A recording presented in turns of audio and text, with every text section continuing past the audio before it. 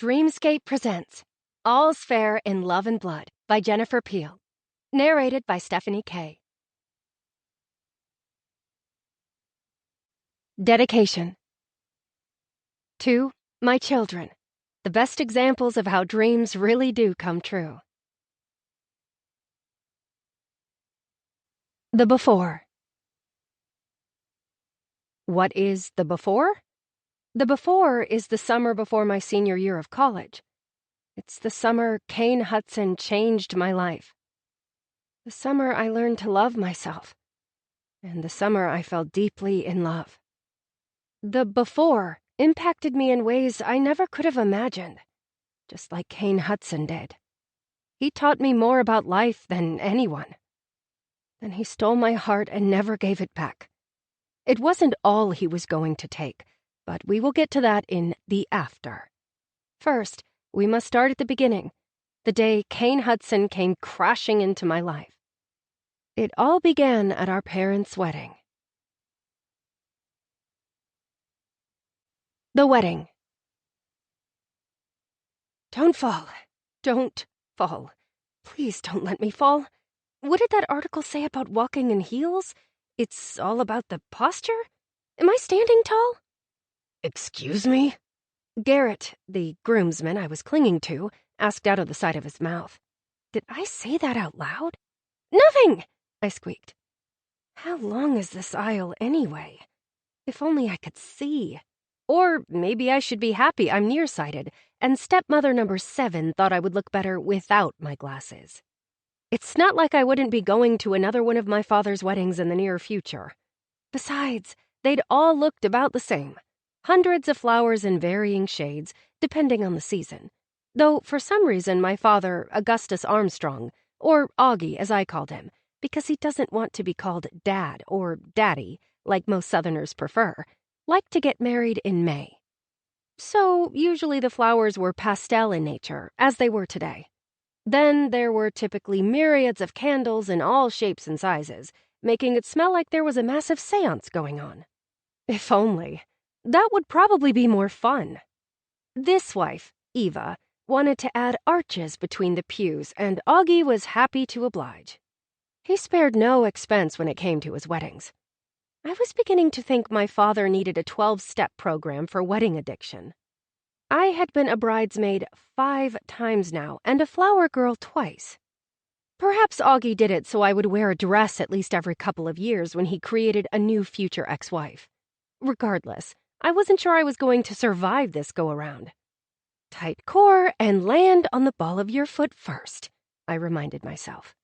Unfortunately, I had nothing close to a tight core, as I was still happily holding on to the freshman 15 and had never worn heels so high, or Spanx, another requirement from the latest woman trying to fill my mama's shoes. Though I didn't know if my mama had ever worn heels. In fact, I didn't know much about her at all, except she had died when I was 1. Other than that, I knew only what I'd seen in the single picture I had of her. She was beautiful, with her willowy figure, golden blonde hair, and forest green eyes like mine.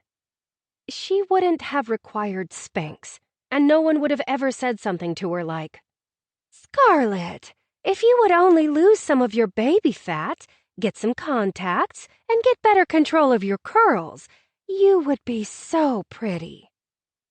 Those words from Eva had been playing on repeat in my mind for the last several days. Being pretty is overrated, I tried to comfort myself. Eating cookies whenever I wanted was much more fun. And I don't enjoy sticking things in my eyes. As far as my curls went, it would be easier to tame the ocean's tide. Or at least that was the lie I told myself. Doing my hair was so time-consuming, and I had better things to do, like studying. It was no easy feat scoring a 522 on the MCAT. Getting into the Johns Hopkins University School of Medicine was my goal. Hopefully with that score, I was one step closer. Oh, there went the left ankle. The large audience gasped on my behalf as I faltered. Even the procession music the orchestra played came to a stop. Great. At least I couldn't see them. I had to pause and grip Garrett, the unlucky groomsman and cousin of Kane, Eva's son and my father's best man. Kane made a good case for wanting to be pretty, but it seemed best not to think about it right now, as my legs were already unsteady enough. Besides, we hadn't interacted much other than a few pleasantries. He'd seemed more interested in studying me whenever we'd been around each other. He probably thought I was odd, and he would be right. I shouldn't care what he thought. I should be blaming him for this entire ordeal. Kane worked for my father, and one fateful day, his mother met him at the office for lunch, and now here we were. I should be grateful, at least, that Eva wasn't half my father's age like the last train wreck. Garrett rolled his eyes. At least I think he did. Maybe I should have gotten contacts before the wedding. "Are you all right?" Garrett asked begrudgingly. Fine, just fine, I whispered through my pain. "Let's keep going," he grumbled. I hobbled the rest of the way down the aisle, thankful I couldn't see my father or Kane. Despite not being able to see my father, I was sure he was sighing and shaking his head, not quite sure what to do with me as usual. Kane, on the other hand, was probably studying me again, and I knew he would be beautiful while doing it. As far as I was concerned, it was perfectly fine for me to think about Kane like that, since he would be my stepbrother for only a maximum of 18 months. No wife had made it past 3 years, and that was a long time ago. My father's marriage lengths had gotten shorter with each wife. So Kane and I would never truly be family. Besides, Kane was a lot older than me, like 7 years, which made him 29. And he was so out of my league. That was, if I even had a league. I was more like a spectator, when I could see. I took my place in the bridal party line, the last in line of 7 bridesmaids. I desperately wanted to slip off the nude heels and Spanx and breathe. Breathing would be so nice. Spanx didn't mess around. Eva had at least let me keep my glasses on until right after I'd slipped into the long blush chiffon dress that had way too many slits in it. I hardly recognized myself in the bridal suite's floor-length mirror. Who knew I had such a womanly shape? Eva had even Spanxed my thighs, which was too bad because they would have been clapping for me as I walked down the aisle, and I could have used the encouragement. When Here Comes the Sun by the Beatles began to play, I praised Jesus. It meant this was almost over. Lady Deathstrike, as I'd nicknamed Eva, the horrid wives all got comic book villain names, would be walking down the aisle any moment now, thinking she was truly the sun in my father's life. Little did she know that his world revolved around his company, Armstrong Labs. Plasma was his lifeblood. Would it be bad if I slipped out of these heels while I waited? I mean, it wasn't like I was the maid of honor. That title went to Lady Deathstrike's daughter, Coraline with the K, as she loves to say. She was every bit as beautiful as her mother and brother. They each had these mesmerizing golden brown eyes and athletic builds. Eva was more fair than her children, who both had olive skin and dark hair, and they were all tall, like the perfect height for modeling. Coraline was a few years older than me, and thankfully wouldn't be living at Augie's while I was home from school for the summer. If only Augie hadn't wanted me to intern at Armstrong Labs this summer, I would have stayed at Samford and taken additional classes while I applied to medical schools. It was always awkward when there was a new wife at home. Inevitably, they wanted to put their mark on the place. The house had been everything from nautical-themed to animal prints. Currently, we were still living with an Asian Zen style from the barely legal Barbie doll my father had married only last year. The interior decorators in Atlanta loved my father. Yet I came home because I wanted to make my father proud, somehow, some way. And the only things I felt like I had to offer were my brains and my reluctant promise to forgo my dream, and instead work for Armstrong Labs after I graduated from med school. I made out a fuzzy vision of Eva, now standing next to my father. People in the audience could be heard whispering about what an attractive couple they made. My father was certainly dashing, tall with a thick head of brown hair. Okay, so I was almost certain he dyed it. No way he wasn't graying at 55. In addition to his good looks, he held himself with such an air of confidence. something he'd forgotten to pass down to me, his only biological child. The audience whisperings weren't all flattering. All my ex-step-siblings who were front row center were taking bets on how long this one would last, and murmuring about how they hoped the food at the reception was worth the price of the gift they'd brought. My father not only collected ex-wives, but their children as well. There were 9 of them now, if you included the 2 today. Most of them were around my age, give or take a few years. Becoming a stepchild of Augustus Armstrong meant having your college tuition paid for and a job upon graduation, as long as you didn't screw up too badly.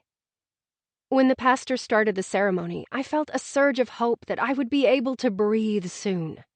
This was a new pastor. As our old one said, he couldn't in good conscience help my father marry for the 8th time. He had suggested that perhaps my father should take a good look at his life and reevaluate some things. No one told Augustus Armstrong what to do, not even a man of God, so he'd found a new pastor. Unfortunately, this pastor didn't know the routine and droned on about the beauty of becoming one and making a life together. He also made the mistake of saying, "Until death do you part." There was a smattering of laughter throughout the audience. Even I had to hold back the giggle that wanted to escape. Eva didn't find it amusing and tisked loudly. Apparently, she didn't appreciate anyone who dared to crush her hopes and dreams of defeating the odds stacked against her. She would learn. I had never been more grateful to hear the words, "I now pronounce you husband and wife, you may kiss the bride." The fact I couldn't see it made it all the better. Maybe Eva, though partially evil, was onto something. Maybe I wouldn't wear glasses to any of my father's future nuptials. I'm sure the kiss was like all the previous wedding kisses. My father would give the crowd a show by looking longingly at his bride before gently kissing her, and then he would dip her down for effect. After all, he needed a good photo op for the papers and online media outlets. Sure enough, I could see all the flashes of light from the cameras. By the way the crowd was clapping, it sounded like a kiss for the books. The blessed recessional music started. It was then I made my decision. I wasn't walking back down that aisle in these heels. In fact, I was going to wait it out. My ankle was killing me. Garrett could make it back fine without me. He would probably be thrilled, seeing as he had tried to trade bridesmaids with all the other groomsmen. I might not see well, but my hearing is above average. Kane had told him to knock it off. It was very decent of him, given he hardly knew me. Naturally, we'd seen each other at the rehearsal dinner, and he'd been by the house, but I'd hid in my room. I had even seen him at headquarters, as my father called the office. He'd never really said anything more than hello and how are you in his extremely charming southern drawl. It had given me butterflies, which was ridiculous. "Are you coming?" Garrett hissed, shaking me out of my thoughts of his cousin. "Go on without me." I waved him away. All my ex-step-siblings chuckled. Mindy, my favorite ex-stepsister and one of the few friends I had, grabbed me and helped lead me to the pew next to her. My father had married Mindy's mom, Cindy, when I was 11. Yes, Cindy and Mindy. I never understood the reasoning behind the rhyming names. Yet, who was I to judge? I mean, when people heard my name was Scarlett, they automatically assumed I was some sexy siren. People were severely disappointed. Thank you, Scarlett Johansson, for giving everyone unrealistic expectations of the name. If only Augie could have stayed married to Cindy. Not that she was my favorite, but Mindy was by far my favorite step-sibling. She'd made middle school bearable when I was even more awkward than I am now. Braces weren't a good look for me. Mindy gave me a side hug. "How's your ankle?" "I'll survive." I reached down and rubbed it. I had a feeling there was going to be some swelling. "Well, you look beautiful." She was too kind. She was the pretty one. Tiny, blonde, with all the right curves. She'd made it through college without gaining a single pound. But she deprived herself of cookies. So not worth it. "It's the Spanx. Which reminds me, if I pass out, get some scissors and cut me free. No need to call 911. She laughed. "Why in the world did you wear Spanx?" It wasn't by choice. Let me guess. Eva? I suppose she has your glasses, too? I was able to muster out a big enough breath to make my unruly bangs take flight. Yep. Mindy squished my cheeks with her petite hands. I say this because I love you. You have to stop letting people push you around, especially your stepmamas. It's not like Eva will be around long. I sounded silly defending myself with smushed cheeks. And I didn't walk back down the aisle. Not only that, but I have every intention of being late to the reception, which I'm going to need a ride to, by the way. That whole not being able to see thing was a bummer. And I'm not even going to sit at the family table. Mindy dropped her hands. That's because your favorite show is on at the same time. I grinned because she was partially right. I was obsessed with a docuseries called Confessions of a Forensic Pathologist on YouTube. A new episode is uploaded every Saturday night. I was planning on watching it on my phone, but I was willing to do anything to stay out of the way of my new stepmother.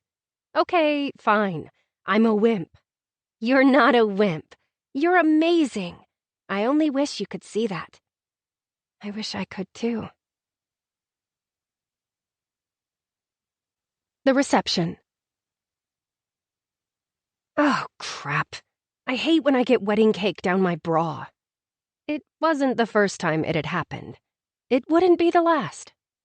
I was sitting in a quiet, out-of-the-way spot at the country club where all my father's wedding receptions have been held, except the one to my mama. It was a cozy little nook near the stone fireplace in the lobby.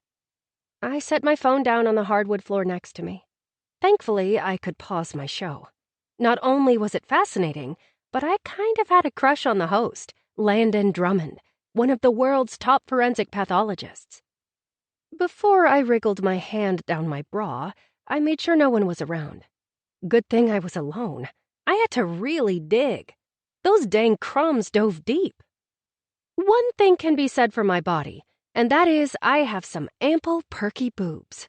Which was good because my dress was strapless. I had no issues holding it up. The problem was, I was doing too good of a job keeping it up. It was a tight squeeze trying to retrieve the pesky, though scrumptious, dark chocolate cake crumbs from my voluminous cleavage. Augie did have good taste in cake. Women, not so much. Apart from my biological mama, the only other woman I loved was his second wife, Naomi. She was the mama of my heart, and the reason I was obsessed with forensic pathology and my show. If only Naomi were here. She would have already cut me out of the Spanx and brought me another piece of wedding cake. Yet, seeing as how Augie was still in love with her, and she with him, it would have been in poor taste. He would never admit to being in love with her. He never admitted to loving anyone, not even me. Anyway, cake crumbs. I think I just about had them. Scarlett, a sexy voice drawled. My head popped up to see Kane walking my way. Yep, my hand was still down my bra, and I'm pretty sure the ring I always wore on my right hand was now stuck on it. It was a tiny diamond ring, my mama's promise ring. Augie had gifted it to me on my 16th birthday. It was the most tender thing he had ever done for me. He had called me into his study that day and, with some emotion, told me he had given the ring to my mother on her 16th birthday. He had promised her that day that he would marry her, but first he needed to make something of himself. He'd made good on both accounts. But right now, that didn't really help my precarious situation. Why did these kinds of things always happen to me? Kane, in all his beautiful black tux glory, stopped a few feet in front of me with his head tilted. I had to squint hard to see the more than concerned look wash over his angular face, which had the finest layer of stubble I'd ever seen. I think he may have believed I was having a mental episode. He wasn't too far off. Some crumbs dropped down my bra. Did I just say bra in front of him? What I meant was my breasts. Oh my gosh. Kane pressed his lips together, obviously holding back the laughter that was dancing in his gorgeous eyes. My ring got caught, I lamely added. Ah, That does present a problem, now doesn't it? I nodded.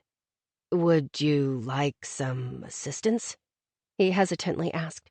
Maybe you could turn around? I suggested. Yes, of course. He spun on his heels and faced the other way. I did my best to yank the ring loose, to no avail. The bra was going to rip. What are you doing out here all alone? He asked while waiting. Oh, watching a docuseries on YouTube. Could I sound any more like a lunatic?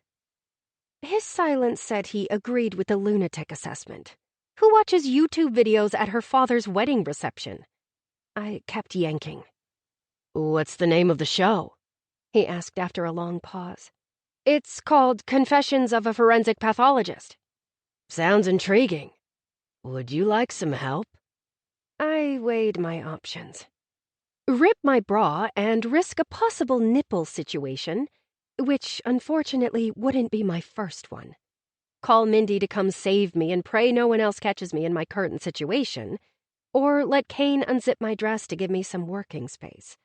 None of these were good options. I promise not to look.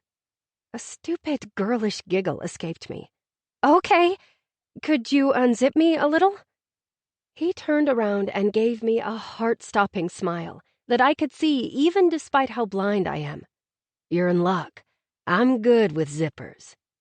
I had no doubt he had a PhD in unzipping dresses. Look at the man. Between the Spanx and him, I found I couldn't breathe. At all. He stepped toward me. The closer he got, the hotter my skin burned. I was getting so hot my boobs were starting to sweat. Great, I was going to pull out a wet hand. This was going down as the most embarrassing moment of my life, and that was saying something. He knelt next to me. He was kind enough not to stare at my hand stuck in my bra. Instead, his eyes peered into my own. You have unusual eyes. Well, I was an unusual girl. I always had been. Unusual, though, sounded nicer than strange or weird, which I also got a lot of. Thanks. I couldn't keep the disappointment out of my voice. I think you're taking that wrong. How should I take it? I truly wanted to know. He leaned in a little closer. Was he tipsy? I could smell the champagne and strawberries on his breath. It was intoxicating and making me hungry. Stop it, Scarlett. I was being silly. There was no reason to get drunk off him or have any weird sensations coursing through me. No man ever had any interest in me, unless I counted Hugh Giles. He'd been following me around since we'd ended up in the same study group last year. He was nice enough, but he lacked proper hygiene and chewed with his mouth open. Unfortunately, I was beginning to think the Hughs of the world were my only option. That was why I planned on giving my life to medical school in my career. Who needed men? Staring into Kane's eyes had me thinking maybe I did. It was like looking into pools of liquid caramel chocolate, which definitely didn't help the growing hunger I felt. Scarlett. He said my name like no one ever had, tenderly with a hint of excitement. He was definitely drunk. You have beautiful eyes. I've never seen a shade of green so dark. They're almost opaque, as if you're hiding secrets. Are you hiding secrets? I lost all ability to speak for a moment or two. No. I mean, unless you count the crumbs in my bra. He barked out a masculine but melodic laugh. We should probably take care of that. If you wouldn't mind. I nervously sat up and scooted away from the wall on my butt. The chiffon glided nicely against the floor. I could only imagine how ridiculous I looked. Kane moved into place. Don't let the dress fall, and keep your eyes closed, I begged. Darling, like I said, I'm good with zippers. No one had ever called me darling before. A travesty since I had grown up in Georgia. Yet I couldn't imagine anyone saying it as alluringly as he did. Okay, I'm ready, I eked out. Relax, he whispered against my bare skin. My stupid body broke out in goosebumps, which was a first. I heard the zipper go down before I felt the release of pressure on my chest. Oh, blessed relief. If only I could have taken the entire dress off and changed into some sweats. Imagine how this looks. Me undressing my new stepsister and boss's daughter while at our parents' wedding. Kane chuckled to himself. Don't worry, we won't be related for long. My left hand went to work extracting my right hand. Not worried in the least. I've been in more compromising positions than this. I swallowed hard, imagining all the possibilities. Except my imagination wasn't all that good when it came to the opposite sex. Oh, really? I squeaked out. He laughed again. Nothing to worry yourself about. You about done up there? My hand was finally loose, with minimal damage to the lacy bra. Yes, I breathed out. He zipped me right back up. I immediately scooted away from him and sat back against the wall. Thank you. To my surprise, he seemed in no hurry to leave. Instead, he studied me like he seemed to do every time he was around me. It was unnerving. I looked down at myself, wondering if I had stained the dress with frosting or something. Or worse, maybe I had some on my lips. My hand flew up to my mouth just in case. Are you all right? He questioned. I have frosting all over my lips, don't I? I mumbled through my hand. He reached for my hand and pulled it away. His touch sent searing waves of electricity through me. You don't need to be nervous around me. Your lips are... He paused, then dropped my hand. Well, let's just say there's no frosting on them. I clasped my hands together in my lap. He reached into his pocket and pulled out my glasses. I thought you might want these. Gratefully, I took the black-framed square-lens glasses and put them on. His face came in loud and clear. I pushed myself as far back against the wall as I could, stunned by his beautiful presence. Thank you, I whispered. I'm sorry if my mother or sister did anything to offend you today. I shrugged. I'm used to it. He narrowed his eyes. That makes it worse. I hope you don't think you deserved their treatment. I began to nervously twist my curls around my finger. I try not to think about it.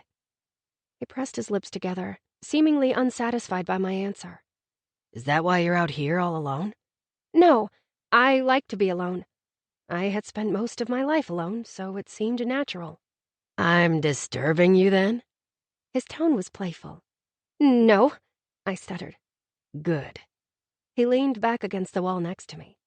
This was totally unexpected. I had no idea what to say or do. All I could manage was getting lost in the spicy scent of his cologne. It reminded me of the soft ginger cookies Naomi made every Christmas. Can I ask you a question? He pierced the awkward silence. Sure. Why do you always sit on the floor? I noticed you do the same thing in your office at work. Office? It was more like a closet, and I had a bit of claustrophobia, which was why I kept the door open. I suppose that's how he had noticed my odd habit. I shouldn't complain. Most interns had cubicles. That was one perk of being the boss's daughter. Well, I was embarrassed to say, though nothing should have been able to further embarrass me by this point. I don't know how to put it, other than I have farther to look up. His left brow popped like a Hollywood star. I smoothed out my dress. I know it sounds weird. It's just a reminder that I can always do better. A smile grew on his beyond beautiful face. I bit my lip. What? You are Unusual? I finished for him. I know. I don't think you do know. I was going to say intriguing. My cheeks pinked. Intriguing sounds nicer. He tugged on one of my errant curls. I meant what I said. I liked that he thought I was intriguing. Still, I had no idea how to behave around him. My body was having all sorts of physiological reactions to him, from a raised pulse to sweaty palms. You probably want to get back to the wedding, I suggested out of nerves. Not really. Weddings are boring as hell, and this one is particularly... Weird? Yes, he conceded. I know it's hard to watch your parent marry, but after a few times it gets easier, I assured him. I suppose you would know best, wouldn't you? More than I ever wanted to. I hope your mom isn't going to be too heartbroken when this one doesn't last. She's been warned, he grumbled. In that case, I hope you won't hate my father too much when he breaks her heart. I'm good at separating my business life from my personal one. That's good. I've heard Augie mention you're a rising star. Kane chuckled. We'll see. How about you? Your father has big plans for you. Yep, I sighed.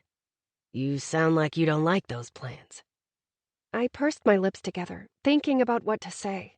I didn't know this man, though technically we were related now. And sadly, he probably talked to Augie more than I did. I love pathology. It wasn't a lie. I just didn't want to specialize in the kind of pathology Augie expected me to. Laboratory medicine. Augie saw me as the future chief medical officer of Armstrong Labs and eventually taking the helm of the company. I wanted to be a forensic pathologist. Somehow, though, what I wanted had never really mattered much. So I would do what I had to do and hope that it would give me what I really wanted, Augie's ear and heart. He tilted his head and studied me once again. I think you are keeping secrets behind those eyes. I shrugged. He leaned in, his warm breath against my skin making me shiver. Maybe someday you'll tell me some. He drawled in a whisper. I took a deep breath in and let it out. He was going to make me hyperventilate. When I got control of the flutterings happening all over my body, I peered into his eyes, and for some unexplainable reason, I wanted to tell him everything about myself, even though he would probably think I was a nut job. Or maybe he was only being nice to me because... How much champagne have you had tonight? He flashed me a crooked grin. Not nearly enough. Would you like to join me for a glass? Yes? That's okay. I couldn't imagine why he wanted to have a drink with me. I'll take a rain check. He seemed determined. Odd. Odder than me. I picked up my phone out of nerves, not knowing what else to do. You probably want to get back to your show, he guessed. I nodded, though I really wanted him to stay. He stood, brushed off his pants, and straightened his jacket. Wow, he was quite the specimen. He gazed down on me, smiling. Watch out for those cake crumbs. I giggled and blushed. Thanks for helping me. Anytime. I found myself very much wishing he would be around any time I needed him. Though I knew better than to hope and have dreams. They never came true. The red dress. There's something different about you. Naomi stabbed a cherry tomato with her fork. It was our obligatory after-the-wedding lunch we'd been having since stepmother number 3. But instead of taking me to Chuck E. Cheese like she used to when I was a little girl, we went to the Cheesecake Factory now. Much better, in my opinion, except I couldn't whack-a-mole, which was highly therapeutic. Not to say cheesecake didn't provide plenty of TLC. Different? I questioned before shoving a fry in my mouth. Fries were also a good source of comfort. You're not your normal post-wedding solemn self. I chewed and swallowed. That's because the newlyweds are honeymooning for 2 weeks in Bora Bora. And maybe it had something to do with Kane, but I would never say that out loud because it's insane. One gorgeous man talking to me shouldn't be a reason to celebrate, although it felt like quite the victory. It did make the wedding more bearable. Naomi snorted. Does Eva know she'll be the only one on vacation? She did her best to keep the bitterness out of her voice, but didn't quite succeed. I'm sure she's figuring that out right about now. Augie was always connected and known to spend hours a day working while on vacation. Once, he took Cindy, Mindy, and me to Disney World and only left the hotel room once. That was after I'd begged him for 3 days to tour Animal Kingdom with us. He'd relented, but spent half the time conducting business on his cell phone. Naomi placed her delicate hand over mine. Are you sure you're doing okay? Are you? I gave her a sad smile. I knew how much she loved my father. Why wouldn't I be? She tucked some of her medium-length silver hair behind her ear. I admired Naomi for embracing her age. She had never once dyed her hair or used any fillers or Botox like the latest stepmother. Even so, Naomi was 10 times more beautiful. Her laugh lines and crow's feet only meant she smiled a lot. And her brilliant turquoise eyes still shone. They spoke of how wonderful and kind she was. She was too good for my father. However, I got it. Despite our vast differences, I loved him and was desperate for him to love me back. He doesn't love Eva. I tried to comfort her. I'm not sure he's capable of loving anyone. I shoved 2 more fries in my mouth. Naomi sighed and set down her fork. Sweetie, your father loves too deeply. That's his problem. I rolled my eyes. We'd had this conversation 100 times. Naomi was convinced my father was too afraid to love anyone after my mama died. Or, I should say, after the manner in which she died. He blames me. She shook her head vehemently. No, he blames himself. Your mother's postpartum depression was something he couldn't fix. It was something he didn't want to believe she had. That part I knew. It was how Naomi had come to be in our lives. Augie hadn't believed my mama had taken her own life. He'd refused to accept it when the coroner labeled her death as a suicide. He had hired Naomi, a private forensic pathologist, to try and disprove the county medical examiner's claim. Naomi couldn't, but she'd offered my father comfort. When he hadn't offered any back after 3 years of marriage, she divorced him. She was the only woman to ever leave him, something my father could never fathom. One-sided relationships were the worst. I would know. It was the kind my father and I had, unless you counted him paying for all my needs and wants, which I kept to a minimum. It felt wrong to gratuitously take his money. I didn't want to feel like I was using him like everyone else. Everyone meaning most of his ex-wives and stepchildren. I didn't want his money. I wanted something much more valuable than money was ever going to compensate for. If she had never had me, the world would have cried. I would cry. You wouldn't have known any different. Scarlett, you listen to me. I would have known something was missing in my life had you never come to fill my heart. I love you more than anyone. Her eyes began to water, making mine do the same. I love you too. You're my person. For now, she winked. What is that supposed to mean? Oh, honey, someday you will have your person, and he will be the luckiest man in the world. Right. I reached for my strawberry lemonade. Admittedly, my thoughts flickered to Kane, as ridiculous as it was. I had come to the conclusion that Kane was only a flirt and had too much champagne at the wedding. Or worse, he felt sorry for me, which was why he had been so nice to me. I wish you could see what I see when I look at you. I know what people see. An introverted, awkward girl who stopped speaking in the 1st grade because stepmother number 2 told her voice was annoying. It was a true story, and I was teased about it for years by my peers.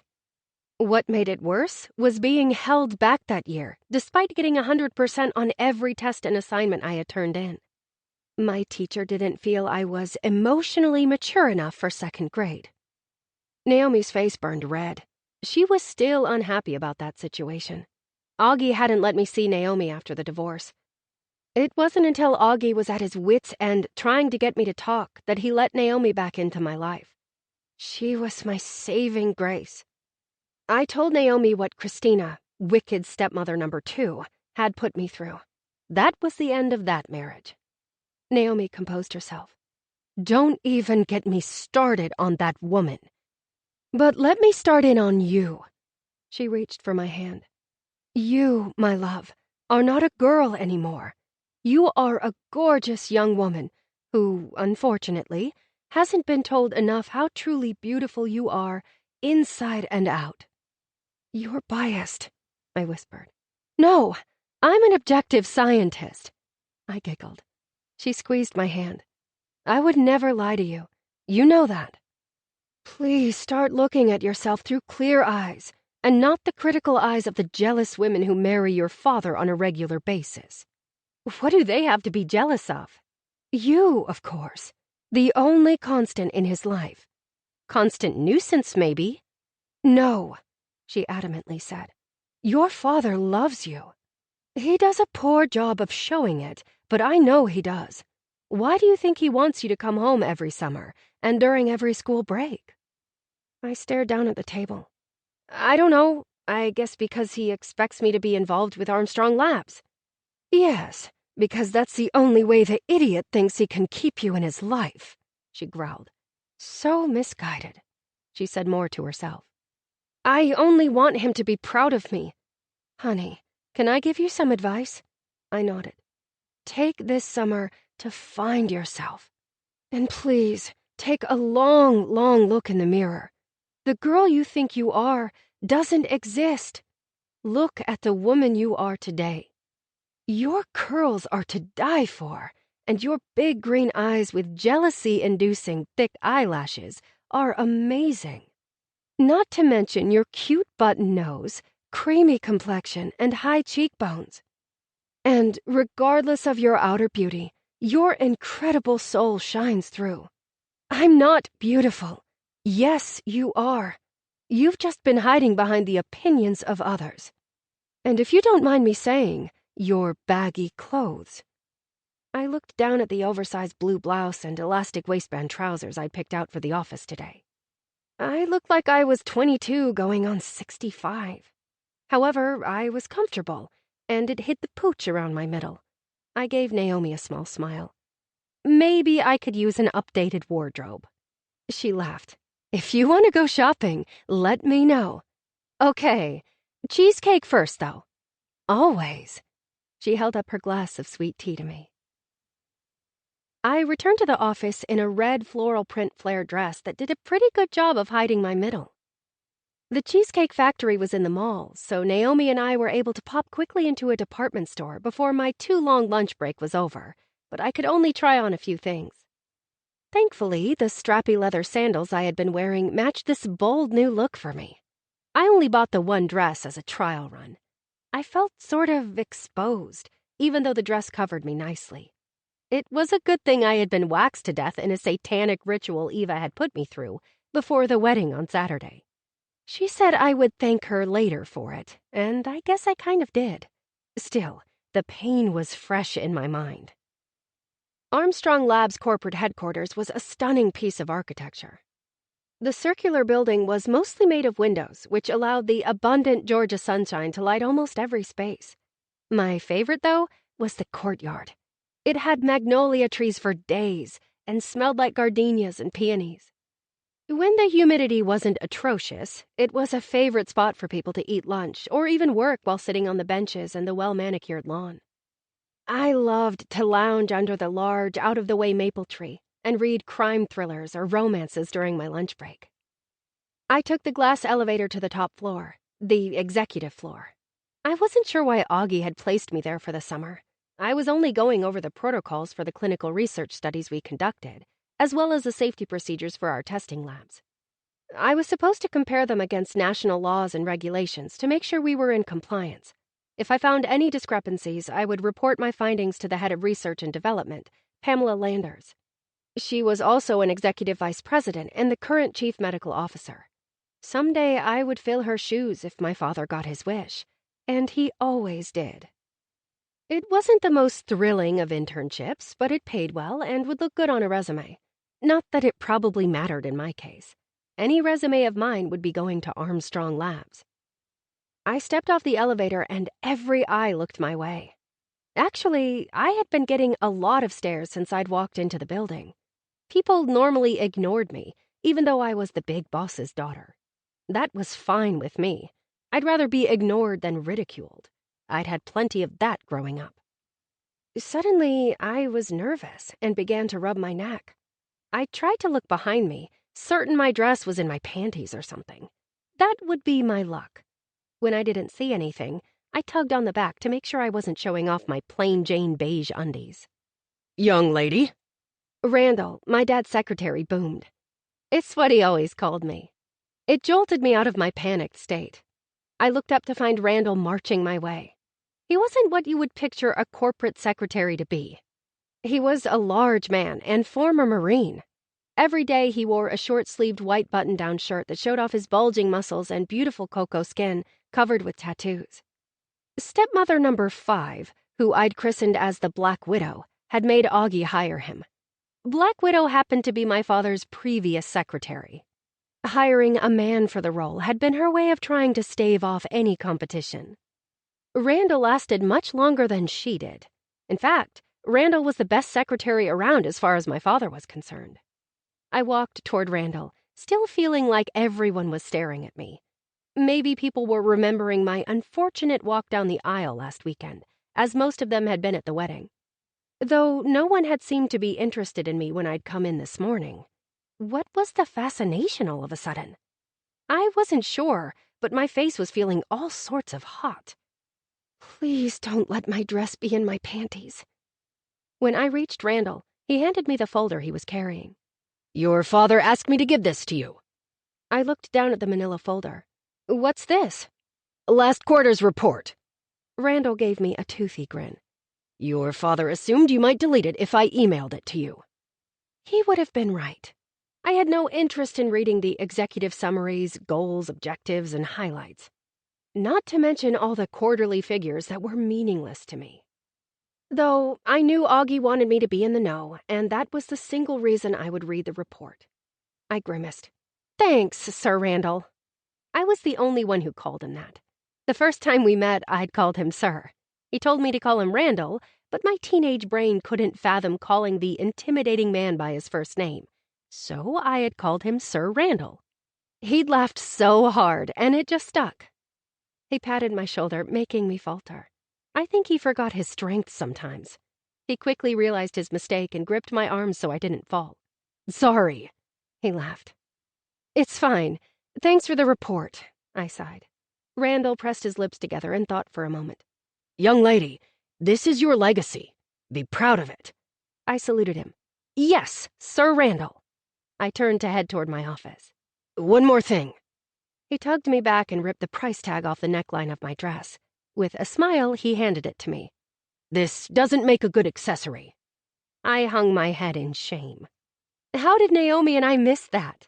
That was why people were staring at me. I face-palmed myself. Why must I always do embarrassing things? You look lovely, by the way. He marched off double time, never one to waste a second when he didn't have to.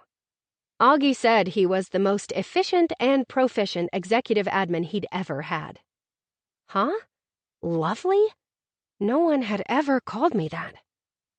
I tried to slink back to my office while making as little eye contact with people as possible. When I got there, I closed the door and leaned against it for a moment, trying to catch my breath. Maybe the red dress was a mistake. After several deep breaths, I grabbed my laptop and hit the floor. It felt a little claustrophobic with the door closed, but I didn't want anyone coming by to stare at me. I raided my stash of cookies and turned on some Enya. I was obsessed with Celtic music. Yep, I was an anomaly. No country music for this Southern girl. With the folder and chocolate chip cookies in hand, I was ready to tackle the report my father had so kindly gifted me. I would have preferred a microscope, or a kitten. An hour into the report, my eyelids were drooping as I read about each highlighted project, their objectives, and whether their goals were met or not. The only project of interest was the one Kane's department, Sales, Marketing, and Commercial Development, had submitted. Their department had blown their sales goals out of the water. Kane was mentioned for brokering a huge deal with a pharmaceutical company in Switzerland. No wonder my father often touted him. After trying to make sense of all the numbers, I was about ready to bang my head against the wall. My above-average IQ wasn't helping me for some reason. Or perhaps I didn't care enough to understand. A knock on the door saved my head from being banged against the wall. "Come in," I called, too lazy to extricate myself from the papers that were holding me hostage on the floor. An unexpected but handsome head popped in. Kane smiled when he saw me on the floor covered in papers. Hey there. Wow, I wasn't sure if I would ever get used to how beautiful he was. It was the first time since Naomi I kind of wished one of my dad's marriages would last, just so I could admire Kane's face during the holidays. Hi, I said, way too breathy. What's up? He let himself all the way in and shut the door. I thought I would drop by and say hi. Oh, I bit my lip. That's nice. That sounded lame. His smile said he didn't mind how idiotic I sounded. How odd. It sounds like I should have worn a kilt in here instead of a suit. A girlish laugh escaped. I like your suit. I mean, it's Enya. Oh my gosh. I was ridiculous. Don't get me wrong. He looked amazing in his dark suit, but I didn't need to mention it. Who? She's an Irish singer.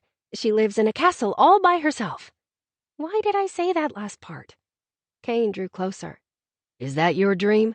To live in a castle by herself? I tucked some hair behind my ear. No. Kane sat next to me and leaned against the wall. Like everyone else today at the office, he stared at me. I wasn't sure which was making me feel like I might combust more, his gaze or the closeness of his body. Let me guess. You dream to live in a place with no furniture and high ceilings so you always have far to look up, he drawled. You're teasing me. No, I'm not. Remember? I'm intrigued. I remember, I whispered through massive heart palpitations. Surely he couldn't be intrigued by me. Cookie? My nerves had me holding up the bag that Miss Ray, our housekeeper, had given me before I left for the office today. She was more like my grandma, who Augie paid to cook and clean. With a grin, Kane reached into the bag and grabbed a cookie. Thank you. You're welcome. Kane didn't eat the cookie, but he continued to study me.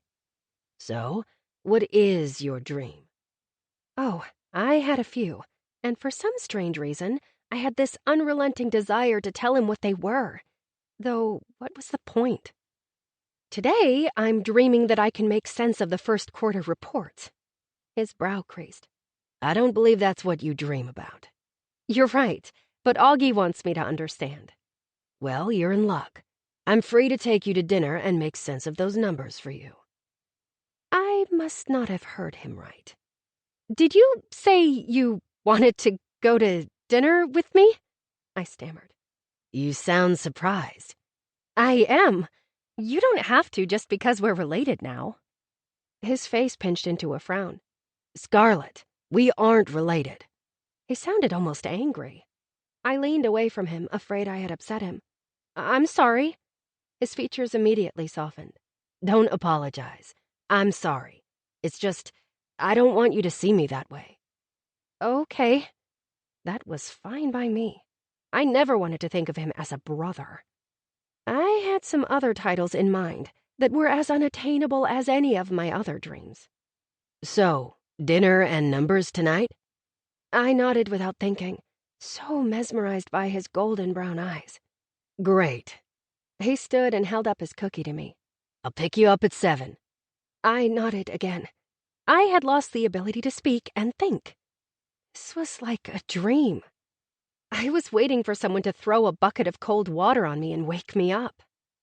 His smile said he knew how he affected me. By the way, red looks great on you. See you tonight. He left without another word. I stared at the door, hardly believing what had just taken place. Was I imagining things? Or did I have a date? No, I didn't think so either. Dinner by the numbers. We were seated at a quiet table on a hotel's restaurant roof, located in one of Atlanta's historic neighborhoods.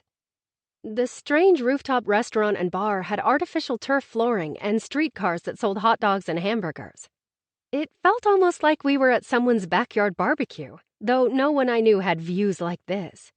You could almost see the entire Atlanta skyline from up here.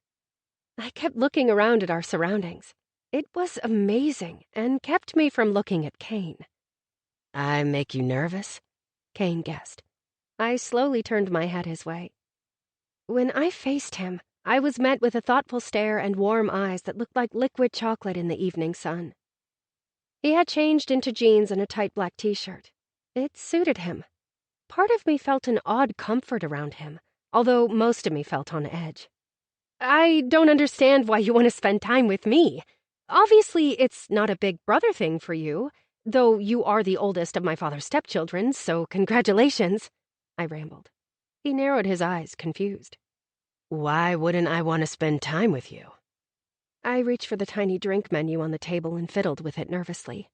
Well, look at me. I doubt I'm the kind of woman you usually spend time with. You're right, he was quick to reply. I dropped the menu on the floor.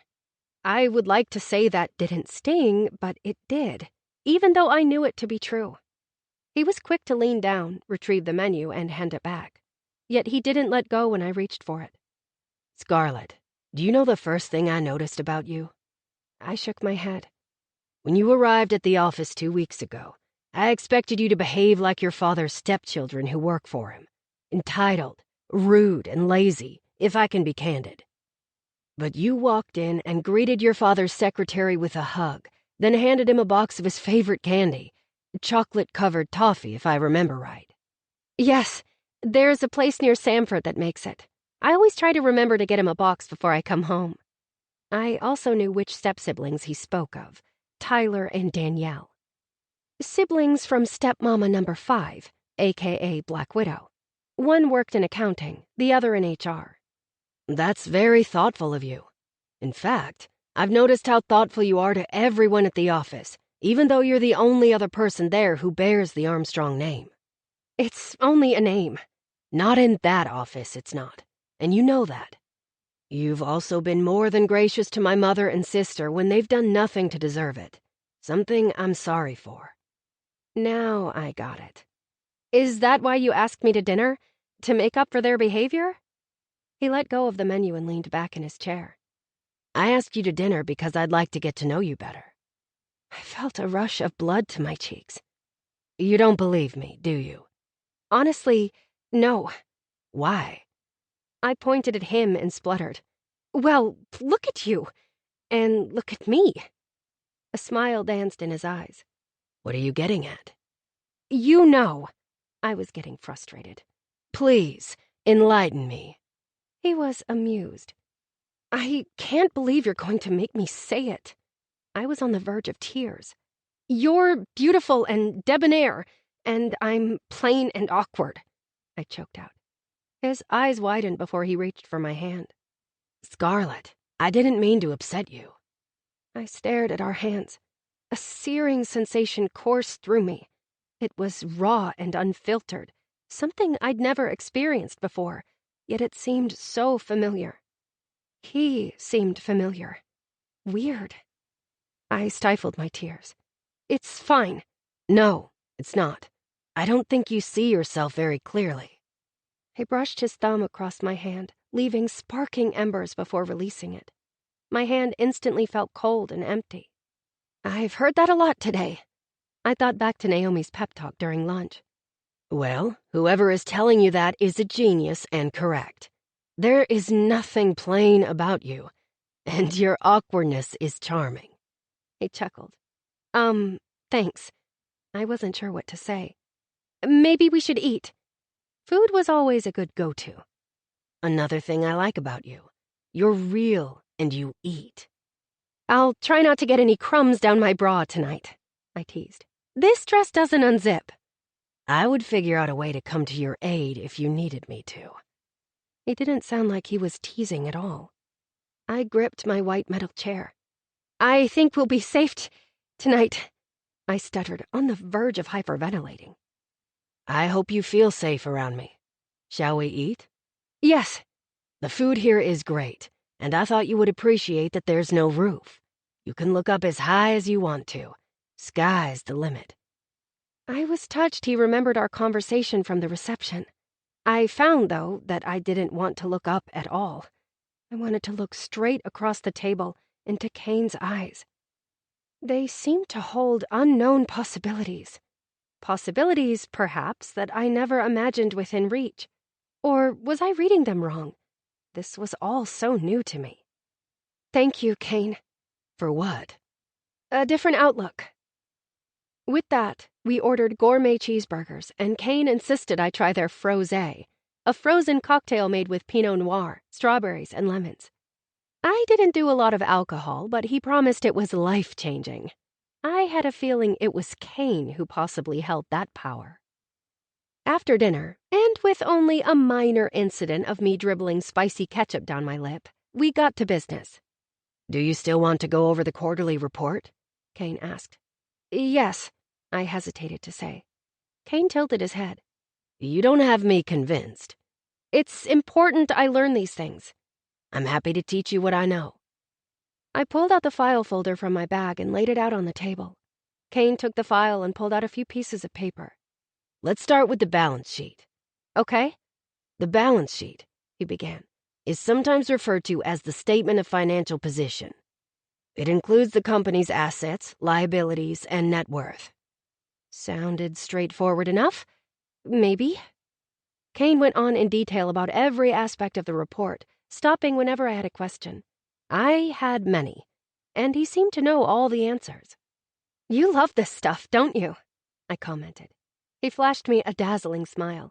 I guess it's in my blood. My dad used to take me to work with him when I was a boy, to teach me the ropes. He was a VP for a manufacturing plant here in Atlanta until he died about 10 years ago. I could hear the fondness he had for his father in his voice. I knew from listening to Eva that her first husband, Kane's father, had died in a car accident. You must miss him. All the time. He was a great man, always fair and a hard worker. He wanted me to be the same kind of man. From what I can tell, you seem to be both. I'd like to think so, but I'm more cutthroat than he was. I love the thrill of victory more than I should. He used to tell me that a good man knows when to lay it all on the line. A better man knows when to dial it back.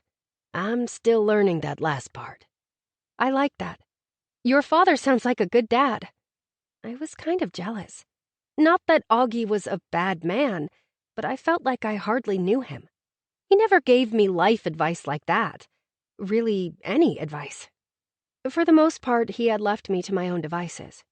Thankfully, I'd had Naomi to go to for life's burning questions. Kane looked off into the distance.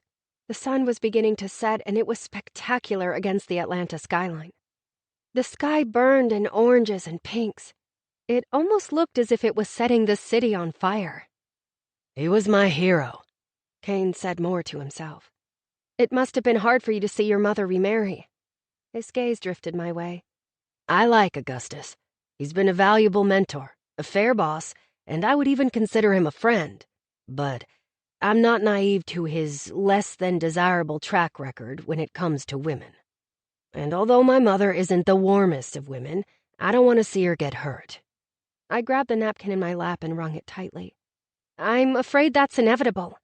If it makes you feel any better, it won't be because of infidelity, unless you count work being his mistress. Not really, but that's not your fault. I hope you won't hate me when their marriage falls apart. Scarlett, I don't know you well yet, but I can't imagine ever hating you. The way he'd said yet made me feel fuzzy all over, and I knew it wasn't from the little alcohol I'd consumed. It gave me hope there would be future dinners and more time to get to know him. What about you? He asked. How do you feel about all your father's marriages? I let out a deep breath. I've become sort of numb to it all. Augie's never going to change, so there's no use getting upset over it. But it does upset you, he stated. I looked down at the napkin I'd strangled to death, wanting to say so much, but not knowing how to put it into words. Of course it upset me, but there was nothing I could do about it. My only hope was to someday make Augie take more notice of me than his company, and the women who drifted in and out of his life like the waves of the ocean. I hit a nerve. I'm sorry, Kane whispered. Please, don't apologize. I spoke into my lap. Kane reached across the small table and tipped my chin up with his finger. I was met with a smile. For a moment, he seemed lost in thought. Your eyes are truly stunning. My cheeks burned.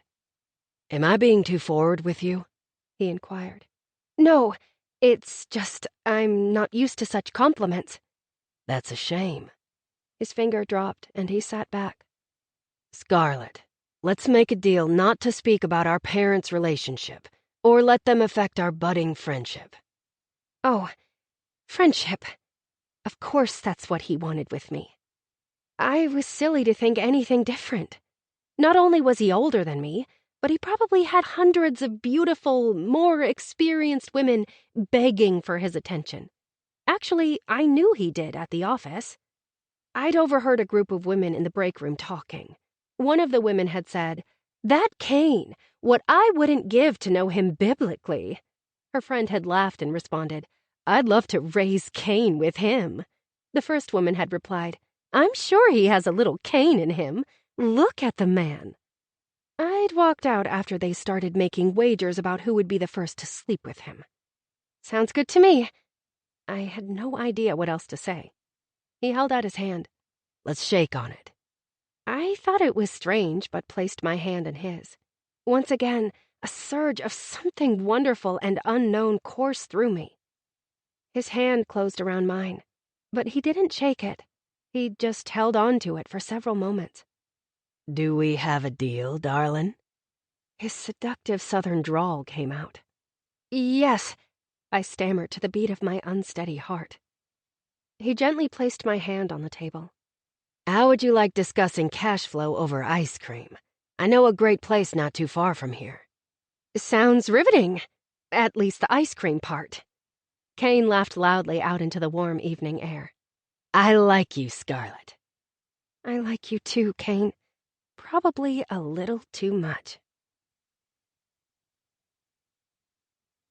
Personal mission statement. I tapped my pen against a blank notepad as I reclined under the shade of a maple tree in the courtyard. Despite being protected by the shade, the heat and humidity of Georgia on the first day of June were a force to be reckoned with. I hoped, though, that the scenery would help clear my mind. I needed to write a personal statement for my medical school application. I had 5,300 words available to me to impress the admission committees, who held my fate in their hands. Many of my professors had drilled into me that medical schools were looking for people, not only scores. My excellent grades and MCAT score would only go so far. I like to write out my words before typing them. For some reason, I connected more to paper and pen than to a keyboard. Naomi would say I was an old soul. More like weird for my generation. I wrote out the prompt from the American Medical College Application Service. Use the space provided to explain why you want to go to medical school. Could they have been any more vague? I knew it was done on purpose, but sheesh, they could help a girl out. Sure, I knew why I wanted to go, but it wasn't exactly why I was going to medical school. I stared blankly at the prompt and shifted in my indigo sundress. Naomi and I had gone shopping the night before to update my wardrobe. I decided I wanted to look more my age when I came into the office. And I found that certain dresses hid my stomach pooch quite nicely. You know, in case I ran into a certain someone who I hadn't seen yesterday. Not that I expected him to seek me out daily now. Okay, so maybe I'd hoped, but I couldn't afford to think like that. Focus on your essay. I tapped some more on the notepad and stretched out my legs, which could have used some sun. I could tan nicely if I ever took the time, but it had seemed unnecessary since I had stayed away from clothes that showed large amounts of skin, almost as if I were afraid or ashamed of my body. I stared at my legs and really looked at them. My calves were actually shapely. Not like a runner's, but womanly enough. And I had nice knees. Not too knobby, with only a couple of scars where I had fallen over the years. Yet they were smooth and well moisturized. My thighs were another story, but I couldn't see them, though I was probably too critical of them. I needed to direct my focus back to my essay. I stared at the paper for so long, I had to take my glasses off to rub my eyes. I could feel the humidity frizzing my long curls. That was a bummer, as I had tried to do something with my hair today. I'd used curl cream last night, and then done the whole pineappling routine on my hair before I'd gone to bed. I'd woken up to some amazing curls this morning that had needed only a light spritz of hairspray. However, the Georgia weather was too much for it. I was about to give up and go inside when someone plopped down next to me on the grass. I didn't need my glasses to tell me who. His spicy ginger scent hit me full force. It mixed in well among the smell of magnolia and gardenias. I put my glasses back on so I could see him clearly. I didn't want to miss out on anything. He took off his suit coat and undid his tie before saying, "I've been looking for you." "You have?" "Once again, you sound surprised." "I would keep counting on that." He chuckled. "Duly noted. So what are you doing out here in this blazing heat?" "My medical school application personal statement." I flashed him the non-existent essay. "As you can see, I've gotten really far." He grabbed the notepad and read the prompt out loud. "Use the space to explain why you want to go to medical school. This is a masterpiece," he teased. I took back the notepad. "I know," I groaned. "What's your hang-up?" I curled my legs under me and debated about what to say. I wondered how much Kane spoke to my father, or what he might divulge to him. Kane tucked some of my errant curls behind my ear. "Is this one of the secrets you're hiding behind those beautiful eyes of yours?" I could have sworn he was flirting with me, but then I remembered he wanted to be friends. To prove that point, when he'd dropped me off after having dinner a couple of days ago, he'd patted my hand in a friendly fashion before I got out of his car. Not that I thought he was going to kiss me goodnight or anything. Still, it was an awkward goodbye to be sure. Even he'd seemed uncomfortable with it, like he didn't know what to do. He probably didn't have any women friends. I couldn't imagine any woman wanting to stay only friends with him. He was in luck this time. I'd never had a boyfriend, so I was an expert at being friends only, even if I knew I would long for more. It's not really a secret. It's complicated. "Ah, well, once again, you're in luck. I'm even better with complicated than I am with numbers." I laughed. I should have known. He nudged me. "So, lay it on me." I laid the notepad next to me. "Maybe later." His brow creased, but he didn't seem upset. In fact, the way his eyes lit up, he seemed to find it intriguing, as he would say. "Okay, you want me to earn your trust. I can admire that, and I'm up for the challenge." "I'm not challenging you." "I beg to differ. How about this? I'll give you some pointers, having myself written a grad school application essay that was worthy of a New York Times bestseller." "You don't think much of yourself, do you?" I teased.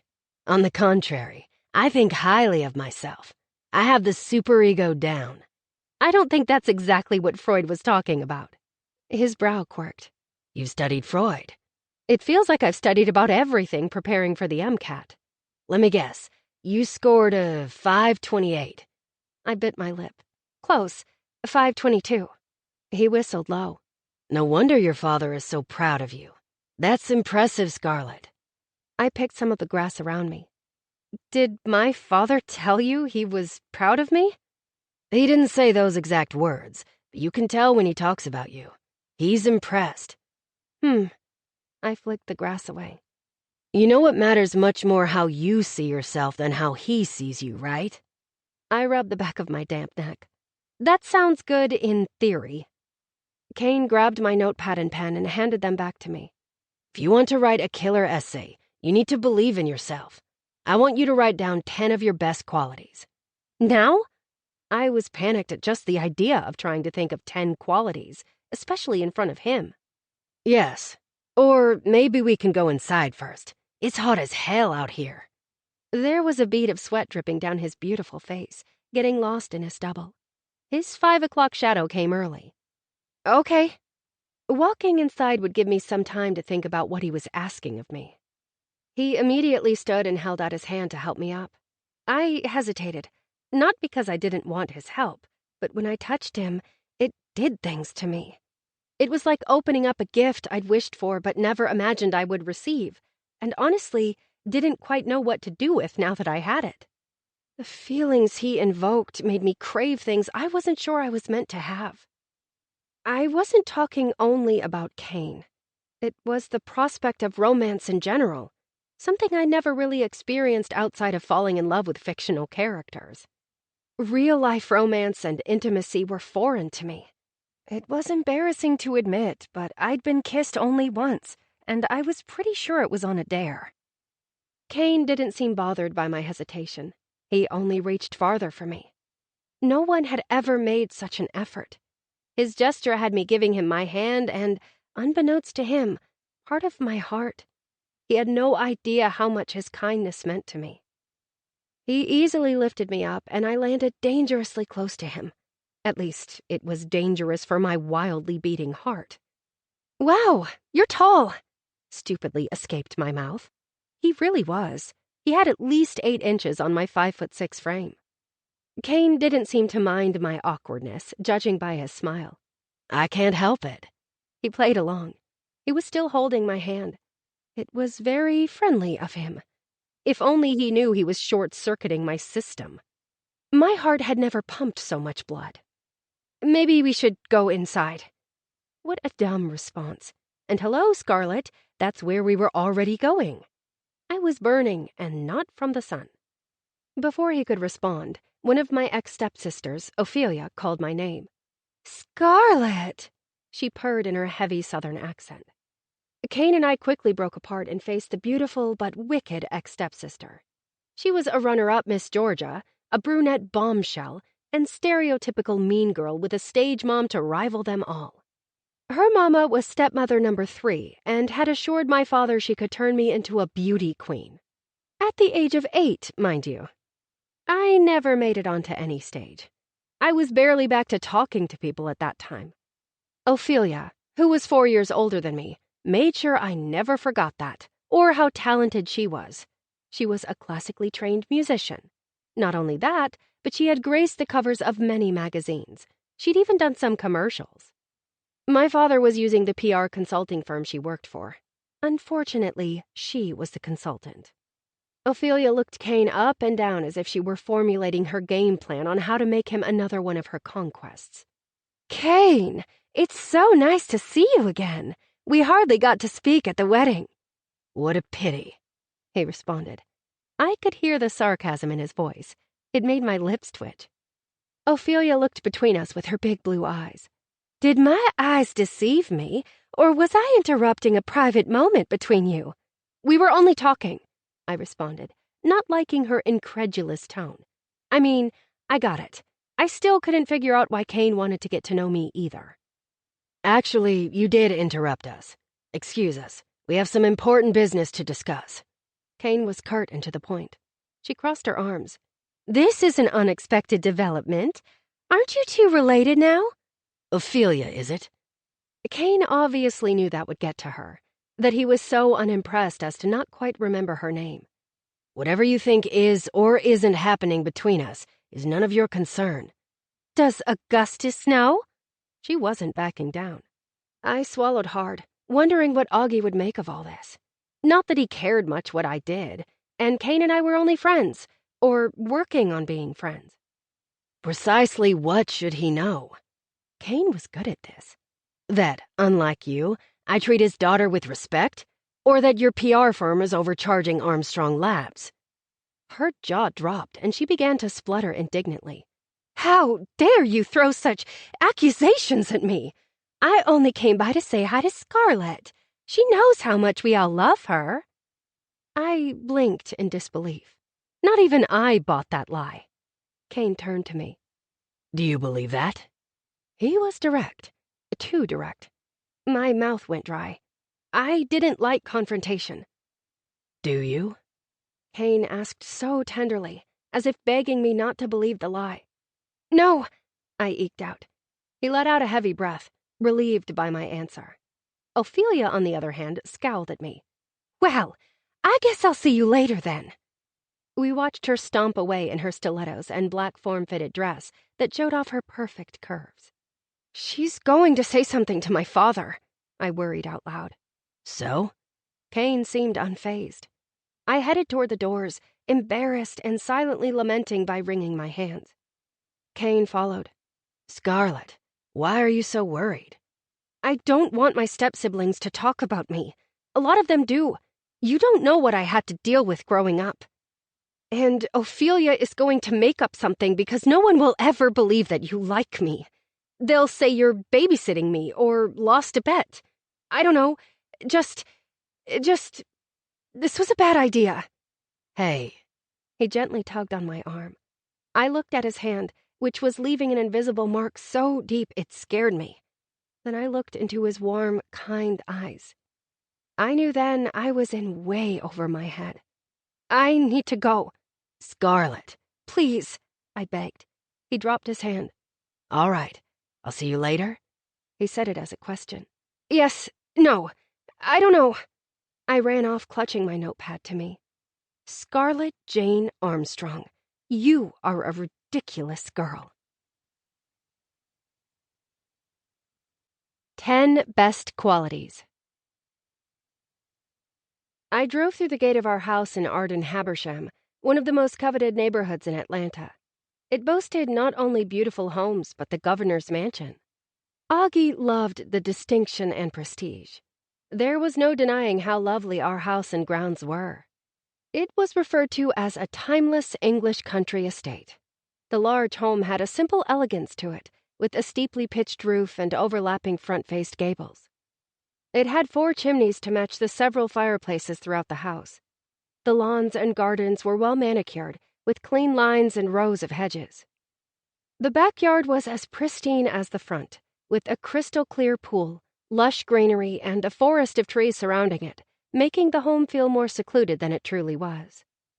I believed the women my father married fell more in love with the house than with him. It was probably why they wanted to leave their mark on it. Maybe each wife thought if she could make it a home instead of a trophy for Augie, he would prize her above all and keep her. Sadly, Augie didn't spend much time in the house.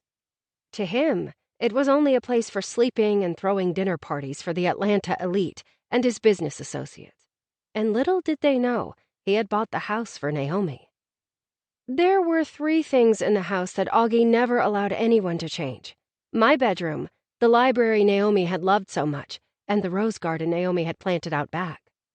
Augie had hired a special gardener to care for the roses over the years, and when Augie ever did spend time at the house, he was usually haunting the library. Naomi loved when I would bring her bouquets from her beloved garden, even though it always brought a tear to her eye. Reminders of what could have been, she would always say.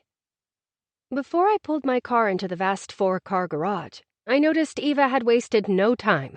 An interior decorating crew was already there. The Asian Zen furniture was being hauled out, and large pieces wrapped in plastic were being brought in. I couldn't care less what style the new furniture was, as long as it was more comfortable than the last go-around. I walked in through the mudroom that led into the kitchen. There was a set of stairs from there that went straight up to the landing outside my room. There was a lot of noise coming from the main part of the house. Miss Ray, our housekeeper, was in the kitchen rolling her eyes and slicing peaches. If I wasn't mistaken, she was making peach and prosciutto flatbread, my favorite pizza. "Hi, Miss Ray," I called in passing as I headed toward the stairs. I wanted to be alone after the day I'd had. Honestly, I pretty much always wanted to be alone, until the last couple of days. I think that scared me more than anything, to crave someone's attention. Someone who would probably end up rejecting me, like most people.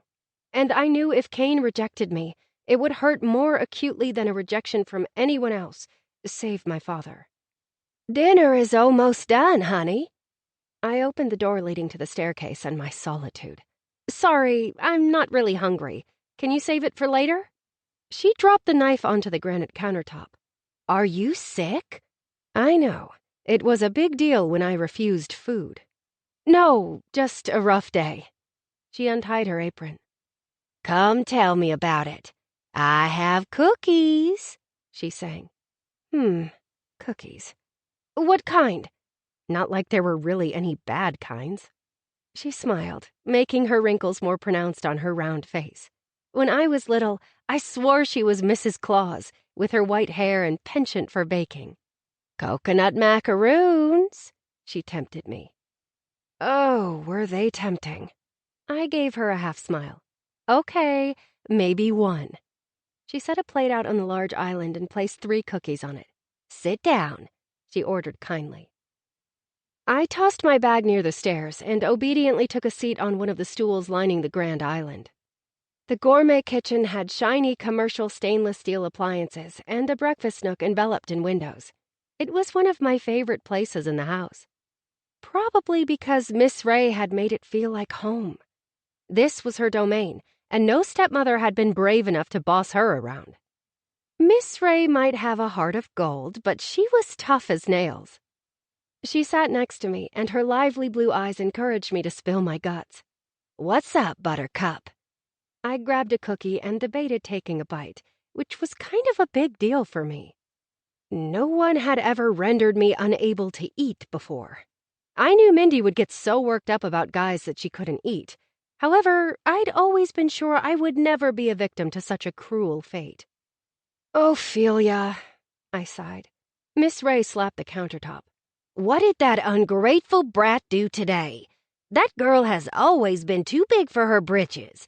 Her mama should have taught her some manners." Miss Ray had been through all the stepchildren along with me. She loved one, Mindy, and she disliked most, but she loathed Ophelia. I dropped the cookie back on the plate. "It's not her exactly. It's Kane." Her face pinched like a bulldog. "Is he giving you a hard time? He seemed polite, not to mention pretty, but knowing who his mother is, it's no surprise. She is a piece of work. Did you see all the new furniture? Get ready for shabby chic, by the way, whatever that is." I rested my hand on top of Miss Ray's strong, age-spotted hand. "Kane isn't giving me a hard time. It's just the opposite. He's been nothing but nice to me." She squinted. "So, what's wrong?" I was embarrassed to say. I mean, I knew Miss Ray would keep anything I said to her confidential. She'd always told Augie she worked for me, not him. Naomi and she had been my protectors and constants in the musical chair environment I'd grown up in. I tapped my fingers on the counter. "Kane was helping me with my medical school essay during lunch today. Ophelia happened to see us and took it all wrong. Kane and I are only friends. He plainly said so when he took me to dinner on Monday night. But she's going to blow it out of proportion because that's what she always does, and then she'll tell everyone. It will just be one more humiliation since no one will believe that someone like Kane would ever want to be with someone like me. And then everyone at the office will start gossiping and staring at me even more than they have been, which I already don't understand. Unless maybe they saw Kane coming out of my office? Oh my gosh, what if they did? We're practically related, though Kane hates that and doesn't think we are, but everyone else does. Ugh. I groaned and finally took a breath before pushing the plate of cookies away and laying my head down dramatically on the counter with a sigh. Miss Ray chuckled and stroked my hair repeatedly. Sounds like you've had an interesting few days." "Not really. I mean, sure, for me, but it's nothing." "Then why are you upset?" "I don't know why." "I think you do." I lifted my head. "I do?" She tapped my nose. "If I had to guess, and this is just a guess," she grinned, "I would say you like Kane." "Of course I like him. He's a nice guy." "Let's not forget attractive and older." She wagged her drawn-on brows. I bit my lip. "Yeah." "Uh-huh. That's what I thought. You have a crush on him." "No," I said way too quickly. "Honey, you're not fooling me." I sat up straight. "Fine. It's ridiculous, I know." "Why? Sounds like maybe he has a crush on you, too." "No way." "Oh, honey." She stood, walked back over to the cutting board, and began arranging the peaches on the flatbread already covered in cheese and prosciutto. "You are like whiskey in a teacup." "What does that mean?" "It means you're delicate and beautiful on the outside, but inside there is this fire waiting to come out if you would only let it. And nothing can stoke a flame like a little romance." "Miss Ray, Kane and I are not going to be romantic." She shrugged. "You never can tell about these things, but I'll tell you this. If a man like Kane was paying me some attention, I'd take advantage of it, and I sure as heck wouldn't care what anyone had to say about it, especially Ophelia." "I don't want people talking about me." She waved her hand around. Honey, you live in the South. Gossiping is our favorite pastime. And I hate to say it, but your daddy will always make sure there is plenty of gossip surrounding your family. Might as well give everyone something fun to talk about. A relationship between you and your new stepbrother would certainly do the trick. She laughed to herself. I cringed. Please don't call him that. She pointed at me with a peach slice in hand. Don't worry, honey. Eva won't last long. Believe me, I knew. I grabbed one of the cookies, feeling a little better after getting it out of my system, and took a small bite. These are delicious. I'm going to pop these flatbreads in the oven and then head on home. You call me if you need anything. I will. Thank you, Miss Ray. You keep that chin up, beautiful girl. I wished I was beautiful. Knock, knock. A familiar voice startled me. I whipped my head toward the main kitchen entrance. There stood Kane, still in his suit and tie, looking a bit unsure, yet focused on me. I'm sorry to barge in. The door was open. I had no idea what to say. Thankfully, Miss Ray stepped in. No need to apologize. It's good to see you. You're welcome here any time. Right, Scarlett? She prompted. Right. Kane flashed us a relieved smile while stepping closer to me. I was worried about you. I'm going to leave you two alone, Miss Ray was quick to say. There's enough pizza, by the way, for two. She winked at me. I rolled my eyes. Thank you, Miss Ray. Have a nice evening, Kane addressed Miss Ray. You do the same. Miss Ray popped the pizza into the oven and skittered away. As soon as she was gone, Kane took the stool next to me. He tugged on a strand of my hair. Hi. Hi, I whispered. Are you okay? He sounded really worried. Yes, I'm sorry for earlier. It's just... Shh.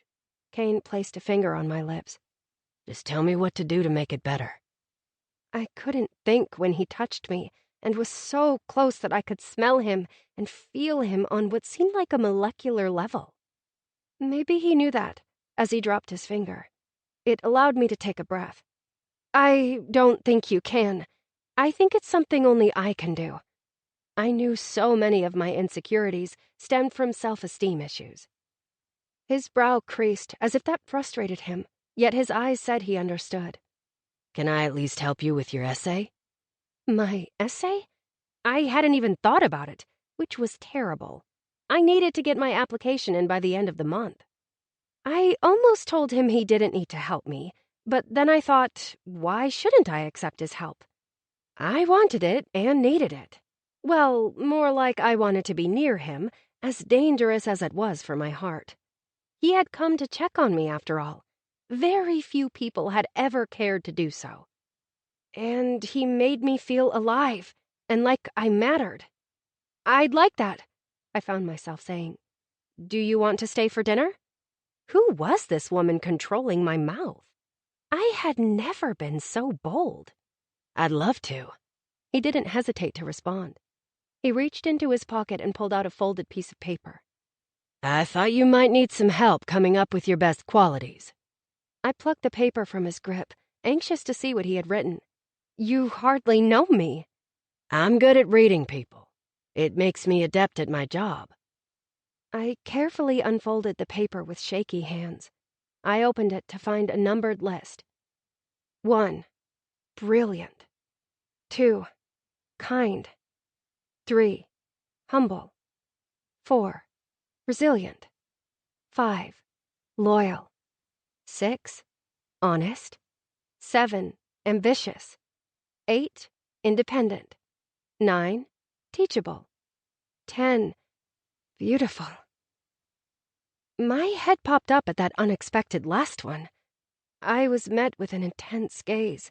It made me swallow hard. I threw that last one in there for my benefit. He read my mind, a knee-jerk reaction. You think I'm beautiful? I could hardly say it. Yes, ma'am, I do. I felt feverishly flushed. Thank you. I didn't know what else to say. He laughed softly. I think you're the first woman who has ever thanked me for that. I'm ridiculous. I felt like I wanted to cry. I didn't know the right things to say and do. I hadn't ever studied this, whatever this was. No. He rested his warm hand on my burning cheek. You're real. I like that. Very much. His hand fell away. He leaned back as if to put some distance between us. Scarlett, I meant what I said. I want to get to know you better. I ran a hand through my unruly hair. In what way? That was probably a dumb question, but I had always been a spectator. I'd never been up to bat. The way a man gets to know a woman better.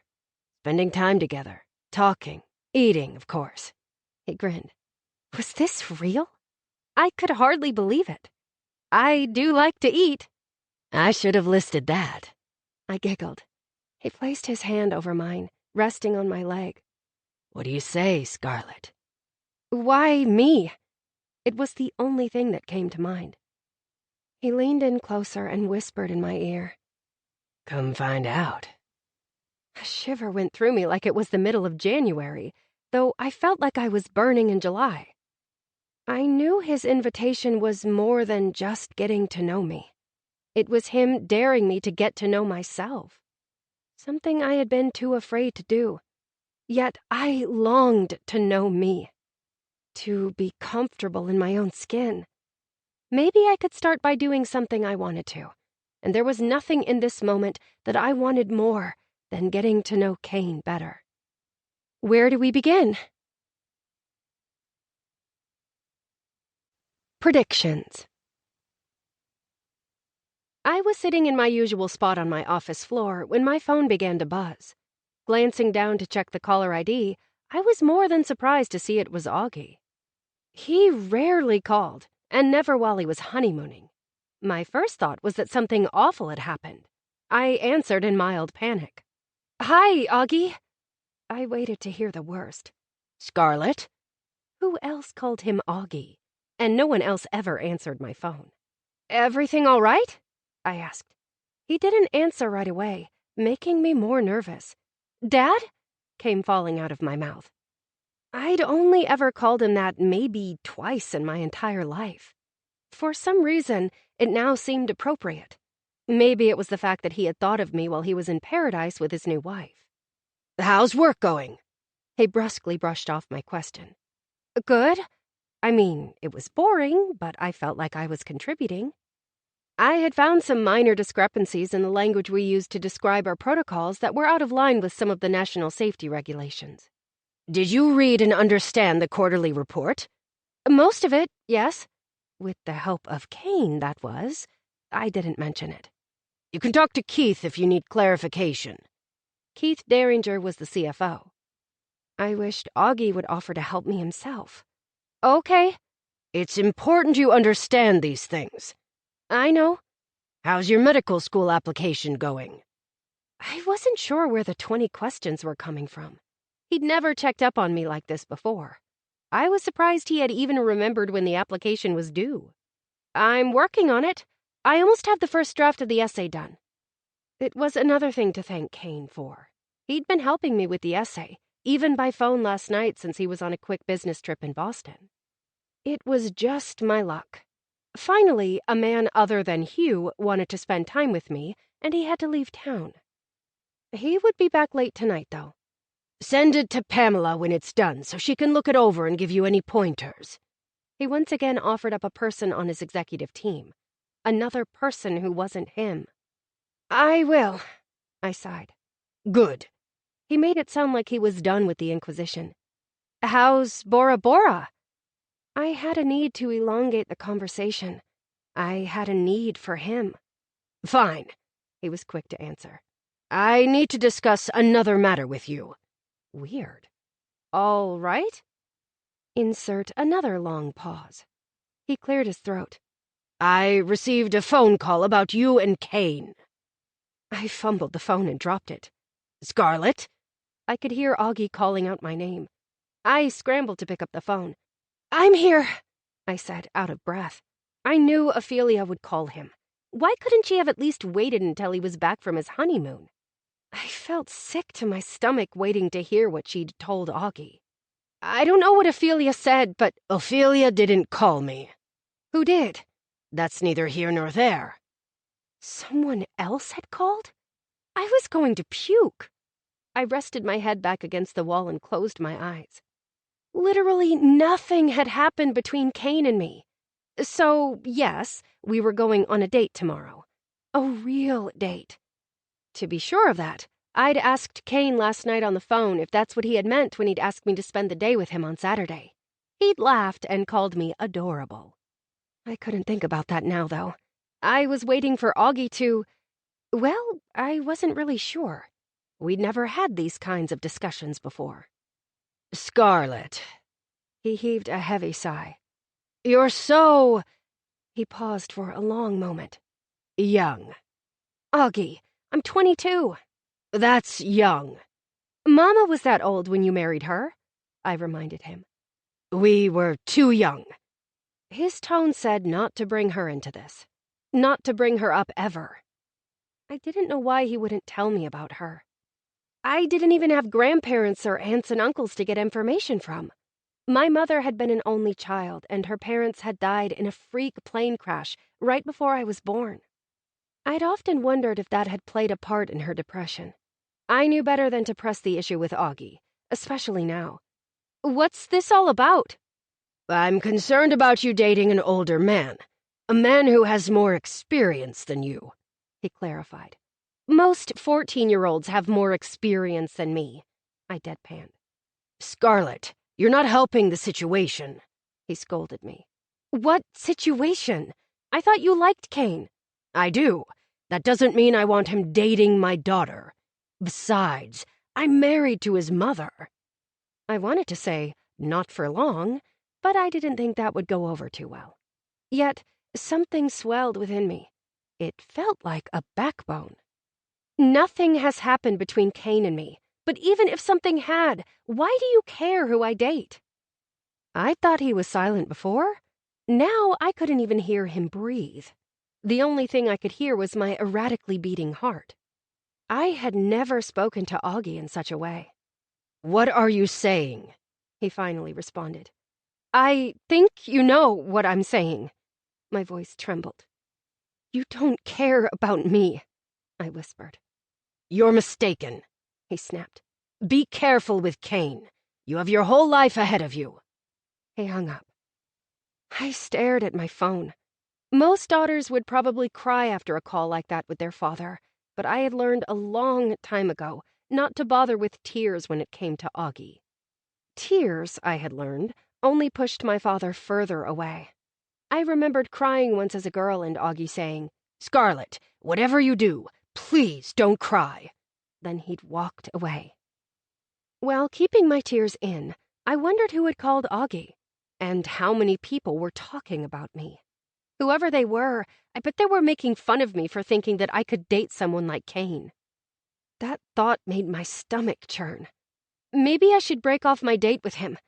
Let's face it, he could ask anyone out. Like any single woman at Armstrong Labs. Heck, probably some of the married women, and even a man or two would love to take my place. Will you please call me when you get a chance? I texted Kane. Though I hated to break the only date I had ever truly looked forward to, I couldn't have people talking about me and running to my father. Plus, I already knew Kane was out of my stratosphere. Frankly, the whole situation didn't even seem real. It felt more like I was living out my own rom-com, where the quirky girl is actually a hot babe behind her glasses, and the gorgeous hero sees her for who she truly is. Except when I took off my glasses, I wasn't a hot babe, and there was a good chance Kane would quickly realize my quirky was just weird. After all, knowing me, on our first date I would probably have some mishap worse than getting my hand stuck in my bra. We're talking my stomach roaring like a lion or a bird crapping on my head. Perhaps even both at the same time. Yep, better just to cancel. That would solve all my problems.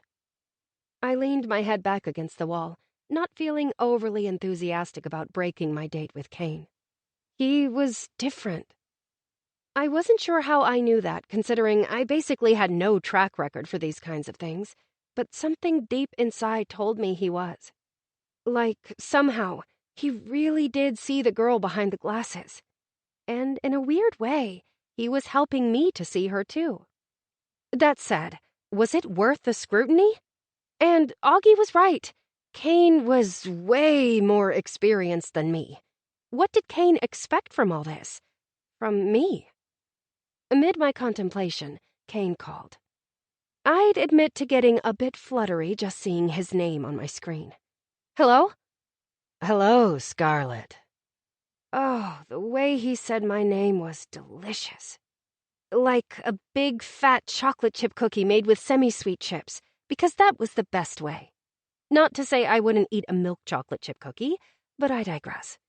Sorry to interrupt you. Feel free to interrupt me anytime. I wished he wouldn't say things like that. It was weakening my resolve to break off our date. Is everything okay? He asked as if he could read my mind. Well, nothing is wrong per se. I let out a huge breath of disappointment. I think, though, that I'm going to have to cancel our date tomorrow. Those words almost made me cry. Why? He seemed upset. I was expecting him to be neutral about it. It's embarrassing. Like a woman thing embarrassing? If so, I'm your guy. Between my mom and sister, I know the best tampons, chocolate, and pain relievers to buy. Just say the word and we will skip what I have planned and watch a movie at home. Was he for real? I was beginning to think he was a dream. No man, not even my father, had ever gone to the store to buy me tampons. The first time I started my period, my father sent me straight to Naomi's. From there on out, she and Ray were put in charge of buying all the feminine hygiene products until I could drive myself to the store. It's not my period, I sighed. Augie called me.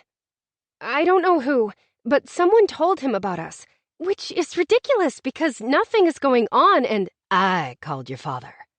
I blinked about 100 times in a second flat. Oh, why? I spluttered. Because, Scarlet, our family and work ties make things complicated. I felt it best to be above board. I don't want your father thinking I'm seducing you to score a promotion, and I have no plans to sneak around. I was totally fine with sneaking around. I mean, I figured this wasn't going to last past the first date anyway. And since Augie wouldn't be back until next weekend, he would never have any idea we'd gone out. I was more worried about... Seducing me? I eked out. He chuckled. I don't plan on seducing you, Scarlet, he said seductively. On purpose, I was sure. You don't? Now you sound disappointed, he teased. I blushed, even though no one was around. I'm not. I mean, I was flustered. I just wish you wouldn't have called my father. I apologize. I should have told you beforehand, but it wouldn't have changed my mind. Even if I'd begged you not to? Scarlet, he said tenderly. Did you think this was something we could keep a secret? Well, I twirled my hair. It's one date. How hard would it be to keep it to ourselves? You've already decided the date will be so bad you won't want another? He sounded faux offended. I rubbed my lips together. I was assuming it would be the other way around. Ah, I see. Do you want to know my prediction? Maybe, I whispered. I have a feeling you may like it. I could hear the smile in his voice. Scarlet, I predict that we're going to have such a good time. I won't wait until the end of the night before I ask you out again. A mass of butterflies took flight in my stomach. I'm sure to do something embarrassing. I hope so, because I love seeing you blush. I smiled. Count on lots of red cheeks. I can't wait.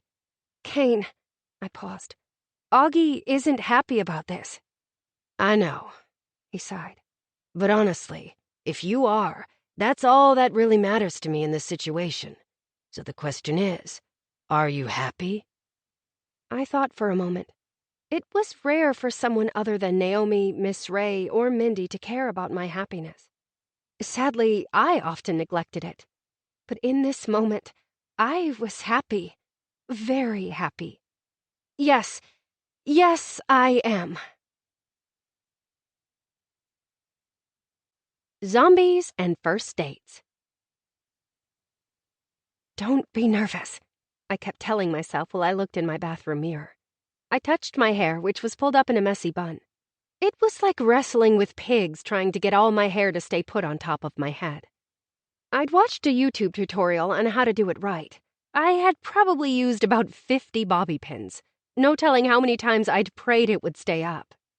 I debated over and over again on whether to wear the coral spaghetti strap sundress. It showed more skin than I was used to. My hand glided across my collarbone. I did feel pretty, though, and somehow I looked more grown up. I can do this, I breathed out. Kane thought I was beautiful, I reminded myself. Besides, he'd seen me in the revealing bridesmaid dress with my hand down my bra. It could only go up from there. Note to self, do not eat anything that will produce those sneaky crumbs. This dress didn't have a zipper.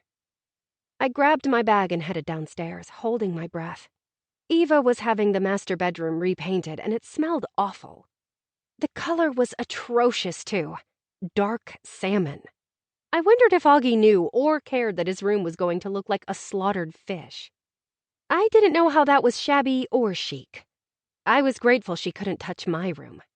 My room was boring, with beige walls and the same white Pottery Barn furniture I'd had since Mindy and I had shared the adjoining bedrooms, connected by a Jack and Jill bathroom. After Naomi, Cindy was the best stepmother, meaning she had pretty much left Mindy and me to do whatever we wanted. We were real rebels and would watch movies past our bedtime. For the most part, Cindy was more interested in being Augie's trophy wife and had gotten a ton of cosmetic surgery done during her tenure as Mrs. Armstrong. She was always recovering from something or other, so we rarely saw her. Once I reached the landing, I took a deep breath of mostly fume-free air. I noticed scaffolding in place in the living room, and the hardwood floors were covered in tarps. I only hoped Eva had picked a better color for the downstairs. It made me glad Kane and I were spending all day together. Not that I needed the extra incentive to spend time with Kane. I prayed I didn't mess this up too badly. I'd been trying to think of things to talk about that made me sound interesting and intelligent. I thought about reciting Robert Frost or talking about the Jackson Pollock exhibition I'd gone to last year. If only I knew what we were doing. Kane had said he wanted to surprise me. No one was more surprised than me that this was even happening. When the doorbell rang, I jumped. Augie really needed to replace it. It sounded like a large gong vibrating through the house. I tiptoed toward the door, giving myself a pep talk as I went. You got this. You didn't wear a lacy bra, so there should be no snagging incidents. Really, though, just don't stick your hand down your bra. With that, I opened the massive mahogany door to find Kane standing there, looking like a magazine ad, in khaki shorts that showed off his tapered waist, a tight white tee showcasing his defined muscles, and leather boat shoes. He took off his shades and rested them on his head. "Hello," he drawled while perusing me. "Hi." I sounded like a breathy teenager. "You ready to go?" He sounded anxious. "Yes." "Good." I walked through the door and shut it behind me. The warm morning air hit me like a wet blanket, but not even the humidity could dampen my spirits. Kane walked beside me toward his silver luxury sedan. "You look beautiful," he said, sounding about as nervous as I felt. I wondered why he was nervous. "Thank you. You look beautiful, too. I mean, handsome." He chuckled. "I like to think of myself as beautiful." "Well, you are," I whispered. Before he opened the passenger side door for me, he tugged on my arm. "You are, too. Don't forget that." Around him, it seemed plausible that I was. He opened the door and I slid in. Unfortunately, I wasn't careful and my dress came up more than I wanted it to. Kane was a gentleman and didn't draw attention to it. I was glad because my thighs looked like they were smiling with all the dimples. When he shut the door, I adjusted my dress before he got in and begged myself not to over-obsess about it. Kane knew I didn't have a runway model body. Victoria's Secret and I weren't spending any time together. As soon as Kane was settled in his seat, he turned toward me. Prepare yourself for a day like no other. We will begin with zombies. Zombies? I smiled. Yes, ma'am. I noticed you had The Walking Dead on in the background a couple of nights ago when we were talking on the phone. Did you know they do a big zombie tour that takes you around to all the sites they used in Atlanta for filming? Okay, I'd never thought like this about anyone in my life except Benedict Cumberbatch and Landon Drummond, but I wanted to marry Kane. I seriously considered asking him right there. I mean, it would require him to follow me to medical school, put up with Celtic music, and save me from crumbs down my bra for the rest of his life, but I would make it worth it. Not sure how, but I would figure it out for him. I didn't know that. I was blown away by his thoughtfulness. That seemed to please him, considering how wide his smile was. He flipped his shades down. Let's go. Yes, let's go. I wasn't sure why I was so nervous sitting next to Kane on the luxury bus while we headed to our first location. I didn't know what to do with my hands. Should I rest them in my lap? Keep them clasped? Wring them? I had pretty much done everything I could with my hands while we listened to our tour guide, Michael, who happened to be an actual zombie on the show. He knew all the insider information, even who was dating who on the show. Several women on the bus were talking about the juicy gossip, while I was trying not to touch my date. Kane did things to me. His scent, his body heat, the way he would smile over at me, all had me wanting to crawl into his lap. This particular reaction had never happened to me before, which made me edgy, even twitchy. Kane finally put me out of my misery and rested his hand over mine. Why are you so nervous? Because I want to accost you, even though I'm not sure how to go about that? Thankfully, I kept that to myself. Instead, I stared down at his hand on mine. There was a kind of comfort associated with it that I couldn't explain. It just felt right. His masculine hand bore a thick 2-inch scar down the middle. I ran my finger down it, not feeling as nervous. What happened? It's a good story. His hand clasped mine, our fingers naturally intertwined like they were dancing. He was leading, and I followed. We grinned at each other. My heart felt so light, I thought it might float out of my chest. I want to hear it. His thumb brushed against my skin. When I was 10, my dad took me to the Gulf on a deep-sea fishing trip. I was so excited. Unfortunately, I spent most of the trip inside the boat, vomiting. Motion sickness is a beast. Oh no, I'm sorry. Don't be. My dad stayed with me the entire time and told me stories about his wild younger days until we got enough Dramamine in me to knock out a horse. I laughed. By the time I could handle being above deck, the boat was about ready to head back to shore. In my desperation to catch a fish, and probably because I was drugged out of my mind, he chuckled, I wasn't very careful when casting my pole. The only thing I caught that day was my hand and some stitches. That's awful. He shrugged. It was the day I discovered I liked women. The nurse was cute. Sounds like a good day. It was a perfect day. My dad had a way of making every day that way. You're lucky, I said wistfully. What about you? Why do you call your father Augie?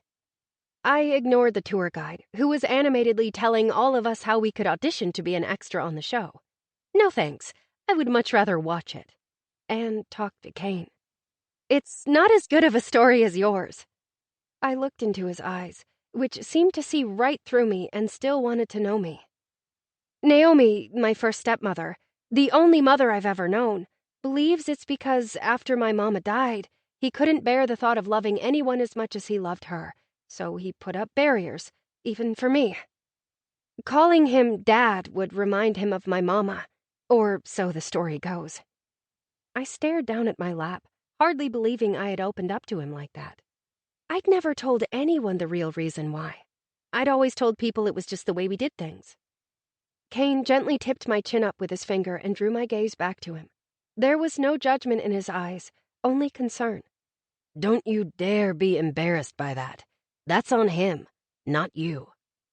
It's like Kane could see into my heart. I wondered sometimes if Augie would be different around a daughter he could be proud of. A shining star like Ophelia. Naomi, of course, disagreed. Unlike me, she didn't believe he collected stepchildren in hopes of scoring a better kid than me. She said he did it because deep down he wanted more children, but couldn't bear the thought that another one of his wives would get postpartum depression and, well, do what my mother did.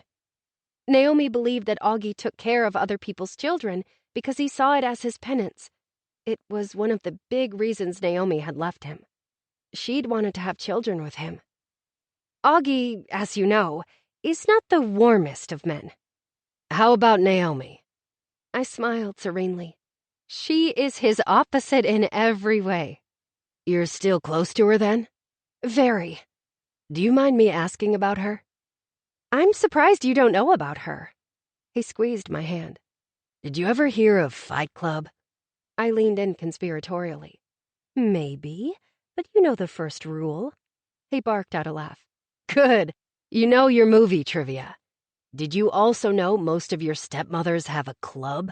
And the first rule is that the first two wives are never to be talked about. My eyes popped. They have a club? What is it called? The Future Ex-Wives Club? You didn't hear that from me. He winked. So, are you a paid informant for this club? He swiped my bangs. No, I was thinking of starting my own club. A fan club. I bit my lip. Oh, yeah? Who are you a fan of? I asked coyly. You might know her, he whispered in my ear, sending tingles down my spine. She's a hot pre-med student. I rolled my eyes. I don't know anyone fitting that description. What a shame. I hope you get acquainted with her soon.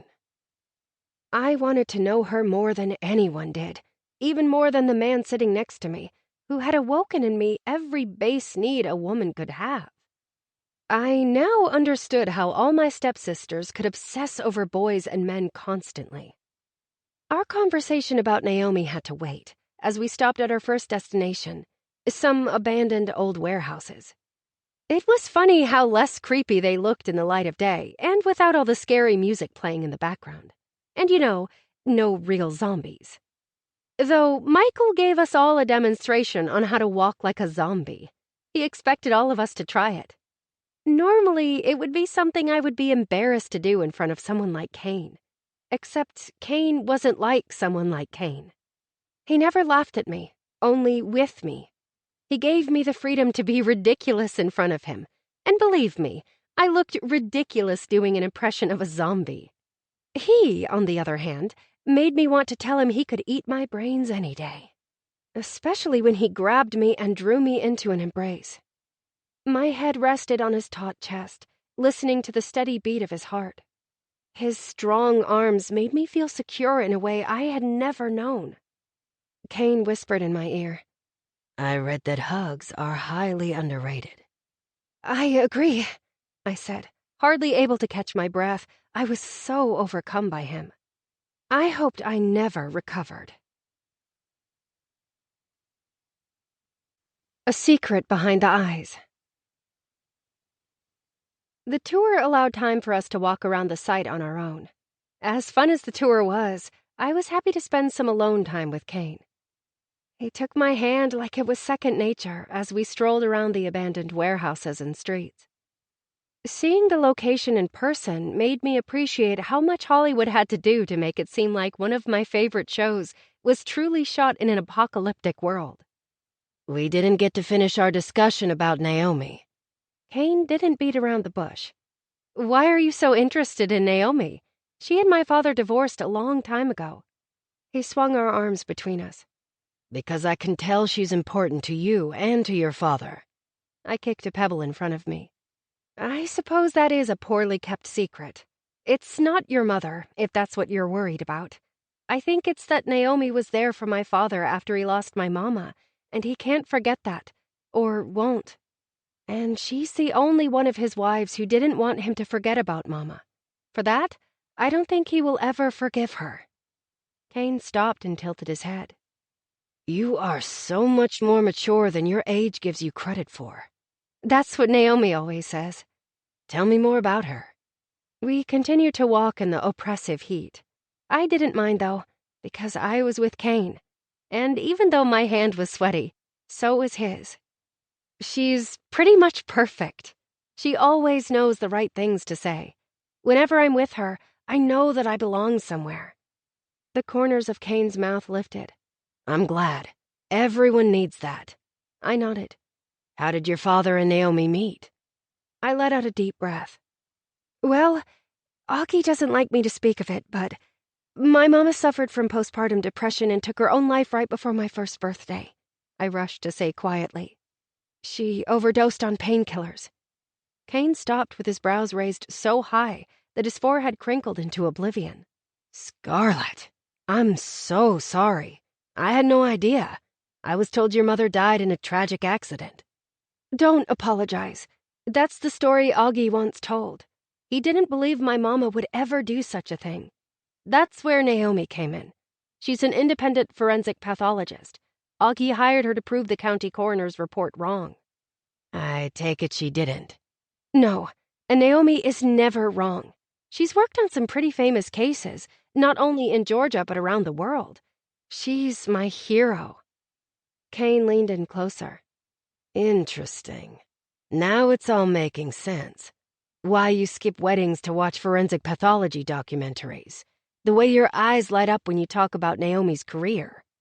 Your reluctance to learn your father's business. I think I know one of the secrets behind those gorgeous eyes of yours. I bit my lip. It's okay. You can admit it. He was doing his best to coax it out of me. I began walking, tugging him along with me, trying not to spill my guts to him, though I wanted to so badly. I needed him to know everything about me. It was a strange desire, seeing as I didn't know him that well. Kane followed silently for a moment before he asked, Why don't you tell your father the truth? I swallowed down my reply, and we walked along in silence, his churning thoughts almost palpable. Gently tugging on my hand, he pulled me to a stop and intently searched my eyes. You're worried I'll tell him, Kane guessed, correctly interpreting my reticence. Kind of? I eked out, barely audible. Scarlett. He pulled me closer. I can respect that. But your secret is safe with me, even though I don't think it's something you should keep to yourself. If you want to be a forensic pathologist, that's what you should do. I leaned against one of the brick walls, taking a reprieve from the heat of the sun and Kane's words. Kane stood in front of me, his hand above my head, leaning in as if he might kiss me.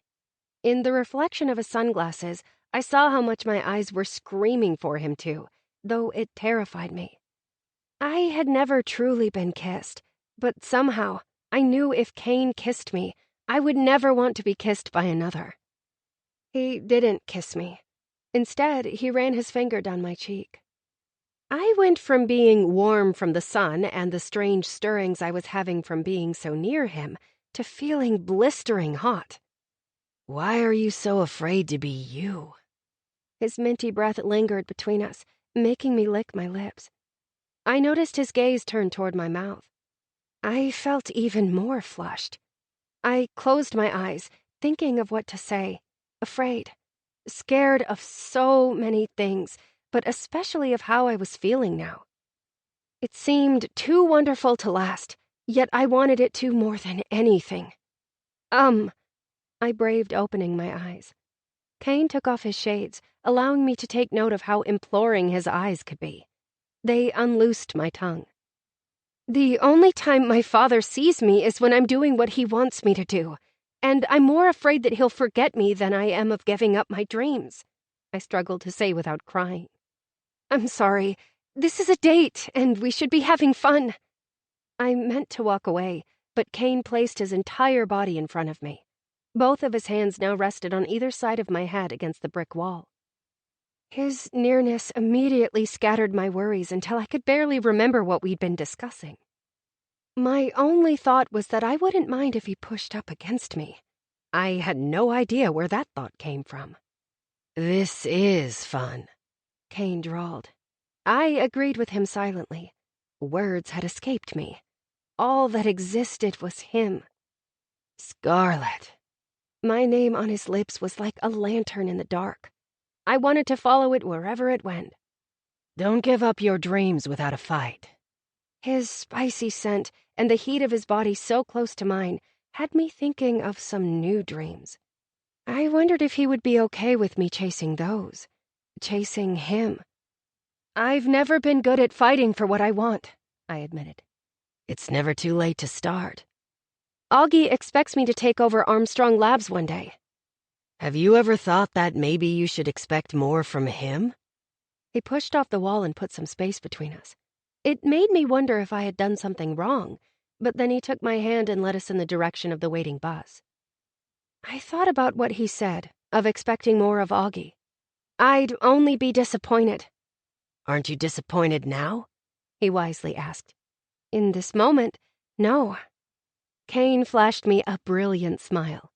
Clever, Miss Armstrong, he responded, sounding like a true Southern gentleman. Tell me about you, I deflected before he had me spilling all my guts. What are your dreams? He wagged his brows. I have several. I want to know them. I'll share, but only if you promise to tell me more of yours later. I rubbed my chest. Okay. That sounded like it hurt. It did, but I promise I'll tell you. I'm honored, he said sincerely. I believed him. We got settled back into our seats on the bus. It felt good to get out of the heat, but better that I was still with Kane. I feel like we had connected. He knew things about me now that no one knew, and for some reason, it made me feel lighter to share my secrets with someone. Kane made good on his promise and told me some of his dreams. Career goals include senior global manager, then a C-level position, and eventually CEO of a Fortune 500 company by the time I'm 45. Wow, that's ambitious, says the future CEO of a Fortune 500 company. Don't remind me, I groaned. We won't talk any more today about your impending doom, he teased. Are those all of your goals? I forgot the most important one. I'm going to buy a Porsche when I reach officer level. That's not what I expected. I was thinking more along the lines of family. Well, nice, he laughed. I suppose that makes me sound shallow. Sort of. He nudged me. Call it a teen fantasy I've never let go of. I get that, except I don't think women care about cars as much as men do. Probably not, except they do seem to fall for guys with hot cars. Not me. I've never seen the appeal. He pretended to shove a knife in his heart. That's because you've never been in a Porsche 911 Carrera. His eyes got all dreamy. That must be some car. You'll see. Our next date, we're going on a test drive. Next date? I smiled. He tapped my nose. I told you I would be asking you out again before this date was over. But I didn't say yes, I teased. His jaw dropped. I see how it is. I bare my soul to you and then you reject me. I rested my hand on his muscular leg. I don't think career goals and buying a Porsche are your soul. He gave me a thoughtful look before running the back of his hand down my cheek. You're right, Scarlett. Someday, he whispered. I hope to have a beautiful wife and a house full of children. I want to be the kind of dad my father was. You will be. I wasn't sure how I knew that, but deep within myself, I knew it was true. I hope so. He put his arm around me, and I snuggled into him as if I belonged by his side. The rest of the tour was a lot of fun. I even won a prize for answering one of the trivia questions right. The Walking Dead t-shirt. I would probably keep it for the rest of my life as a reminder that Kane Hudson took me on a date. One of my favorite parts of the date came after the tour, while we were walking toward the restaurant. We happened to walk by a mural of a beautiful baby with the dark curly hair being tenderly held by his mother. She was dressed in a colorful and bright, stunning dress, but it had nothing on the emotion the wall art invoked. I stood in awe, touching the small pieces of it I could reach. So many times, I'd wondered if my mother had ever held me like this mother cradled her baby, as if she were holding the most precious gift Kane stood back in silence and let me take it all in. As my fingers brushed against the brightly colored painted bricks, tears streamed down my face. "It's so beautiful," I whispered. Kane placed his hand on the small of my back. "Are you all right?" "Oh, yes. Can you feel how much this mother loves her baby? It's so pure." I longed to love and to be loved like that. "It's beautiful. You know, these kinds of murals are all over the city. They call them living walls." "Really? I had no idea." I continued to be enamored by the mural. "It's so strange. I've lived in Atlanta my entire life, and I feel as if you've shown me more today than I ever knew existed." "Let's change that this summer." He said it so easily, but it had a powerful implication behind it. I turned and met his gaze. "That means more than only 2 dates." His hand ran up and down my back, making my breathing stop completely. "That's kind of the point," he said matter-of-factly. He was so confident. I envied him. "You know, this seems like a dream to me," I admitted, embarrassed. "I meant what I said about not giving up on your dreams." "Eventually, I will have to wake up. Surely this thing between Kane and me couldn't last." "Even if that's the case, isn't it better to live the dream while you can?" I stared up at the mother who held her baby as if she were holding a dream. I knew she would say it was better to live the dream, even if the dream eventually vanished. Her love for her baby would still exist. It had changed her, and she would carry that change with her for the rest of her life. It was the kind of change I ached for. "Yes," I whispered. Kane's smile spoke of how pleased he was with my answer. "Let's make a list of every place we want to visit in Atlanta this summer," he suggested. "You love lists, don't you?" I thought back to the list he had made of my best qualities. It was under my pillow. I had plans to keep it forever. "Until you write it down. It's only a wish. I'm a man of action," he said with an air of seductiveness. I wanted him to act on me. Oh my gosh, where were these thoughts coming from? It was like Kane had lit a fire under the pot of my hormones, and they were boiling to the surface. I was ready to act too. "Do you have a pen and paper?" Kissing lessons. "I can't believe you're dating your stepbrother," Mindy squealed over the phone. "Let me guess, Ophelia called you." I cringed, while setting my laptop on the floor of my office, shaking a bit. I knew it wouldn't be long before the rumors started, but I still wasn't prepared for them. "Actually, it was Danielle who heard it from Tyler, who heard it from Ophelia. Apparently, people at the office are talking about you." "Sounds like you two get cozy in your office a lot. Please spill and go into lots of details. Kane is freakishly hot." Speaking of hot, my cheeks were burning. I hated that people were talking about me, especially my step-siblings. I'd told Kane to leave the door open yesterday morning when he'd brought me a frappuccino and a muffin. But no, he'd insisted on closing the door and eating together before he ran off to a meeting. It was sweet and wonderful, yet I knew it came with risks. Risks that Kane couldn't care less about. He said we weren't going to sneak around like we were ashamed. Easy for him to say. He was so self-assured. Mindy was right. He was freakishly hot, and I was freakishly awkward.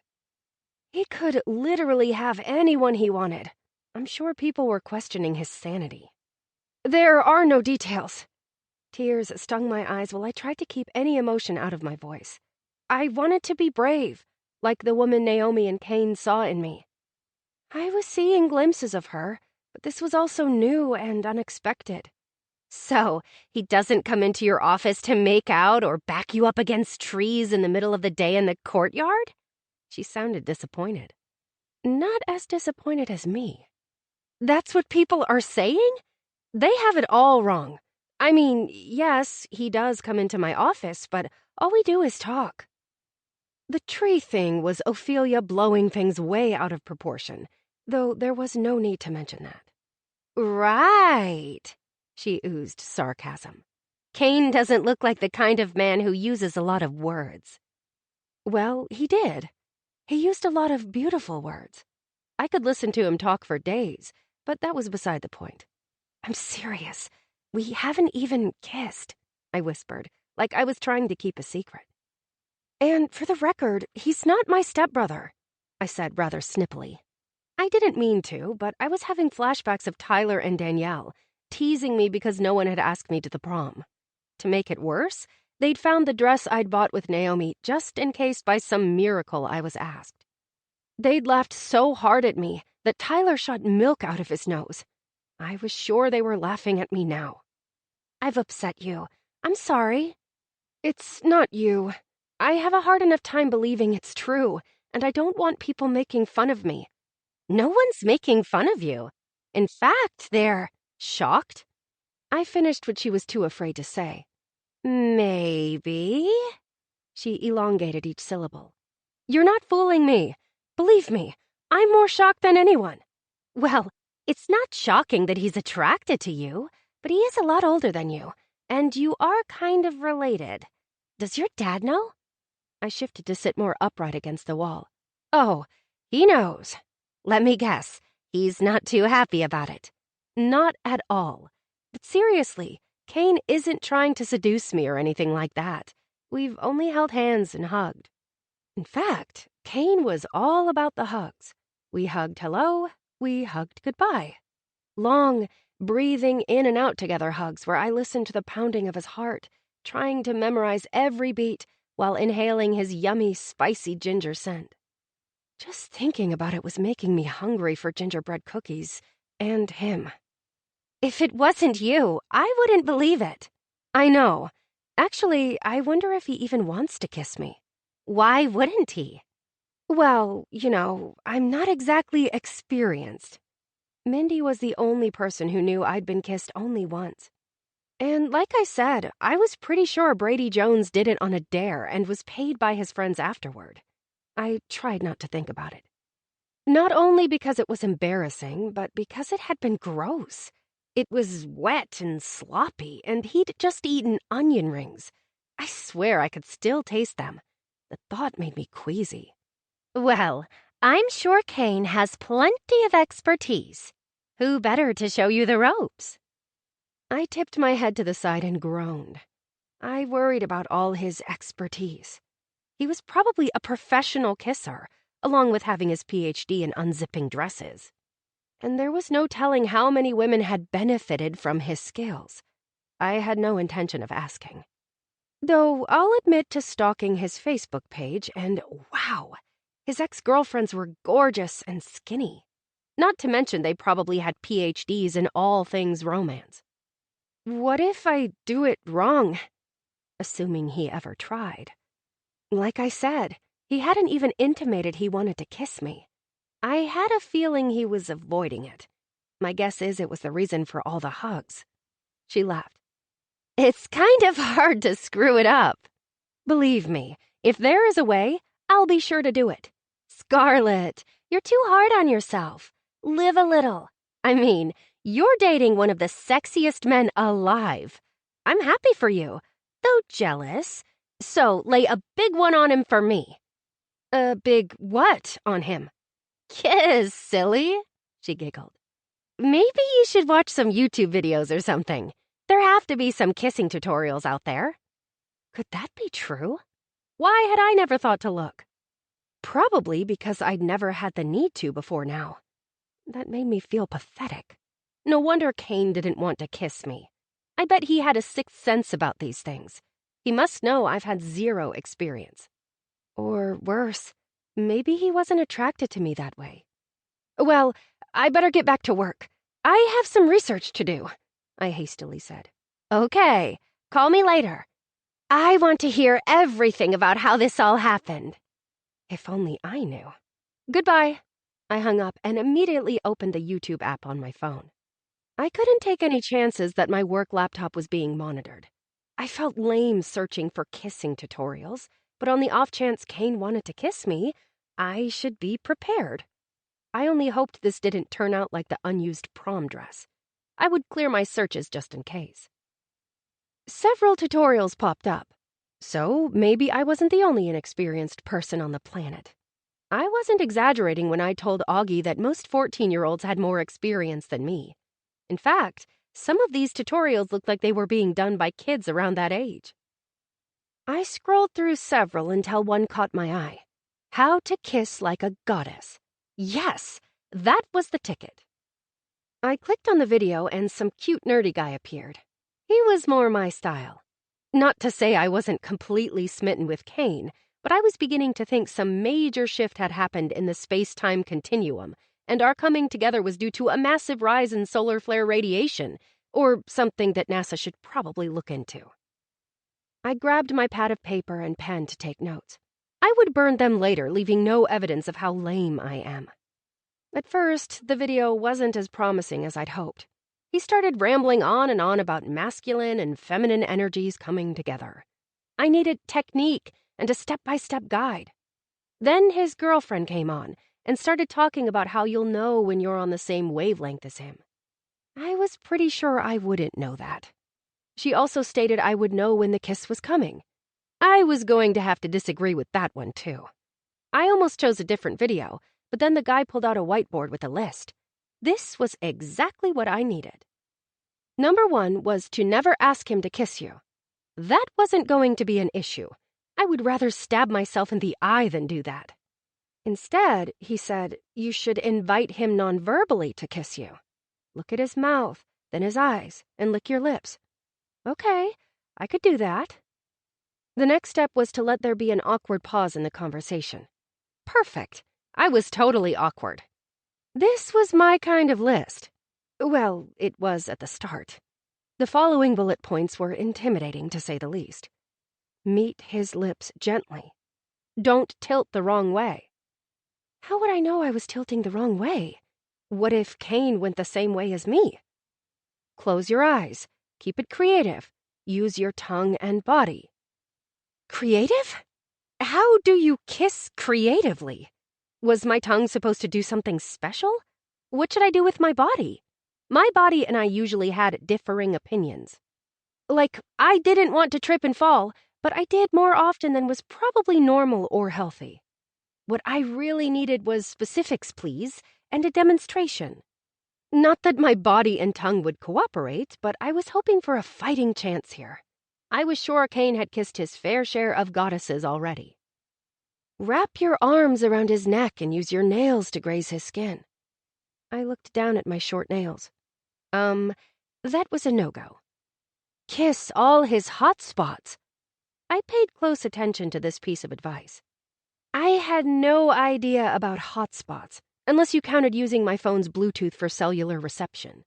That was about as hot as I got. Hence, me watching YouTube tutorials about kissing. Ears.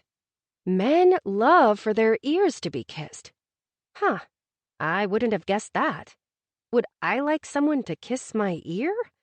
It seemed silly. Don't forget the inner ear. Use your tongue. I giggled to myself. Wasn't that like a wet willy? I wasn't so sure about this. Kiss his neck, and don't forget his collarbone. All right, I might be able to manage that. Except what if his shirt was covering his collarbone? Thoughts of me unbuttoning Kane's shirt popped into my head. Whoa, what a vision. I swallowed hard. Don't forget about his nipples. What? I yelled out into my office. His nipples? Nope, no way. I clicked out of the tutorial. I set my phone down, practically hyperventilating. I needed a paper bag. I had no idea kissing was so involved. Did Kane really love to have his nipples kissed like that man said? Or a tongue in his ear? Was that something he expected from the women he dated? Definitely needed that paper bag. Maybe this was why Kane hadn't kissed me yet. He knew I wasn't up for the challenge. A knock on my door startled me. I let out a huge breath of air like I had run some laps before saying, "Come in!" Kane, in all his beautiful glory, appeared. All I could do was think about his nipples, so I closed my eyes while my face burned like the sun. Are you okay? Yep, I squeaked. Are you sure? I nodded. so not sure. Does my new tie offend you? No, I laughed while opening my eyes and zeroing in on his pink tie. Except that meant I was staring at his chest, and now I was back to thinking about his nipples. My eyes immediately flew up to meet his, which were questioning my odd behavior. I was going way past quirky now. We were talking insane asylum level. He tilted his head. Are we still on for tonight? He was taking me along while he test drove his beloved Porsches. Uh-huh. Apparently, I could only speak using 1 or 2 syllables. Great. He flashed me his dazzling smile. It's going to be a night you'll never forget. Oh, of that I had no doubt. The only question was how I would eventually embarrass myself, and would it involve nipples? Testing the limits. Kane's eyes went wide, and I swore I heard a sigh of contentment when we pulled into the parking lot of the dealership. The slick silver building with large red letters spelling out Porsche screamed that only those with money should enter. The sophistication of it all fit well with Kane's persona. Me? Not so much. I literally had notes in my bag on how to kiss like a goddess. Newsflash, I knew it was one test I would fail, assuming I ever got to take the exam. Once again, when Kane had picked me up at the house, he'd given me a long hug. Definitely not complaining. His hugs were amazing, but I kept wondering why he never tried to kiss me. He didn't strike me as old-fashioned. I mean, we hadn't even known each other when he'd unzipped my dress. However, when he'd hugged me tonight, he had whispered something like, "Being with you is different. It's nice." I remember Mindy once telling me that if a guy said you were nice, it was the kiss of death. I wanted the molecular, being on the same wavelength kind of kiss. Sadly, I was pretty sure I was going to wind up at a dead end. I wasn't surprised. I knew I was different and this whole thing was too fairy tale-like. Sure, it was all Disney now, but the grim version was my destiny. The poison apple was coming. So I would do the whole test drive thing with him, and then after tonight, I would walk away. I would forget that I had written out a list of all the places in Atlanta I wanted to visit this summer with him. He was supposed to be working on his list too, and then we would make one together. But he hadn't mentioned it since Saturday, so I figured he'd come to his senses about wanting to spend an entire summer with me. He probably had several kissing goddesses waiting for his call, who he'd rather spend his summer with. Kane pulled into a parking space and had hardly put the car in park before he jumped out of it. He was like a kid on Christmas morning, running down to see what Santa had brought him. Before I could open my door, he jogged around and did it for me. He reached out his hand to help me out and didn't let go once I was out of the car. He was confusing me. Or maybe I was making too much out of it. I didn't know the intricacies of dating. That said, I'd read my fair share of romance books and watched all the rom-coms. And with the amount of time Kane and I had spent together, kissing should have happened by now. Or at least a hint of one. Mindy kissed on the first date all the time. It was her test to know if she wanted a second date. She said kissing was an essential part of any relationship.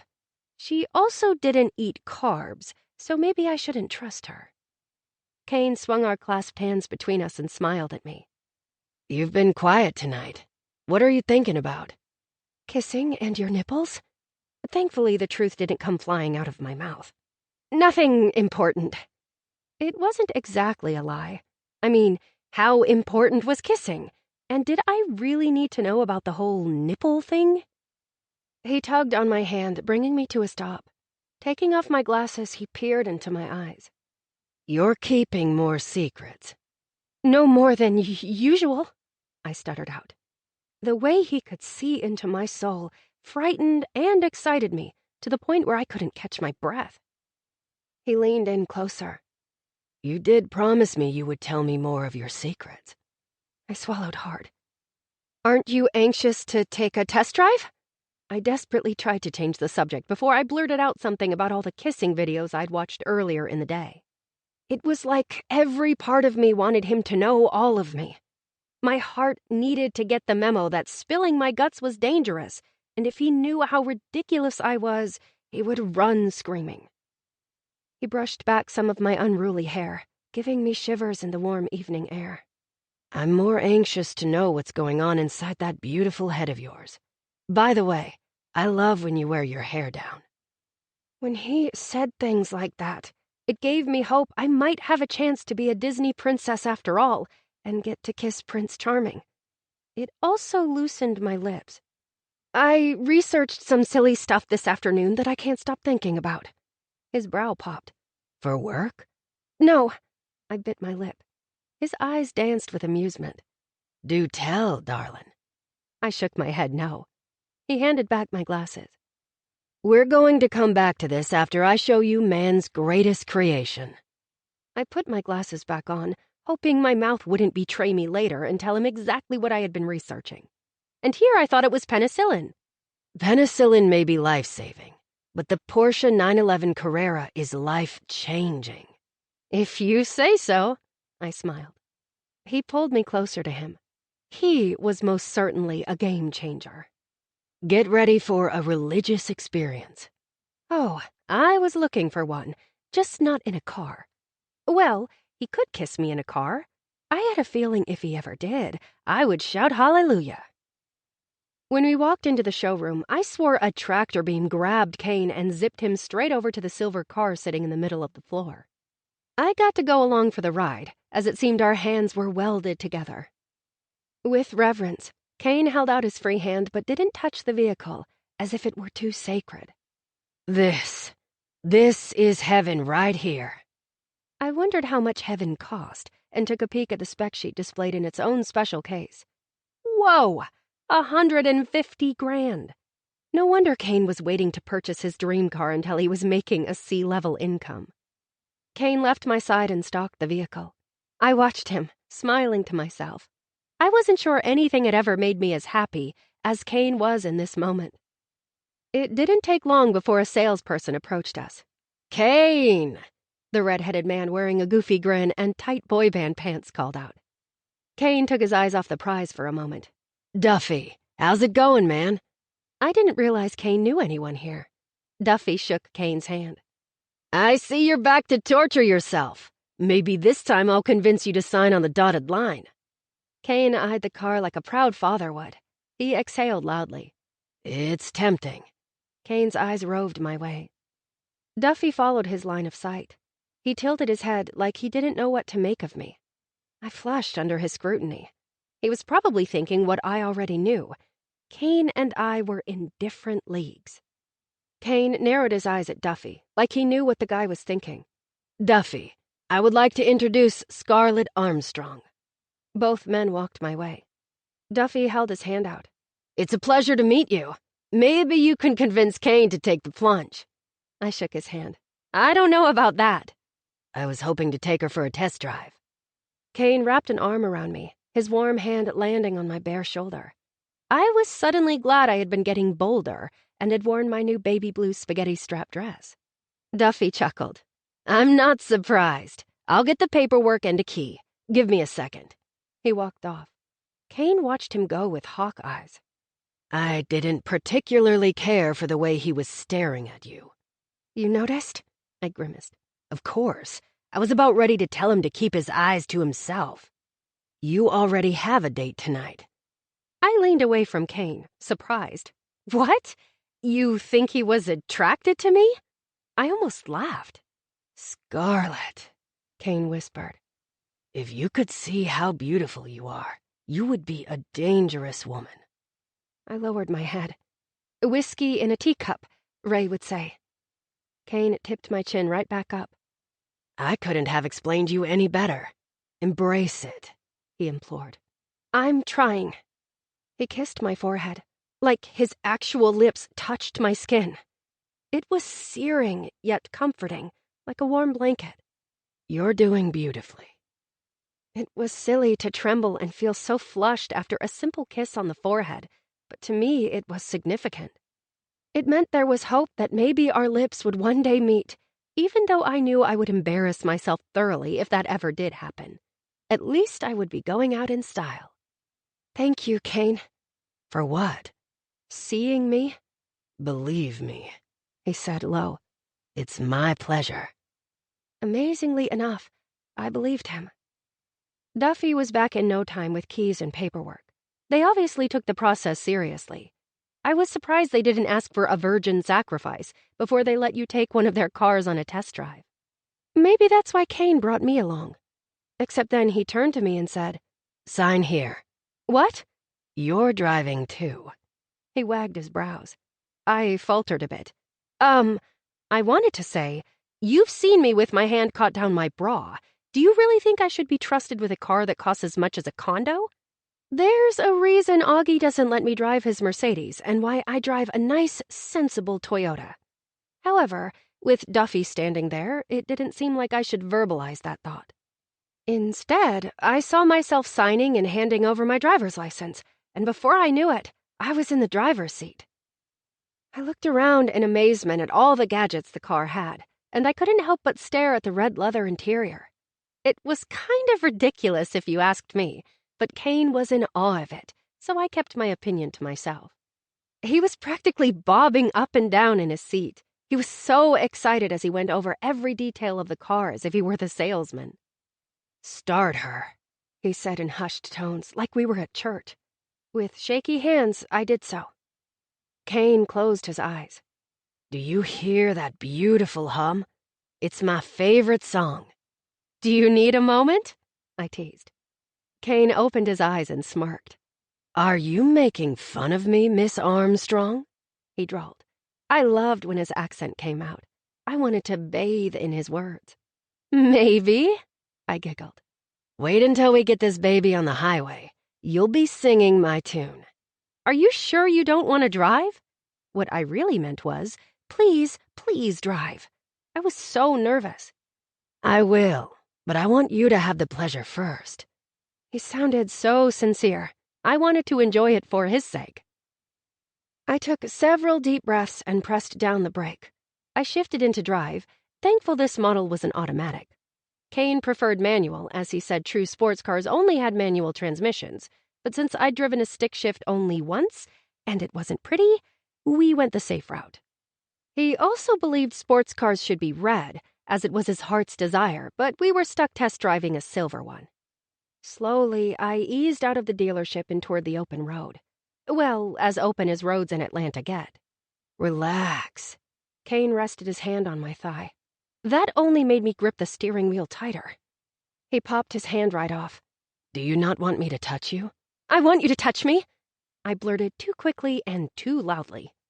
He chuckled and put his hand back. Meanwhile, I sighed at my awkwardness, all while trying not to crash the ridiculously expensive car I was driving, that I could tell wanted to be driven faster. I swore I heard the car screaming at me to set it free. Kane's thumb brushed against the fabric covering my thigh, making my body zing. Why do I still make you so nervous? It's not you, it's me. Well, I like you, so just be yourself and let loose. Letting loose for me was cranking up Enya and reading all night. Exactly how do I do that? Kane didn't laugh or make fun of me. He turned on the radio to a classic rock station, rolled down his window, and instructed me to do the same. My hair went crazy in the wind. Now, relax your arms and lean back. Become one with the car. I settled back in the seat, which seemed to contour to my body perfectly. Take the next exit for the highway. Okay. My voice shook. You got this, Kane assured me, yelling over the sound of the wind. Hopefully. If not, Augie had great insurance. I turned on the blinker and checked my blind spot before moving into the turn lane. There was no turning back now. With trepidation, I eased onto the busy highway and carefully merged, staying with the flow of traffic, which was always insane. The car seemed happy for the additional speed, yet I could tell it craved more. I could relate to the car. There was something inside of me that was desperate to be let free, to test the limits of what I could really do. For a small stretch, there was a break in the traffic. Here's your chance, Kane yelled. Speed up. For a second, I hesitated, but I was tired of holding myself back for fear I would do something stupid. Or worse, that I would be seen. But somebody had seen me, and though that scared me, I wanted it more than anything. With that, I stepped on the gas and the car said, "Finally." A surge of excitement went through me as the speedometer ticked up. "Yes!" Kane shouted. Something took over, and I weaved in and out of traffic like a pro. The car demanded not to be behind anyone. Perhaps my dreams should demand the same. I'd never felt so powerful and in control as I was in this moment when I was one with the car. Sadly, Atlanta traffic had its say and came to a standstill. More than likely, there was an accident up ahead.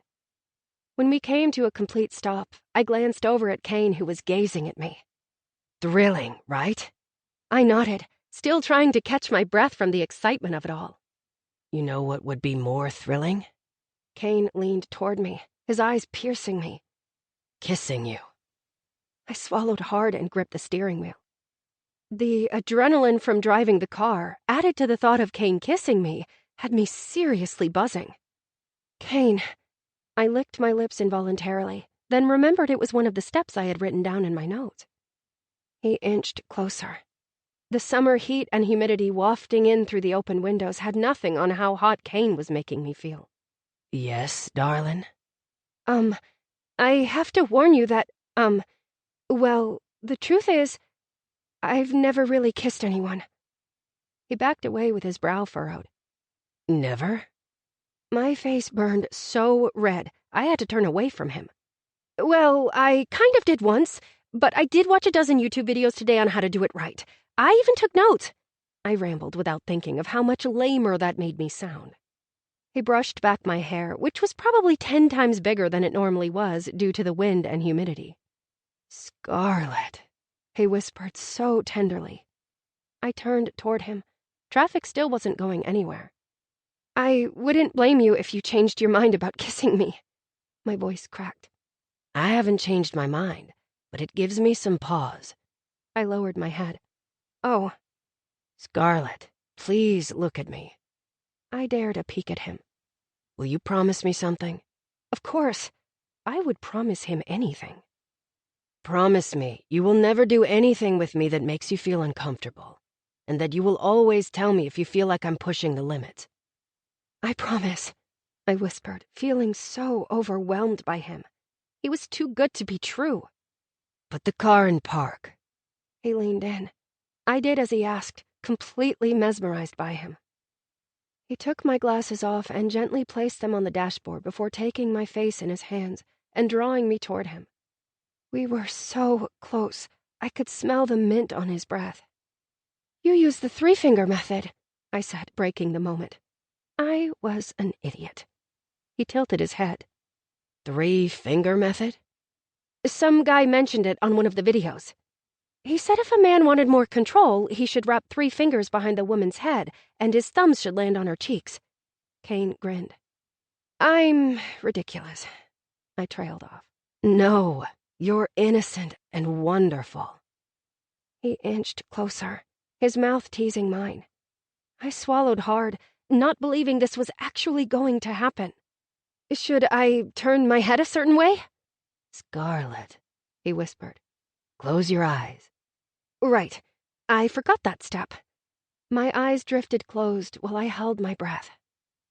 I felt Kane's warm lips first on my brow, then my nose. He kissed each cheek and lingered there, his hot breath making me shiver. He tilted my head gently to the left before kissing the corner of my mouth.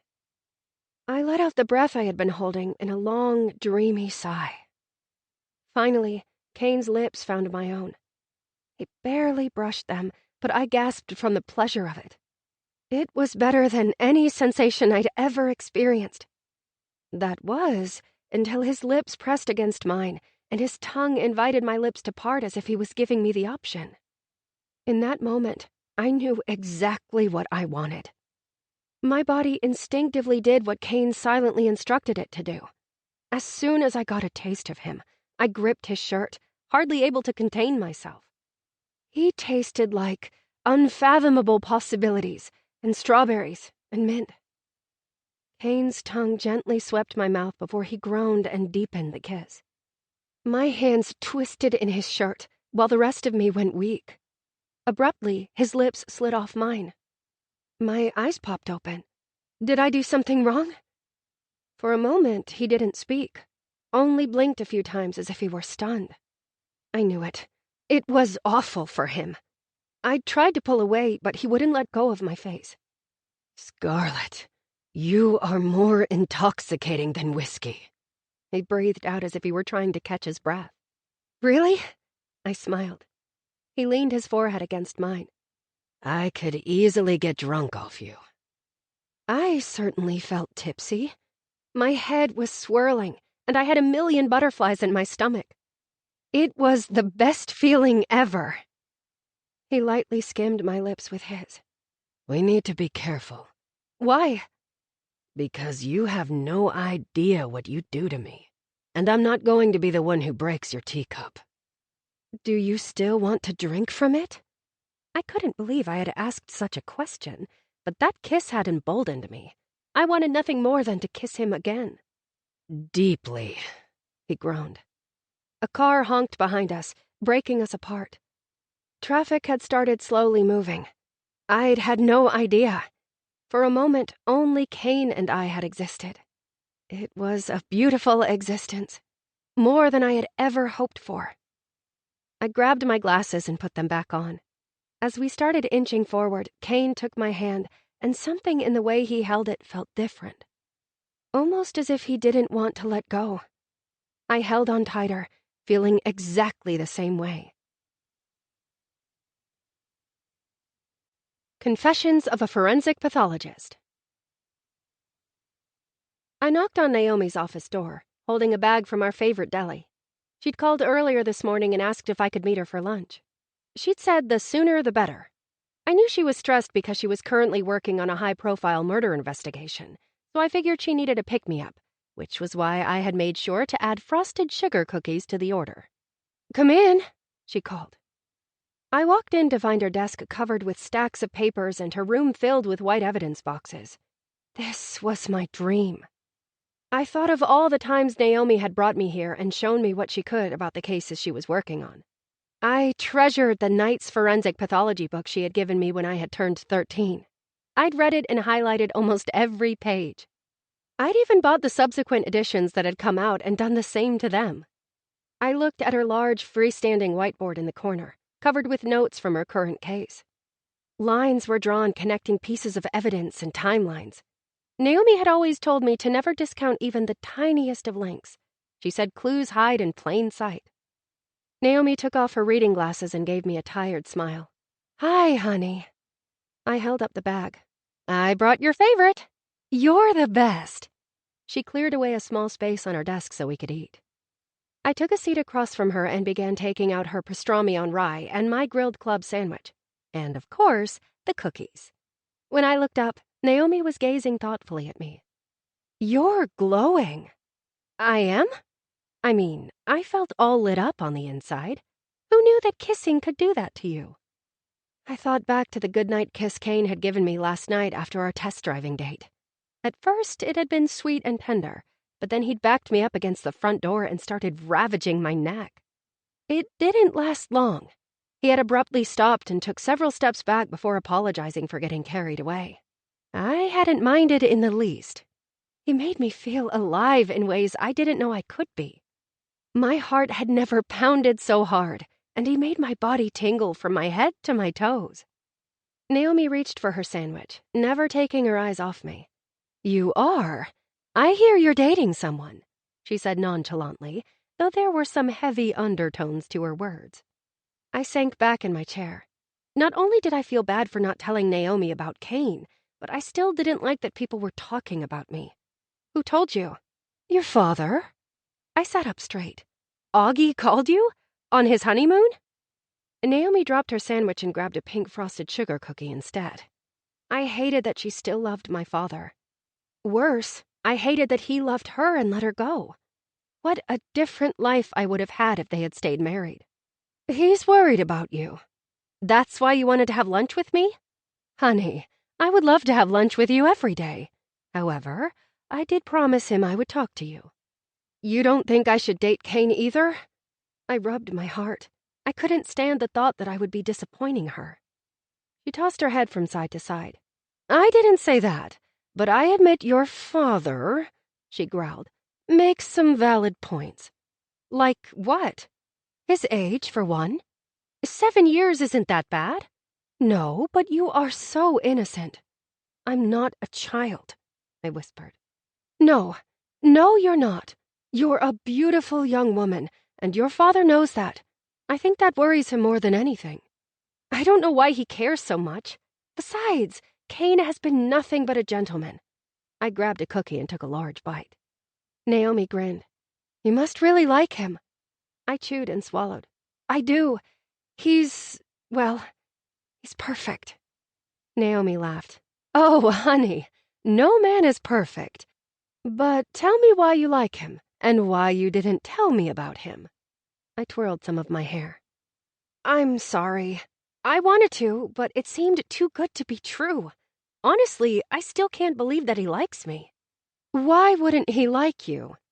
Don't tell me you didn't look him up and research him. She flashed me a guilty smile. He's very handsome and accomplished. Definitely not my type. Though, honestly, I don't have a type unless you count the host of Confessions of a Forensic Pathologist, the cute, nerdy type.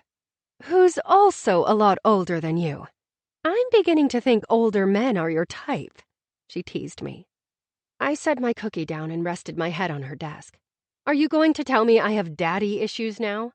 No, I was going to say there's a change in you. A good one. I see it in your eyes and the way you carry yourself. My head popped up. Kane is helping me see myself, think about myself. I like him already. You would like him. He's intelligent and driven, but a lot of fun. He knows all the best places in Atlanta. Naomi reached across the desk, and I gave her my hand. I'm glad you're having a good summer. With that said, your father wants to make sure you're using birth control. I choked on my own spit and began to cough violently. Naomi jumped up, flew around her desk, and began to pat my back. Are you okay? I got my coughing fit under control and took a deep breath in and out. I couldn't believe Augie thought I was having sex.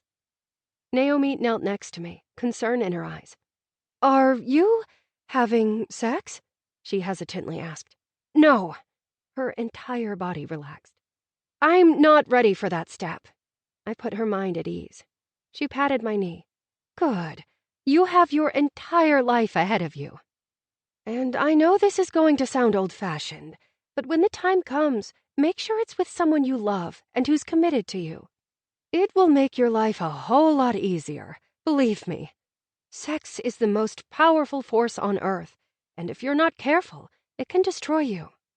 That was quite the statement.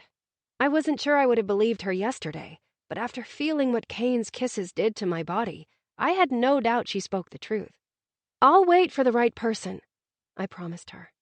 Honestly, I couldn't imagine sharing my body like that with anyone right now, not even Kane. I needed to be all the way comfortable with me. Besides, I have goals too. And honestly, I hadn't ever been sure sex was in the cards for me, seeing as I had little to no experience with men. And maybe I was old-fashioned too, because I'd always thought if it ever did happen, it would be with the person I was meant to marry. Your father will be happy to hear that. She stood. Do you really need to tell him that? I was annoyed and admittedly embarrassed that Augie thought Kane and I were sleeping together. Sure, Kane was probably a professional at it. I mean, not a paid professional because that would be illegal, but you know what I mean. Naomi thought for a moment. You're right. It's none of your father's business, though I've never heard him so worried about you. The fact that he called me says it all. They hadn't spoken in years. I think the last time they'd seen each other was at my high school graduation. I don't understand why he's decided to take an interest in me all of a sudden. She squeezed my hand. Honey, can't you see how afraid he is of losing you to another man? It's been a few dates. I don't think Kane is thinking long-term. Though that did sound amazing. That may be, but your father knows eventually there will be a man who will think exactly that. Augustus, for all his failings, can't stand the thought of losing you. If only that were true. My eyes pricked with tears. How can you defend him after the way he treated you? Same reason you're interning for him and plan to specialize in the wrong field of pathology. I wiped at a few tears that had escaped my eyes. Why do we love him? She wrapped her arms around me. Because, honey, once in a while we get glimpses of who he really is, and it's incredible. She spoke so reverently.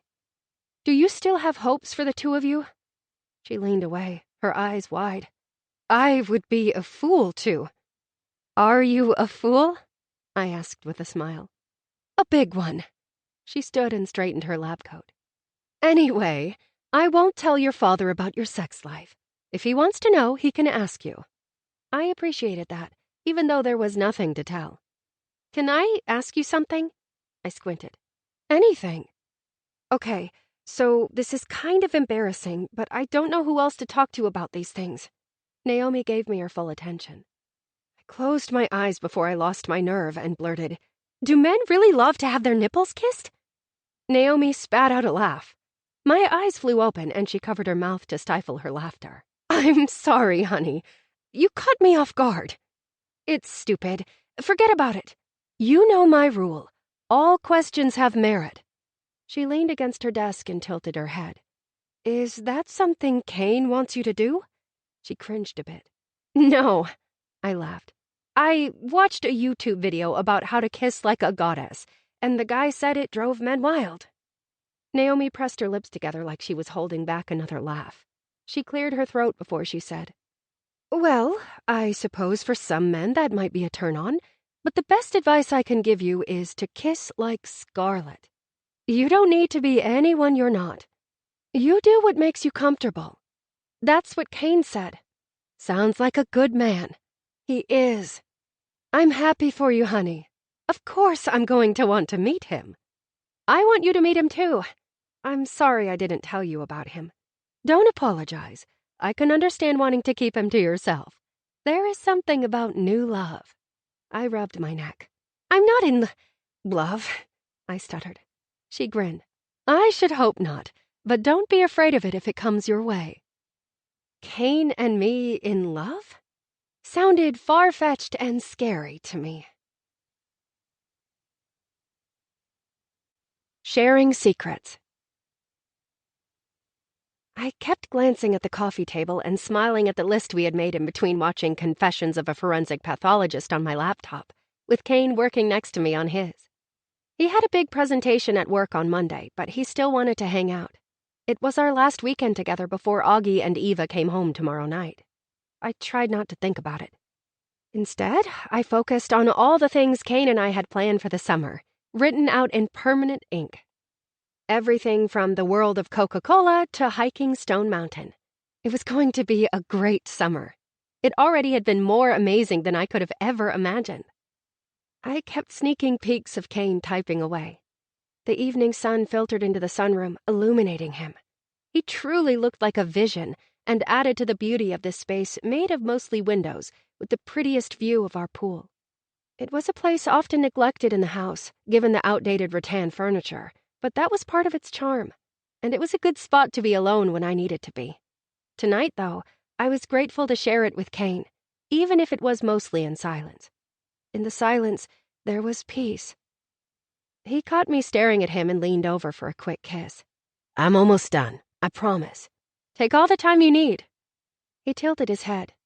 Thank you for being so understanding. Why wouldn't I be? He tugged on some of my curls. This is why I like you so much. Most women I've dated would be throwing a fit by now. Maybe you should date different women, I teased. Sort of.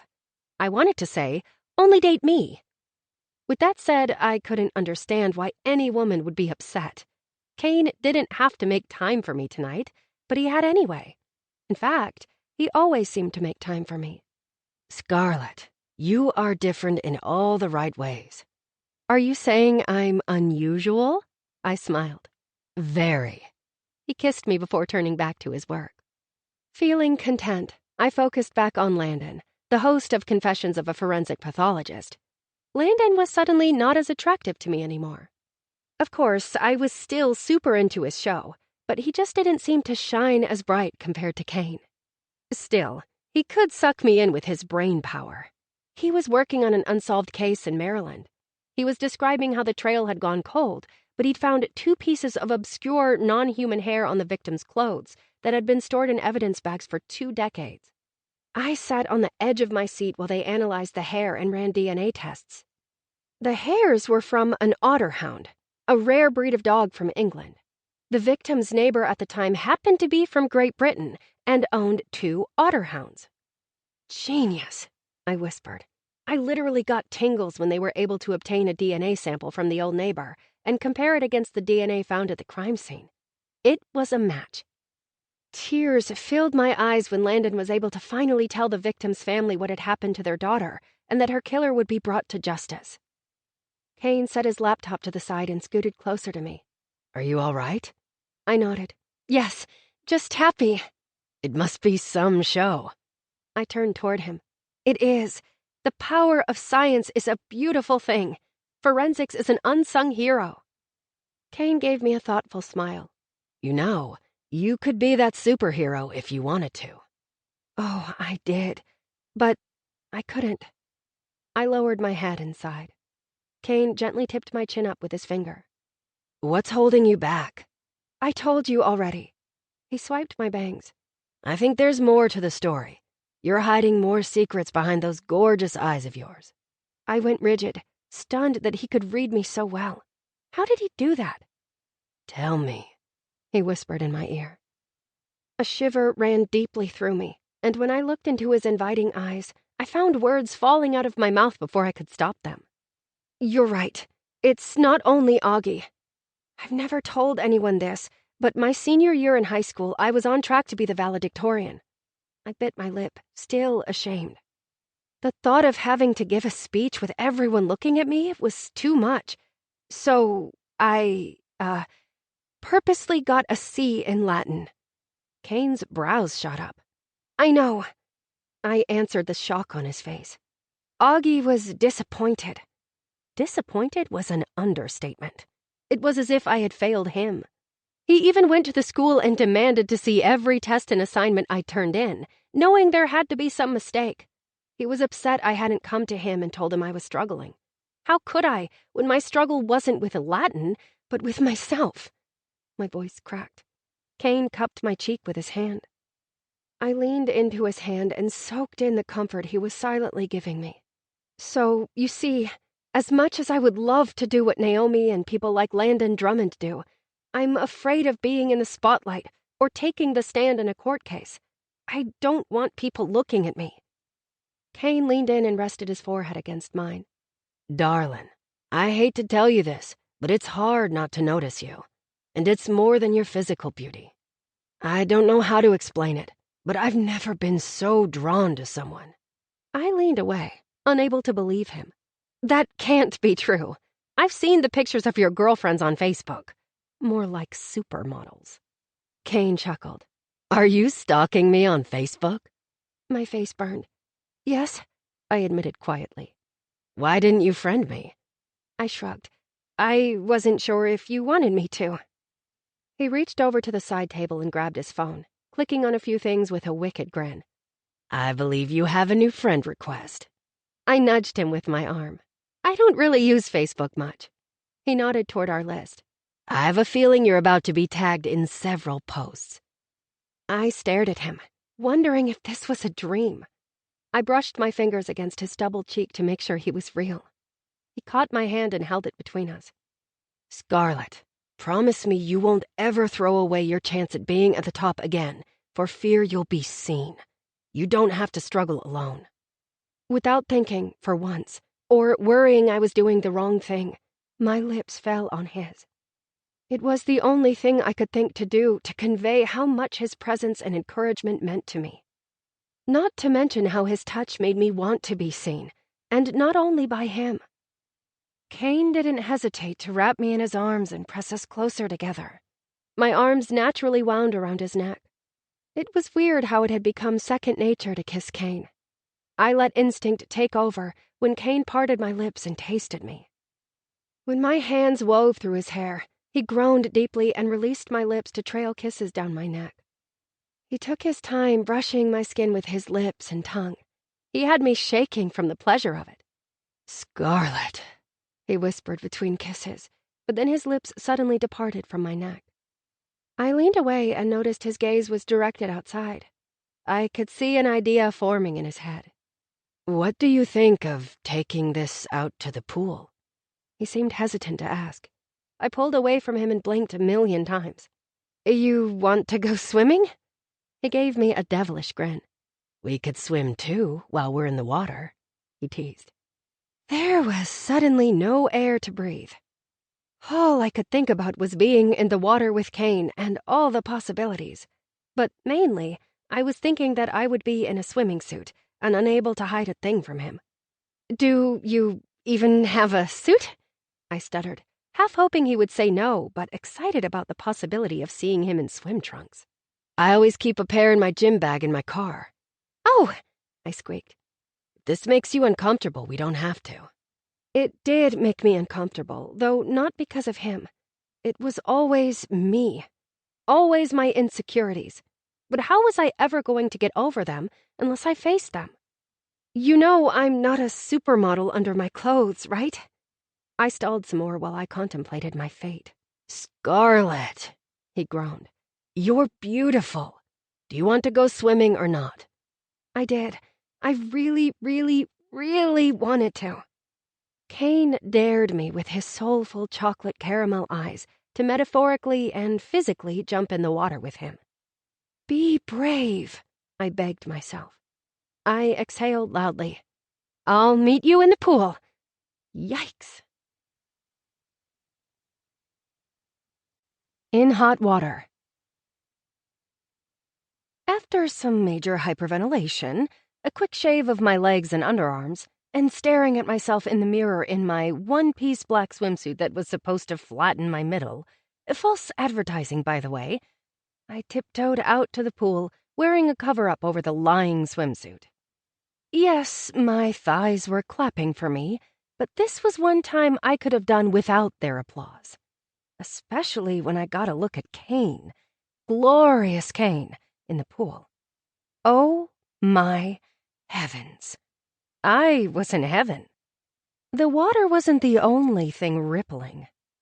His abs had ripples for days, and his tan, wet skin was like a beacon begging me to come into the water.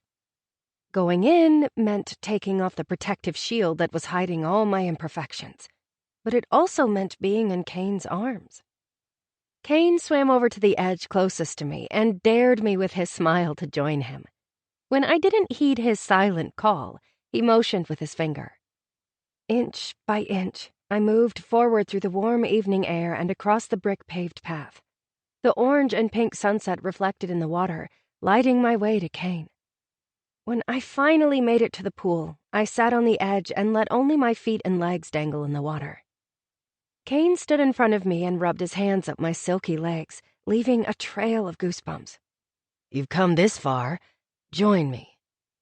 I tucked some tendrils of loose hair behind my ear and closed my eyes before taking off my glasses and painstakingly removing the cover-up. Once it was off, I held it to me like a lifeline.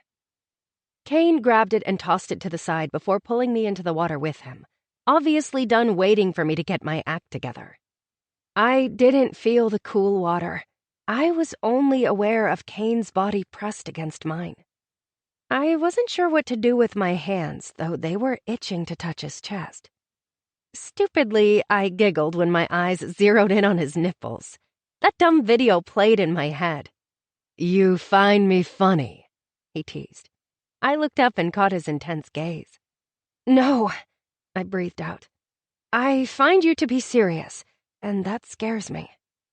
I'm very serious about you, Scarlet. Here's a little secret. That scares me, too. I scare you? Very much. He nuzzled my ear. By the way, you're gorgeous. I braved resting my hands on his taut, smooth chest. It was magical. He was magical. I prayed he didn't disappear. Now, where were we? He let down my hair before backing me up against the edge of the pool. My hands slid up his chest. I was pleased to see his skin rise.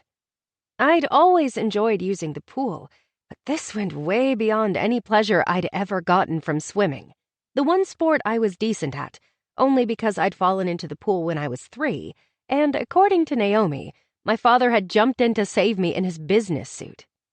From that day forward, I was in swimming lessons for years and years, and I was never allowed to swim alone, not even in high school. Kane was, by far, the best swimming companion I'd ever had. Kane wasted no time finding my lips with his. Wet from the water, his lips glided easily across mine. When he parted my lips, I could taste the salt from the water mixed with cinnamon. His hands found my hair, where they got all tangled up as our tongues danced together. His kisses made me feel so flushed, I felt like we were in a hot tub. Minute upon minute upon minute, he consumed my lips and captured my soul. Like always, he abruptly stopped and pushed himself away from me. We both had to catch our breath.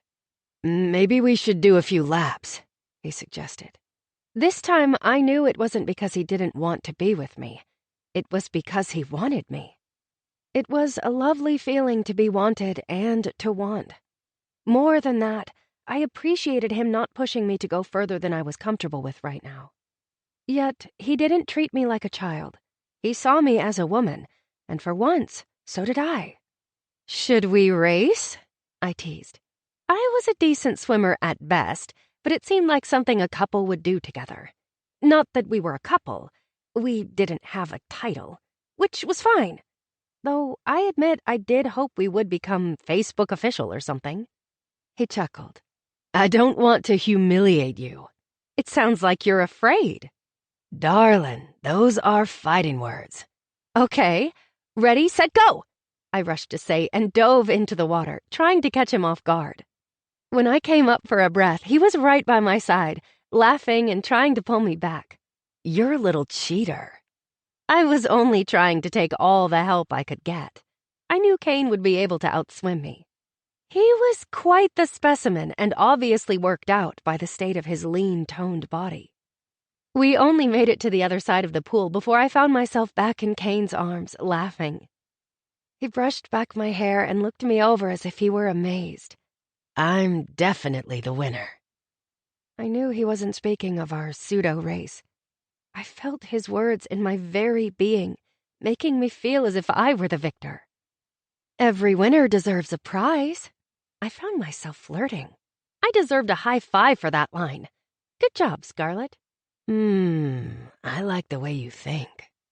He leaned in, his lips hovering so closely, teasing me with beautiful anticipation before they landed on mine. This time, it was me who pressed my body against his and let my hands take their liberties. Of course, just as I was getting comfortable, we had unexpected company, breaking Kane and me apart. Augie cleared his throat so loudly, I thought he might have coughed up a lung. I whipped my head in his direction. Kane took my hand under the water, as if he knew I would need to be steadied. "Augie," I said, out of breath. "What are you doing home already?" Crossed his arms and glared at Kane. Even without my glasses, I felt the heat from his stare and his menacing pose, made even more so by the fact he was in a business suit. "Looks like I arrived in the nick of time," he spat out. "For what?" I questioned. Augie ran a hand through his hair. "Scarlett," he sighed. "I think it's time to say goodbye to Kane." That sounded like a permanent suggestion. "I don't think so." I threw a hand over my mouth. I wasn't used to talking back to my father, but I wasn't a child. Augie spluttered, at a loss for words. I imagined if I could see him up close, his face was probably bright red, ready to explode. Kane looked between my father and me. He sweetly brushed my lips once with his. "I'm going to go. I'll call you later." "But—" He pressed a finger to my lips. "It's okay. This time." Augie gave Kane one more withering glare before saying, "I'll meet you inside, Scarlett." Kane led me to the steps and helped me out of the water. I was so embarrassed by Augie's behavior, I forgot to be embarrassed by my less-than-perfect body. Kane went directly to the towel valet and grabbed 2 fluffy white towels, one for him and one for me. Numbly, I wrapped myself in the towel, not knowing what else to say other than, "I'm so sorry." Kane wrapped a towel around his waist, covering up his Hawaiian swim trunks, which were clinging to his godlike body. His red splotched skin indicated he wasn't happy about the turn of events. "Scarlet, it's not your fault. Your father," he growled, "is right to be worried." "Why?"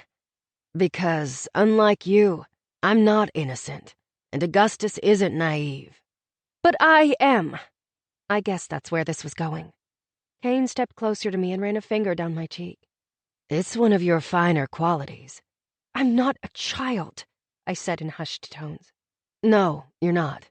You're a beautiful woman, and if you were anyone else, this would be a much different relationship." My eyes widened, thinking of the possibilities. Was he thinking, like, Facebook official? "Don't worry, darling. I have no plans on giving you that option right now." "What option?" He chuckled and kissed my head. "The fact that you have to ask says it all." "Oh!" I eked out, way too high-pitched. How did I miss that? Probably because no one in the history of the world had ever thought of doing, well, you know, with me. Kane grinned. "Oh is right. I think it's time for me to go." He pressed a kiss to my lips. "We will do this again. Soon." I bit my lip. "Promise?" "You have my word." What if I wanted more than his word? "Good night." He turned to walk away. "Kane?" He turned back around. "Does it bother you that I'm not ready for a different relationship yet?" "Do you really have to ask?" He winked and walked off, leaving me feeling like I was floating on air, until I remembered I had to face Augie. I took my time drying off before I put my cover-up back on.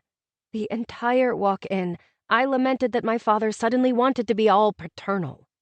It didn't help when I entered the sunroom and could hear Eva scolding Kane. "My honeymoon got cut short because of you!" Her shrill voice echoed through the house that was only halfway furnished now.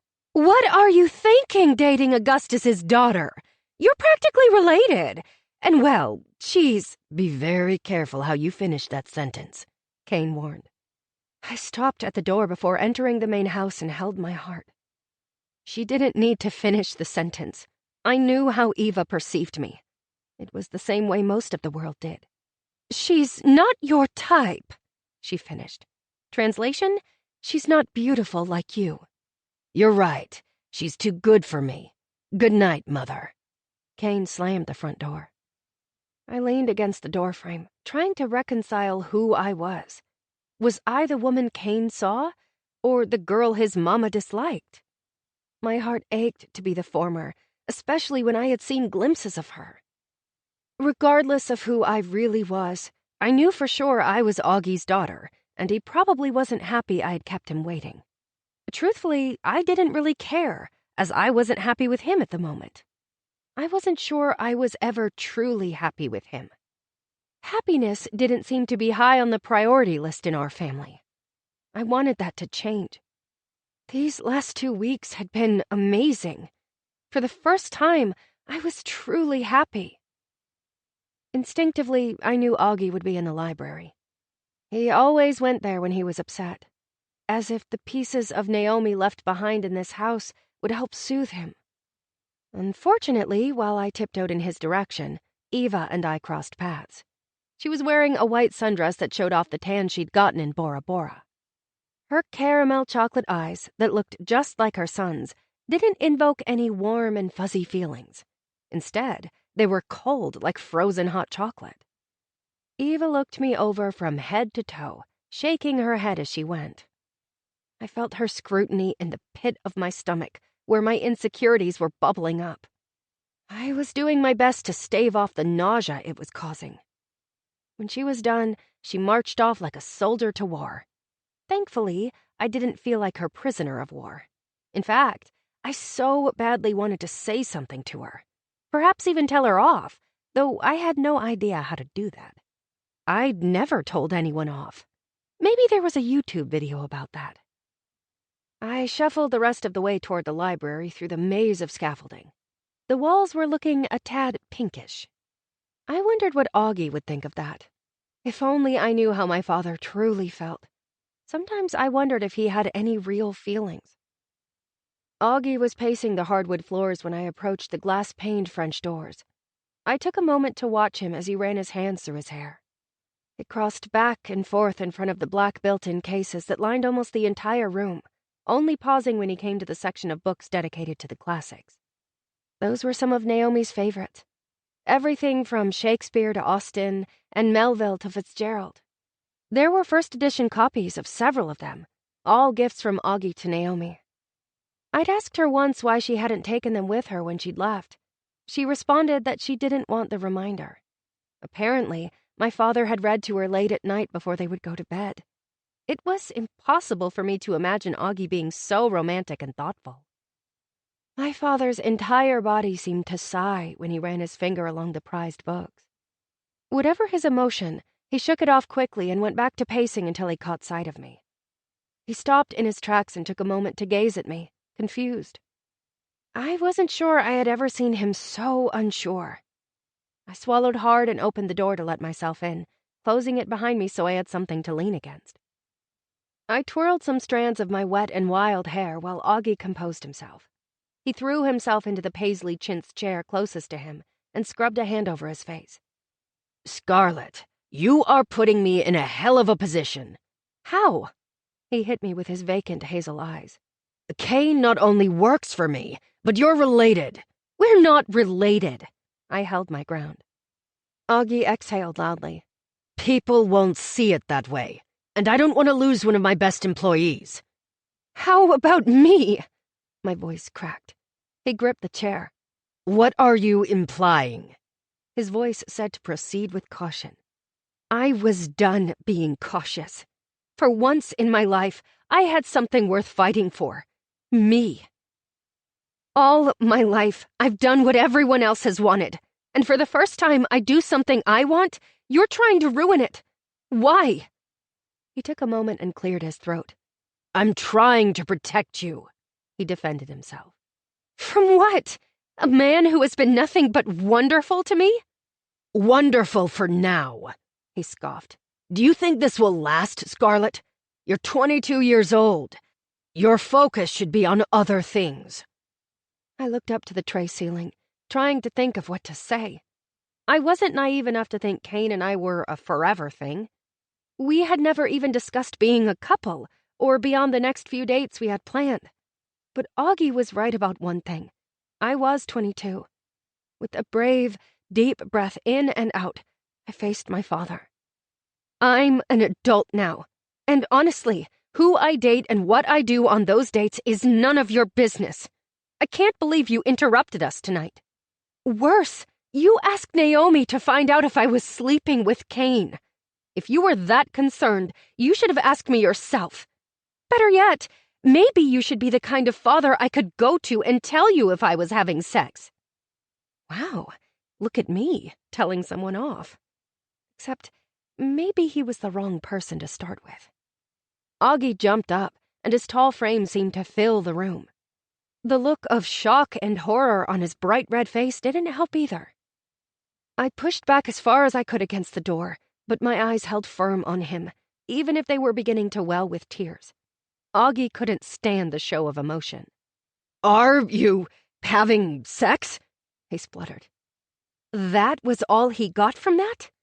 I rolled my eyes and sighed. I'm going to my room. I turned to leave. Scarlet, he breathed out. I gripped the doorknob, not facing him. The tears I had been holding back began to fall. What? I whispered. Don't throw your life away for a man who will eventually leave and hurt you. Are you speaking about yourself? I threw open the door and ran out before he had time to respond. I ran across the house, through the kitchen, and up to my room. The entire way there, it was as if my life flashed before me. It struck me that maybe I was throwing my life away for the wrong man. Augie. Why give him my dreams when I knew in my heart he would be the one to hurt me the most. My girl. 5 weeks. How was that possible? Kane and I had been dating for 5 whole weeks, and we had crossed 5 items off our list. World of Coca-Cola, indoor go-kart racing, the History Center, the Art Museum, and a tasting tour at a local Tuscan winery. Kane was quite the wine connoisseur. Tonight we were doing something not on our list that Augie had been adamant I attend. He'd never cared if I came to Armstrong Labs' corporate sponsor night at the Braves game before. I'd almost declined, but Kane thought it was important that we go. He said it was like our coming out party. Not that everyone at the office didn't already know we were dating, but we had been careful not to advertise it while at work. No need to poke the bear, as Kane would say. The bear was my father, who had been acting odd ever since he'd returned from his honeymoon. He was driving me to work most days now, and we would sit in awkward silence for the 20-minute drive. Once in a while, he would say something like, "Did you get your med school application turned in on time?" I would give one-word responses like, "Yes," before going back to staring out the window. I think Augie figured if I was with him, I couldn't be having sex. Maybe I should have put him out of his misery and told him I wasn't sleeping with Kane, but honestly, it wasn't any of his business. And I figured if we had a real relationship, he would already know the answer to that question, or it would be something I wanted to talk to him about. I mean, he was my father, but I needed a dad. There was a distinction. I needed someone who wanted to work on our relationship in truly meaningful ways that would have me spilling my guts to him. Did Augie know how badly I wanted that kind of relationship? Did he want that? If so, he needed to do more than drive me to work. Apparently, he wasn't too pleased with Naomi either for keeping my secrets. If only he knew the secrets I kept. Secrets like how I was seriously contemplating forensic pathology and how I thought I was falling in love with Kane. Possibly. It was hard to be sure, considering I had no experience. Was there a timeline that dictated when that should happen? I wasn't even sure what we were. We didn't have a label. What I did know was that I'd never felt like this before about any other human. And whatever it was, I wanted to keep it. I should talk to Naomi about this. I knew she would want me to. And unlike my father, I did want to spill my guts to her. Regardless of my relationship with Augie, I still found myself sitting between him and Kane at the ballpark that night. It was odd, as Augie should have been in the suite Armstrong Labs had reserved for all the executives and their families. But Kane had said the only way to watch a game was from behind home plate, out where you could breathe in the smell of grass and hear the crack of the bat hitting the ball. Kane obviously loved baseball. Really, there wasn't much Kane didn't love. He had this incredible zest for life.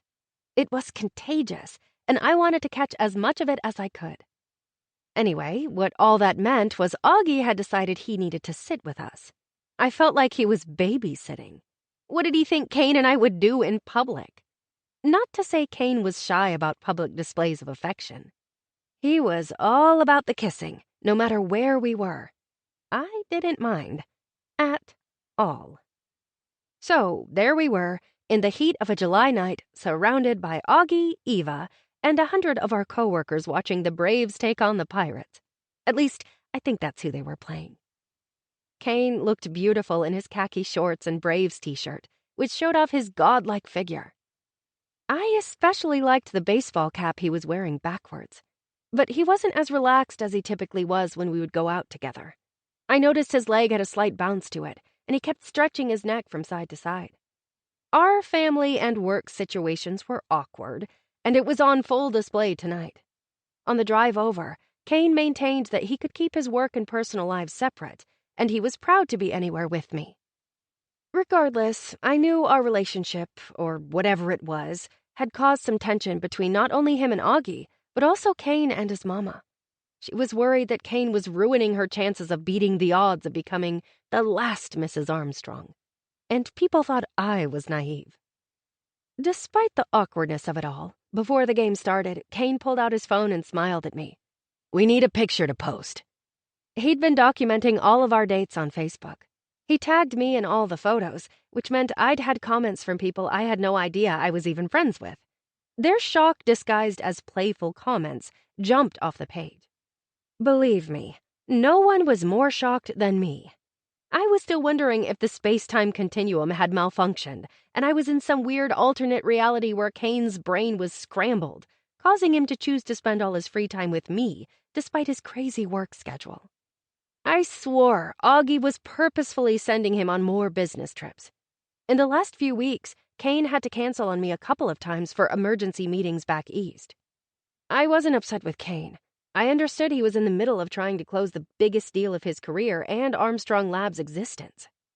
I was frustrated that Augie kept sending Kane to in-person meetings for something that probably could have been dealt with during a conference call. I knew the drill by now. I took off my glasses to prevent any glare and leaned into him. Kane held out his phone in front of us and snapped a couple of shots. Then he pointed to his cheek. Lay one on me right here. I knew what that meant now. Thankfully, Mindy had clued me in before I embarrassed myself even more around Kane. Mindy and her date Reese happened to be sitting behind us. In fact, most of my step-siblings were here, scattered nearby with their dates. Good times. I tried not to concentrate on all the weirdness. Instead, I focused on how happy I was to oblige Kane. My lips landed on a stubbled cheek as he captured the moment on his phone's camera. While Mindy oohed and awed about it, Augie cleared his throat. He did that a lot when Kane and I were together in his presence. Kane ignored him and made his post. I read the caption as he typed. Nothing better than being at a ball game with my girl. My girl? Did he really mean that? He caught me reading his caption and smiled at me. Is that okay? I nodded, speechless. It was more than okay. It was perfection. The only thing I could think to do was kiss him. Chastely, of course, given our audience. I pressed my lips against his for a stirring moment. No lips parting, just a, please feel how much you mean to me. I think he did, as he pressed harder and didn't seem to want to move. I'm not sure he would have, except Mindy said way too loudly, "Knock it off already! Some of us came here to watch the game." We broke apart even though Kane looked entirely put out by it. I was too, but couldn't be upset. Kane had just declared I was his, and it was incomprehensibly exhilarating.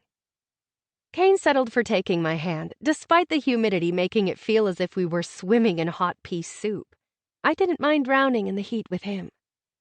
Our little display of affection didn't go unnoticed by Augie. He glared at Kane's and my clasped hands as if profits had plummeted at Armstrong Labs. Did you know the Braves' nickname is the Bravos? Augie said out of the blue. I squinted to make sure it was my father sitting next to me. Augie never threw out random facts. Augie tugged at a starched collar. The CEO couldn't even dress down for a game out in the blazing heat. To be fair, he thought he would be in a suite. I didn't know that, I replied into the uncomfortable atmosphere. Everyone was surprised by his odd behavior. However, Lady Deathstrike, aka Eva, laughed and swatted his arm. Her makeup was melting off her face, showing that she did indeed have wrinkles. She, too, had thought she'd be in an air-conditioned suite. But she was glued to Augie like a fly to flypaper, always touching him and looking at him adoringly. I could understand the need to be close to the person you loved, or thought you were falling in love with. There was something wonderful about each touch. But sadly, I noticed that it was never my father who initiated the affection. He didn't shun it, but it almost seemed mechanical for him, almost as if he were afraid to put any real emotion into it. Sometimes I wondered what he would do if I hugged him or tried to hold his hand. I wasn't brave enough to try. While Eva played doting wife, Kane played peacemaker.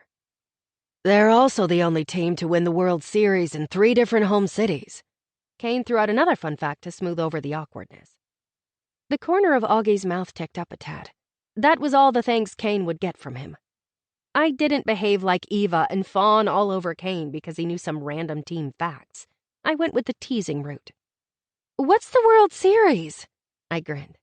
For a second, Kane thought I was serious, and his mouth began to fall open. I think he was a bit worried I was way too oblivious. Then he narrowed his eyes at me, reading through my feigned innocence. Augie, on the other hand, began to answer me. It's the annual championship. He was as serious as could be. I had to press my lips together before I laughed. I may not know much about sports, but I wasn't that clueless. Kane squeezed my hand while I turned toward Augie. Thank you. Augie nodded as if he'd done a good deed. Kane whispered in my ear. This is why I like you. Like? It didn't sound as wonderful as it once had. Not because I didn't believe him or feel honored that he liked me. It was just that I found myself wanting more. I wasn't sure I was truly falling in love, but whatever I felt was more than like. I couldn't quite explain it, but I felt connected to Kane in a way I'd never felt before. And because of that connection, I felt more connected to myself, if that made sense. Still, I couldn't say any of that, especially in front of everyone. Instead, I smiled and leaned my head on his shoulder. He kissed my head, and I took comfort in his touch. The game started, and I got lost in my head trying to remind myself that we hadn't known each other that long, and I was being silly wishing for more. I only wished I knew all the rules. Kane shook me out of my thoughts with his enthusiasm for the game. He jumped up several times, and when I didn't follow, he started pulling me up with him.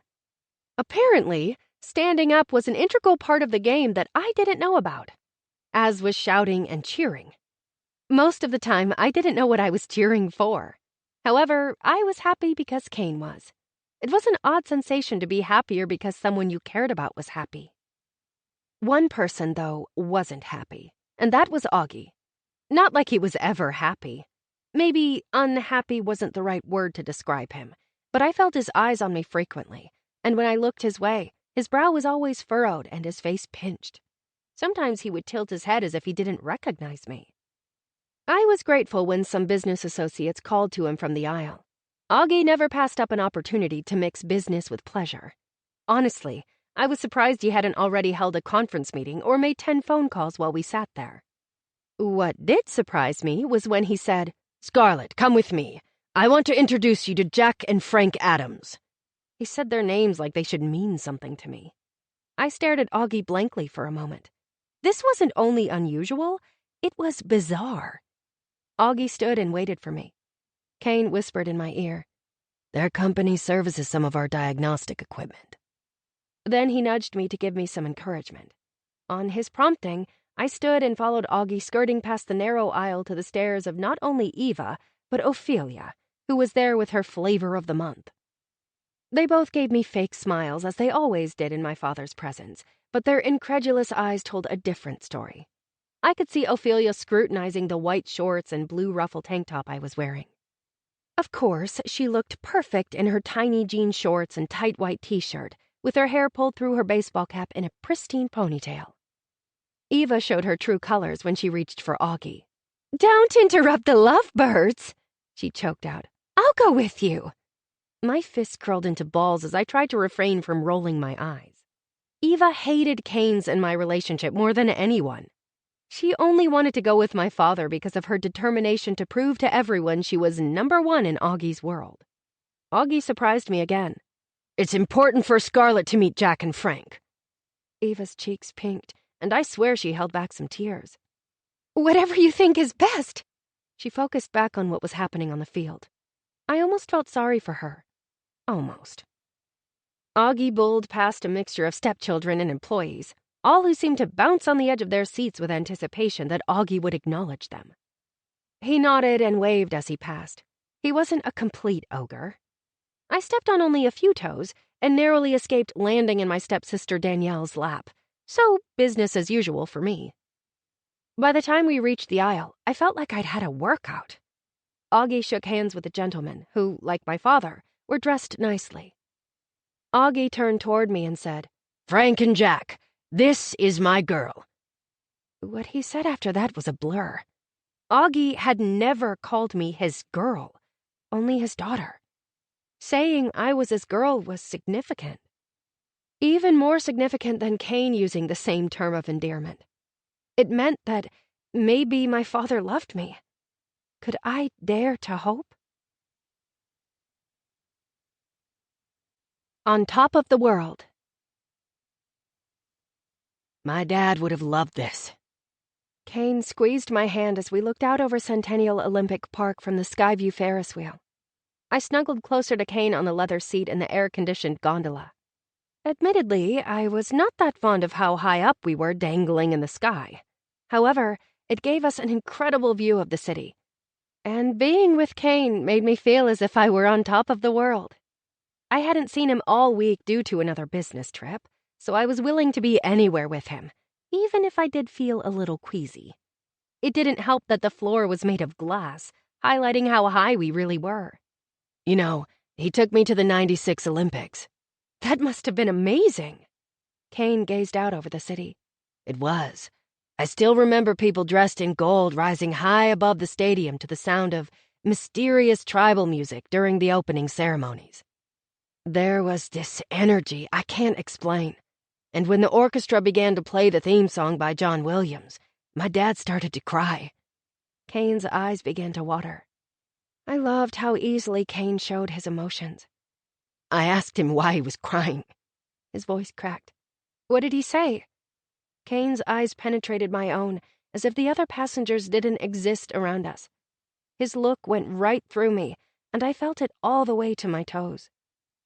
He said, "Kane, this is sacred ground now. Dreams are being realized as we speak. To witness someone's dreams come true is an honor." That's beautiful, I whispered. Then he told me he would do whatever he could to make sure my dreams come true.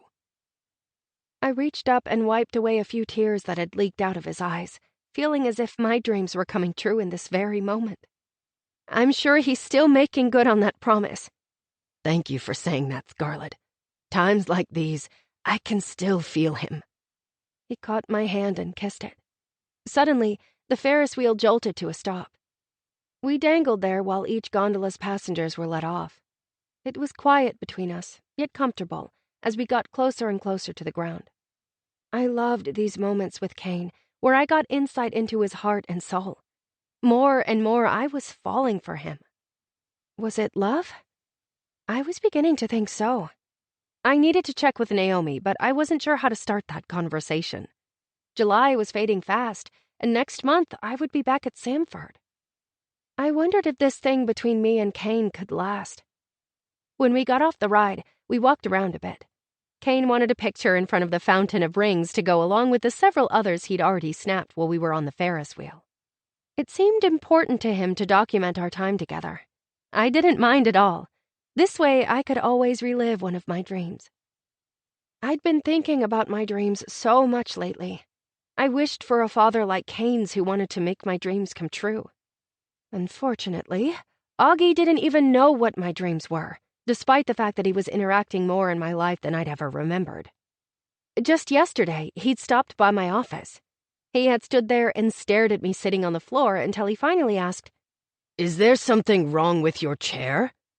When I told him no, he had nodded and walked off. This may not seem like a significant thing, but he'd never come to my office before, and the fact he cared about how comfortable my chair was, sadly, said something. The real question I had been pondering lately was whether I was brave enough to make my own dreams come true. I strung my arm through Kane's. Being with him this summer felt courageous. I'd been brave enough to believe someone like Kane would want to be with me. I'd been brave enough to be myself around him. Most importantly, I had started to take the leap of faith and explore who I was and what I wanted. Kane pulled me closer as we walked through the crowded plaza toward the fountain. As we approached, I saw a scene that was filled with such happiness. Children and adults running through the fountain, laughing and squealing. Kane and I took a seat on one of the concrete steps to watch for a moment. He snapped a few pictures and a couple of selfies of us with the fountain as our backdrop. "This is a good one." He showed me a picture of our heads together, water shooting up behind us. I stared at it for a moment. We looked like a couple, like we belonged together. It was weird. I hardly recognized my tanned face. I liked the woman staring back at me. It's perfect. Kane kissed my lips. You're perfect. I bit my lip. Not even close. I beg to differ. My opinion is completely unbiased. Uh-huh. I wasn't buying a word of it, but reveled in it just the same. He pressed his lips to mine before whispering against them. Sweet perfection. When he pulled away, he had a mischievous glint in his rich caramel chocolate eyes that made me hunger in ways I didn't know were possible. To prove my unbiased opinion, I think you're going to have to run through the fountain with me. I leaned away, wary of his plan. What? We'll get all wet and we have dinner reservations. Scarlet. He swept the hair off my shoulder. What would you think of going to my place for dinner? I blinked and blinked, my brain short-circuiting. I'd never been to his place. He'd never even offered before this. I'm tired of the prying eyes, and after being gone all week, I just want to be alone with you. But if it makes you feel uncomfortable, he added when I didn't answer, more like couldn't. I was still trying to process. Augie and Eva were getting ridiculous whenever we were at my house. They seemed to hover wherever we were, whether in the pool swimming or the theater room watching a movie. And then there was the matter of Kane traveling more, most likely because my father arranged it. It doesn't, I stuttered. He tilted his head. Are you sure? I'm sure, but this is like a big step for us, right? He chuckled. Scarlet, you are a breath of fresh air. More like I was an idiot. Why did I ask that? My cheeks began to burn. He rested his hand on my hot cheek. Don't be embarrassed. This is a big step. One I want to take with you, but only if you want to. I do, but I'm not ready to... He pressed a finger to my lips. I told you. I won't be the one to break your teacup. Like ever? I blurted. I mean, what if we... Oh my gosh. I was about to use the mother of all big M words. Marriage. What was I thinking? He grinned. What if we what? I closed my eyes. Nothing. Say it, Scarlet. He dared me. I'm good, I eked out. Please, open your eyes. Why do you still get so shy around me? He asked tenderly. I popped one eye open. He patiently waited for me to open both eyes. With a loud exhale, I opened my eyes to find him wearing a soft expression that invited me to speak what was in my heart. I'm so new at this, and I don't want to make assumptions or say the wrong thing, though I do anyway. But sometimes I wonder if this will ever be more. And if you and I will ever, well, you know. I think I do know.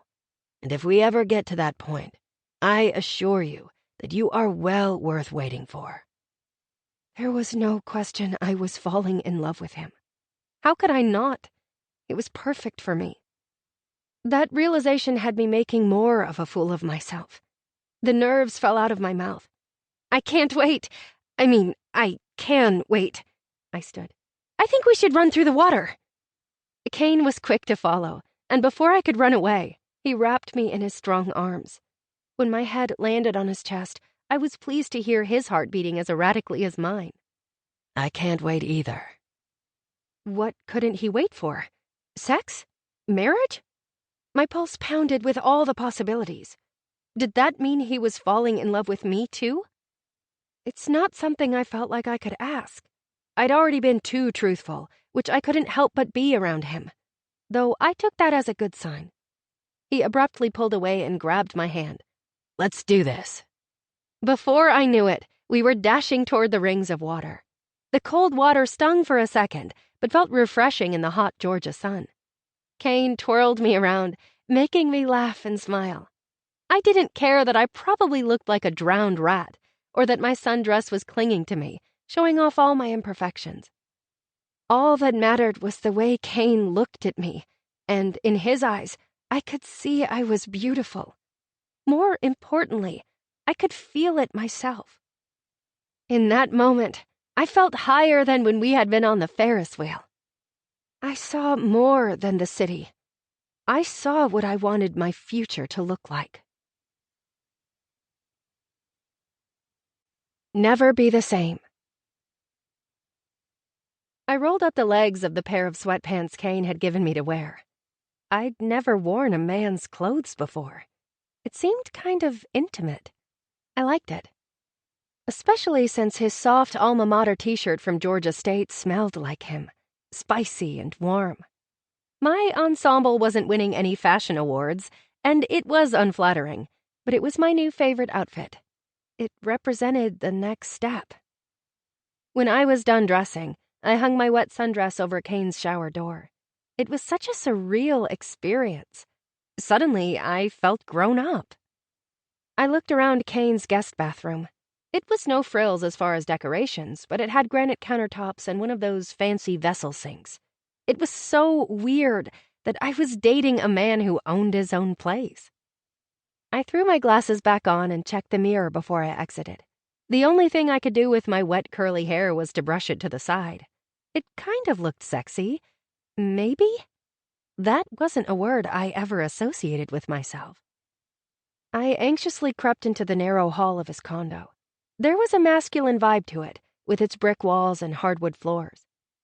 I tiptoed down the hall toward his living room and the music drifting throughout his place. I wasn't sure who the artist was, but his voice was mellow and romantic.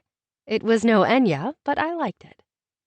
Kane was sitting on his leather couch talking on the phone, ordering the Chinese food we'd agreed upon during the car ride over. When he saw me, he dropped his phone and fumbled to recover it, as if he were nervous. Totally something I would do, but it was out of character for him. I smiled at him, and once he had recovered his phone, he patted the seat next to him. Zooming his way, I landed next to him while he finished ordering. As soon as he finished the call, he tossed his phone to the side, pulled me onto his lap, and ran his fingers through my wet hair. Scarlett, you may be the death of me. I tilted my head. Why? He groaned before kissing me. Because you're too damn sexy for my own good and yours. You really think I'm sexy? He wrapped his arms around me, and I snuggled against his chest. Darling. He inhaled and exhaled deeply. You take my breath away. I knew the feeling. He lightly ran his fingers down my arm, leaving a trail of goosebumps. What do you want to do? What do you usually do when you bring a woman home? I asked naively. He cleared his throat. Well... Oh, we play chess, he teased, trying to smooth over the awkward moment. I lifted my head to find him grinning. Do you play chess a lot? Wow, was I getting bold? But I felt that it was kind of an important thing to know. His smile faded into a thoughtful look. Not as much as you probably think, and never since we started dating. And I bit my lip. You're still okay with that, right? He rested his forehead against mine. I meant what I said. You are well worth the wait. Oh, so he had meant sex, not marriage? Don't ask that, Scarlett. Thank you. For what? Not being a Neanderthal? You know, contrary to popular belief, men don't think about sex 24/7. It's more like 22/7. He laughed. I rested my hands on his stubbled cheeks. Thank you for letting me be me. That's easy and selfish on my part. I happen to like who you are very much. There was the like word again. Not that I expected him to profess his love for me, but it would have been nice. It made me question if I was really in love.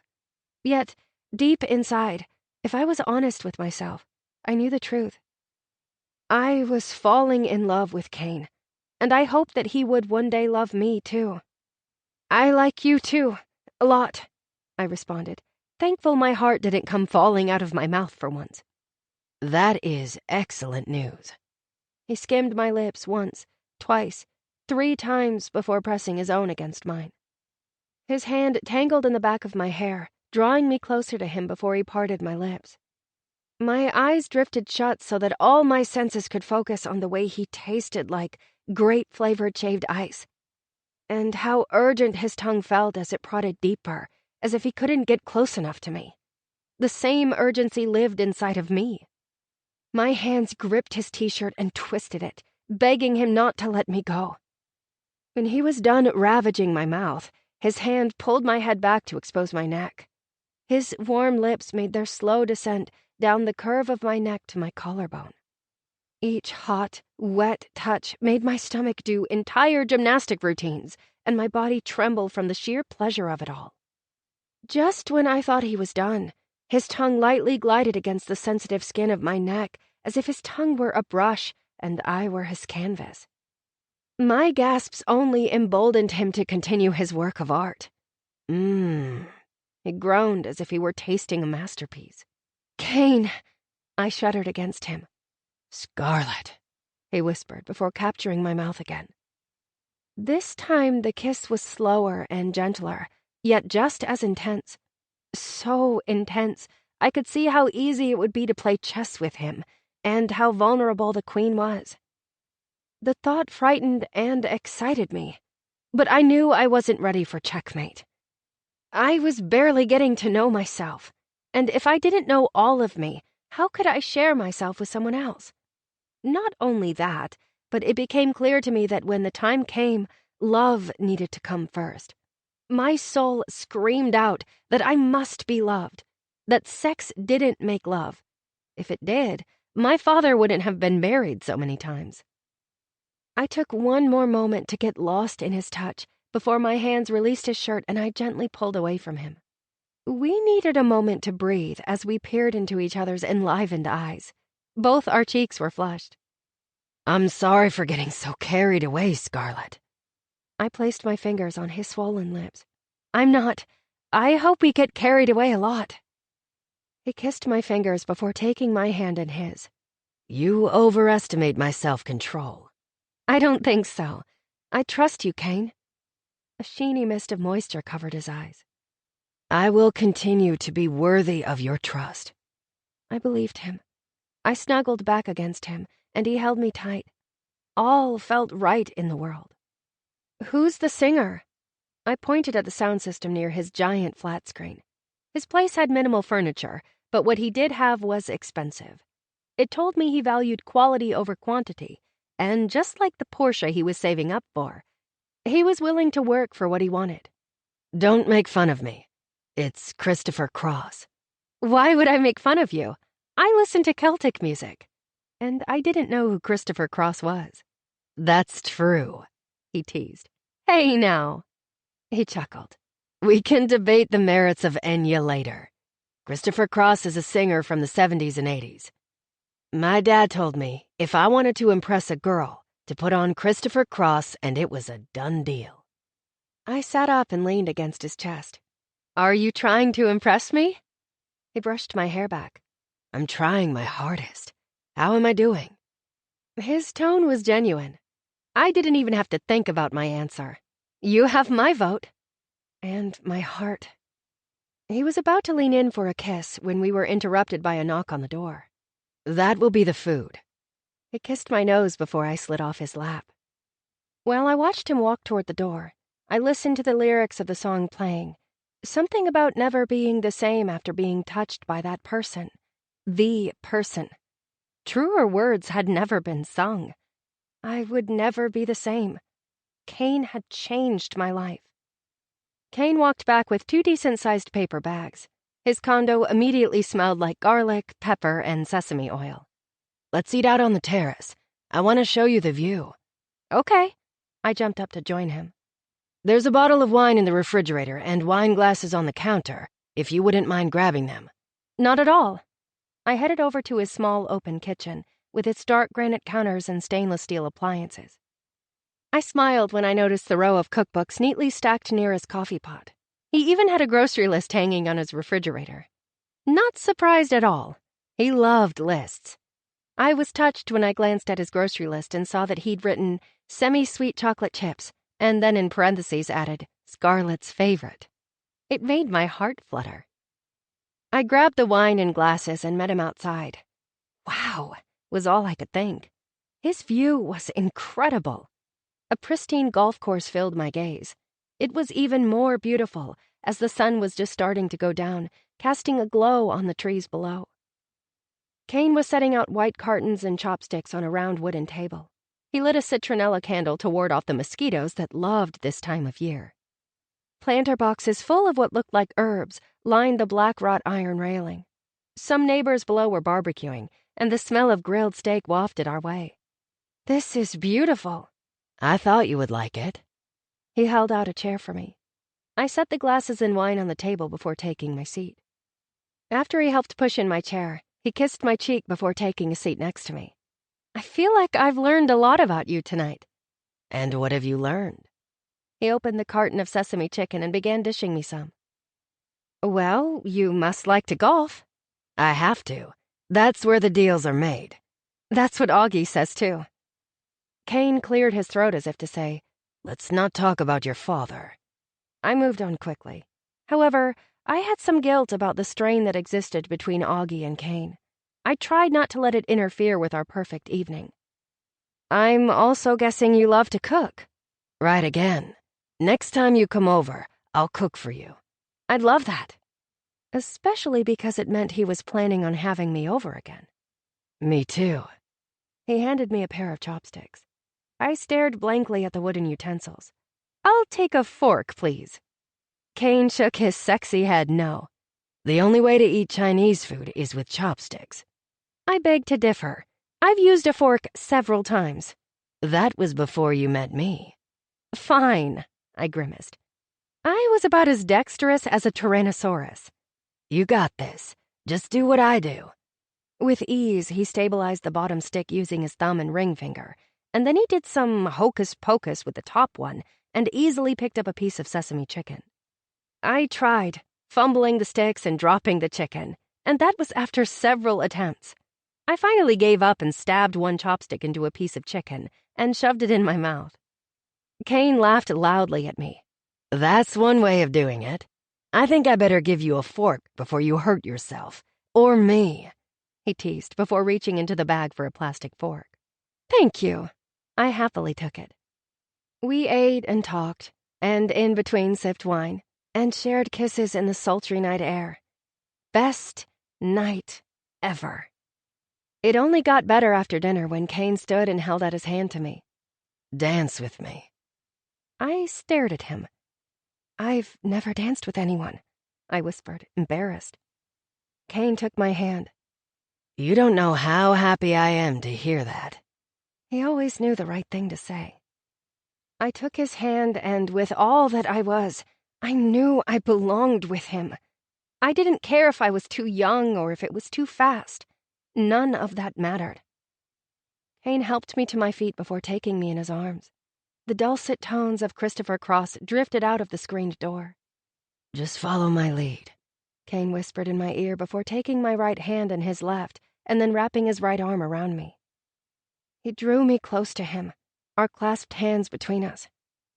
I peered up at his adoring gaze as we began to sway gently. Our eyes stayed locked. He didn't even wince when I stepped on his bare foot a time or two. After several minutes of silently dancing, Kane spoke in hushed tones. Promise me something. "Anything," I said without even thinking. Kane flashed me an amused smile. Promise me you will make your dreams come true. That you'll make the secrets in your eyes a reality. Did he see all my secrets? Did he see the ones I kept about him? "It's complicated," I whispered. Life is complicated, Scarlet. Doesn't mean you shouldn't pursue your dreams. If you don't, it will only make your life more complicated. I had to stop for a moment.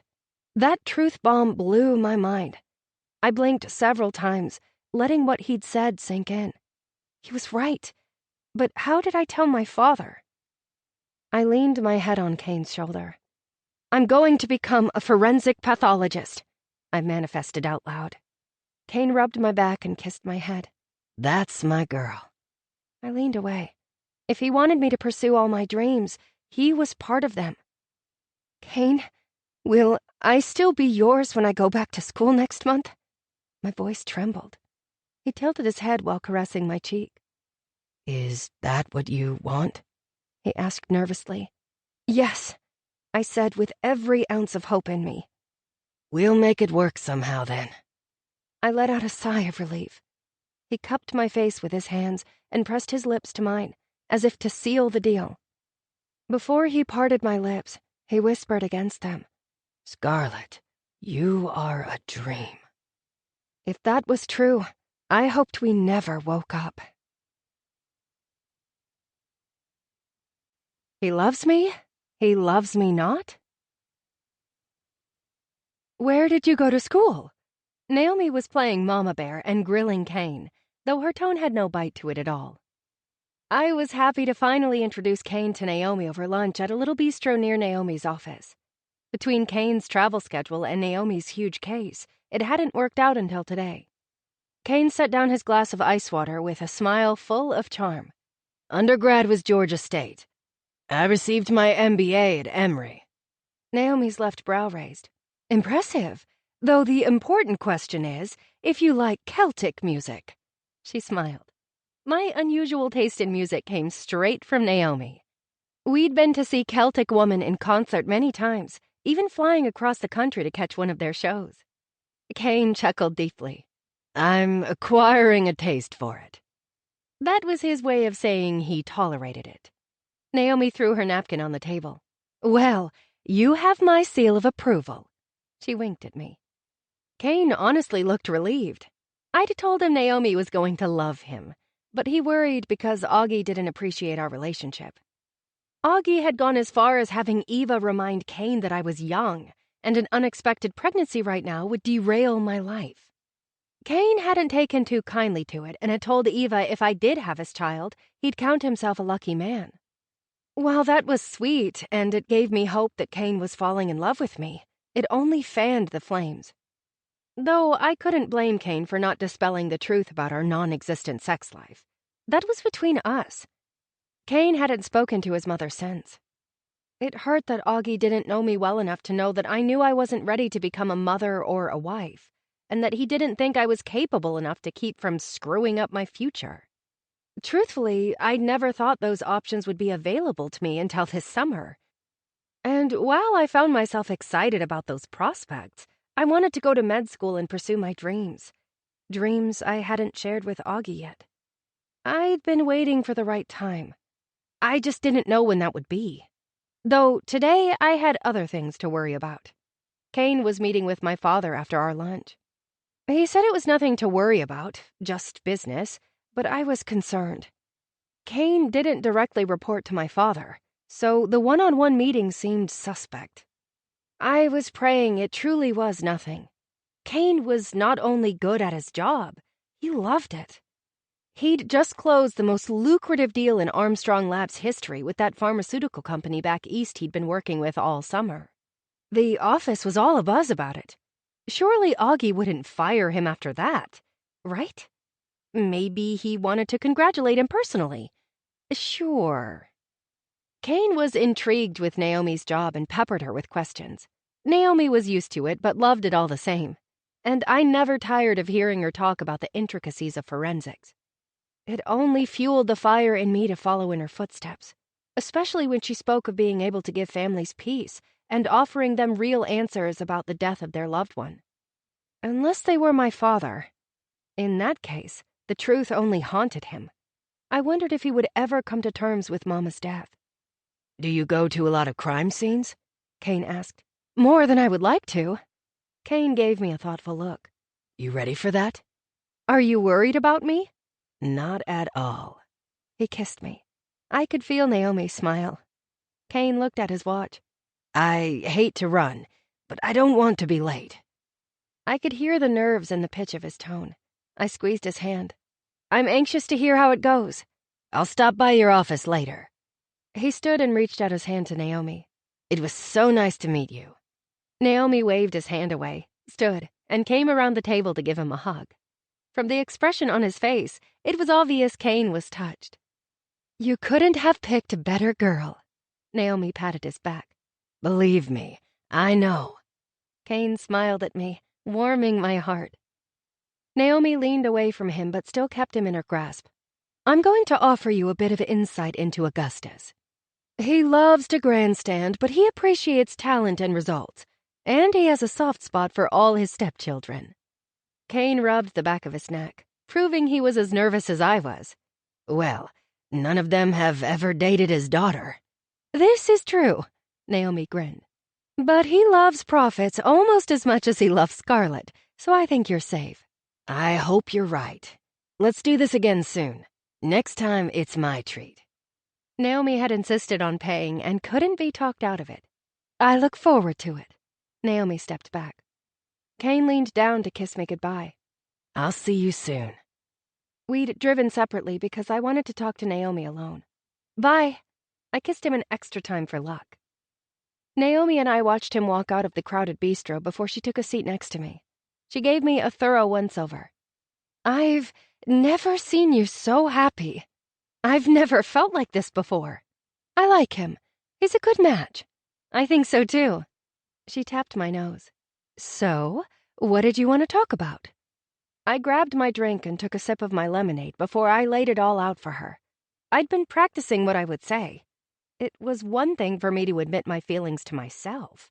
It was another thing to let someone in on my secrets. I decided to start with a question. When did you know you were in love with my father? Naomi grabbed her heart with wide eyes. I'm sorry, is that too painful of a question? She placed her delicate hand on mine. Not at all. You surprised me is all. Are you asking because you think you're falling in love? I bit my lip and nodded. I should have known she would know. Ah, I see. Well, my love, falling for your father had a lot to do with you. Me?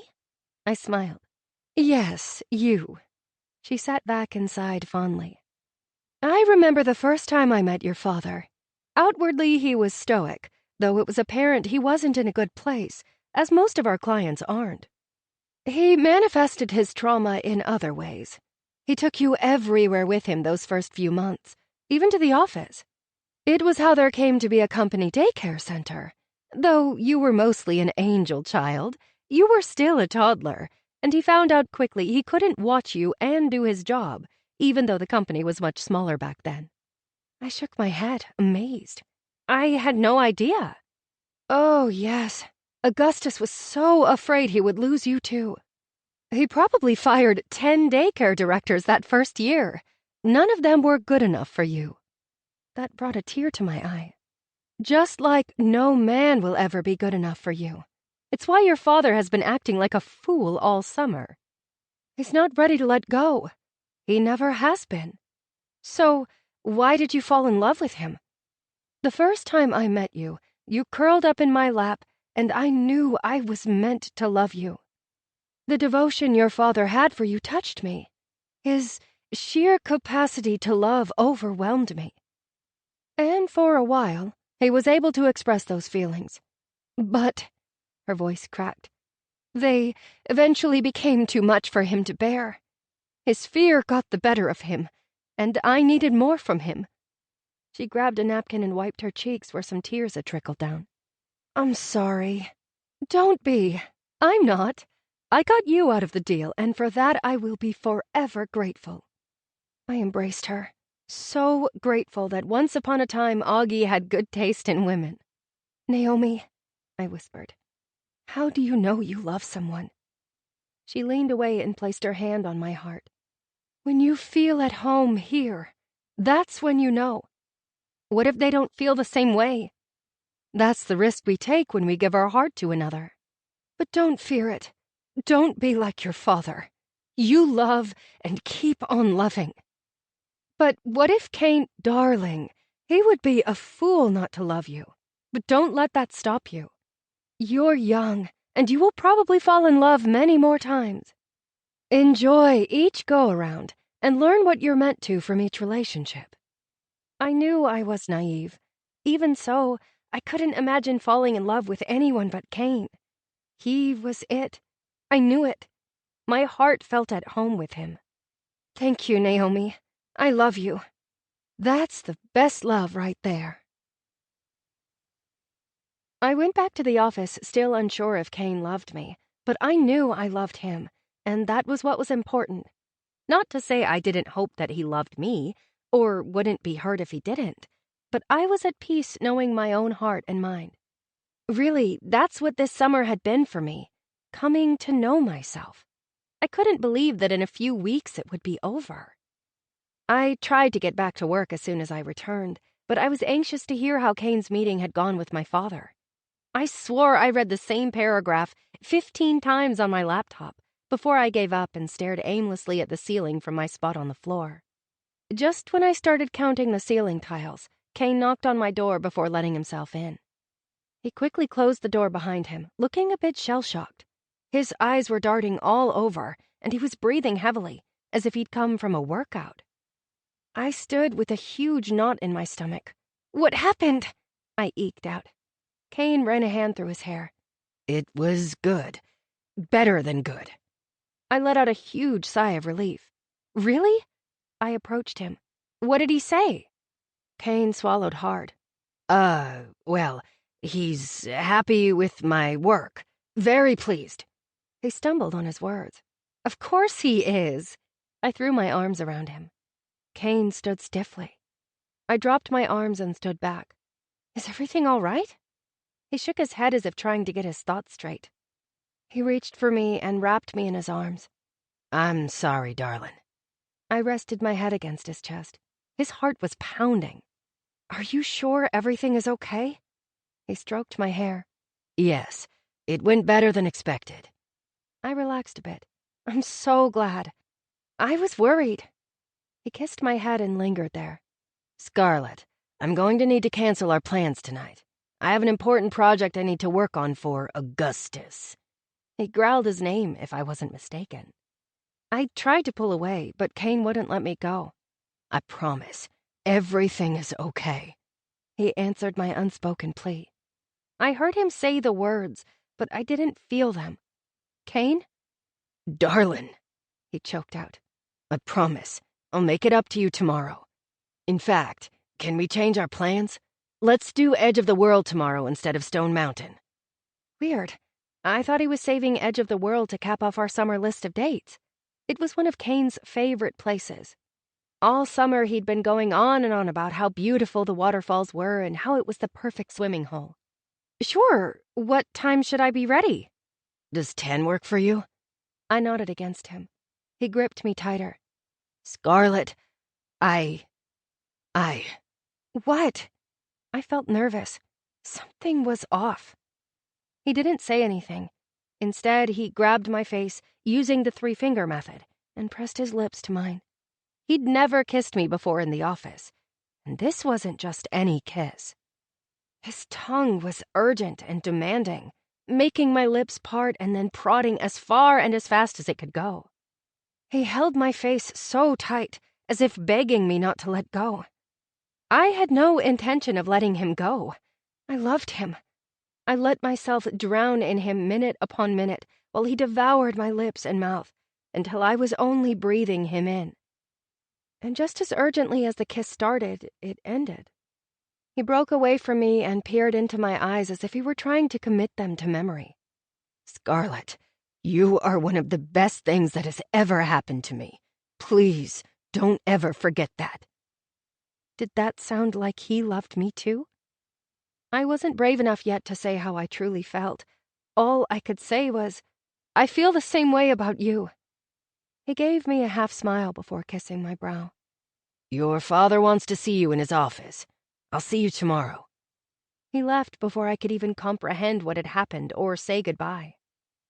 I stared at the door for several moments, trying to gather my thoughts and decipher Kane's words and actions. I wasn't sure it was possible. Normally, I would embarrass myself and ask him, and maybe I would tomorrow when we were alone. For now, I needed to see Augie, which was weird too.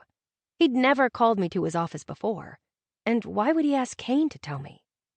I stepped out of my office and was met with several stares, mostly from admins who worked in the cubicles across from me. Some of them literally popped up when they heard my door open. I'm sure they had noticed Kane coming in and staying for a while. Some of the men wore sly smiles. The women were a mixture of narrowed eyes and pouty lips. I'd gotten used to it. I knew a lot of women in the office were envious of me. I couldn't blame them. Kane was the best. I hustled toward Augie's office to avoid getting the full force of each glance and stare.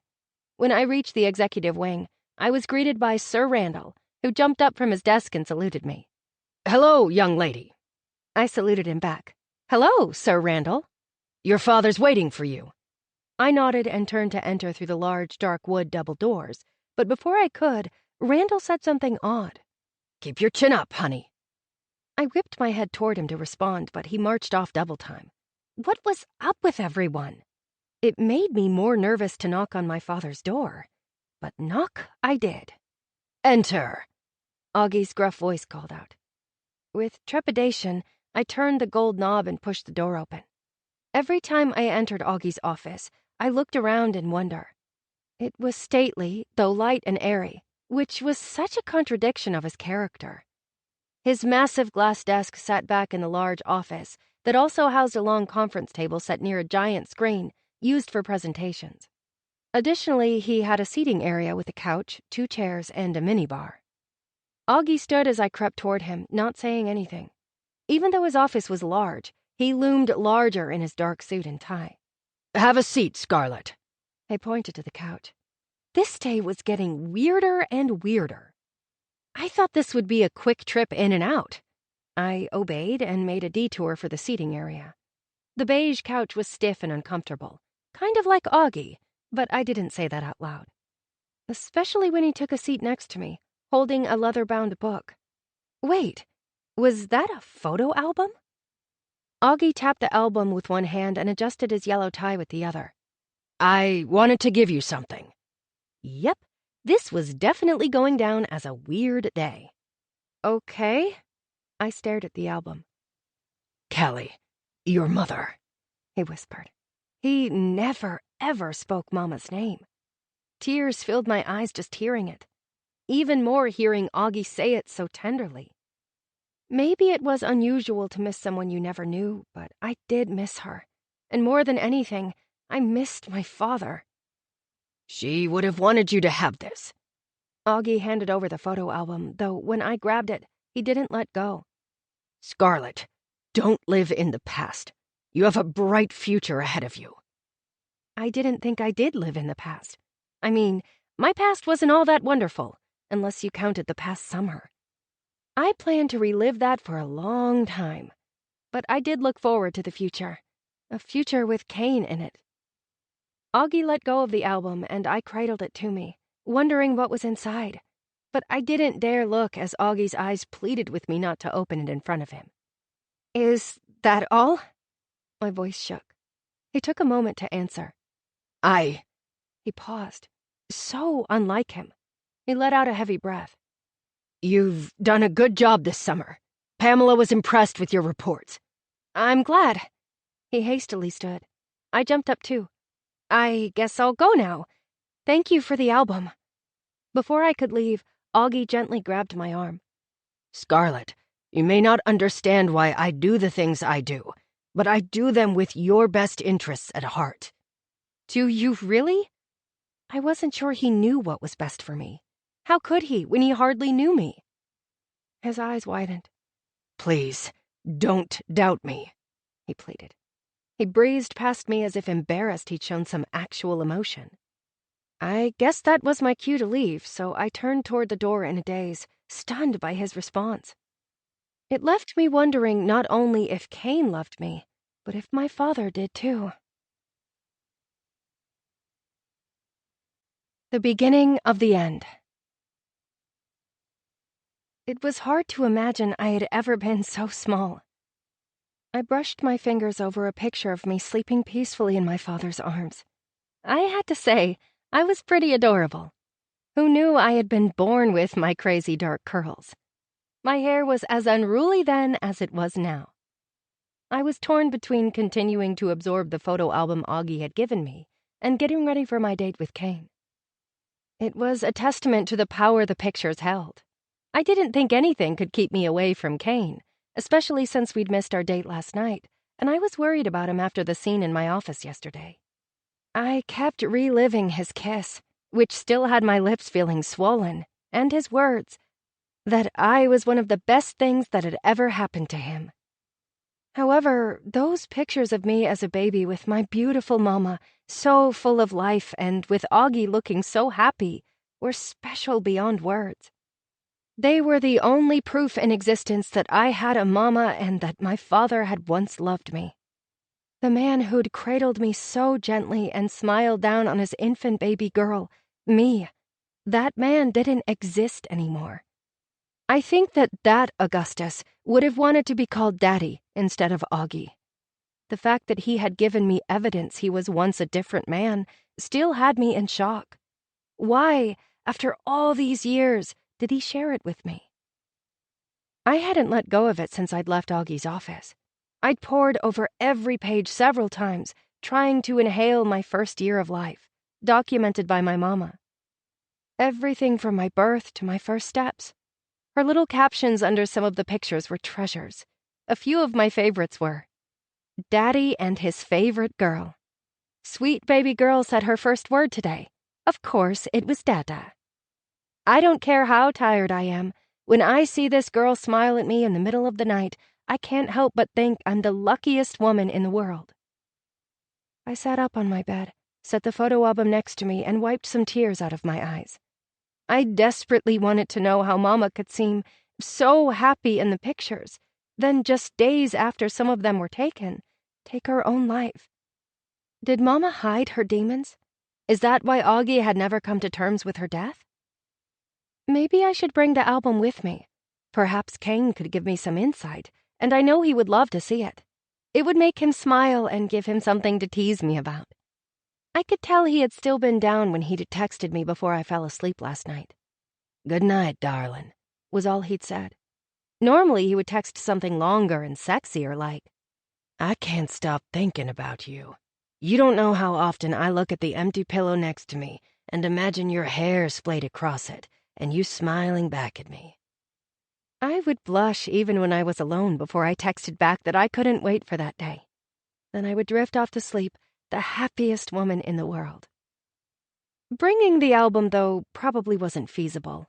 We would be hiking to Edge of the World and then swimming. I didn't want anything to happen to it. I would show him later tonight after we got back. We had plenty of time together before I left for school, assuming Augie didn't have any more unexpected business trips to send him on. School, I sighed. 3 more weeks. Normally, I couldn't wait to get back to school, but Kane had me wishing for an endless summer of being in his arms. This summer was nothing like I had envisioned. I thought living at home with Lady Deathstrike was going to be torturous. Instead, it had ended up being the best summer of my life. While Eva would never be my favorite, her son always would be. I smiled, thinking back to our parents' wedding. How our relationship began with him rescuing me from getting my hand stuck in my lacy bra, all due to my ring and those pesky cake crumbs that had taken a deep dive down my chest. That would be quite the story to tell as we got older. Kane had not only rescued me from an embarrassing situation, he'd saved me from myself this summer. For the first time in my life, I saw myself for who I really was, and I loved who I saw. I loved him too, even though I had been too afraid to say it. What if he didn't feel the same way? He did say he would make time to see me as often as we could while I was at school, and that I was one of the best things that had ever happened to him. And it's not like Samford was that far away. It was barely over a 2-hour drive. We could see each other every weekend. I liked the sound of that. Maybe Kane and I could make a list of everything we wanted to do in the fall. Or maybe we would have to finish off part of our summer list, since Augie had kind of put a damper on it. We had 5 more items to go after today. Starlight Drive-In, Sips Under the Sea at the aquarium, Stone Mountain, the outdoor concert series at the Wildflower Meadow at Serenby, and the Botanical Garden. Maybe I should brave telling him how I truly felt. Wasn't it Kane who always told me not to be afraid of who I was? Well, I was a woman in love. I squeezed the photo album one more time before jumping off my bed and hustling to get ready for the day. That meant throwing on my red swimsuit and cutoffs before pulling up my load of curls. My skin was so sun-kissed from our summer of fun that makeup wasn't even a thought. Not that Kane cared if I wore makeup or not. He didn't even care about my freshman 15. And by some miracle, I didn't either. Who knew I could feel so comfortable about my body? It was sad I had never taken the time to appreciate it until this summer. But from here on out, this was a whole new world for me. Scarlett Armstrong was going to live her dreams. You know, as soon as I told my father I didn't want to take over his company and would be specializing in forensic pathology. I still didn't know how to broach that conversation, especially after yesterday in his office. If I only felt secure in Augie's love, this would be a no-brainer. But I feared what telling him would do to our very delicate and almost non-existent relationship. Thankfully, I had something else to look forward to before that dreaded conversation. The doorbell rang, and I raced down the stairs with my bag full of towels, sunscreen, and lip balm. I planned on lots of kissing. Augie got to the door before I could. It was odd to have him home on a Saturday morning. He was usually golfing with other executives in the area or at the office. It shouldn't have surprised me, though. He'd been acting off all summer. However, I wasn't used to him doing anything fatherly like meeting a date at the door. Before Augie opened the door, he gave me a once-over. His troubled hazel eyes narrowed and he let out a deep sigh. "Is something wrong?" He ran a hand through his thick, yet thinning, dyed brown hair. Be careful, Scarlett. I wished he would stop saying that to me this summer. I didn't know what Augie was so worried about. Kane was all for me finishing my education, and it wasn't like he and I were planning on running off and getting married. Besides, Kane encouraged me to reach my career goals, and hopefully, my other goals that involved him. "Augie, I'm always careful." He pressed his lips together, making the lines around his eyes more pronounced. Sometimes I forgot Augie was getting older. He chased his youth like he ran away from real connections. How he ran away from me. Just remember you're young. I was tired of that catchphrase this summer, too. When I didn't respond, Augie opened the door. There Kane stood, wearing my favorite swim trunks, the Hawaiian ones, the ones he'd worn the first time we'd gone swimming together in our pool. My knees went weak thinking of the heated kisses we'd shared that night. Kane wore something else that caught my attention, a look of contempt for my father. Augie sighed and hung his head, which wasn't like him at all. I was confused as I looked between the two men. What was going on? Augie let out a meaningful deep breath and walked off, not saying a word to Kane or me. Before I could ask what all that meant, Kane pulled me to him and took my face in his strong hands. His minty breath was intoxicating, as were his beautiful eyes. I loved when he didn't shave and left a dark layer of stubble on his angular, tanned face. "Is everything okay?" It is now. He gently brushed my lips with his own. My body erupted in an explosion of tingles, per its usual whenever Kane kissed me. Kane grabbed my hand and my back and rushed us over to his car waiting front and center in the circular drive, next to the large fountain stepmother number 6 had installed. She'd felt the property needed it. As soon as we made it to his car, he took off my glasses and tossed them in the bag before dropping it on the ground. Then he pushed me up against his car. His lips didn't waste a second before slamming into mine. He held my hands and pressed them against my thighs while his body pinned me against his car, as if he couldn't get close enough to me. He parted my lips and tasted me deeply, so deep I could hardly catch a breath. I wasn't complaining, though I wondered if anyone from the house was watching our very public display of affection, and I began to worry, as this kiss felt reminiscent of yesterday's in my office. Urgent. Where was the urgency coming from? Minute upon minute, our lips stayed tangled up. When the kiss did slow, he groaned against my lips. Scarlett. He whispered my name. My name had never sounded so good. Kane, are you all right? He kissed the corner of my mouth and my cheek before pressing a kiss to my forehead. Always when I'm with you. Let's get out of here. The hour drive to Dawsonville was mostly a quiet one. Kane held my hand the entire drive and kept sneaking glances of me when he could, almost as if he were making sure I was still there. Something was off, but every time I pressed him to tell me what was going on, he brushed it off. He told me he only wanted this day to be about us. I was fine with that. Still, I wanted to ease whatever was bothering him, and I knew him well enough to know he was upset. I was missing his smiles and laughter. When we reached our destination, he had barely thrown the car in park before his lips were on mine again. This time, his hands tangled themselves in my hair, making it come tumbling down around us. "You are so beautiful," he said between taking my breath away. "You are too." He chuckled lowly. He always laughed when I called him beautiful. It was good to hear his laugh. He sat back in his seat and took a deep breath. I had to catch my breath, too. "Plan on me kissing you all day." "Works for me." He got out of the car, came around, and opened my door. I was trying to put my hair back up to no avail. Kane took my hand. "Don't. I love it down." "You say that now, but this humidity is going to make it look like I stuck my finger in a light socket." "Leave it down," he begged. I tilted my head. Something was definitely off. I didn't ask again what it was. Instead, I let him help me out of the car. He seemed determined not to let me go, even when retrieving my bag, his backpack, and the small cooler he'd brought. He carried each item and still held my hand as we walked the trail. The mid-morning August sun was already blazing hot, and the humidity made it feel like a sauna. Thankfully, the trail offered periods of shade, provided by the forest of trees, and it wasn't an awful hike. Very little elevation change and only a little rocky. There was so much I wanted to say.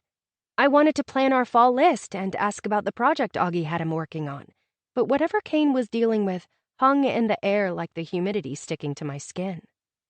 For 3 miles, we made small talk about the weather and the beauty the trail offered. It was so unlike our normal talks. It was almost as if he didn't want to have any meaningful conversations. The only thing of consequence we spoke of was the photo album Augie had given to me. When I expressed how surprised I was by it, all Kane had to say was, "I'm not surprised at all." "Why?" Kane knew Augie wasn't a sentimental man or an attentive father. "Let's not talk about your father," he growled. I let it drop. By the time we made it to the swimming hole, I was ready for a dip in the cool water. The rushing rapids sounded refreshing, and being close to the river dropped the temperature about 10 degrees, which was a nice reprieve. A lot of other people must have thought so too, as it was crowded. Sounds of laughter and cheering filled the air as people made their way down the chutes of water and splashed in the pools below the rocks. Others were lying on the rocks and soaking up the rays. While I shimmied out of my cutoffs, I watched Kane spread out a blanket under the shade of a river birch tree before he took off his t-shirt. His golden brown skin looked smooth to the touch. Sweat beads dripped down his taut chest and landed among his defined abs. I bit my lip, mesmerized by him, still in shock that this man chose to be mine. It should give hope to all the shy, awkward pre-med students out there.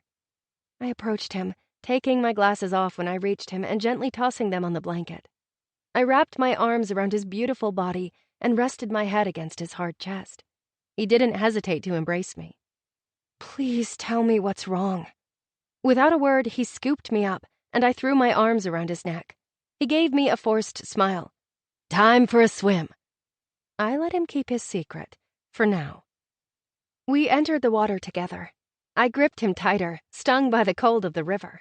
Kane didn't seem to mind. He seemed reluctant to let me go at all, and even when he did set me down, he pulled me right back to him. I snuggled up against him, letting the nearby rowdy crowd splash us. Kane kept kissing my head and running his hands down my back and arms. His touch sent more shivers down me than the cold water. Once we'd cooled off, we headed back to the blanket. Neither of us spoke about eating the food Kane had brought. There seemed to be more pressing needs, though I wasn't sure what those were. We soaked each other in while lying on the blanket together, my head on his chest. My fingers danced down his wet skin. "That feels good," he whispered. "Thank you for this summer, Kane," I spoke quietly. He embraced me tighter. "It was one for the books." "It's been the best summer I've ever had." Those words seemed so inadequate and not truly what I wanted to tell him. I needed him to know what the past 3 months had meant to me, what he meant to me. With my heart full of emotion and beating wildly, I propped myself up on Kane's glorious chest. He offered me a smile. My trembling fingers touched his lips. "I love your smile." "I love you," I said, so breathy it was as if it were whispered by the light breeze. For a moment, I experienced such sweet relief telling him how I felt. I was filled with the hope of him reciprocating my feelings. It didn't last long. His eyes grew wide before he tightly shut them and let out a heavy sigh. Scarlett, have you ever been in love before? It seemed as if it pained him to ask. How could he ask that? The man had needed to teach me how to kiss. He knew I had never been in a serious relationship before him. No, I sat up, trying not to cry. I was an idiot. I should have known he didn't feel the same way. I reached for my glasses, intent on walking back to the water or back to his car, anywhere to be alone. Kane reached for my hand. Scarlett, stop. Please, let me go, I cried. No, you need to listen to me, he begged before gently turning my face toward him.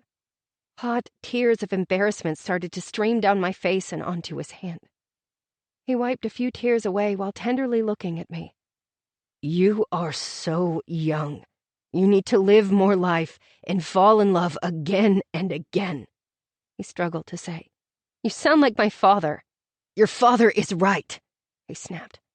I felt as if he had slapped me. I tried to look away from him, but he wasn't having it. Scarlett, I'm not trying to hurt you. His tone softened. Too late. Is it because I'm not beautiful and stick skinny like all your other girlfriends? He let go of my face. How could you think that? He asked angrily. Did you love any of them? I choked out. He hesitated, seeming reluctant to respond. It gave me all the answer I needed. I scrambled to stand and put my cutoffs back on. He gently grabbed my arm. Scarlett, I've been promoted to senior global manager. He spat out, as if he were upset about it, which was odd, considering that was huge for him and what he wanted. He hadn't expected he would reach that level for another year or two. Congratulations, I said, a tad snarky. I mean, he'd just crushed my dreams and I was supposed to celebrate that one of his came true?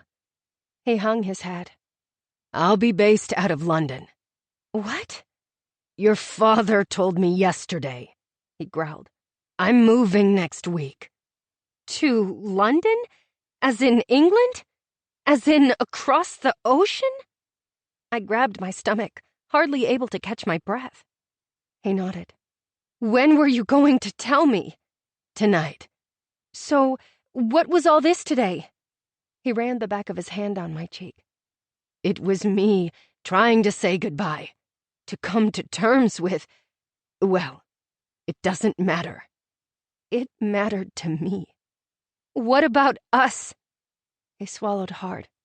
Scarlett, he whispered. You're going to go to medical school and live your life. You don't need me to do that. Some emotion crept into his voice. Long-distance relationships aren't feasible. He sounded like he didn't even believe that. We could try. I'm willing to try. I want to be in your life, Kane. I sounded like a ridiculous schoolgirl. He closed his eyes and shook his head. Are you saying you don't want me? I squeaked out. I wanted to know what had happened to change his mind. How he could go from telling me yesterday that I was one of the best things to ever happen to him to saying I should go live my life without him. He opened his eyes and whispered, I didn't say that. What are you saying then? He hung his head, then opened and shut his mouth several times before replying, Goodbye. I never knew one word could crush my soul and leave me feeling so empty I couldn't breathe. And I certainly didn't know one person who could make me so happy and hurt me so profoundly. It was a pain I had never known. It made me wish I had never met Kane Hudson. The After. What came after was 8 grueling years of medical school and my residency, marked by my attempt to forget Kane and do exactly what he'd said to do, fall in love. Oh, I tried and tried. But how could I give my heart to someone when it was no longer mine? Despite my best efforts, I never came close to feeling how I had during the before. If that wasn't bad enough, apparently stealing my heart wasn't everything Kane wanted. No, he wanted it all. He was out for blood. My blood. Little did he know, that spelled war. And this time, I didn't intend to lose. Houseguest. 8 years later. I was doing the right thing, right? I'd been asking myself this for hours as I drove from California back to Georgia. Honestly, I'd been asking myself the same question for years, which was crazy, seeing as I just spent 3 grueling years completing my clinical pathology residency at Stanford. Not to mention the 4 years of med school at Johns Hopkins before that. It was a little too late to second-guess my decision now. I was going to work for my dad at Armstrong Labs. It was set in stone. No backing out now. What were dreams, anyway? It's not like forensic pathology was as glamorous as TV shows made it appear. Not to say that forensics wasn't amazing. I mean, forensics helped put away serial killers and solve famous kidnappings like the Lindbergh case. It also gave families closure and peace of mind. Sure, Armstrong Labs was paving the way for innovative blood plasma treatments, which was vital, and my new position as lab director would be important. If only that made me feel better. I cranked up Lorena McKennitt on the car stereo. I needed a little Celtic music to soothe my soul. The miles seemed to stretch on forever, yet they were going by too quickly. The closer I got to Atlanta, the more I questioned myself. More like my sanity. I wondered if my father would ever see me for who I really was. Would becoming his protege finally accomplish that? When I was ready to take the reins of Armstrong Labs when he eventually retired, would I finally get more than a pat on the back and a new car, like he had given me when I'd graduated with honors from medical school? He had asked that I stay with him while I looked for my own place. That was something. It gave me some hope that we could have the kind of relationship I'd always wished for. Plus, while I stayed with him, there would be no stepmother or step-siblings at the house to distract from our time together, as Augie hadn't been remarried in 2 years. I guess 10 marriages was his limit. Hallelujah. Stepmother number 9 had been a doozy. The woman, who was younger than me, called me before the wedding to say she expected me to call her Mom.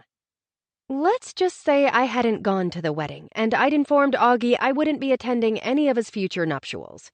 I refused to deal with any more demanding stepmothers.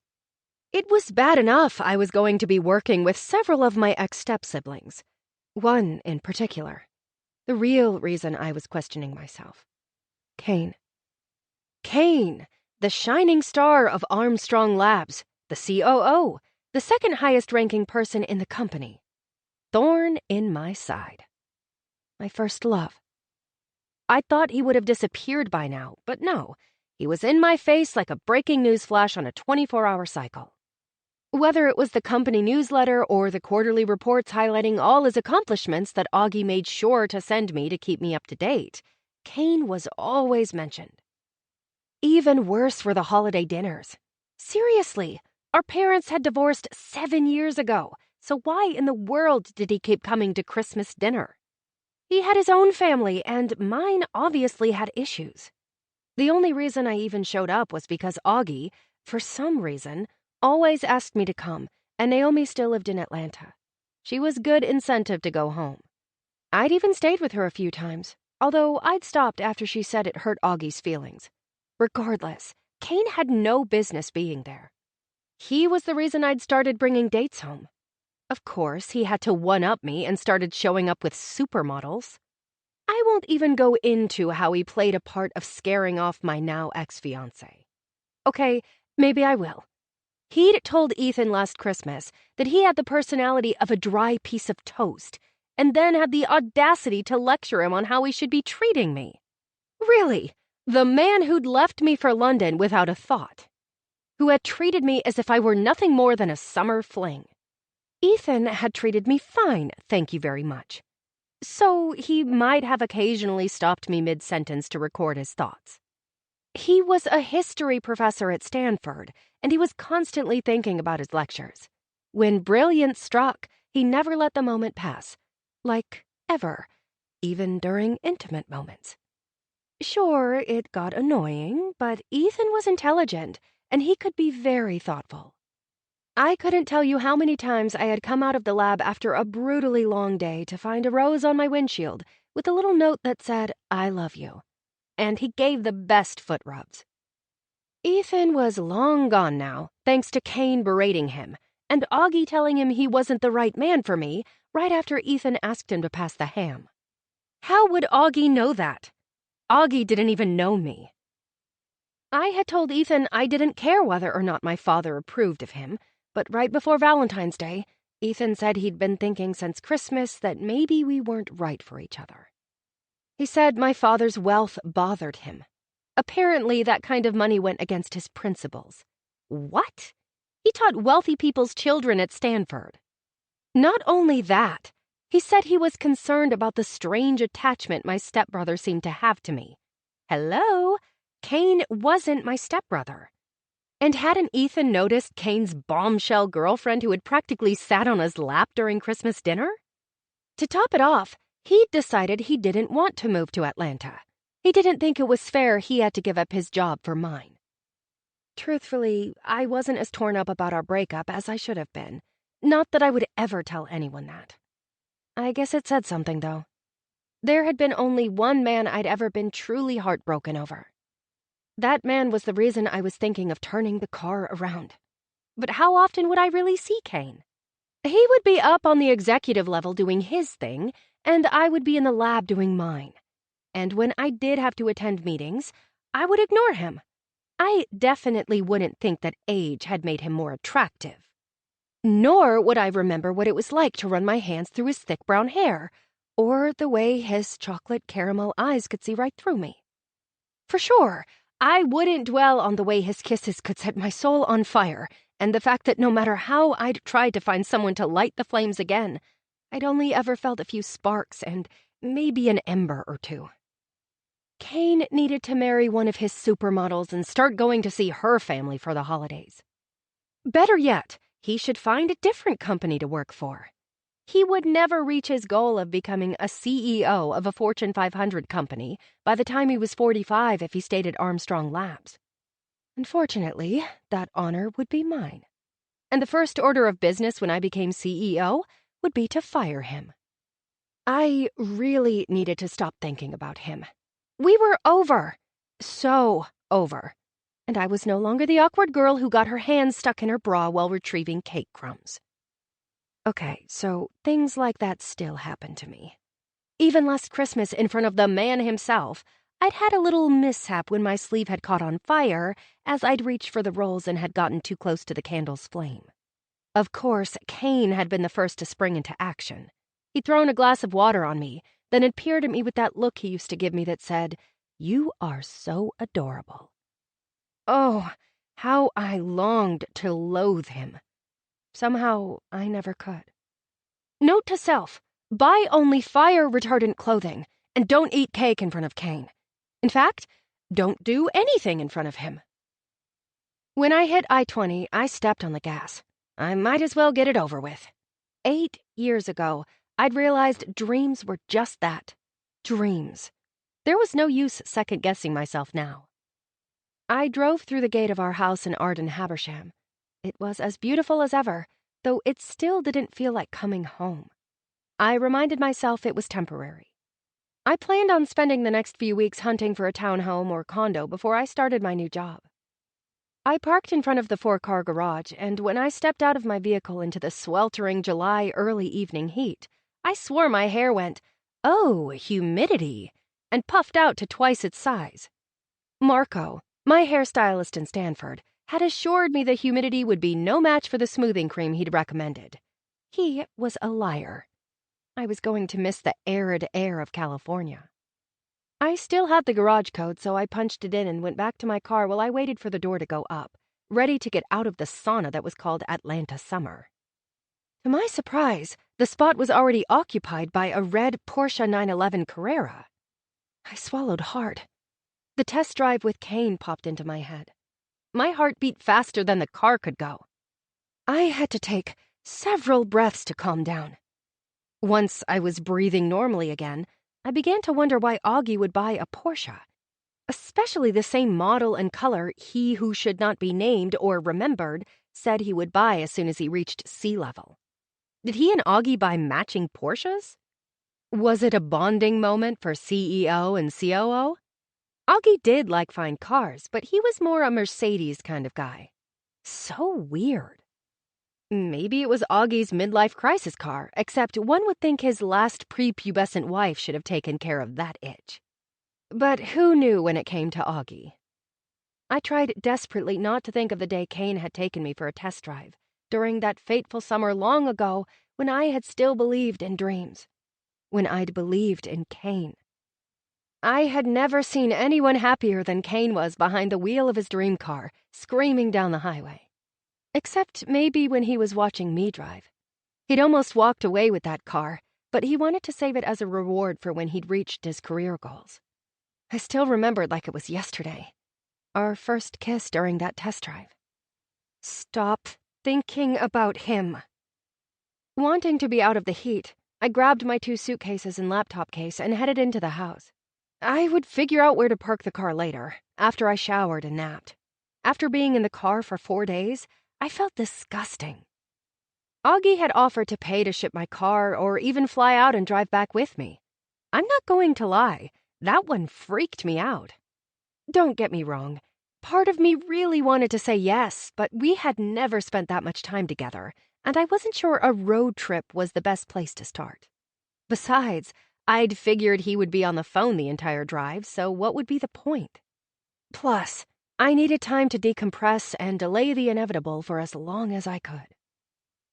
I walked into the mudroom and was hit with the scent of 2 of my favorite things, chocolate chip cookies and chicken with red wine cream sauce.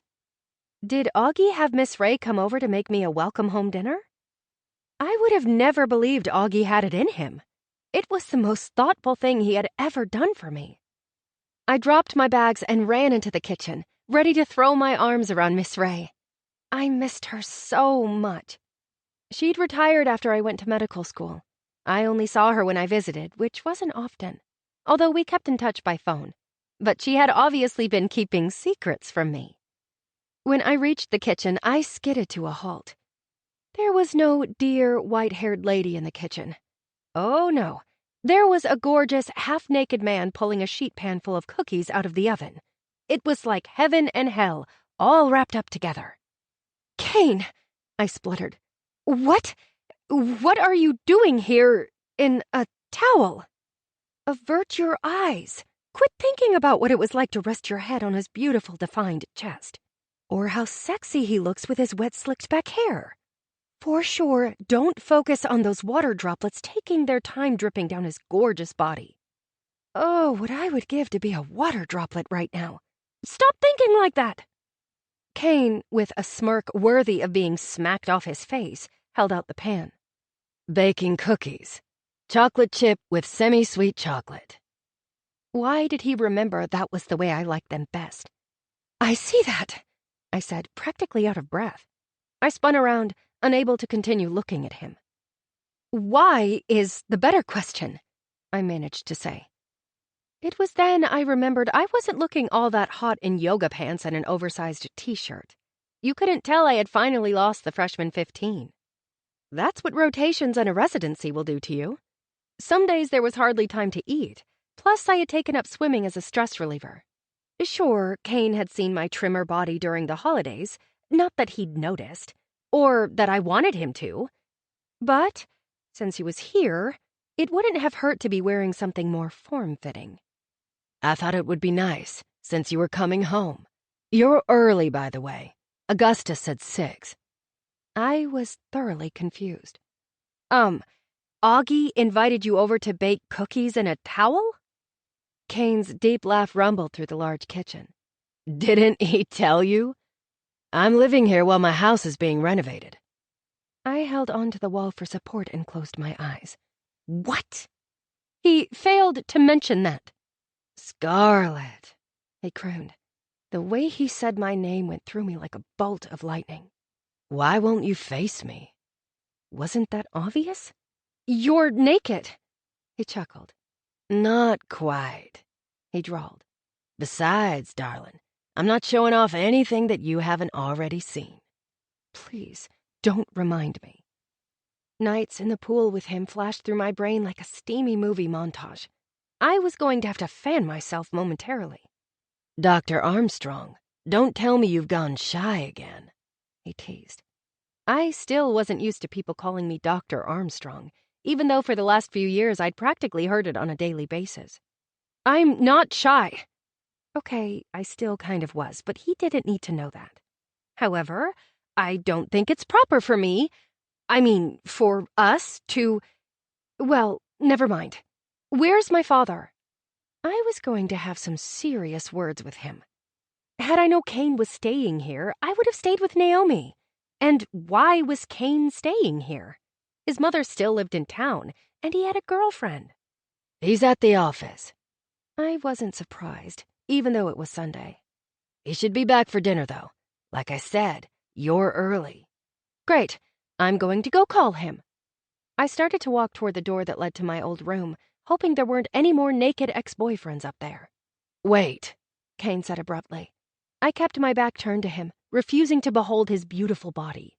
How's Ethan? He asked out of the blue. I clenched my fists. Don't pretend that you don't know we split up. I would have been sending out wedding invitations right about now. How's Katrina? Katrina and Kane, unfortunately, had a ring to it. We broke up. Why did that make me happy? Tragic. You have my condolences. The sarcasm oozed out of me. We were never serious. I knew she wasn't the right woman for me. Better luck next time, I quipped, ready to leave his presence. I almost felt sorry for Katrina. I knew what it was like to not be the right woman. It was devastating. Thank you, Scarlet. Believe me, I'm going to need it. What did that mean? I guess he already had the next supermodel lined up. All right. I'm going to go to my room. I pointed in the direction of the stairs. Dinner will be done in 45 minutes. Feel free to push any of my toiletries out of the way in the bathroom. What bathroom? Which bathroom do you think? The adjoining one between our rooms. I grabbed my chest. You're staying in the room next to mine? I stuttered. I thought it would be more fun that way. I could hear the smile in his voice. Fun wasn't the word I was thinking. To stay or to go? Naomi, I whispered, can I please come stay with you?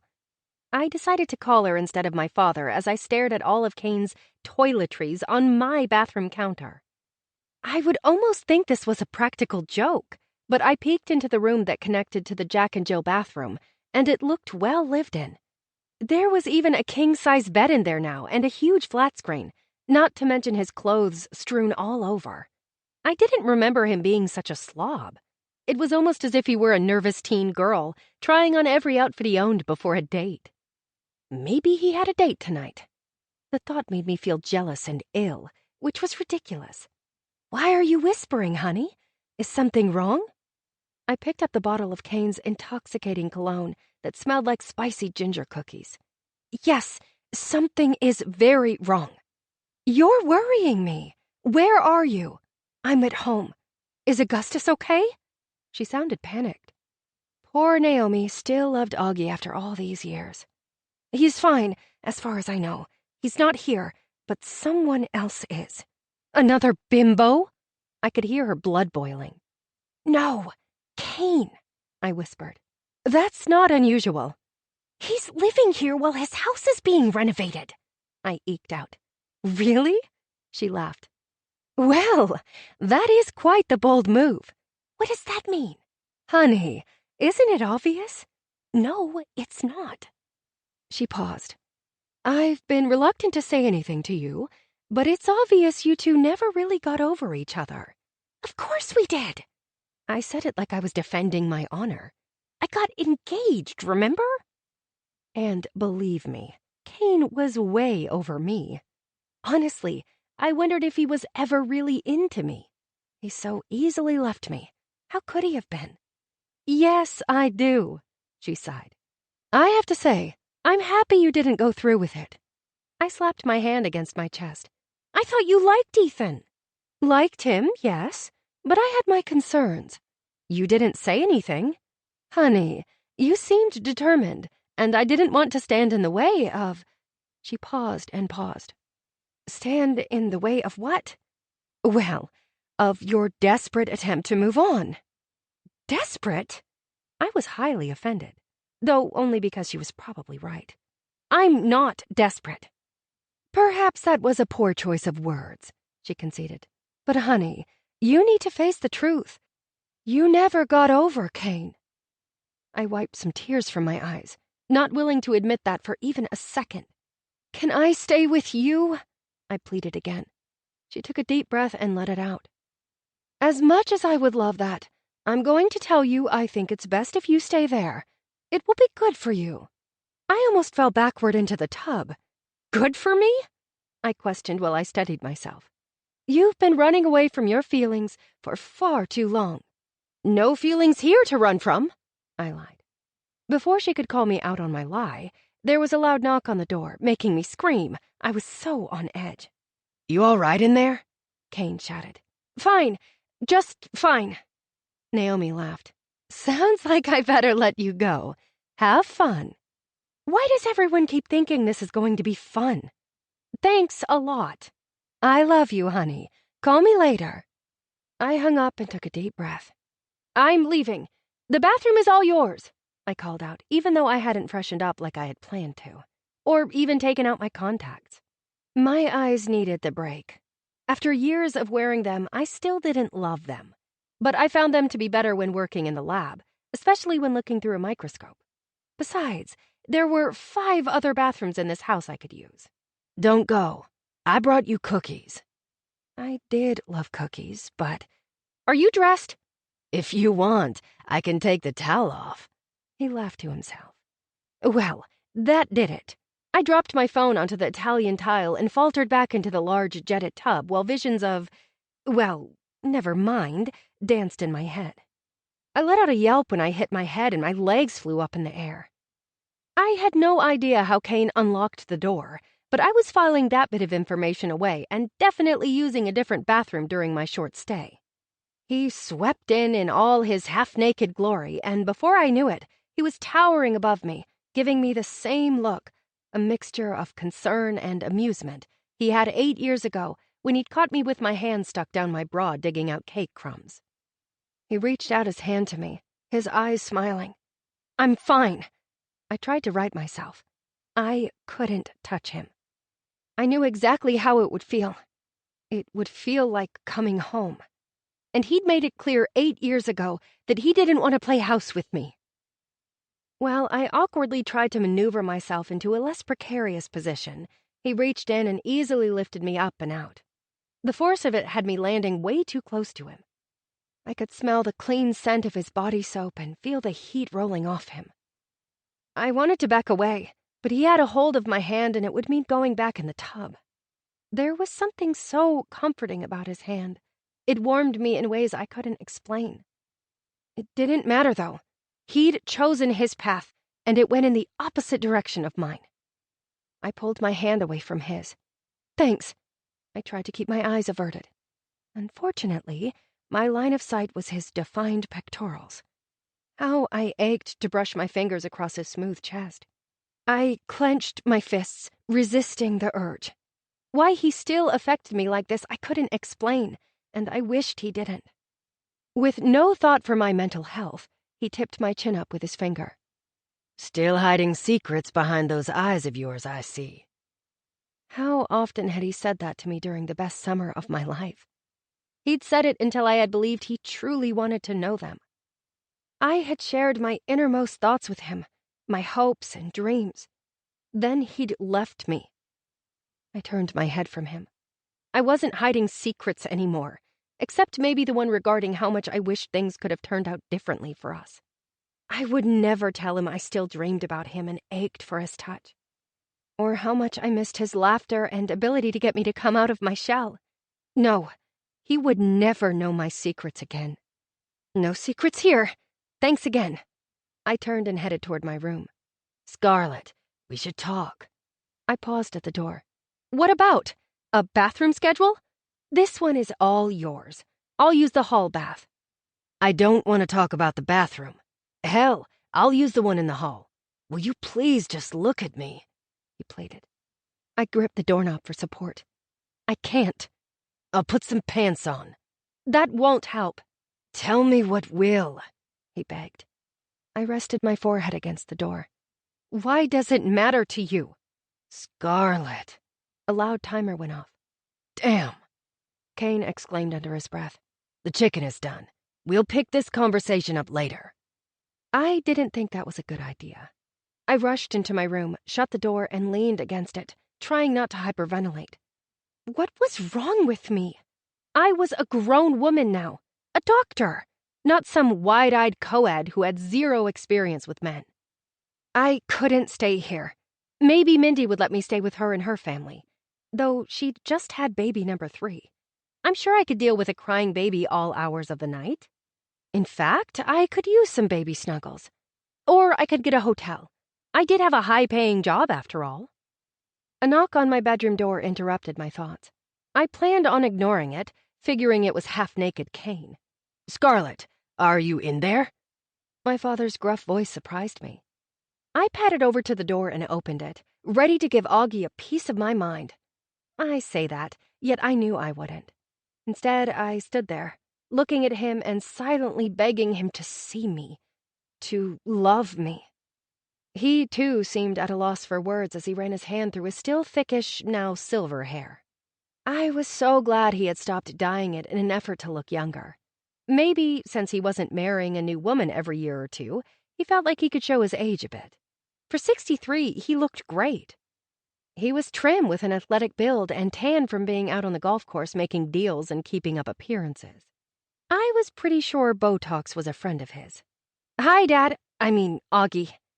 I slipped up and called him what I always wished he would be. My dad. Not only my father. You made it. He stated the obvious. It would appear so. I smiled. The corners of his lips twitched, which was saying something for the man who never smiled. How was the drive? He seemed about as uncomfortable as I felt, not knowing what to say. Long, but good. Good. He nodded. Good, I replied, not knowing what else to say. I think most daughters would have flown into their father's arms by now and said how much they missed them. I longed to do that, but I didn't miss Augie. I missed out on him, and I desperately wanted to find him. Where was the man in the pictures I held so dear? The man who once adored infant me? More than anything, that's why I had come home. I knew deep within me that I had to know that man. Dinner is in 15 minutes, he replied. Great. More time with Kane. I hoped he put on some clothes before we ate. Thank you for letting me know. I assumed we were done and began to shut the door. As the door started to close, Augie did something unprecedented. He reached out and rested his hand on my shoulder. I think the last time he touched me was when he'd literally patted me on the back when I'd graduated from medical school. I stared at his large hand, wishing I knew what it felt like to hold it. Would I feel secure and like I belonged? Augie cleared his throat. I'm glad you're here, he rushed to say. His hand popped off and he jetted away. I watched him walk down the long hall, wondering what had just happened. It was one of the most tender things he had ever said to me. It had me wanting more from him. Unfortunately, it also had me thinking maybe I shouldn't go to Mindy's or a hotel. I leaned against my doorframe, contemplating this decision. Kane would be at work most of the time, and I would be furiously house hunting. Most evenings, I'm sure I could find something to occupy my time. Maybe Augie and I could even do dinner. And surely Kane would have plans. He wasn't one to sit still. More than likely, he probably had his entire summer planned out. After all, he loved lists. I wouldn't mention I'd kept the one he'd written of my 10 best qualities to help me with my medical school application essay. The essay he'd helped me to perfect. The one that got me into my first choice, Johns Hopkins. I wasn't sure why I'd kept the list. Maybe it was because it was the first time a man had told me I was beautiful. Though not beautiful enough for him, apparently. I really needed to stop thinking about him.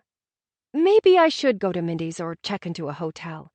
But it was 3 weeks, 4 tops of my life. Who knew?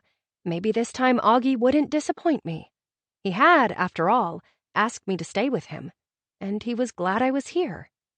I could do this. Who was Kane to me, anyway? Jumping back in the water. I stood at the edge of the pool and rubbed my neck in the early morning light. The air was already too sticky. Why did I leave California again? Oh yeah, to live my father's dream in hopes of coming to know him, and apparently to be tortured by Kane. I hadn't slept well last night, despite being exhausted from the long drive. Knowing Kane was in the room next to me, and the way he'd behaved during dinner, had kept my mind on hyperdrive all night. It was still in Kane mode this morning. I dove into the invigorating water, hoping a good long swim would help clear my mind. I knew how futile it was. It had been 8 years, and I'd never forgotten about Kane. Not like I obsessed about him. Well, at least not after the first year. My senior year of college had been rough. I'd questioned what was real and whom I could trust. My conclusion was myself. For that, I would always thank Kane. I mean, not to his face, but in my heart.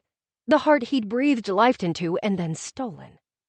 Thankfully, med school and my residency kept me so busy I didn't have time to miss the beating in my chest.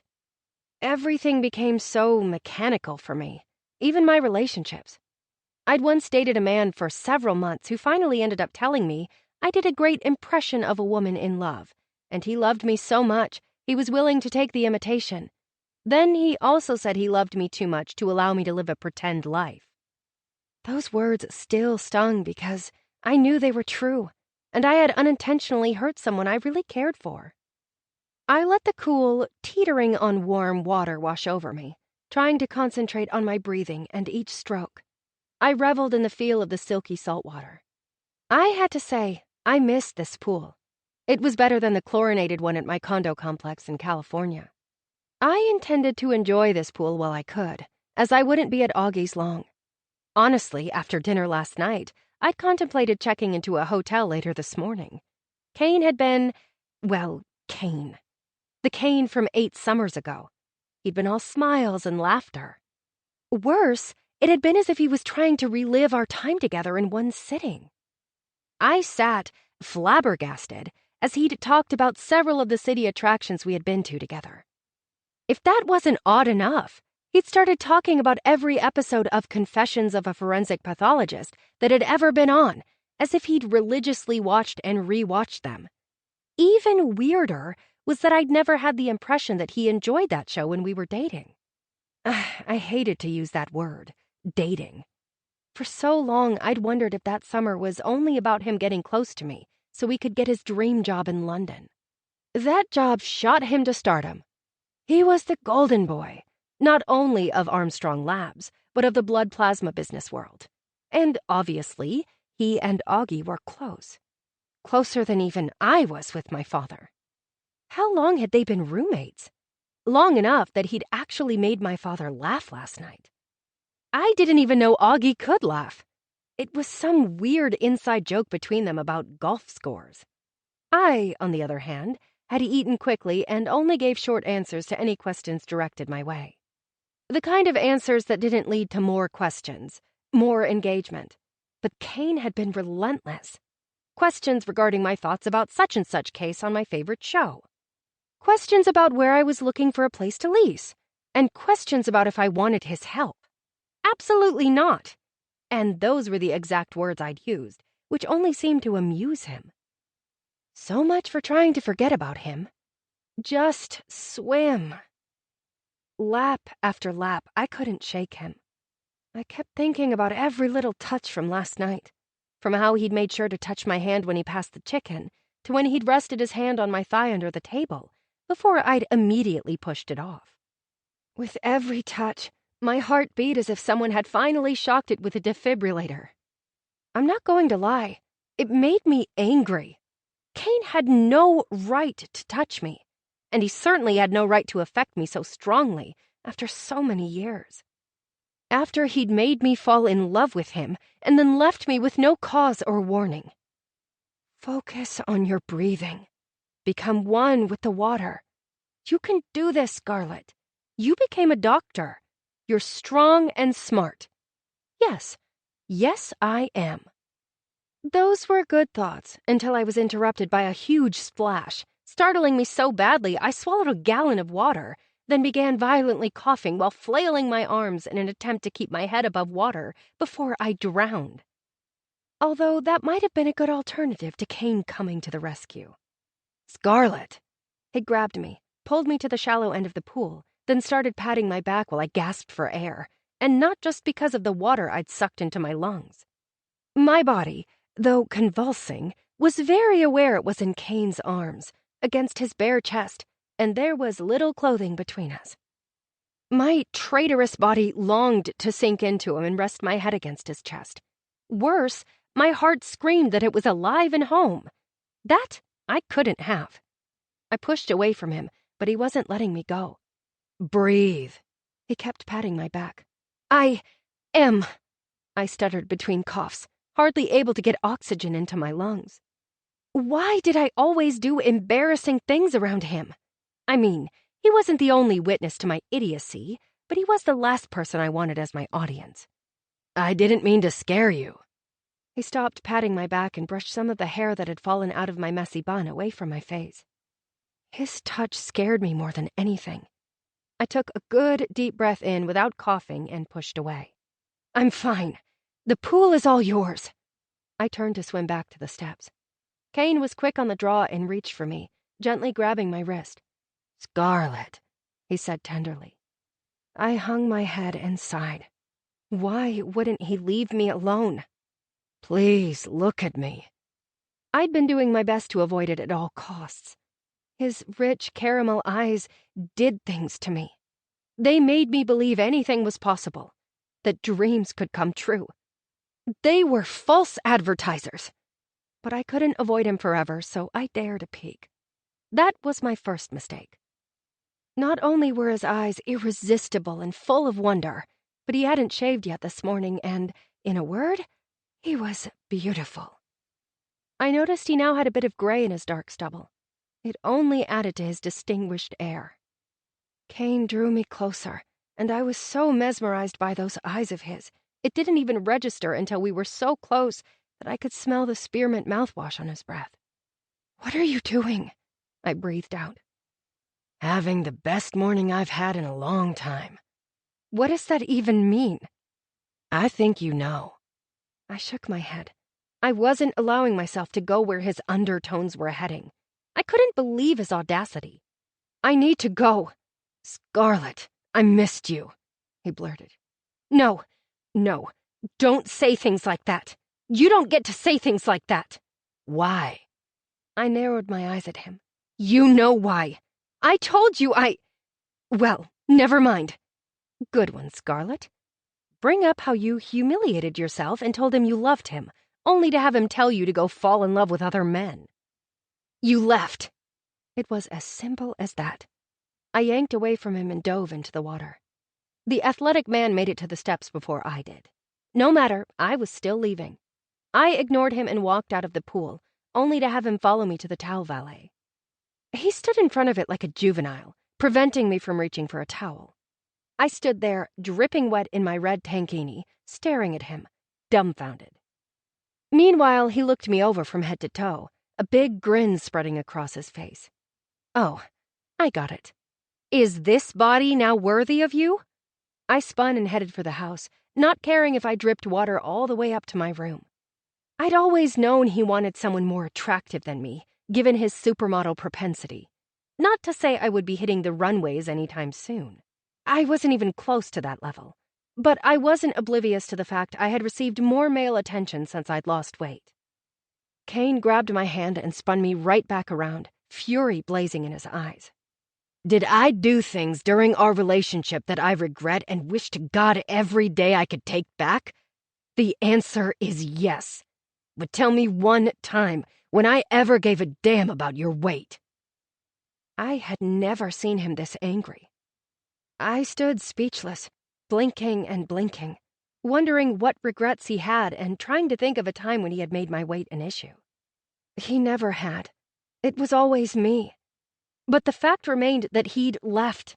Not only left me, but cut me out of his life completely, except for holiday dinners, which were awkward messes. What else was I supposed to think?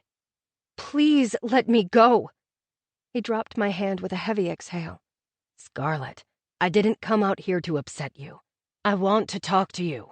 Explain why I left. You had 8 years to explain yourself. You think I don't know that? He whispered. Why now? It doesn't even matter anymore, I lied. He wasn't buying it for a second. If that were true, you wouldn't keep trying to run away from me. He smirked, daring me to contradict him. My mouth fell open, but not a word came out. I hated that he still knew me so well. Fine, I would show him. I stood tall and folded my arms across my bare midriff. Go ahead, let's hear it. He chuckled. I really have missed you. I wish you wouldn't say that, I said, half exasperated. That wiped the smile off his face. I'm not trying to hurt you. I only want you to know the truth.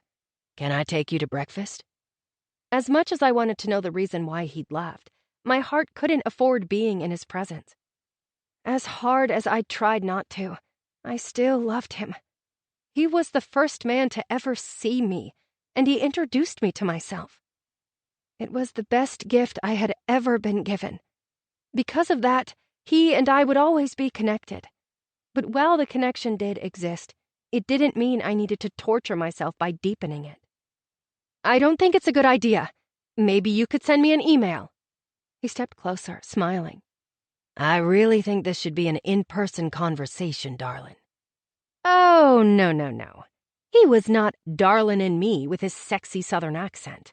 I stepped back. You could text, I suggested. It's not like I had changed my number. And if he didn't still have it, he could get it from his BFF Augie. What are you afraid of? Definitely him. I'm not, I stuttered. I'm busy. Very busy.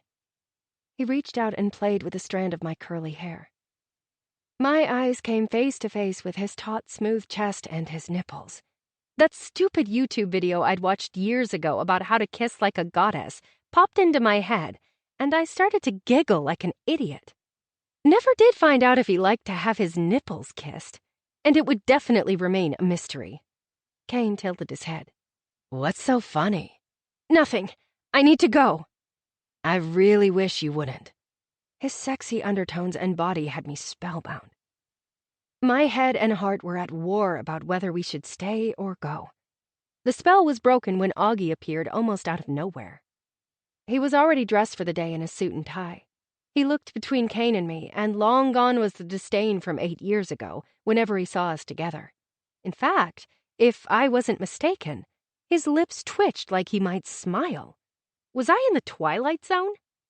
Good. You're both together. I want to talk to you. I stepped away from Kane, and this time he didn't close the distance. Thank goodness. I needed to breathe. We gave Augie our attention. I would like both of you to meet me in my office today at 10. I have an important matter of business to discuss with you. Carry on. He didn't even wait for a response before he turned and walked back toward the house. I watched my father go, feeling more and more like I had entered the Twilight Zone. Or maybe the mix-up in the space-time continuum that had long ago thrown Kane and me together was beginning to right itself, or perhaps malfunction again. There was no way to be sure. NASA really needed to investigate this house. Weird happenings were afoot. Do you know what that was all about? I asked Kane. No clue, but... He flashed me a heart-stopping grin. He did say to carry on. Would you like to continue in the pool or head to breakfast? I was almost taken in by his charm. Almost. But I wasn't that naive anymore, and he'd made his choice 8 years ago. I think I'll let you carry on by yourself. You're good at that. He slapped a hand across his glorious chest. Ouch, darling. I deserved that, but I don't think I'm giving up. I turned and walked away, more afraid than I'd ever been. It didn't help when he yelled out, By the way, I like this new feisty side to you. Looks like the whiskey finally burst the teacup. Total turn on. I pressed my lips together before I smiled. I was in trouble. Deep trouble. Declaration of War. I walked into the office feeling like an intern again, uncertain and like everyone was looking at me, though I was better dressed now. Ethan had a knack for fashion.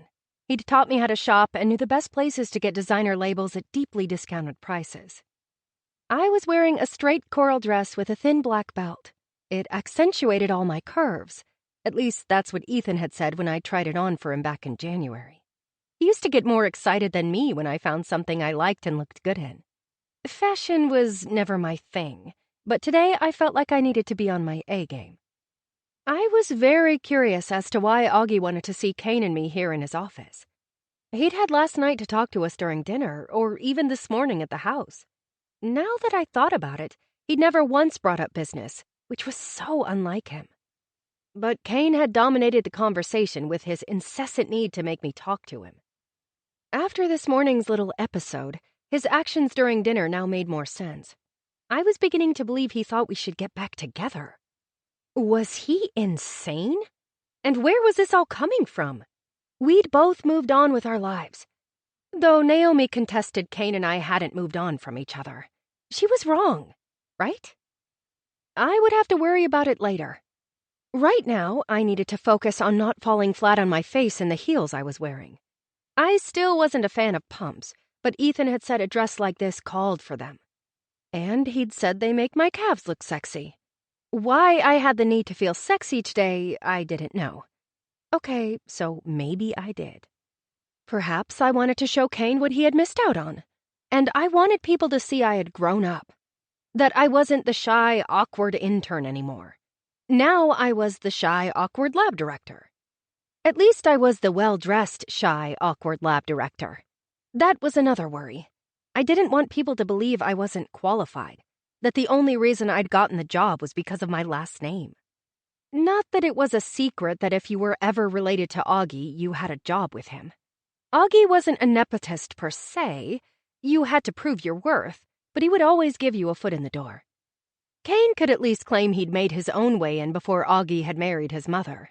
Still, no one here would ever know what I had given up to take on this job. Well, maybe one person. But he was the one who'd made me realize dreams were just that. Dreams. After Kane left 8 years ago, I had planned to tell Augie I was going to specialize in forensic pathology, right after I accused him of promoting Kane on purpose so he would leave. However, after I'd voiced my accusation, Augie had tenderly said he was sorry I was hurt, and that he'd assured me Kane had earned the promotion, and he hadn't made Kane break up with me. That was Kane's choice, he'd so painfully pointed out. He added that I should look at it as an opportunity to reach my potential, that he had every confidence I would do great things for Armstrong Labs. I had seen how much that meant to him, and I'd promised him I would. I meant to keep that promise. I had given my life to it. As I rode the elevator to the executive level, I gripped my purse like a lifeline. Not only because real life was hitting me, but because I had to see Kane again. My heart wasn't ready. I'd done everything I could this morning to make sure we didn't see each other again before he left for the office.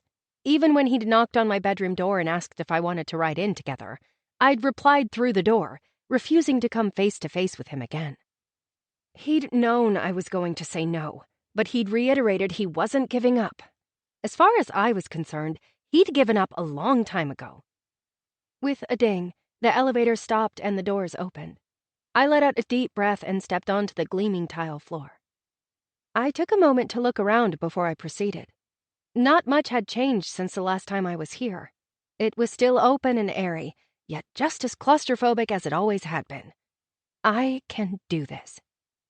I started forward. My heels clicked and clacked except when I slipped a bit, but thankfully caught myself before I hit the floor. Of course, there were witnesses. And one just happened to be my stepsister, Danielle. "Be careful there," she snickered before walking away. No, "Hi, how are you? I like your dress." Or, "Wow, I love how you straightened your hair." It was fine. I didn't need her approval. Long ago, I quit seeking her acceptance and that of all my other step-siblings, even Kane. He would hate if I ever referred to him as my stepbrother. Maybe I should. The rest of the trip to my father's office was uneventful. When I walked out of the hall leading to the inner sanctum, I was met by Sir Randall, who seemed to be waiting for me to appear. He immediately wrapped me up in his bulging, muscular arms. "Dr. Young Lady." I laughed into his chest. "Hi, Sir Randall." I choked up.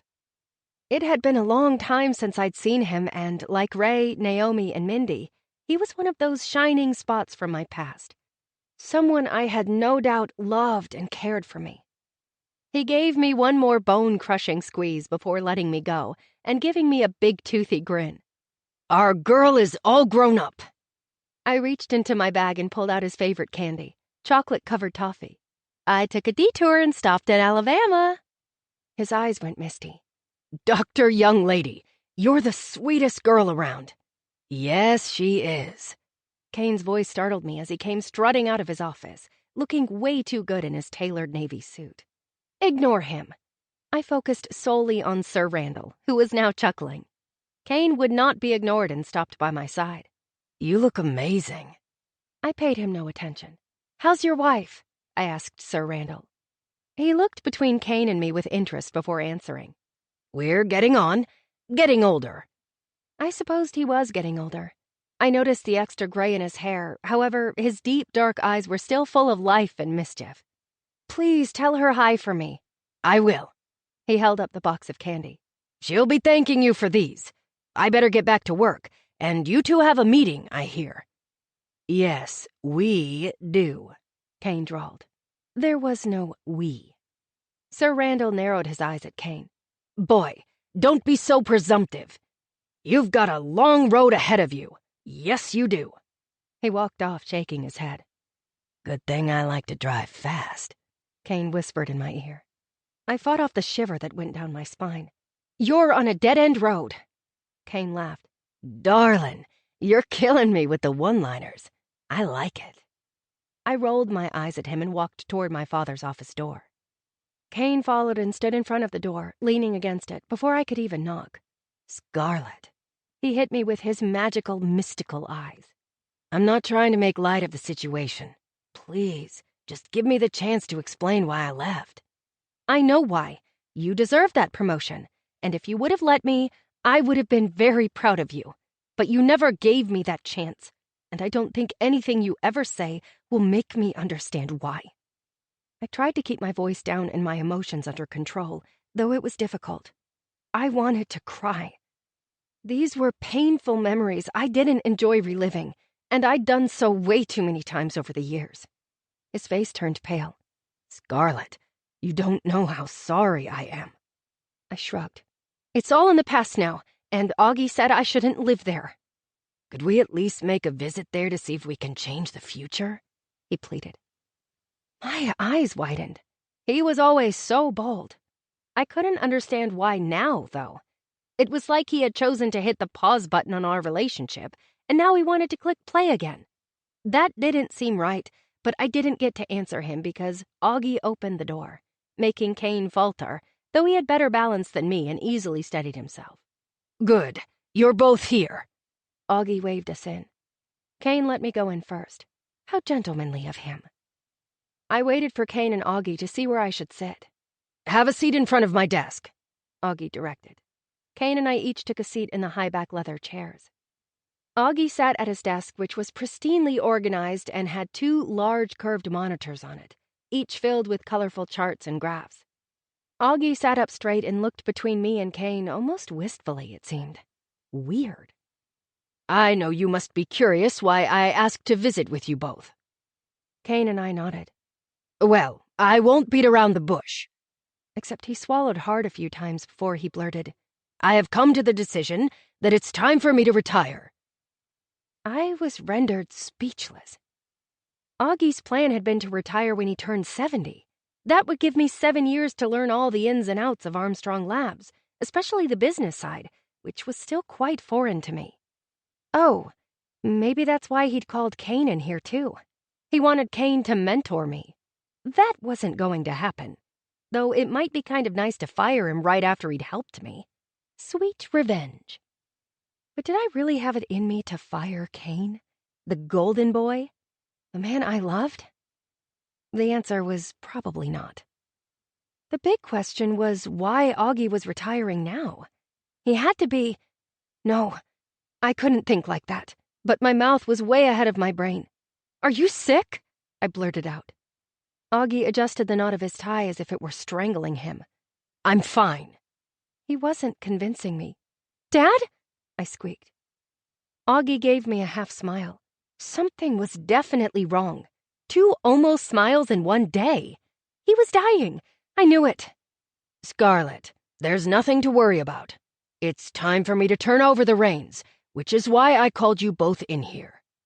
Kane sat at attention like he was in the running for the job. I scrunched my nose at him, but he was too focused on Augie to notice. The truth is, this is earlier than I'd planned for, and as you both know, the plan was always for Scarlett to take my place. However, given her lack of experience, the board would like to be reassured of the company's future. That perked Kane up even more. Was Augie seriously making him the next CEO?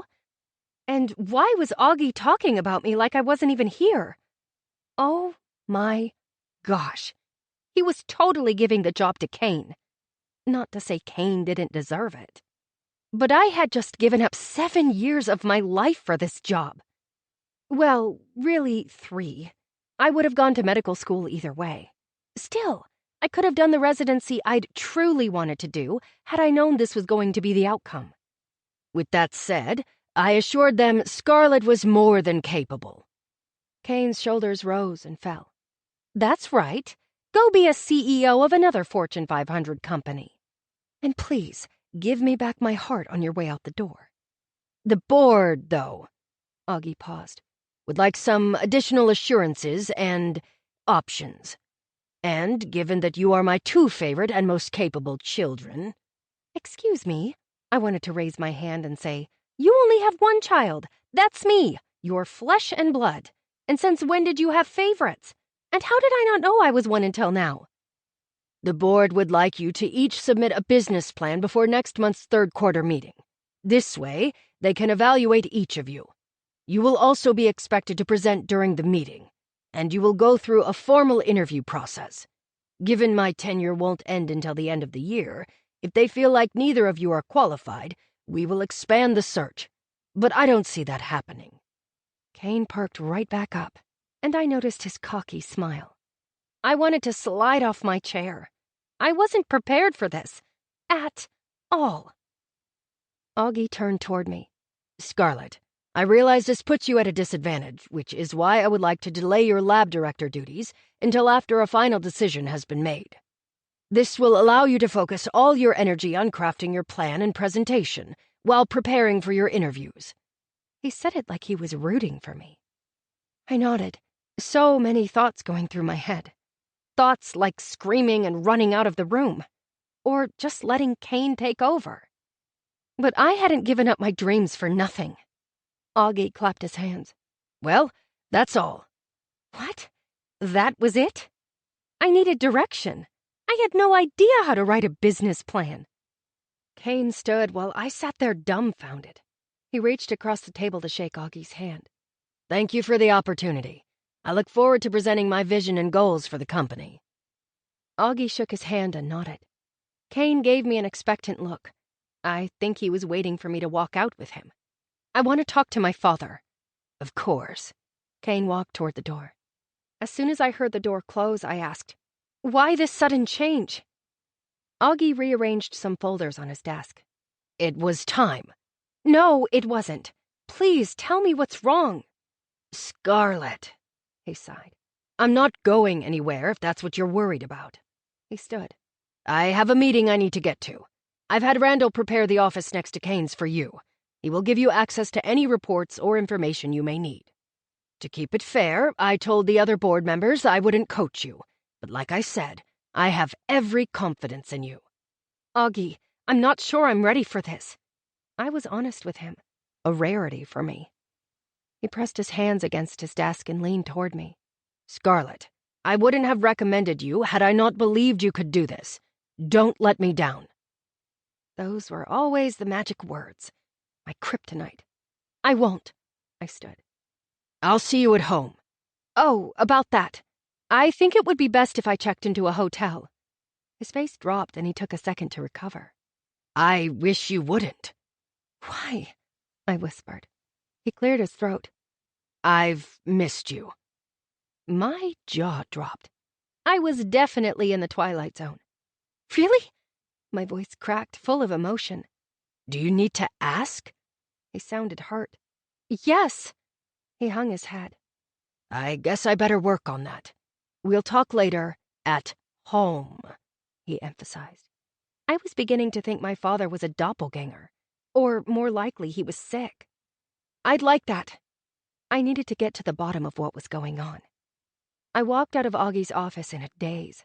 Kane was waiting for me and unceremoniously pulled me into his office next door, which was almost as nice as Augie's. I was in such a state of shock, it didn't register that Kane was manhandling me, albeit gently. Once he shut the door, he let go of me, smiling his charming smile. So, did you tell Augustus you were out of the running and finally ready to pursue your dreams? I scrunched my face. Why would I do that? And what do you know about my dreams? He stepped closer and ran the back of his hand down my face. Oh, man, did I miss his touch. Snap out of it, Scarlett. He's your enemy now. I backed up, trying to shake off how good that felt, how I longed to be touched more by him.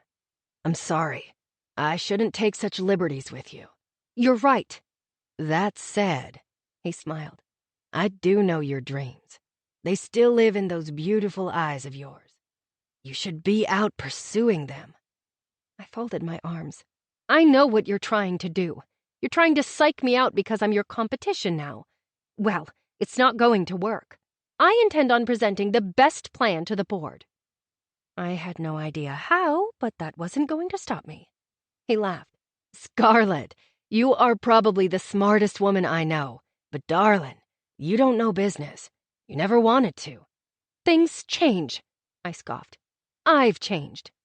Maybe some, but not like that. What happened to you pursuing your dreams? My eyes betrayed me and filled with tears. You lost the right to know. All you need to know now is that I have every intention of continuing my father's legacy and becoming the next CEO of Armstrong Labs. He reached out to wipe a few errant tears off my cheek, but I turned my head. I didn't mean to upset you, and I don't want to hurt you, but you and I both know you aren't qualified for that role. I narrowed my eyes at him. Well, Mr. Hudson, get ready to be proven wrong. From here on out, you and I are at war. He smirked his smirkiest smirk. Bring it on, darling. I plan to. He grabbed my belt and pulled me toward him, our faces a mere inch apart. While you're at it. He spoke intimately against my lips, lips that ached for his. Plan on me pursuing more than the office next door. He let me go and walked toward his desk. I stood there breathless for a moment before I could respond. Get used to being disappointed. He chuckled and waved. See you later, darling. Not if I could help it. Maybe he had stolen my heart, but I wasn't going to let him take my company. Heart surgeon, anyone?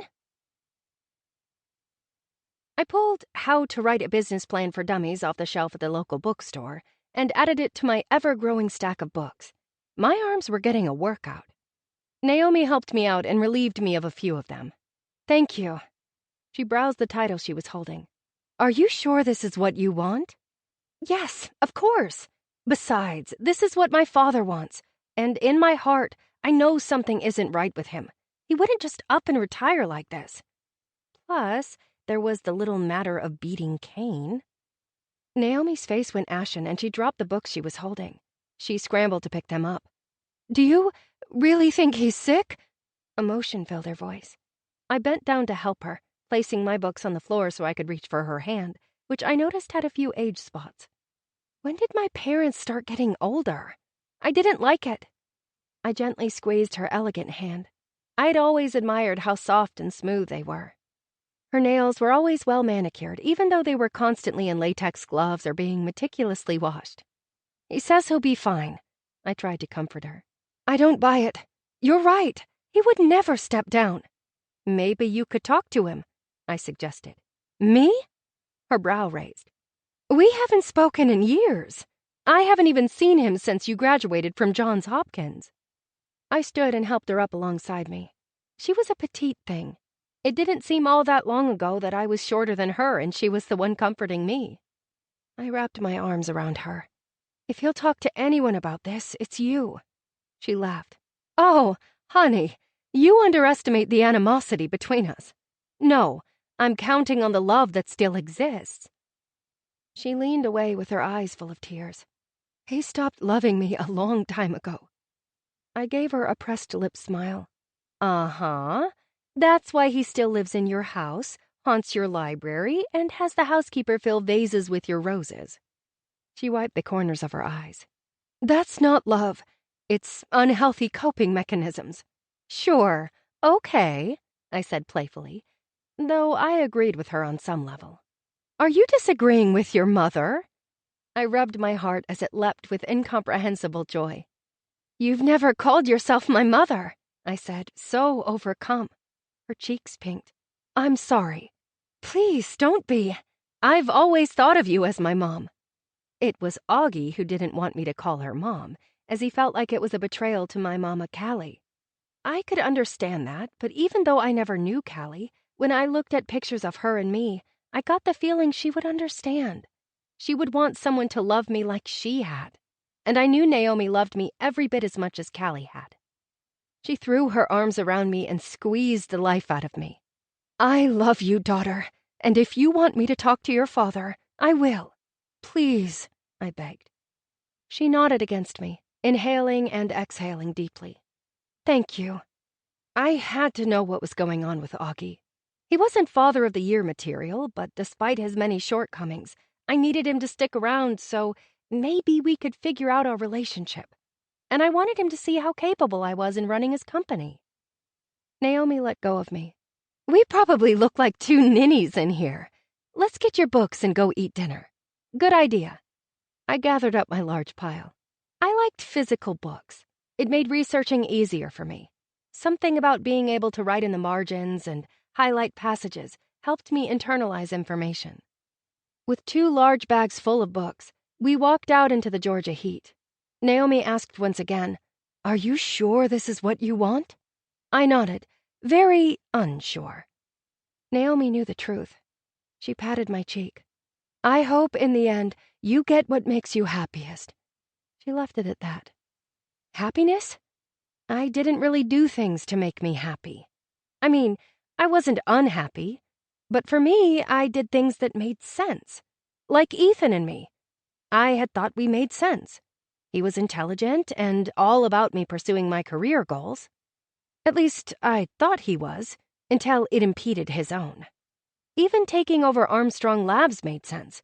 It was my family's company, and I had been preparing for it for the last several years. To switch gears now wouldn't make any sense at all.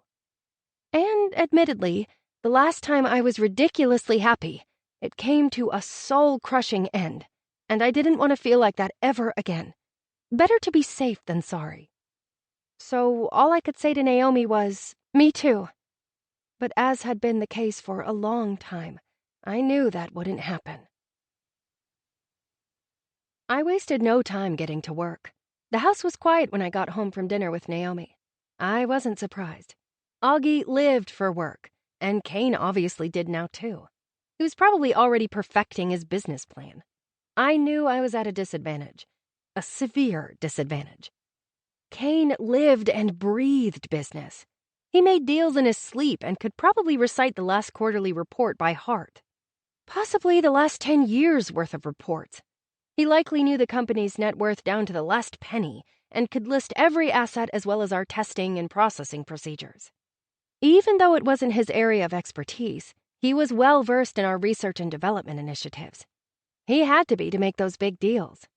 Just because I was behind the curve didn't mean I couldn't come out on top. I'd graduated from one of the top medical schools in the country and earned a coveted residency at one of the most prestigious labs. And I knew more about plasma, pharmaceutical treatments using plasma, and innovative lab techniques than Augie or Kane. I would use that to my advantage. I spread out my books, laptop, notepads, and snacks all over my bedroom floor. Yep, I still did my best work on the floor. In the lab, it was never an option, but when I could be in my office, I was on the floor as much as possible. My medical colleagues had always teased me about it. I opened the first book and read over the basics of what a business plan should include: statistics, vision, strategy, goals, analysis, research, teamwork. I made a list. Lists. Why did I always think of Kane when it came to lists? I needed to not think about him, except for how I was going to snatch victory from his grasp. That was kind of hard when 2 hours into my research, he came waltzing into my room using the bathroom door after knocking but not waiting for my response. I looked up at him and scowled. "Excuse me? I could have been undressed." Darling, don't excite me like that. "What do you want?" I ignored his salacious comment. Isn't that obvious by now? He wagged his brows. I sighed and held up my book, the personal MBA, in front of my face, trying to ignore him. It didn't work.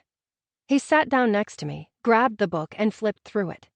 Great book, except he discounts the value of getting a real MBA. I snatched it right back. I honestly think he doesn't undervalue it enough. Kane chuckled. If you say so. Believe me, I did. I didn't need an MBA to do this job. I had an MD. 2 little letters that were worth a lot more than the 3 behind his name. "You can go now," I threw out there. Not yet. He tugged on a strand of my hair. I miss watching you in your natural habitat. I whipped my head toward him and let out a frustrated sigh. "Can you please stop with all the—" I threw my hands into the air, not knowing how to put it into words. All the what? You. Just stop being you. That was a good way to put it. You know, you used to like me. He nudged my arm. I still did. A lot. I missed how he could make anything fun, and how I felt when I was around him. "That was a long time ago." Yes, it was, he whispered. Scarlett, can you at least let me have my say? I set my book down in resignation. He was going to keep at it until I heard him out. Might as well get it over with. Except I had a question for him first. Has Augie said anything to you about why he's retiring? I was as shocked as you were this morning. Has he been acting sick or abnormal? Kane thought for a moment. He's seemed fine, except... He paused, making my pulse race. Last month, he didn't show up to a budget meeting. When I called him, he said he forgot and he needed to take a few days off. He never forgets a meeting, and he doesn't take time off, even when he takes time off. I started breathing hard. I knew something was wrong. I prayed Naomi would be able to get Augie to talk. Kane took my hand. I'm sure he's fine. I didn't hear what he said over the comfort I felt from his touch. I couldn't have that. I pulled my hand away. What did you want to say? I stuttered. I needed him to leave. We felt too right together, sitting on the floor like old times. Kane exhaled loudly. Scarlett, I've practiced this speech 1,000 times over the last 8 years. Now I find myself tongue-tied. That was a first. Perhaps it's not that important then. No, it's just the opposite. If that were true, you would have said it a long time ago. I kept the rising emotion out of my voice while I scooted farther away from him. Everything about him called to me, and I needed distance. I should have. I meant to, but you were always dating someone new, and I had no right to interfere.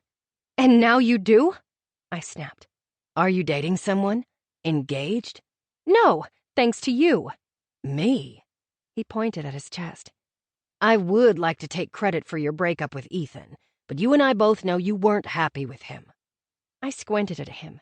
And how would you know that? He grabbed my shirt and pulled me to him. Because I know you. We were so close. His minty breath blew across my lips. No, you left me. I blinked back my tears. You think I wanted to? Of course you did. You got the promotion you'd always wanted. Yes, he scoffed. The job. It was a great trade. He oozed sarcasm. It only meant losing the woman I love. His eyes penetrated my own while his words slammed into me like a tsunami. I scrambled out of his grasp and stood, pacing back and forth. Don't say that to me. It had to be a lie. He stood and took my hand gently but firmly, holding on like he might drown if I let go. As for me, I felt as if I would lose myself in him if I didn't pull away. I would want his lie to be the truth. I yanked my hand away and leaned against my dresser for support, my eyes begging him not to come closer. He seemed to teeter about what to do, but kept his distance. Scarlett, he whispered. You were so young and inexperienced. I should have known better. What does that even mean? It means you deserved to have a choice. And you benevolently gave me one. Do you want me to thank you? No, I want you to understand. Leaving you was the hardest thing I've ever done. But I did it because I love you. My mouth fell open, dumbfounded. That makes 0 sense. And please, for all that is good and holy, stop saying you love me. He took a step closer. Scarlett, it makes perfect sense. The way our relationship was headed, where did you think it was going? I bit my lip and looked up at the ceiling. I don't know. You do know. You've been in enough relationships now to understand right where we were headed. I lowered my head and glared at him. And that was too awful for you to bear? He didn't hesitate this time and pulled me to him. We were body to body and face to face, sharing the same breaths. His eyes bored into mine. Scarlett, for 8 years I've longed to have you in my arms. I've dreamed of coming home to you every night and making a life with you. Making love to you. My body burned with a heat so fervent, I melted where I stood and was rendered immovable and speechless. For so long, I had dreamed of those same things. Still, that was all they would ever be. Dreams. Tears streamed down my cheeks, yet I couldn't say anything. He gently wiped some of the tears away with his thumb. That's where we were headed, and you deserved the choice of whether that was your final destination or not. His words loosened my tongue and my ire. You didn't give me the option. You walked away with no regard to my feelings. For 8 years, I questioned if what we had was real. I raised my voice, which I never did. I wondered what I had done to make you leave. Why you had told me to follow my dreams and then snatched the one I wanted most away from me. I cried, always too honest with him. He rested his forehead against mine. His tears dripped onto my nose. What we had was so real it hurt. His lips came dangerously close to mine, and for a brief second, I almost let him close the distance. Almost. I pushed away from him and began to pace again, running my hands through my long hair, which had gotten curlier as the day had gone on. No straightener was a match for the Georgia humidity. We're not doing this, Kane. You made your choice. I was trying to do the right thing, he replied earnestly, begging me to believe him. The right thing would have been to tell me the truth back then. Did you think I couldn't handle it? No, damn it. I knew if I told you the truth, you would have convinced me to stay. I stopped pacing and whipped my head his way. You're wrong. I would have told you to go and then booked a ticket to see you over the holidays. I would have called you every day just to say I loved you and I missed you. I would have even looked into going to medical school there. The one thing I wouldn't have done is give up on us." He sighed deeply. "I never gave up. I gave you time to live your life, and whether you agree with me or not, you deserve that. Do you think I wanted you to wake up 15 years down the road and regret that you never knew life outside of me?" I wouldn't have regretted it. You can say that now because you've received your education, traveled, and have known life with other men. And as much as I've hated to watch other men touch you and love you, I always hoped they were only stepping stones back to me. Or, he swallowed, that you would find someone who made you ridiculously happy. So maybe he made some valid points, but still. Right. I should thank you for being so noble and self-sacrificing, all for my benefit. And I could see how hard it was for you, pining away from me all these years with your supermodel girlfriends who you love to shove in my face every Christmas. Thank you for all the awkward dinners, by the way. How in the hell else was I going to see you? He zinged back at me. Kind of hard to see me when you had your little sex kittens on your lap. He busted out laughing. Sex kittens? You heard me right. I wished he hadn't. Yikes. My mouth was ridiculous. Scarlet, what did you want me to do? Show up alone? How much more awkward would that have been knowing you were bringing someone with you? You didn't have to come at all. I did, he breathed out. Because it didn't matter how much it hurt to see you with someone else. At least I got to see you, in the flesh, where I could admire you from across the table. I pinched the bridge of my nose. For years, you could have seen me any time you wanted to. All you had to do was pick up the phone. But you didn't. Instead, you treated me like a child who couldn't make up her own mind. I never thought of you as a child. Regardless, you hurt me and stole my heart, and I would really like it back. Could you at least do that for me? I pleaded, with tears streaming down my face. Maybe then I could get over him, truly fall in love with someone else. Darling, if I could, I would, just to make you happy. But I don't think there's a your heart and my heart anymore. He stepped closer and placed his hand across his chest before resting it on my wildly beating heart. Whatever happened between us, it wasn't meant to be severed. Don't you feel it every time we touch? Yes, I felt it. I felt it so much I almost shouted it. His words rang truer than any words ever spoken. But to know he loved me this entire time and let me live without him was too much. How could I forgive him for that? There has to be a way. I hope we never find it. I do. We're over, I whispered because my heart, our hearts, wanted to strangle my response. Kane was right. We were bound together in an inexplicable way. It made so much sense now. It wasn't that he had stolen my heart. It was that my heart had found its missing piece, what made it truly come alive. He hung his head. You don't know how sorry I am to hear that, he choked out. I think I did, because no one was sorrier than me. How to Save the World. The phone ringing on my desk startled me. I had forgotten there was even a phone in here. I set aside my books and notes and stood to answer it, assuming someone had mistakenly called the wrong extension. Hello? Dr. Young Lady. Sir Randall's booming voice came through loud and clear. Your father would like to see you. Now? I was in the middle of working on my vision statement. It was going to be brilliant. As soon as I finished reading the book on how to write an inspiring vision statement. And, of course, after I perfected my mission statement, because that had to come first, according to the book. I'd started my mission statement, as in I'd written out Armstrong Labs to discover and develop. Yep, that's all I had written out. All I needed was one amazing sentence, possibly two, and that's all I could come up with. There were so many things we did. It was hard to condense it into one little statement. Maybe Kane was right. I didn't know business. Or was he more correct when he'd said I didn't want to?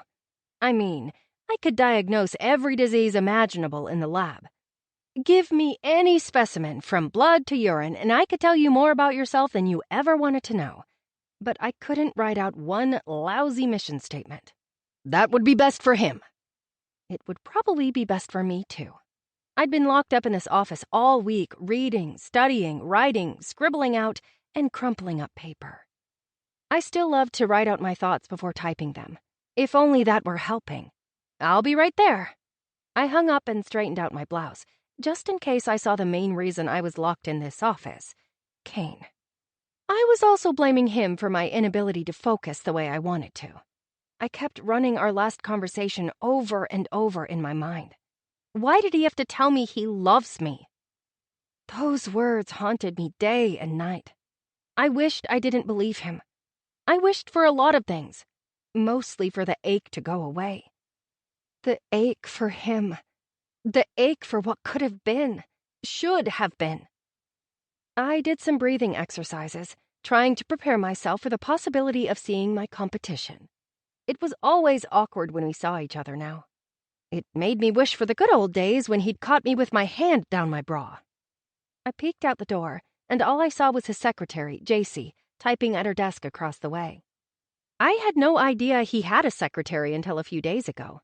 Apparently, she had been on vacation. Now she was back, perfectly tanned and with no tan lines, I might add.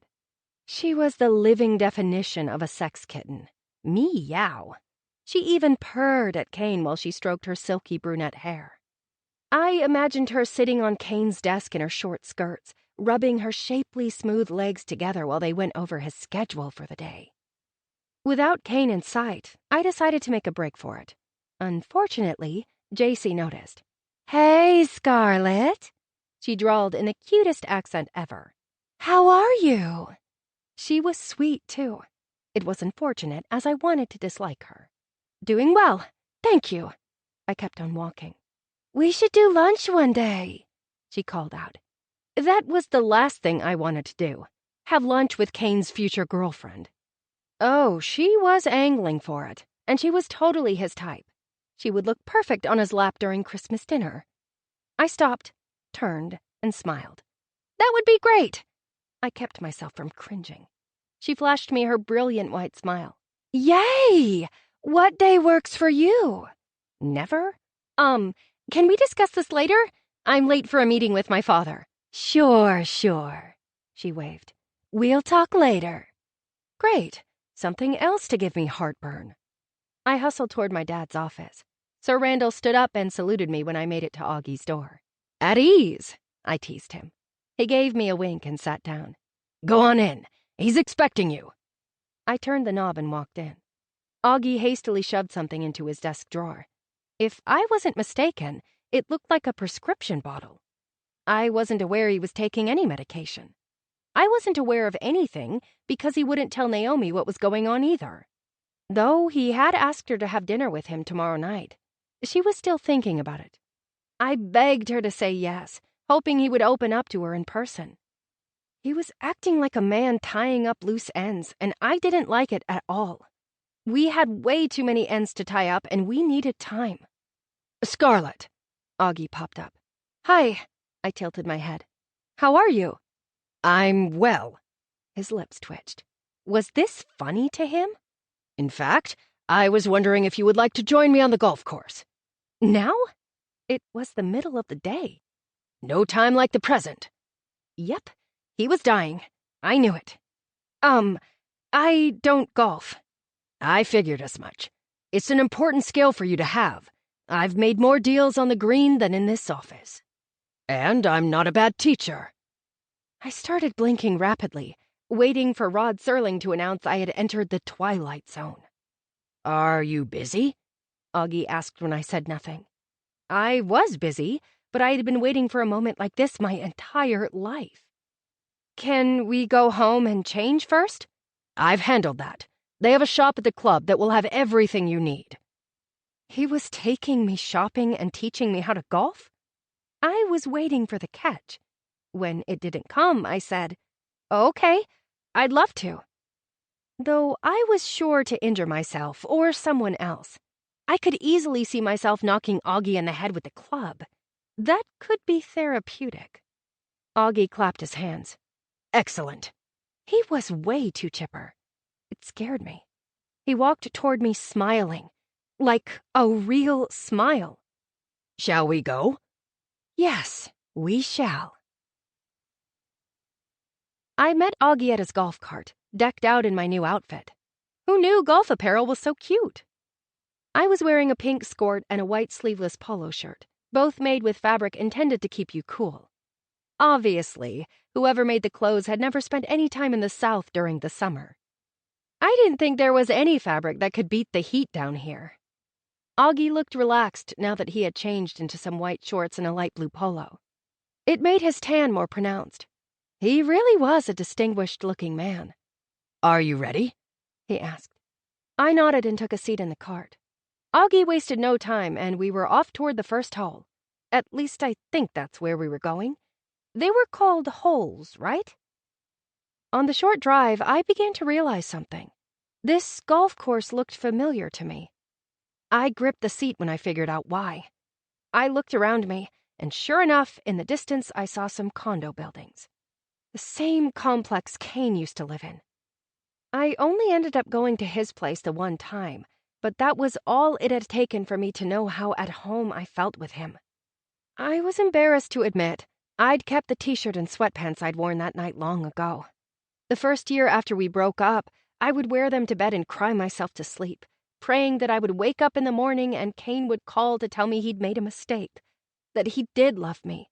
To find out that he had loved me this entire time was a sucker punch. I grabbed my stomach. I really needed to stop thinking about him.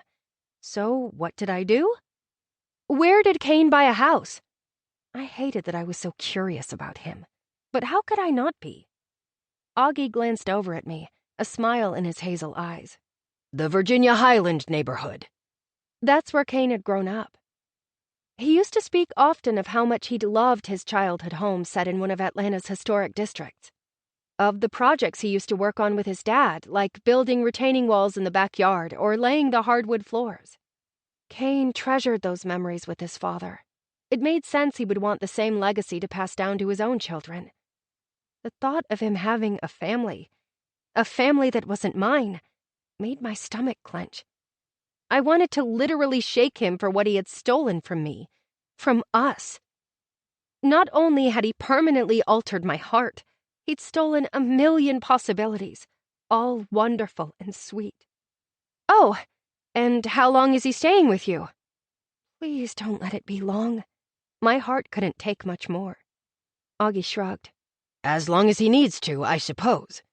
Why is he staying with you? That was the better question. Augie cleared his throat. I owe him. Owe him for what? I was going to ask exactly that, but Augie headed me off at the pass. I brought you out here because this is where Armstrong Labs all started. Why was he avoiding talking about Kane? And did he sound sentimental? There was definite weirdness going on. NASA needed to check this out. Stat. Either that or he was dying. I couldn't stand that thought. I thought you were going to teach me how to play golf. I didn't have the courage to ask him if he was dying. We'll get to that. He stopped the cart and wistfully looked over the beautiful course, with its deep green grass manicured to perfection, and large leafy trees that looked as if their leaves were dancing in the light breeze. 35 years ago, I met with Andy Newell on this very course. I thought we were going to discuss real estate. Your grandfather wanted to buy property to build another donation center. My father's father, who had died when I was very young, so young I didn't remember him, had owned several plasma donation centers in the Southeast. It was how my father got started in the business. He told me, my father continued, that I was being short-sighted. He said anyone can collect plasma, but to be a real player, research and development was where it was at. Why not do it all, he said. I had to disagree that anyone could or should collect plasma. There were processes and strict protocols that should be adhered to. It wasn't as cut and dry as people might think. but I got the sentiment. At first, I thought he was crazy. I knew how to run a business. I knew very little about R&D, but I learned and got connected with the right people and players. His hazel eyes bored into mine. Scarlet, this is why I have every confidence you can take over for me. You're driven and intelligent. You don't know everything now, and I know you think you're underqualified, but once upon a time, so was I. You'll learn. Would I? I couldn't even write a mission or vision statement. And sure, I could analyze all the numbers, but I was having a hard time translating them into what they meant for market share and forecasting for the future. I'll do my best. My voice shook. He nodded, satisfied, before he started to take off again. What was your vision when you started Armstrong Labs? Maybe if I knew that, I could expand upon it. Go back to our roots. He glanced my way. First, conquer the world, then save it. Is that all? He chuckled. So not like him. I accomplished the first. It's up to you now to save the world. Save the world? I swallowed hard. I have no doubt you will. He said it with such conviction, I almost believed it. It did, though, give me an idea for the company's mission statement. Armstrong Labs, saving the world one plasma donation at a time. Maybe that was a little dramatic. Perhaps something more like Armstrong Labs, bettering humankind one plasma donation at a time. It was a start, at least. And I was passionate about helping people, as passionate as I was about forensic pathology. Over the years, I had learned the importance of giving patients an accurate diagnosis, even when many times it meant devastating news. That accurate diagnosis meant proper treatment and an increase in positive outcomes. What we did at Armstrong Labs helped with both diagnosis and treatment and could help save lives. That was important. That would be my goal, lose my life to save others. It sounded like a fair trade, even a noble one. I was grateful when we came to a stop and could get out of the cart. As much as I needed the pep talk and reveled in the fact my father was treating me like his daughter, I needed to get out and move. Augie had given me a lot to think about. Augie walked around to the back of the cart and I followed. Can you carry your clubs, or should I call for a caddy? I'm sure I can manage it. I don't enjoy caddies. That didn't surprise me. I was sure it would annoy him to have someone follow him around and hand him his clubs. He wasn't only the leader of the pack, but a lone wolf, too. Augie heaved both sets out of the cart. Are you ready? Yes. No. I honestly had no interest in golfing or making deals on the course, but I had to save the world. Augie smiled and easily hoisted his set over his shoulder. He seemed in good health. I really needed Naomi to find out what was going on with him. I grabbed my set and followed him onto the green. I think that was the right lingo. I was going to get a book, Golf for Dummies. The clubs were heavier than I'd assumed, but not unmanageable. The heat and humidity were more oppressive than anything. So, who have you taught to play golf? It was the only question I could think to ask. Other than, what medications are you taking? But it didn't seem like the time or place for that question. Augie paused and thought for a moment. Naomi and your mother, he mumbled. Naomi had never said anything. I didn't even know she knew how to golf. Were they any good? He smiled to himself. Naomi was a natural, and your mother was a disaster. Really? What happened? Stitches. He began walking again. She hurt herself? I could so see that happening to me today. No, me. She did a thorough job, too. 10 stitches in the back of my head. She had quite the swing. Unfortunately, she couldn't seem to keep a hold of the club. I laughed. I bet she felt awful. She apologized for weeks. Did she ever get the hang of it? He shook his head. She would never come out with me again. Regret laced his words. That's too bad. Augie said nothing in return. You don't like talking about her, I finally stated after all these years. No, I don't, he admitted. I reached for my father's hand. I had never held it before, at least not that I remembered. Maybe when I was a small child I had. Augie stared down at our hands as if he were stunned, but his fingers curled around mine, gripping them tightly. A sense of security swept through me to the point that my eyes began to water. What if I need to talk about her? He tilted his head and studied me, almost as if he had never seen me before this moment. A softness washed over his face. What do you want to know? Only everything. Peace offering. I should have been researching and working on my business plan, but all I could do was absorb the photo album Augie had given me many years ago. It took on so much more meaning now that I was beginning to know the woman and the man in the pictures. My fingers lightly brushed over the pages as I sat on my floor and tried to memorize everything my father had told me today. He and Mama met when she was a sophomore in high school and he was a senior. When he went off to college back east, they wrote to each other. I wish I had those letters. I knew he had given her the promise ring I still wore when she was 16, though the way he spoke about it today, I believed he regretted it. She was too young, he'd said. I had heard that before. But I got the sense that he'd loved her deeply. It was the way he talked about how she would pack him a lunch every day and put notes on the napkins, or how she had a Christmas tree in every room during the holidays. What touched me the most, though, was hearing how much she had wanted a baby. They'd tried for 7 years before I was born. She had also been instrumental in helping Augie start Armstrong Labs. She'd worked tirelessly helping him research, and then acted in an administrative role for the entire company until she got pregnant with me.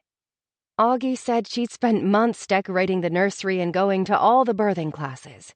He hadn't made it to any of them, which he sounded remorseful about. It made me sad for my mother. I didn't know how, but I knew she would have wanted him there. I admired her golden blonde hair and thought of how she could play the piano and sing, how all she'd ever wanted to be was a wife and a mother. I ached for her and wanted to know what had brought her to the point of taking her own life, but that wasn't something Augie would discuss with me. In fact, he'd gotten agitated when I had asked about it. So agitated that when he'd swung his club, he'd missed his ball and sworn all the 4-letter words. That was the end of the conversation about my mama. While I was flipping through the photo album and writing some notes in it so I would remember everything Augie had told me, there was a knock on my bedroom door. I could tell who it was just by the knock. Kane. We hadn't spoken in 3 days, only nods of acknowledgement if we ever did pass by each other. Not to say I hadn't obsessed every night about what it would be like to share a life and a bed together.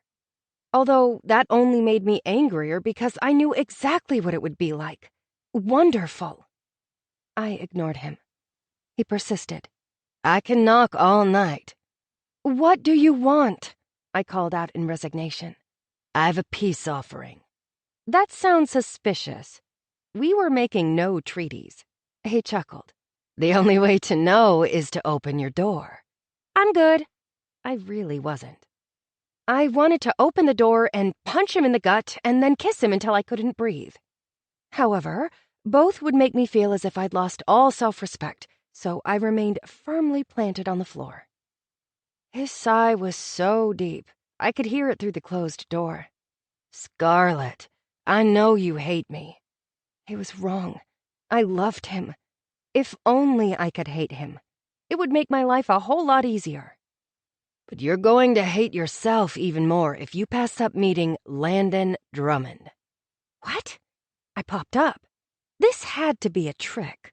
No way did he score a meeting with my hero, my first crush, and perhaps the most famous forensic pathologist in the world. Come on, Scarlett. You know you're dying to meet him. Oh, did he play dirty? I would think it was sexy if... Well, never mind. I still thought it was sexy. But I wasn't falling for it.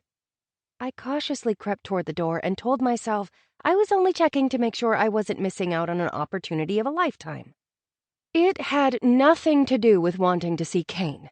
At all. I inched the door open and peeked through at him. Kane stood there grinning. His suit coat was slung over his shoulder, and the top buttons of his dress shirt were undone, giving me a view of his beautiful chest. I averted my eyes, as hard as it was. We were at war. "So, what's this about meeting Landon?" I asked nonchalantly. Kane pushed the door open a tad more. "That's better."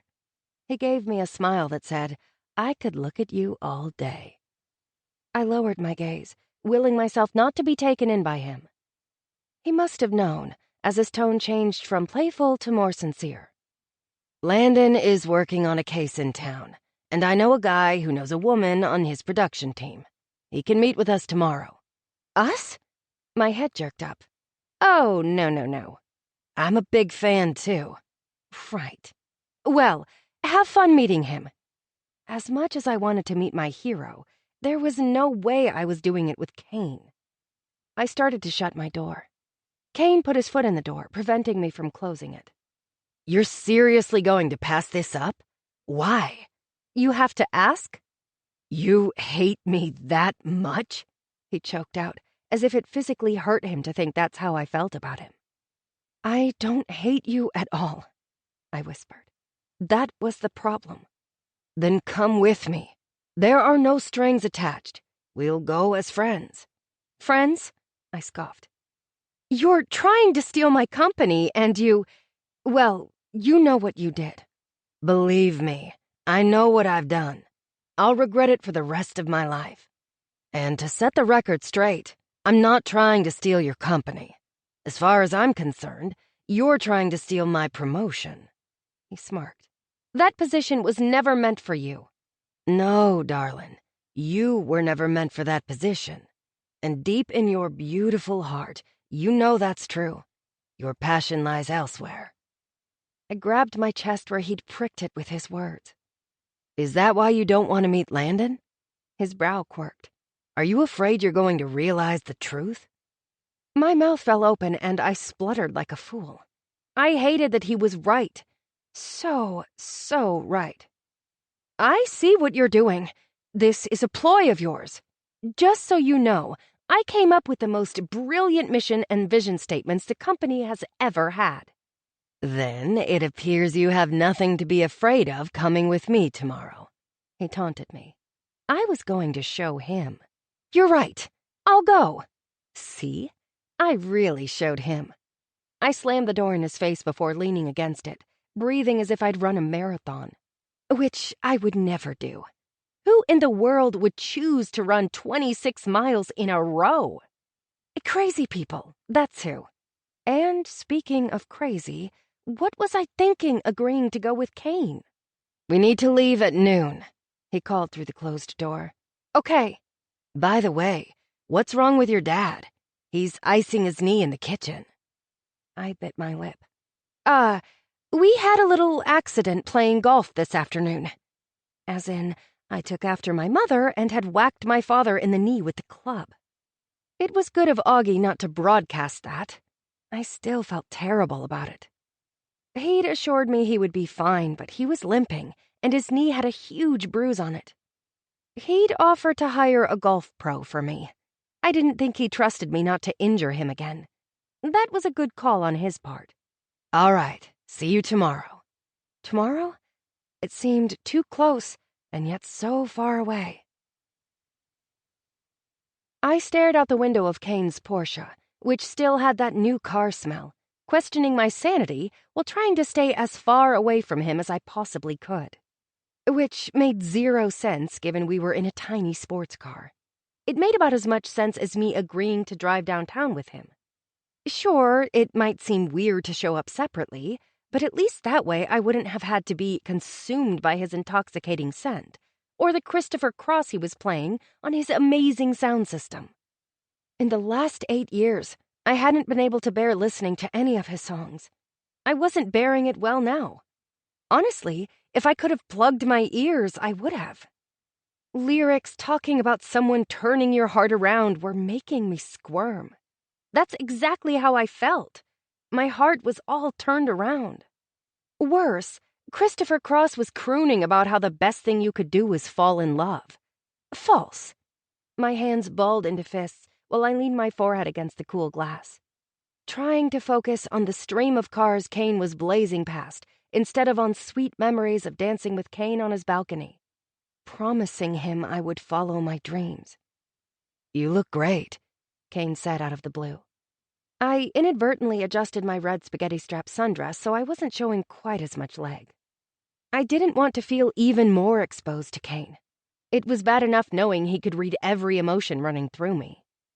No one knew me like he did. Not even Ethan. It was probably why I'd been able to so easily let Ethan go. Thanks. I spoke softly into the glass. Scarlett. He spoke my name so tenderly. You know, that used to be your cue to tell me how beautiful I am, he teased. A smile broke out on my face before I could stop it, though I quickly recovered. Could you please stop being charming for 5 minutes? I begged. I'm not sure that's possible.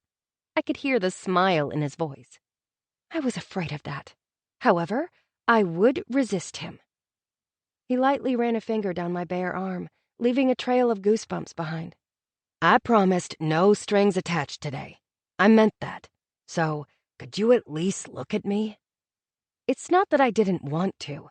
It was just better for my mental health if I didn't. Not only was he breathtakingly beautiful, but I would get a look into his eyes and see so many possibilities that were no longer feasible. We were at war. More like I was at war with myself. I knew if I let him, he would want to be my ally and my greatest champion. Why couldn't he have believed in me enough 8 years ago? Maybe I shouldn't have come, I eked out, unable to face him. What was wrong with me? I'd survived med school and a grueling residency. I should be able to handle an afternoon with the man I loved. Kane eased off the gas. The car decelerated quickly despite our still being on the highway. I know there's nothing I can say or do to make up for what I did, but do we have to be enemies? I braved a glance at him. His eyes were darting between me and the road, begging me to forgive him. I will be firing you soon, I said lightheartedly, though there was a hint of truth in my words. How could we ever work together? I mean, I would give him the ultimate severance package and even allow him to say he resigned. I wasn't a monster. Kane laughed.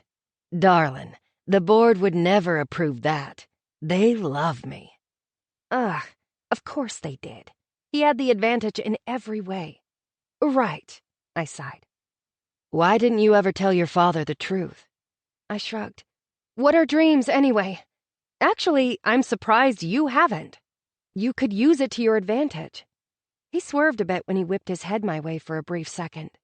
Advantage? You think I would do something so low? I promised you I would keep your secrets, and I have. I felt terrible. I knew Kane wasn't that kind of person, but I had all this hurt built up inside of me, and it begged to be let loose, to lash out at the source of the pain. I'm sorry. I wiped a tear that had escaped off my cheek. I didn't want to be that person. No matter what he had done, I still wanted to be me. Though, was I truly me without him? I couldn't think like that. I was my own person. Why didn't I feel whole then? Don't apologize. I deserve that and more. He sounded so defeated. Regardless of what you may think of me, I will always feel honored you chose to share your dreams with me, but your dreams are for you to tell.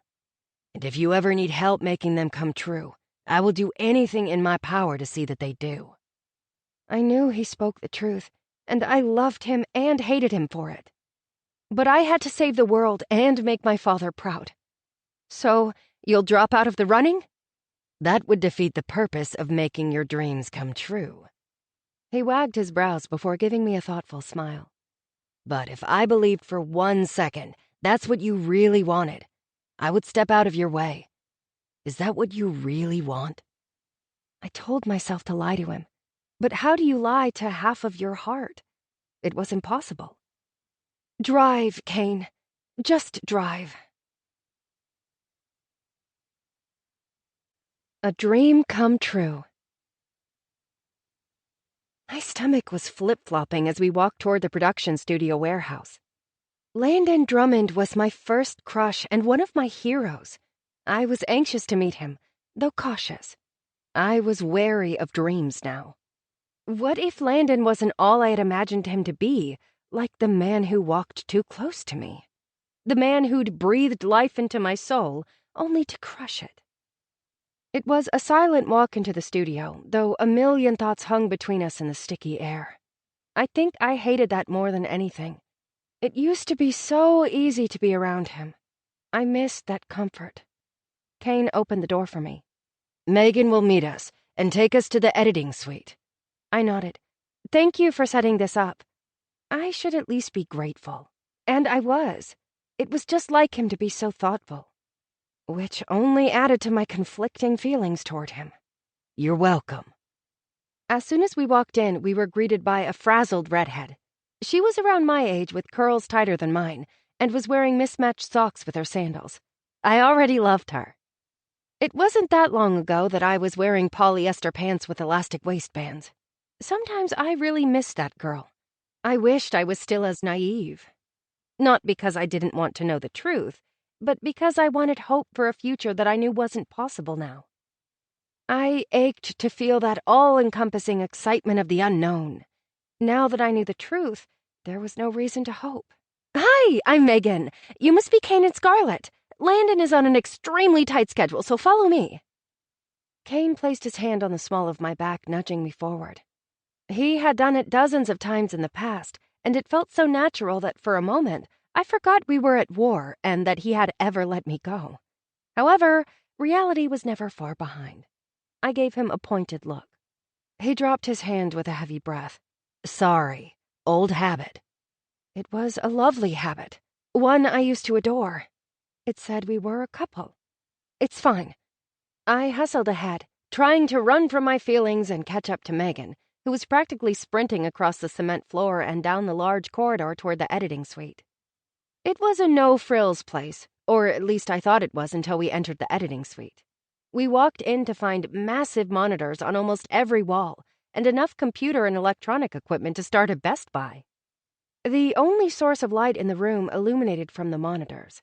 Even so, it was easy to make out Landon standing with his arms folded in front of a large hanging monitor, showing photos of a dead woman's hand.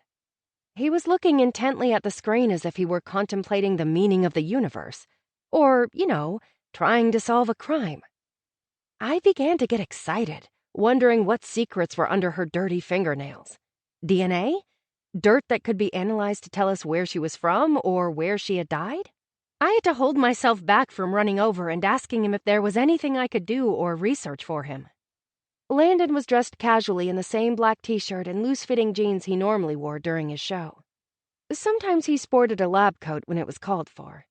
His circular wire-rimmed glasses rested atop his graying mop of messy brown hair.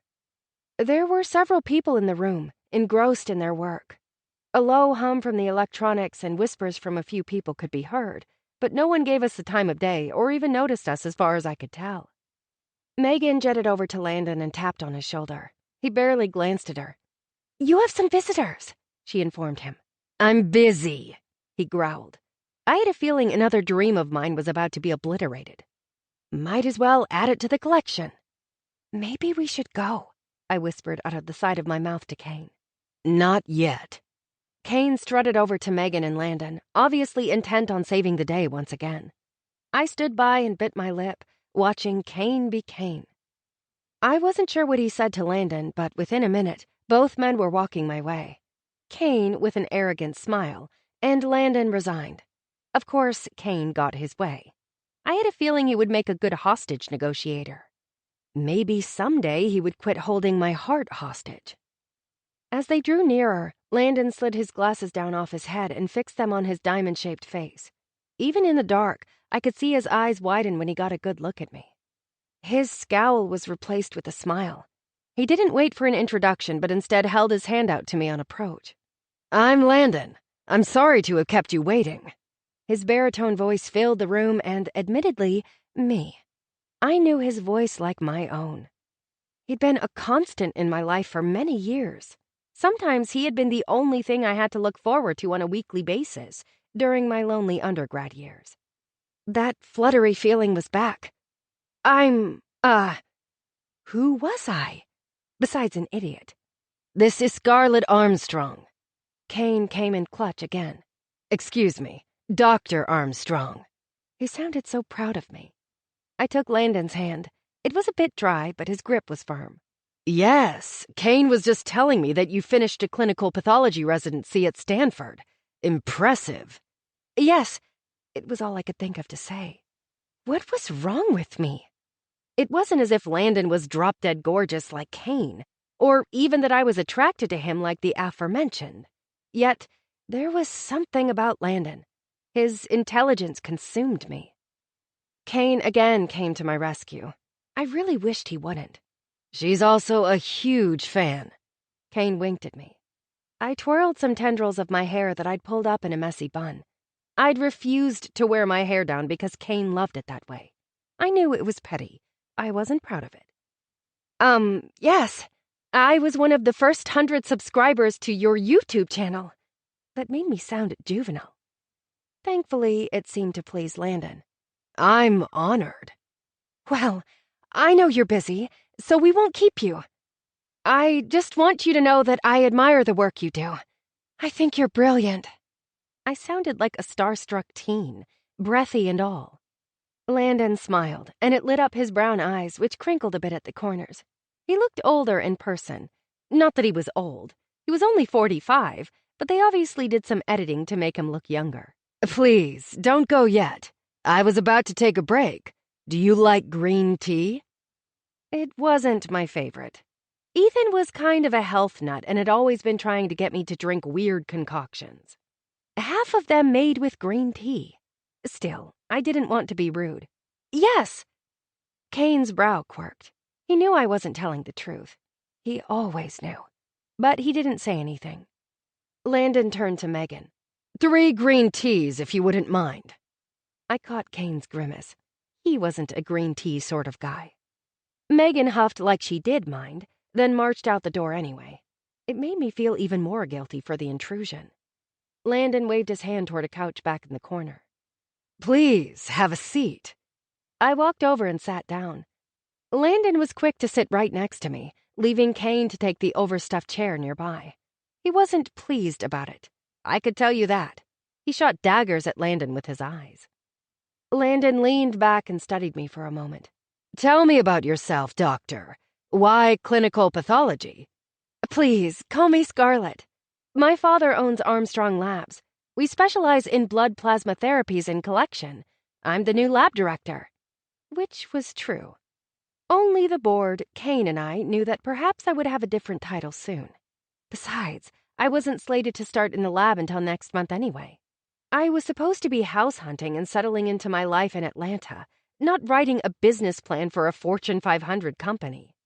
Yes, I've heard of Armstrong Labs. I recently read a study that came out of your R&D regarding plasma protein therapies. You're doing good work. It's not me yet. Don't be modest, Scarlett.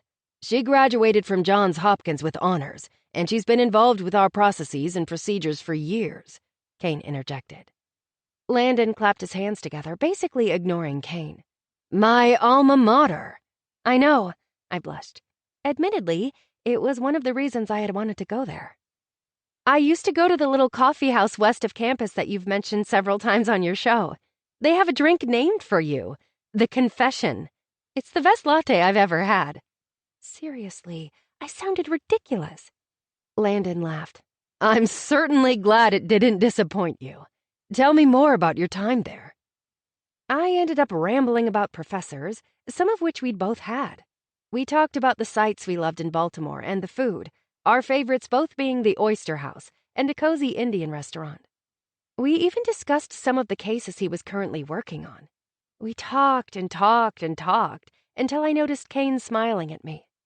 He hadn't once interrupted us or tried to be part of the conversation. It was then I knew he had done this all for me. He couldn't have cared less about meeting Landon. He wanted to make one of my dreams come true. He was the best and worst ex-boyfriend ever. Best because of his thoughtfulness. Worst because he made it impossible to get over him. After a good half hour, with me never once touching my green tea that rested on the coffee table in front of us, I said, "We should probably let you get back to work." Even though I had enjoyed getting to know him and wanted to talk about a few past cases he'd solved, I felt bad keeping him for so long. Landon looked at his watch. He tossed his head from side to side. You know, I could catch a later flight. Would you like to have a late lunch with me? For some reason, I immediately glanced at Kane to see his reaction before I answered. He was no longer smiling. Landon looked between the two of us. I'm sorry. Are you two together? I didn't realize. No, I was quick to reply. In fact, our parents were married. I tried to cover up the awkwardness with more awkwardness. I didn't want to mention we were exes. That would have been too uncomfortable. Or so I thought. Leave it to me to find a way to make it even more so. Step-siblings. Excellent. Landon laughed. Yep, my stepbrother, I teased, though I immediately regretted it when Kane's eyes flashed with a fury I'd never seen. It was as if I had murdered a loved one. I knew he hated to be referred to with that title, but it had just kind of fallen out. Sure, I'd thought about saying it before to taunt him, but honestly, this was an accident. After what he had done for me today, I wouldn't purposely injure him. Landon turned to Kane. You wouldn't mind, would you? Then he faced me. You are absolutely enchanting, and I would be happy to personally see you home. Landon thought I was enchanting. Wow. Kane didn't seem to be feeling it. He jumped up. Can I speak to you for a minute, sis? His tone was biting. Sure. My voice quivered while I stood on shaky legs. Kane took my hand in a very unbrotherly fashion and led us over to a dark corner. It was a little awkward. You're not seriously considering going out with him, are you? He whispered. Of course I am. Why wouldn't I? He's old enough to be your father. I spat out a laugh. He's 15 years older than me. I don't think we'll be breaking any world records with that age difference. Besides, I like older men. And I did. Even Ethan was 8 years older than me. Kane's eyes softened. I remember. Regardless, you need to ask yourself why a 45-year-old man is still single. What does that say about him? I scrunched my face. You're 37 and single. What does that say about you? He pulled me closer. Again, not very sibling-like, but being so close to him made me forget about anyone else in the room. It says I've been patiently waiting for the right woman. I'm ready to walk away from the single life anytime. Just say the words, Scarlet. I had no words. I had no breath. Kane had stolen both. All I could do was blink and blink. Kane, on the other hand, had plenty more words.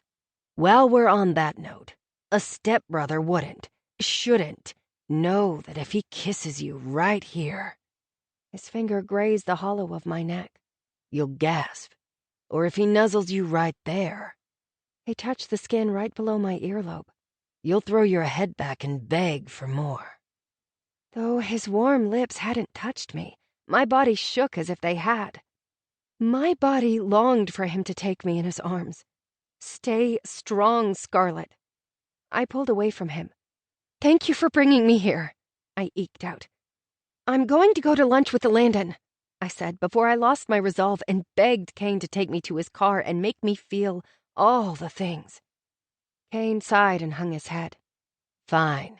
Keep running, Scarlet. I'm not your big brother, here to protect you from men who come calling. Just be careful. I'll keep my phone on if you need me. I'm not running from anything. My voice cracked. Keep telling yourself that.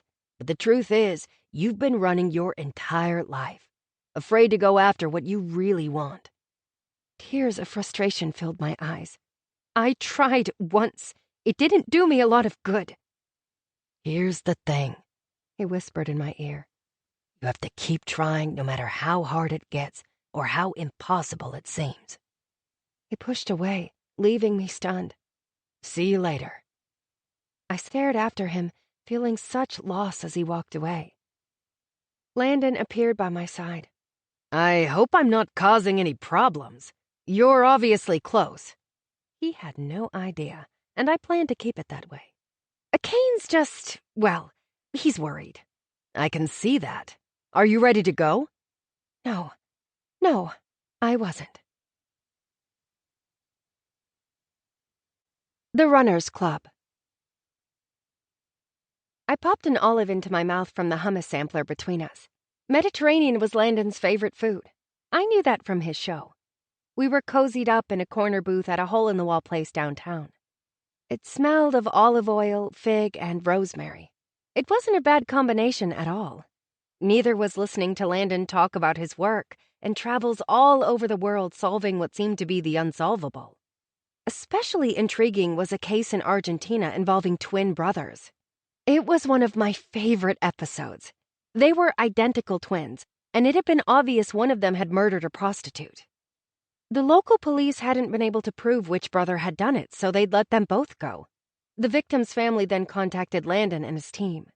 Being the genius Landon was, he'd taken a second look at the DNA, though it had seemed futile given the brothers were identical matches. I loved that episode. The one brother smoked, and you were able to use DNA methylation signals to prove he was the one who did it. Most people don't know smoking can alter your DNA. Another good reason to never smoke. Landon smiled at me from across the table. Would it be very forward of me to say that you're too beautiful and smart to be hanging out with a guy like me? I swallowed and bit my lip. I wouldn't say you're forward, but maybe you need your glasses prescription checked. Ah, modest too. A lethal combination. I couldn't believe this was happening. Not only was I having lunch with my idol, but he was flirting with me. If only I could fully enjoy it. Kane kept infiltrating my mind. I inadvertently touched the hollow of my neck and my ear. Kane's touch still burned beneath my skin. His words seared even hotter.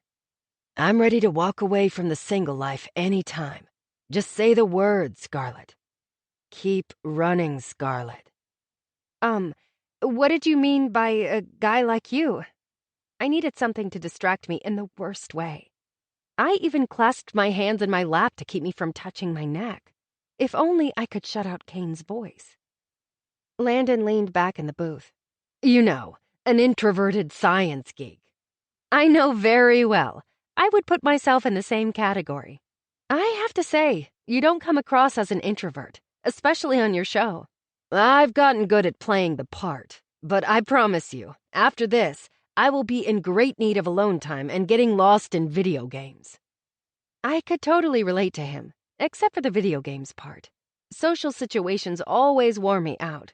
I would probably go home and read a book after this. What games do you play? He raised his brows. That didn't scare you off? Most women are put off that a man my age is still gaming. I remembered Kane once saying something similar to me. That I wasn't like other women. It was something he had appreciated. After he'd left, I'd wondered if he'd want me to be more like other women. However other women were, I wasn't sure. But who was I to judge anyone? I listened to Celtic music and sat on the floor whenever I could while I worked. I was about as quirky as they came. Landon was probably more my speed than someone like Kane. However, that's what I loved about Kane. He brought out a side of me no one else could. Someone once told me that the most beautiful thing I could be was myself. I think that's good advice for most everyone. You know, except serial killers and psychopaths. The kind of people Landon helped put in jail. He laughed, and then his laughter turned into a thoughtful stare. Did Kane tell you that? I was taken aback that he knew that. Why would you think that? I stuttered. He drummed his fingers against the wooden table. I'm good at studying people, the living and the dead. I've noticed that when you touch your neck in the same place Kane did during your chat, your tone of voice turns wistful. And as much as I'm hoping it's not true, I'm not buying the stepbrother angle. Thinking back, I'm sure he wanted to punch me before he left. Our parents were married for about 15 months. I defended myself, though I was quite embarrassed he noticed all that. I'm not accusing you of lying, only trying to feel out my chances here. I took a drink of my lemonade, trying to think of what to say. I wasn't sure. I liked Landon. I really did, but Kane was getting in the way. Always. I'm being too forward again. It's a bad habit of mine. It's just I don't often find myself so drawn to someone so quickly. He leaned forward as if I were pulling him in. Oh, I knew the feeling. Not with Landon, but believe me, I knew the feeling. I'm flattered, and I like you. Honestly, I had the biggest crush on you when I was in college. He pursed his lips together. Let me guess, not anymore? I felt myself getting all sorts of hot. I hated letting people down. It's not that. It's just, at the beginning of this year, the man I was engaged to broke things off, and I'm involved with a huge thing at work, and you have unresolved feelings for your stepbrother, he interrupted me. Yeah, I whispered. I'm sorry. Kane and I have a complicated past, but there's no hope for a future together. Landon's eyes widened. Are you sure about that? Yes, I said too quickly. Can I give you some advice? I nodded. Not sure anything he said would be helpful, but at this point in my life, I was open to any suggestions.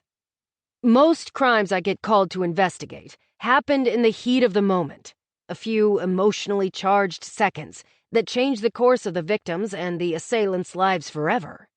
Probably 9 out of 10 crimes could be avoided if only the aggressor took a few minutes to breathe and think before acting. What are you saying?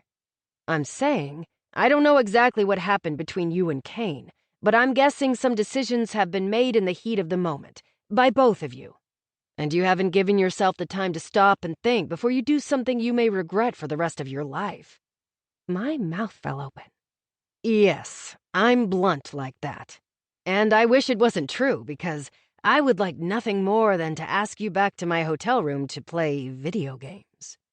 He gave me a sly smile. Wow, he really was blunt. Uh-huh, video games. With one sentence, he'd obliterated another dream. He laughed. Too forward? Yes. I didn't find it all that funny. One-night stands weren't my thing, and all I could think about was how Kane would have never asked me back to his hotel room, especially on a first date. He would have known better because he knew me. Landon obviously didn't know me, and he never would. I should probably get you home. I need to get back to the studio, he said abruptly. Thank you for lunch. I had no idea what else to say.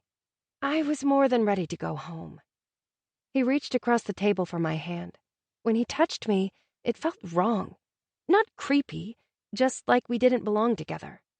I'm sorry for coming on so strong. My mouth is always getting me in trouble. I could relate to that too, except I didn't go around propositioning people for sex. I know after my stellar people skills, you probably never want to see me again.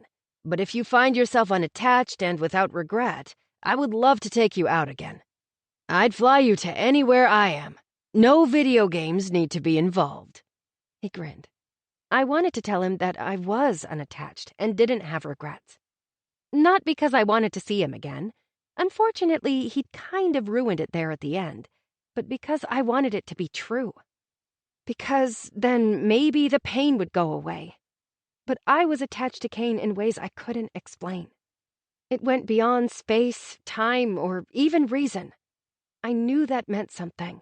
I just wasn't sure what. I walked into a quiet house after I was dropped off by my Uber driver. I felt it was best if Landon and I parted ways at the restaurant. Not that I thought he would stalk me or anything. It was just awkward after the whole video games thing.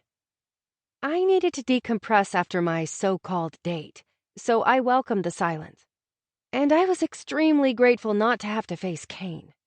Admittedly, I had been hoping I could come home and tell him I'd had a great time and that Landon and I would be seeing each other again. That wasn't happening, and honestly, I wasn't even sure if I would be watching Confessions of a Forensic Pathologist anymore. I had a feeling if I did, I would always think to myself that Landon had wanted to sleep with me. Kane had probably perceived Landon's intentions. Maybe he was right, and there was a reason Landon was still single. Ugh, men. I knew I should probably get some work done, but I didn't think I would be able to concentrate. Even though Landon was a dud, his work still excited me. I itched to go research DNA methylation signals and the time-tracing fingerprint technology Landon and I had discussed over lunch. It was amazing that we could tell how old a fingerprint was now. Instead, I found myself in the library scrolling through Naomi's books. I wanted to talk to her, but she was doing something more important, having dinner with my father and hopefully getting some answers for me. If only she could tell me what to do with my life. With Kane. While I perused the books, I received a text from the maddening man. Did you make it home all right? I debated about responding, but I could picture him getting ready to avenge my death, or, at the very least, call the police. I'm home. I wondered where he was. I almost asked him, but it wasn't any of my business. And he didn't respond, so I went back to searching for a book to take my mind off the events of earlier today. Especially my thoughts regarding Kane's theory on me running away. Maybe he was right. Of course he was right. I sank into the chintz chair nearest me, my mind reeling as I recounted all the times I'd run away in my life. I'd run away from being valedictorian, from my step-siblings and stepmothers, letting them bully me into silence and self-loathing. I'd spent years, not to mention my medical residency, running away from my career dreams, or at least being too afraid to pursue them. I'd even tried to run away from Kane in the beginning, but he wouldn't let me. I was still running away from him, yet he still chased. And perhaps that's why I couldn't forgive him now. 8 years ago, he'd stopped chasing me. He'd stolen my courage. Him. And instead of finding my own courage, I did the safe thing. I gave up on my dreams. But was it really safe? I was still chasing after my father's approval, begging him to love me and be proud of me, see me. It's all I'd ever truly wanted. So, technically, I was trying to make my dreams come true. Then why did I feel so empty? I curled into myself, afraid of the answer. While contemplating my life, more like trying not to contemplate it, I noticed a book, Harvest of Blood, on the small table near the chair. I smiled when I picked it up. It was a medical thriller by one of my favorite authors, Taryn Taylor. I had no idea Augie liked him too, though he probably didn't love him for the same reasons as I did. Taryn Taylor wrote great thrillers, but my favorite part was always the amazing love story woven into the plot. I hadn't had a chance to read this book yet, so I picked it up hoping it would be a good distraction. A track for me to use to run away from my life. I was obviously good at it. Too good. I read and read until it was dark, until my eyes became heavy and I fell asleep in the chair. I was startled awake by a gentle shake. Blinking several times, I allowed my eyes to adjust and focus in on Augie, who stood smiling above me. I sat up and tried to stretch out the crick in my neck.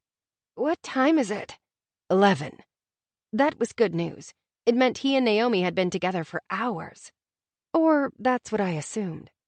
I supposed he could have gone somewhere else after dinner. How was dinner?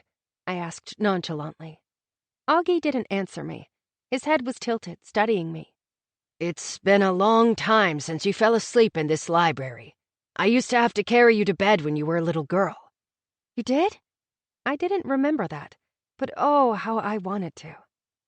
He picked up the book that had fallen onto my lap and absent-mindedly flipped through it. You wanted to read the big books, as you used to call them. Always wanting to learn. Why couldn't I remember that? Remember him? How old was I? 4 or 5. He set the book on the side table. That made sense. It was probably right after he and Naomi divorced. No wonder I couldn't remember. I didn't want to. I guessed I was always good at running away from my feelings. From life. So, how was your dinner? You're not going to let that go, are you? He said with a smile in his voice. I let my hair out of its messy bun and ran my fingers through my curls. No, not this time. Augie sat in the matching chintz chair on the other side of the small table. He ran a hand through his hair just like me. It dawned on me how similar we were, right down to running away. He had run away from my mother's death and Naomi's love. He'd even run away from me. I was no better. I had a string of men who'd all loved me that I could never fully love back. I hadn't even given myself fully to Ethan. I think he'd known. His excuse for leaving me had been his career and moving, but in my heart, I knew it was because I hadn't fought for him. His eyes had pleaded for me to tell him he was making a mistake. I hadn't been able to. And even now, when I was faced with the kind of love that Naomi had offered my father, I was shunning it at every turn. Sure, Cain bore some of the blame, but even if I was willing to forgive him, I would probably run. No one can hurt you while you're running. I sat stunned by these revelations. Augie and I belonged to the same runners' club. I always swore I would never be like my father, yet I turned out to be exactly like him. Augie shook me out of my thoughts by saying, "It was like old times tonight. Naomi was on a mission." He gave me a pointed look. "I believe on your orders this time." I wanted to shake him and yell at him, blame him for teaching me how to run, but I couldn't. He may have given me the running shoes, but I'm the one who put them on and laced them up tight. I even bought new ones when the old pair wore out. Tonight, though, I decided to retire at least one pair and confront my father, force him to tell me the truth. I know something is wrong. You aren't acting like you. "And how is that?" Well, I bit my lip. You're normally standoffish and cold. I didn't sugarcoat it. And you would never step down as CEO. Not like this. His brow furrowed while he scrubbed a hand over his salt and pepper 5 o'clock shadow. "This is what you think of your father." Regret laced his words. I wish I didn't, I whispered, on the verge of tears. "Your assessment is well-deserved." Why? What did I do? I begged to know. He whipped his head my way. "What do you mean? What did you do? You think this is your fault?" I pulled my knees up and wrapped my arms around my bare legs. Tears dripped down them as they fell off my cheeks. I was a disappointment. "No," he said angrily. How could I believe otherwise? You never once said you were proud of me. I can't even remember you ever saying you loved me. I sobbed, even though I knew Augie hated the tears. Augie flew out of his chair and dropped to his knees in front of me. His expression was bewildered. He obviously didn't know what he should do. He raised his hand as if he wanted to touch me, but wasn't sure how or if he should. He eventually patted my arm. "Scarlett," his voice cracked. "I love you." He stumbled on those words, as if he hadn't said them to anyone in years. He noticeably inhaled and exhaled before saying with more conviction, "I love you." I lifted my head. You do? Without hesitation, he stroked my hair.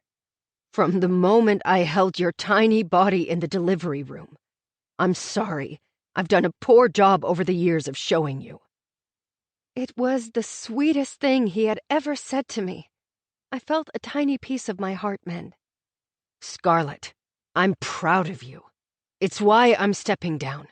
I want time to see my daughter at the helm of Armstrong Labs." I had wanted to hear the P word for as long as I could remember, but I couldn't enjoy it. Instead, I was struck with fear. Time? Are you running out of time? He swallowed hard and let out a heavy breath. "Last month, I had an episode." An episode? "It was no big deal." He stood and began pacing. "Possibly a mini," he emphasized. "A heart attack," he mumbled. I jumped up. You had a heart attack? "Perhaps. The tests were inconclusive." I want to look at the test results and your blood work. He chuckled. "You sound just like Naomi." That was a huge compliment. I'm serious. "So was she. But I'm fine. I'm taking some beta blockers and exercising more. However, my doctor recommended a change in lifestyle if I would like to live to see the next decade. According to him, I'm too high-strung and work too much." He scoffed. I took Augie's hand and he held on to it like a lifeline. I need you to stick around. I feel like I don't even know you. We need to change that. He squeezed my hand. "Agreed."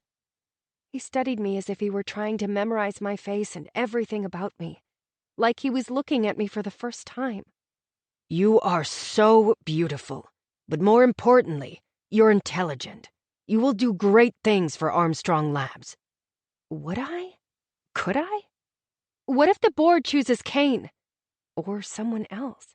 Though Augie was right, I didn't see them looking past Kane or me. Augie was still the chairman of the board and wielded a lot of influence. Besides, the board loved Kane. Ugh. I've never known a finer man than Kane, and honestly, his skills are second to none. And though he is like a son to me, Armstrong Labs is your legacy. I built it for you and your mother. Oh, when he put it like that, how could I deny my destiny? I could pick new dreams, give my father his wish, perhaps even his dying wish, to see me run his company. I'll do my best, I whispered. He drew me in for a hug, albeit awkwardly, as this was a first. When we figured out arms and where my head would land on his chest, he held me tight and I settled into him. Tears streamed down my cheeks. I had needed this moment for as long as I could remember. I needed my father. I know you can do this, Scarlet. His confidence filled me, and I began to believe too. Then he flipped the script. How are things with you and Kane? I leaned away to look at him, but stayed in his embrace. What do you mean? I think you know. He gave me a half smile. I thought you didn't want me to be with him. Times change. He shifted uncomfortably. Like I said, I've never known a better man than Kane. Me either. And that was my problem. The Best Man. Sunday found me with Naomi at the zoo, of all places. Not that it should have surprised me. Naomi had taken me to the zoo many times when I was growing up. While there, she had taught me the scientific names for the animals and where they could be found in the wild. She had let me ask her a million questions, and I always came home with a new book and a stuffed animal. I think she felt we could both use a little happy this afternoon, in a place that reminded us of a time when life had seemed simpler. I should have been researching and working on my business plan, but when Naomi called me this morning, I felt she needed to see me as much as I needed to see her. I knew having dinner with my father couldn't have been easy for her, and Augie's bombshell last night wasn't easy to digest. Besides, I desperately needed to talk to her about my life and men. Kane hadn't come home last night. Augie figured he was staying at his own place. I wondered if he was with a woman. The thought made my stomach hurt, though I knew I had no claim on him. I'd done my best to push him away. It was all for the better, I kept telling myself. CEOs and COOs shouldn't be romantically entangled. Neither should runners and ex-boyfriends who leave you because they love you. I still wasn't sure how he had come to that conclusion. I love Scarlet, so I should leave her. We were strolling through the African savannah, both lost in our thoughts. Dozens of children and their parents whizzed by us in the stifling heat. It didn't smell all that great either. Regardless, I was still in awe of the majesty of nature. Even now, I wondered at why giraffes had such long necks and how elephants could have 250-pound babies. Can I ask you something? I stopped in front of the zebra habitat. Naomi stood next to me and looked out at the zebras lazily eating. Of course. Would you say I'm like my father? She tilted her head and took a moment to think. You're intelligent like him, and you have his nose. She tapped mine. I smiled, though I wasn't really feeling it. I also don't know how to love. She faltered as if someone had pushed her. Who in the world would say such a ridiculous thing? Me, I choked out. Honey, she rubbed my arm. What would make you think that? I turned around, leaned against the railing, and wiped the sweat off my brow. It's true. I related to her my long list of running away offenses. She sighed and shook her head. Let's go sit on one of the benches over there. We weaved in and out of the crowd on our way to the bench. We took a seat, and the bench's heat radiated into my skin. Still, it wasn't any worse than the discomfort my heart was feeling. Naomi gave me such a tender look, a mother's look. Honey, you were bound to have some relationship issues due to your father's stupidity, but you have a bigger heart and love better than anyone I know. That's not true. Remember Alan? He said I did a great imitation of a woman in love, and he was such a great guy. You even loved him. I let my fiancé go too. Not to mention half a dozen other good men. And I have, what, maybe 3 friends? Just admit it. I'm a runner. Her facial expression bordered on amused and sympathetic. Sweetheart, have you run away from some things? Yes. Given your history, it's not surprising. With that said, you've tackled some humongous mountains. College, medical school, your residency, not to mention your father. You're no quitter, or runner for that matter. My father? Do you think most daughters in your position would have stuck around? Absolutely not. But you, my dear, are the very essence of love. Love is what kept you coming back. I wiped the corner of my eye where a tear had escaped. But what about all those men? She waved her hand in front of me dismissively. That was only your heart telling you they weren't the right one. There's nothing wrong with that. Will I ever find the right one? I begged to know. She narrowed her eyes at me. Haven't you already? I covered my face with my hands. Don't say that. You are running, she teased me. No? Well, yes. I dropped my hands. But he ran from me first. I sounded like I was tattling on him. Then I told her Kane's tale of why he'd left. Naomi listened intently, nodding here and there. When I finished, she said, well, that was foolish, but I have to admit, it was an honorable thing he did. What? Honorable? Honey, you are so young and naive. You needed more experience with men before you settled down. You're taking his side? She patted my knee. I'm always on your side. However, it sounds like he had good intentions, just a very poor execution. So I should just forgive him? For your own sake, you should always forgive, she said wisely. Whether or not you give him another chance, that's up to you. You have to ask yourself which you will regret more, loving him or leaving him. I rubbed my temples. I don't think I'll ever stop loving him. There's the crux of the problem, and why you, quote unquote, run from other men. You're already taken. Yes, I was. Body and soul. Tell me what to do, I pleaded. Darling daughter, that I can't do. What I can tell you, though, is what I know. There was something about you two together that was, in a word, magical. He unlocked something in you. For that I will always thank him. And, she grinned, for talking your father out of getting married again. What? I perked up. Oh, yes. According to your father last night, it was Kane who convinced him to hang up his tuxedo. He called him out for all the hurt his marriages have caused you. He did? I shouldn't be surprised. Why did he have to be the best ex-boyfriend ever? That's what your father said. What else did my father say to you? I started my fishing expedition to extract any juicy details she would give me. Naomi laughed. I see what you're doing.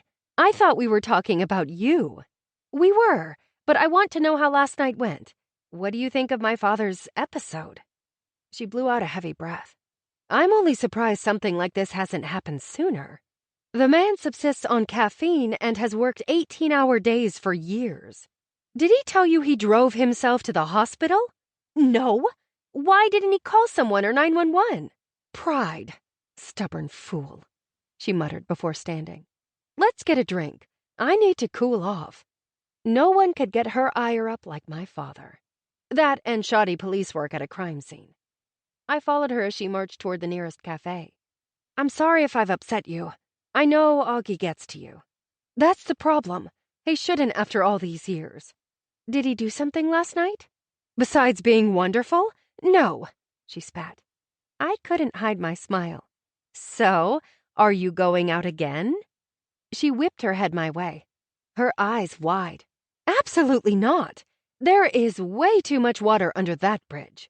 And there isn't a boat big enough to get me to jump in and try to cross it.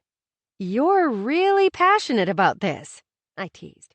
You better believe it. God himself would have to visit me before I ever entertained seeing him again. Now I know what to pray for. I nudged her and she laughed. Don't you dare! Your father and I are over. Maybe someday we can be friends again for your sake, but he crossed all the lines.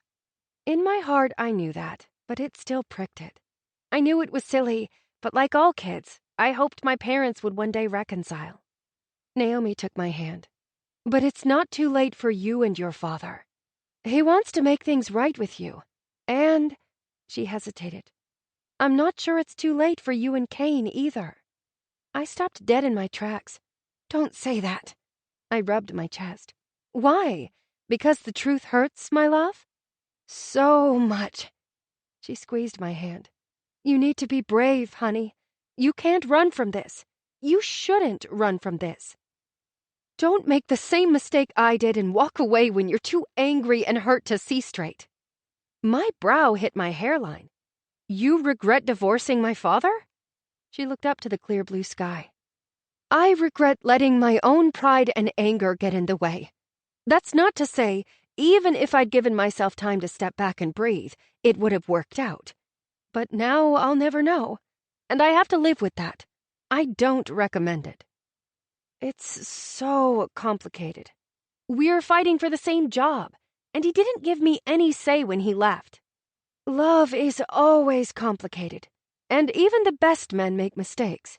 The best women, too. She winked. I had no idea what to do. Turmoil ran rampant through my body. My heart and mind were fighting over the best course of action. My heart was all for opening the door to Kane. My head said we should buy a lock. I think I want some ice cream. Ice cream is a good answer. For now. I know. I have decisions to make. And I know you'll make the right ones. I was glad someone was sure of that. The Friend Zone. I walked into the executive break room Monday morning to grab a cup of coffee. It had been a late night of research, and I was already fading by mid-morning. Still, I was pleased with my progress. Now that I had my mission and vision statements in place, I could focus on strategy and goals. That meant analyzing our current strategies and understanding the blood plasma market in general. Who were our competitors? How do our partners play a role in our success? Are we currently meeting the needs of our customers? It was enough to make my head swim, but I felt like things were beginning to click, and a picture was beginning to form in my mind. I wasn't sure how it would all take shape yet, but it would. It had to. When I walked in, I no longer needed the caffeine to wake me up. Kane and JC were there, in all their beautiful glory, chatting near the counter filled with pastries and fruit. Suddenly, I was wide awake. JC, in her form-fitting pink dress, was laughing and playfully smacking his chest. Kane looked pleased with himself. Meanwhile, I wanted to vomit. I hadn't seen Kane since Saturday when he'd left me with Landon. Though I'd heard him come back late last night while I was working. The first thing he'd done was jump in the shower. Yeah, I'd had a hard time concentrating after that. Lots of visions running through my head, and not visions for the company. I'd thought of all the things I envisioned myself doing with him. It was beautiful torture. Now I wondered if he'd spent the weekend with his secretary. They were awfully cozy with one another. Kane and I locked eyes before I could walk back out. He immediately cleared his throat and backed away from JC. "Please make sure to give the caterer the final number," he said, very businesslike. JC blinked her beautiful big eyes, obviously confused by the abrupt change of subject. I decided to mind my own business and headed straight for the coffee machine. "No problem," I heard her purr. "I can't wait for the conference on Friday. I hope you're pleased with the job I've done for it." "You've been great," he responded. Oh, I bet she had. Now I wanted to attend the conference Armstrong Labs held every year even less. This year it was being held at the Porsche Experience Center. No surprise there. Apparently, Porsche had opened a venue where you could not only drive their cars on different tracks, but also host corporate functions. Trying my best to ignore the pair, I reached for a hot cup on the shelf above the coffee machine, and of course, 100 of them came tumbling down. JC and Kane rushed over to help me pick them up. That was the last thing I needed. I've got it. Thank you. Don't be silly. We love to help. JC bent over, and let's just say I got very well acquainted with her and her breasts. I wondered how well Kane knew them. She did just say, we. I scrambled to pick up the cups while my cheeks burned. At least this made my decision easy. Kane had found his new sex kitten. Meow. JC, why don't you get the conference room ready for my 11 o'clock meeting, and I'll help Scarlett. Are you sure? She sang in an angelic voice. Yes, thank you. She popped up. Okay, see you later. Scarlett, we still need to do lunch. Yeah, maybe next week. My schedule is full this week. Or at least it was going to be. Sounds great. I made sure to place us at the same table during the conference on Friday. I'm so excited. Someone please shoot me. Wow, me too, I said through gritted teeth. Kane chuckled under his breath. Bye, y'all. She waved as she sashayed out the door, swinging her hips like she was in a salsa class. I stood with an armful of white hot cups and set them on the counter. She's quite the find. Kane set a stack of cups next to me. She's almost as good as Randall. I'm sure. I rolled my eyes. Are you judging her because she's beautiful? How very sexist of you, Dr. Armstrong. His eyes danced with amusement. So, you think she's beautiful? I asked nonchalantly. He leaned in, enveloping me in his intoxicating scent. Not as beautiful as you. Right. I began putting the cups back on the shelf. I bet she does a lot of overtime in your office. I'm not that kind of man. His curt words put me in my place. I dropped the cups I was holding, feeling ashamed of my insinuation. More like my jealousy. Kane swiftly picked up the cups and handed them to me.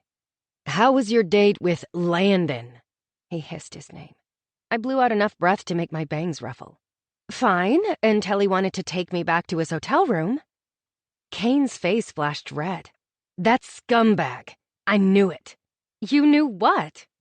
Men like him think they can get whatever they want because they have a little notoriety. He damn well knew we were together, but he had the gall to ask you out in front of my face. We're not together. Those words hurt in the depths of my soul. So you keep reminding me, he growled. I am sorry for calling you my stepbrother. I offered an olive branch. I couldn't stand being his adversary anymore. It wasn't who I was. The corner of his mouth twitched. I suppose I can forgive you. I'm glad. Actually, I've been thinking. Lots and lots of thinking. I had come to the conclusion that there were too many feelings between us to just walk away. And I decided that when you receive new information, like that someone loves you or that perhaps they had good intentions, you can't ignore it. You have to process it, add it into the equation, and see what it amounts to. Even if I knew it would be painful and had no idea what the outcome would be. He stepped closer. Hope shone in his eyes. I've been thinking maybe we could be friends. After what Naomi had said to me yesterday, it was the only viable choice in my mind right now. It would give me a safe place to explore all the new data he'd thrown at me and process all the feelings I'd been running away from for a long time. His chin hit his chest. You did offer me friendship as an option, I gently reminded him. He lifted his head. I was hoping you would choose the other option. I know, but things are complicated right now. I mean, I'm going to be your boss soon. I smirked. He grabbed his midsection and laughed. Darlin', you keep telling yourself that. Oh, I will. Don't discount me. Scarlett, I never have, but I will fight you for this. I stood tall, and I'll be ready. I'm glad to hear that, because I like nothing better than a good fight. It makes the making up so much sexier. He wagged his brows. Who says we'll be making up? I stuttered. It's all in your eyes. He ran a finger down my cheek. You want me just as much as I want you. I shivered and took a step back before I accosted him. I don't know what I want. That was true. I needed time to figure that out. Can we start with being friends? His broad shoulders rose and fell. If that's what you need. I nodded. Should we kiss on it? He flashed me an impish smile, taking a step closer. Yes, please. I pushed against his rock-hard chest. Kane, please give me time. I don't know what will happen between us, but I don't want to have regrets. That's the last thing I want for you, he said sincerely. I catch your double meaning, and I want to run Armstrong Labs. I need to. I pleaded with him to understand that. He tilted his head. Need to? He didn't know about Augie, and I'd promised Augie I wouldn't discuss it with anyone besides Naomi. I quickly held out my hand, ignoring his last question. Let's shake on it. Friends. He didn't hesitate to grasp my hand and draw me near enough that we were sharing the same breaths. Best friends, he whispered. He was the best friend I'd ever had. I missed him so much. Best friends, I whispered back before I could stop myself. A grin engulfed his face. Now that that's settled, we need to finish our list. What list? Our summer list. My hand flew to my chest. You kept it? He reached into his pocket, took out his wallet, and opened it. Inside was a folded-up piece of paper. He carefully pulled it out. It looked worn, as if he had unfolded and refolded it many times over the years. And there it was, our list. I rubbed my heart, overcome by feelings. So much hope lived in each word that had been written on that paper. Cherished, yet haunting memories lived and breathed on the page. Kane held it out to me, but I was afraid to take it for fear I would start crying. How long have you been carrying that around? Since the day I said goodbye. His voice was on the cusp of breaking with emotion, but he held it together. I don't understand why you kept it. I was doing everything I could to hold back the onslaught of tears ready to be unleashed. For this moment, right here, he said, as if he were fulfilling a lifelong quest or relieving a burden he had been carrying around for years. Because I knew someday I would see you again, and I could give this to you, and you would know that I thought about you every day we'd been apart. That did it. The tears burst through and ran down my cheeks. I loved him for it, and I wanted to shake him for 8 lost years. This was why I was so torn. He had stolen from me, and I wasn't sure it was something we could get back. Please take it, he begged. With trembling hands, I uneasily took the paper. I had a hard time focusing on the words as my eyes had become so blurry from crying. Yet, through the waterworks, I saw every date we had planned and the check marks by the ones we'd been on. There were 6 check marks missing, except there should have only been 5. You forgot to check one off. I couldn't say edge of the world. It was such a beautiful place, but it was an ugly memory. Edge of the world could have been renamed the day my world came crashing down. No, I didn't. He tucked a tendril of hair behind my ear. That one deserves a redo. I can't go there, I stammered. Give me a chance to change your mind, he pleaded. I handed him back the list. Don't press your luck, I half-heartedly teased. He chuckled and took the list. So, Starlight Drive-In first? Of course he would pick that one first. Pamela, the chief medical officer, walked in. I wished she hadn't. I already felt as if everyone who worked here and sat on the board was watching my every move, scrutinizing me. Even Pamela, who I'd interned for and who I believed thought highly of me. I could see in her eyes that she had serious questions about me leading Armstrong Labs. Even now, she looked between me and Kane with interest, taking note of my tears.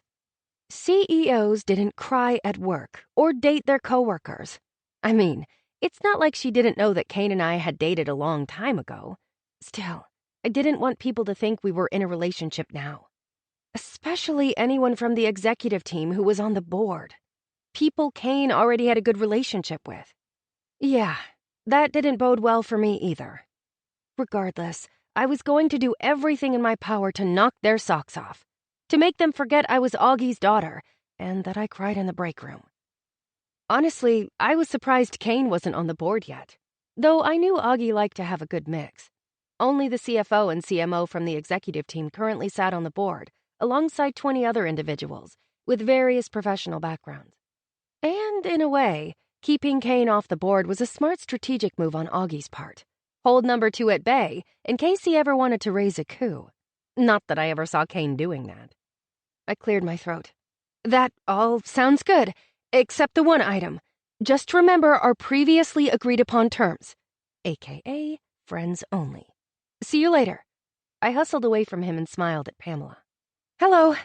Hello. She seemed taken aback by my harried state and tear-stained cheeks, but she didn't say anything. I rushed out and back to the safety of my office, questioning my sanity. Leaning against the door, I closed my eyes. How in the world was I going to survive being friends with Kane?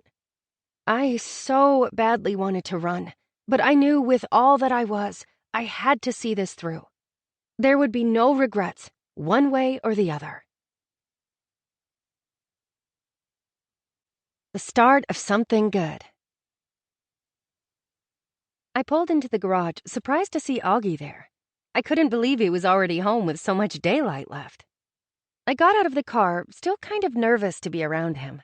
I was always afraid I wouldn't know what to say, or worse, we would run out of things to say. I went to the grocery store, I blurted. Augie walked my way. You know we have a housekeeper who does all the shopping. Fran will get you whatever you want. Just give her a list. I know, but I've been researching heart-healthy and stress-reducing foods. I thought it would be best if we all started eating better. Augie gave me a pressed-lip smile. Is that so? He said, seeing right through me. Besides, I miss cooking. I didn't realize you knew how to cook. He sounded abashed. There was a lot he didn't know about me. I planned to change that. I popped the trunk with a push of a button and walked toward it to retrieve the groceries. Ethan and I took cooking classes last year. I reached for a few cloth bags. Augie grabbed the rest while clearing his throat. Do you miss him? Ethan? Augie nodded while we walked toward the mudroom door. Well, sometimes. I was an awful person. I should be pining for the man I had been planning to marry. But the truth was, I wasn't. Yes, there were things I missed about Ethan. He could make history come alive, and, like Kane, he liked to try new things. Although, unlike Kane, Ethan did it more for appearance's sake. Kane did it because he had a zest for life. It's all for the best. Augie opened the door for me. How do you know that? I wasn't being snarky. I truly wanted to know why he thought so. Augie looked taken aback by my question, but he easily answered, There was something missing in your eyes. I didn't even realize my father cared to look in my eyes, or understand how he would know something was missing. What was missing? Light, he quickly said, as if he were embarrassed. Besides, he wasn't your equal. You would have come to resent his lack of ambition and brains. I snickered. He's a professor at one of the most prestigious universities in the country. I've known a lot of smart idiots in my day. He talked a big talk, but believe me, he's not going places. I didn't argue with him. Not because I necessarily agreed with him, but because it seemed pointless since Ethan and I were a thing of the past. We set the bags on the counter. Does a crunchy chicken mango salad sound good for dinner? I started taking out the produce. Sure. Augie helped me. But you don't have to take care of me. I stopped what I was doing and caught his eye. I know, but I want to do this. And I don't mean cook for you. I wanted to get to know him. Having dinner with him seemed like a good place to start. We hadn't had a lot of meals together while I was growing up. He set down the pineapple he was holding. He nodded, indicating he got what I was really trying to say. I would like that. We both carried on as if we hadn't just had a life-changing conversation. So, why are you home so early? I started unloading my next bag. He opened the refrigerator to put away the almond milk. I thought I should probably start trying to see what life outside the office looks like. And since you're here now... He trailed off. I smiled. I'm glad you're here, I admitted. Me too. We put away the rest of the groceries in silence, but once I started cooking, we braved more conversations. While I chopped veggies, Augie sat at the breakfast bar looking as unsure as I felt. Do you want to help? I wasn't sure what else to say. I'm a disaster in the kitchen. Your mother banned me from it. She did? What did you do? You name it. But I think the last straw was when I used the blender without a lid and sprayed tomatoes all over the kitchen. I laughed, imagining what a mess that must have been to clean up, and because I could never imagine my father doing something so like me. I pushed some washed romaine lettuce toward him. Could you handle tearing lettuce into bite-sized pieces? What would you consider bite-size? He asked quite seriously. You're a smart man. I think you can figure it out.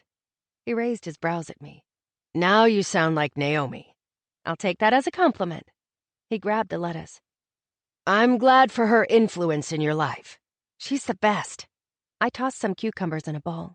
She is, Augie agreed. Do you ever miss her? I eked out. Augie stopped tearing lettuce and swallowed hard. She and your mother were the loves of my life, he offered. Maybe you'll find love again.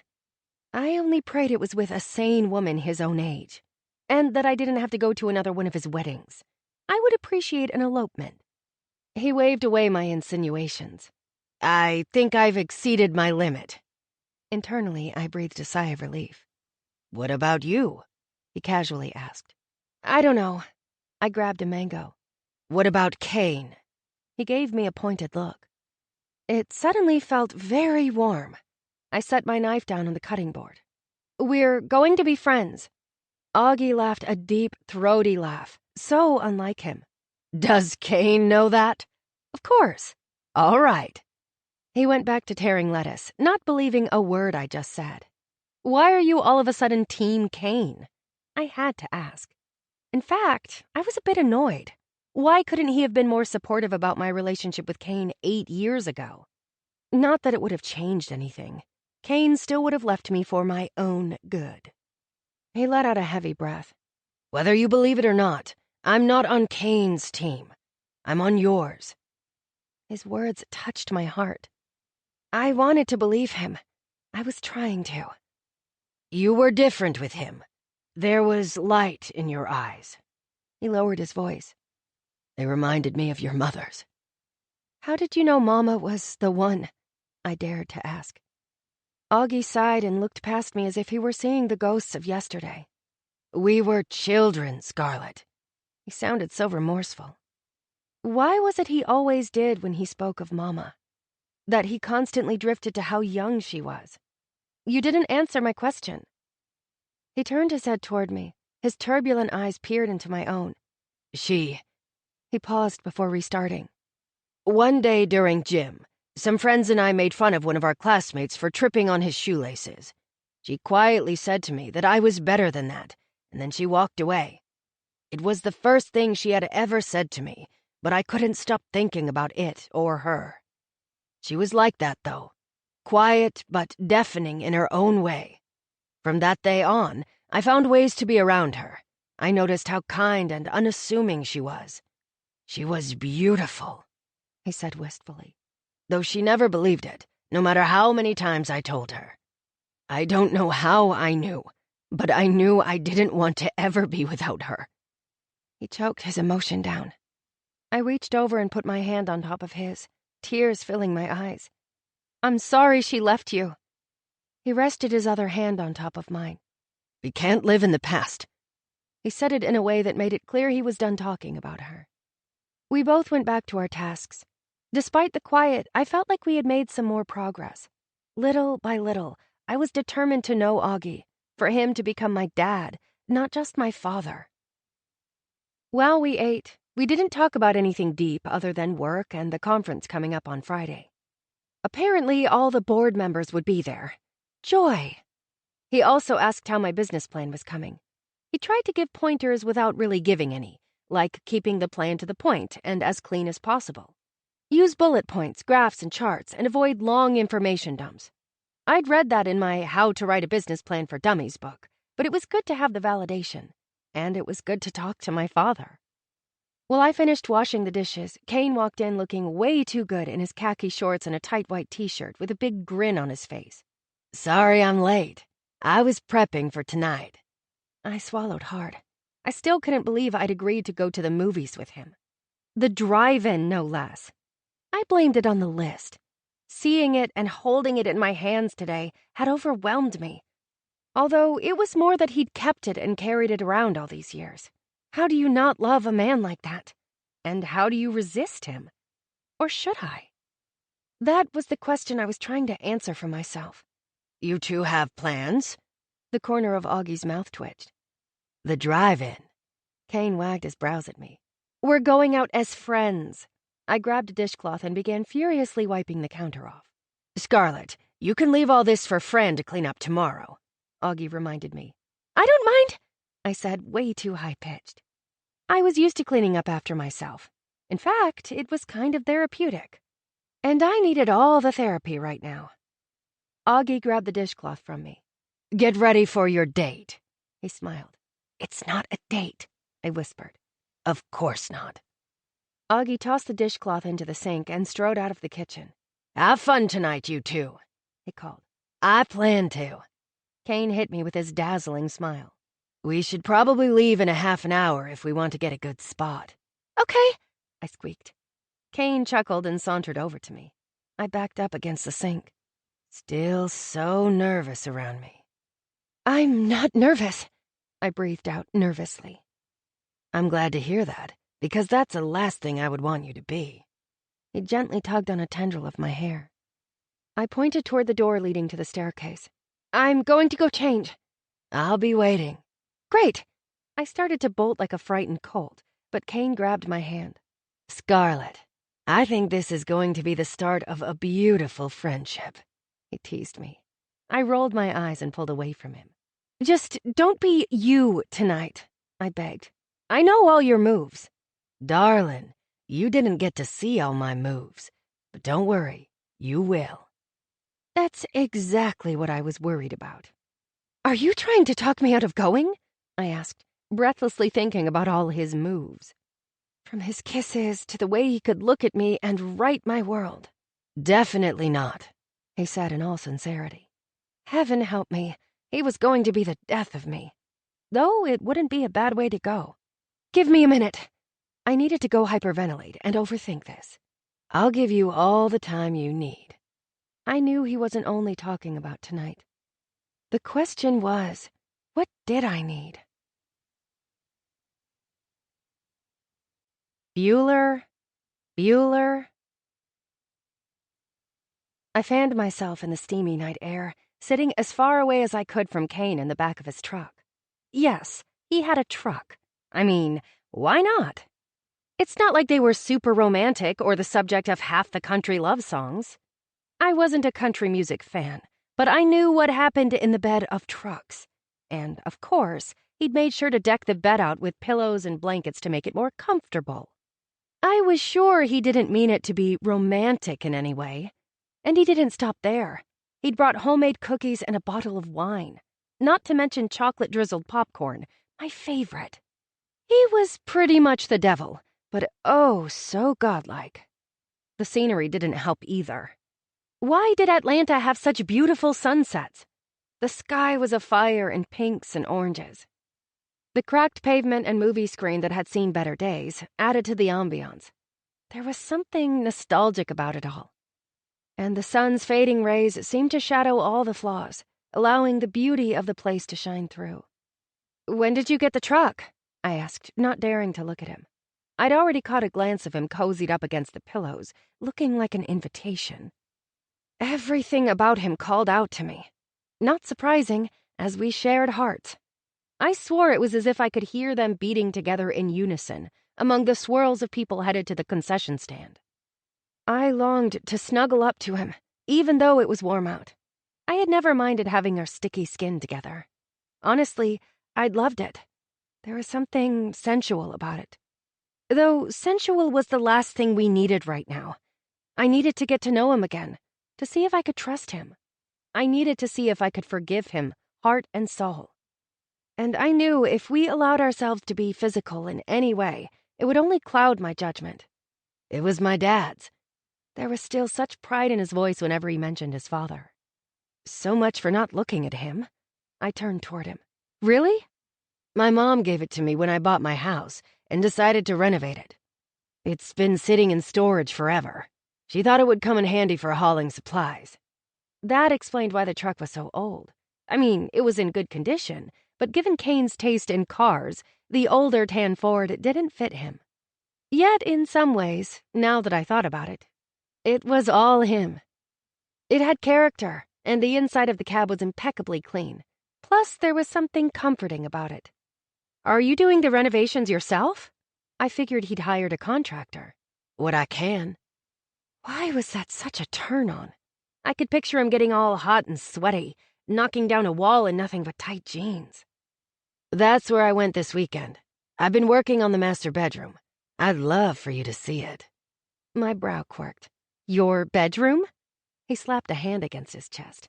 Excuse me, Dr. Armstrong. I'm not that kind of man. We're friends here. He winked. I laughed and thought about how he could make me laugh like no one else ever could. I would, though. He got serious. Love for you to see my house. I would love that too, but didn't say anything. I had a feeling if I went to his house, I would want to picture myself there, and that would most certainly cloud my judgment. It's in the neighborhood I grew up in. Only a few blocks from my old house, he said wistfully. The house needs a lot of work, but it's great. You would love the big backyard with the pool, and there are skylights in the kitchen. You can look up and see forever. I always appreciated that he never found my quirks weird. Instead, he celebrated them. Ethan could never understand why I chose to sit on the floor, while Kane totally got it. Sounds nice. Someday, I would like to see it. Someday? The disappointment was apparent in his voice. I'm trying to figure this all out. Going to your place would mean something to me. I tried to make him understand. I get it. Of course he did. He got me. I didn't say never. He grinned. Darling, I don't believe in never when it comes to us. Whoa. I fanned myself. Pass the cookies, please? I squeaked. He chuckled and grabbed a bag out of the cooler he'd brought, so the chocolate wouldn't melt. I took the bag and immediately grabbed 2 semi-sweet chocolate chunk cookies. When did you have time to make these? I left work early. You didn't have to do that. I knew how busy he was. He had his own business plan to work on, besides the day-to-day running of the company. He was my father's right-hand man, after all. On top of that, he was playing a huge role in the upcoming conference and was renovating his house. Yes, I did, Scarlett. I don't want to screw this up. I stared down at the cookies. The chocolate already had a sheen to it from the Georgia heat. This whole situation is kind of screwed up. We're vying for the same job. Our parents were married once. We're living under the same roof. And there are a million unresolved feelings between us. He brushed my bare shoulder, leaving behind a flurry of tingles. I don't see it that way. We can easily keep our personal and professional lives separate. And I'm glad our parents got married.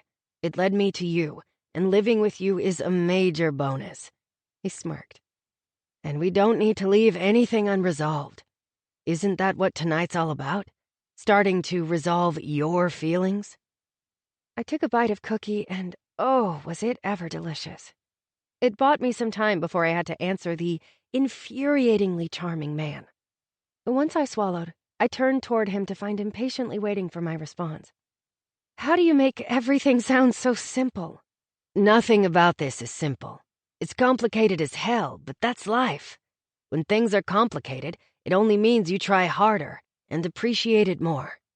There you go again, making it all sound like a wonderful adventure instead of a hard road ahead, I teased. Truthfully, I'd always admired his attitude. It had made him successful, and once upon a time, it made me believe in dreams and in myself. He scooted closer, though not too close. Darling, life is what you make of it. The road is always going to be hard. It's all about who you're traveling it with and where your destination is. I know who I want beside me and where I'm going, so I'm willing to go the distance and work to overcome the roadblocks. I stared at him in amazement. Was there any wonder why I hadn't been able to forget him? I'd never met anyone who took life on the way he did. I didn't think there was anything he couldn't accomplish, except maybe convincing me I should travel on the road with him. Kane, I whispered. I thought I knew who I wanted to travel with and where I was going, but you took a major detour, and I had to exit.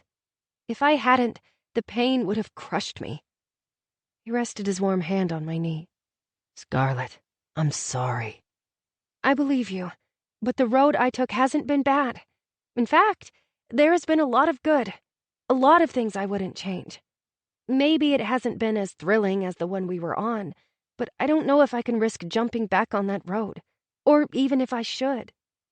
You left a crater-sized pothole when you left. I wonder if you realize that." His caramel eyes searched my own as he seemed to grasp for his words. Several times he attempted to reach up and touch my face, only to stop himself. I was grateful for his hesitation. This was a precarious situation that called for an abundance of caution. "Scarlett," he finally managed to say, "I will never forget the look you gave me when I told you I was leaving. It broke my heart and has haunted me for years. I hated myself for it. It took everything I had not to call you and beg you to come to London, but I thought I was doing the right thing." "It didn't feel right." My voice cracked. "I know." He sat back against the pillows. "I don't know what I can do to make it up to you, or make you see I'm not leaving again." I didn't either. I held up the melting cookies. "These are always a good start." I tried to add some levity back into the conversation. He laughed lowly. "There are plenty more." "That's good news." He braved resting his hand on my cheek, and naturally I leaned into it.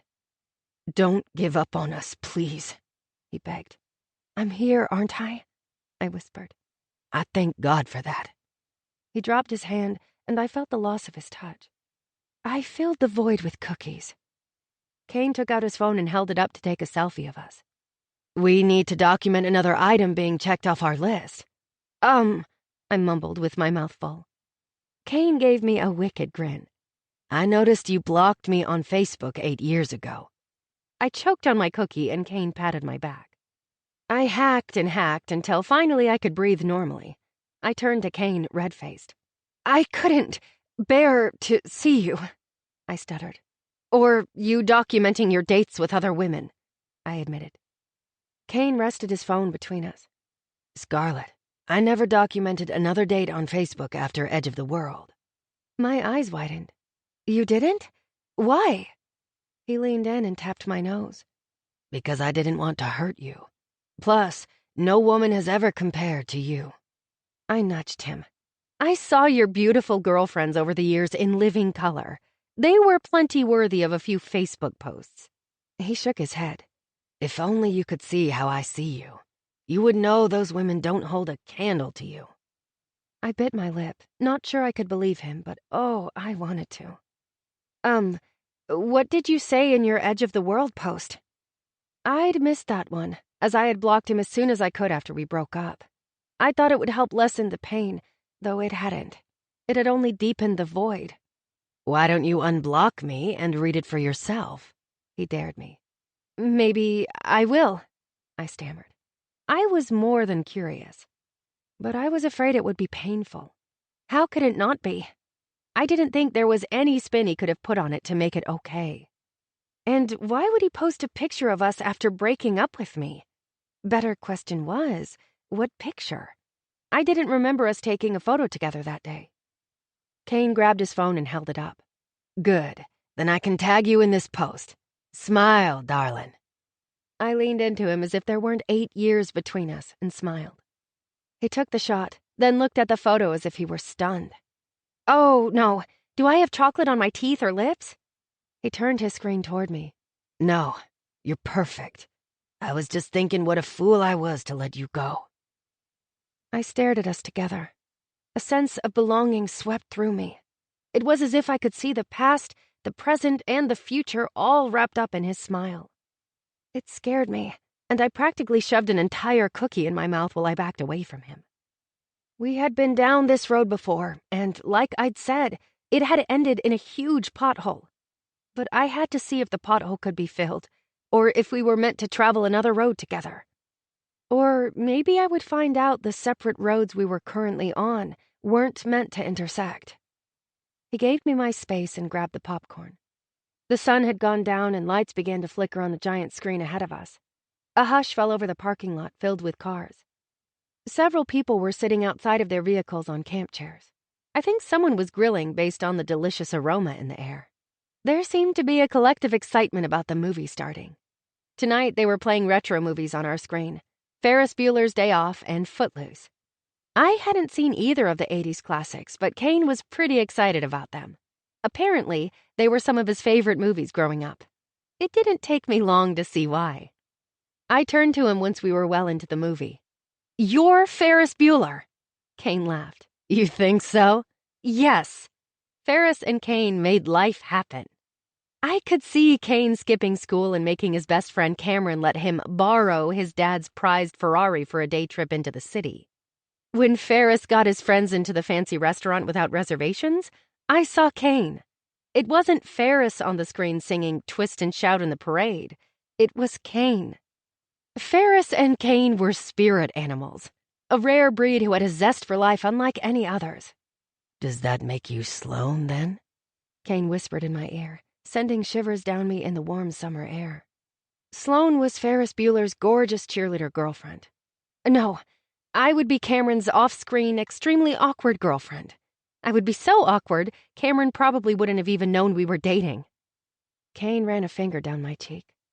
Good thing for Ferris, because I'm sure he grew up and realized that while the Sloanes of the world are great, it's the women who quietly live behind the scenes that make the world go around, that make my world go around. His words made my pulse race. You promised me you wouldn't be you tonight. I could hardly say it, as he was making me want to pole vault over that pothole and right into the front seat of his car. I think you're mistaken. You just assumed, he said seductively while leaning in a little closer until I could feel his sweet breath against my lips. I so badly wanted to close the distance, but instead I placed my finger against his begging-to-be-kissed lips. Friends don't kiss.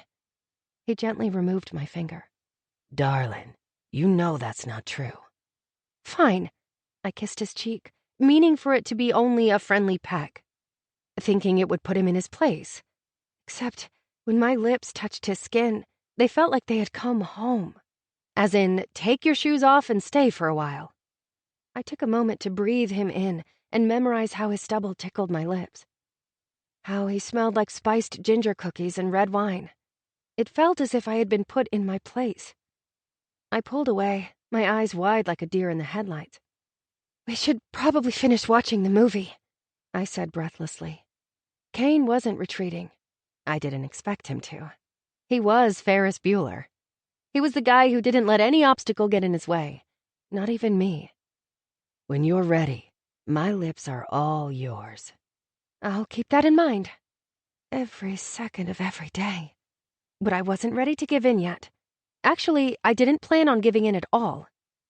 If I gave Kane another chance, it wouldn't be because he truly convinced me.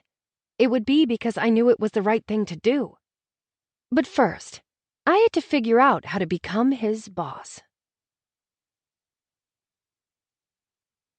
Missed memories. For 2 days now, I'd been avoiding unblocking Kane on Facebook and reading his Edge of the World post. Not to say I was avoiding him. We'd had lunch at the office the last couple of days. We were friends, after all, just not on social media. Kane was still patiently waiting for me to take the next step. I had this feeling he had shifted gears since our night at the movies. He was going to let me come to him. During our lunches, he had been way less flirty, and he hadn't touched me once since he'd almost kissed me in the back of his truck. He hadn't even tried to when he'd walked me to my room that night.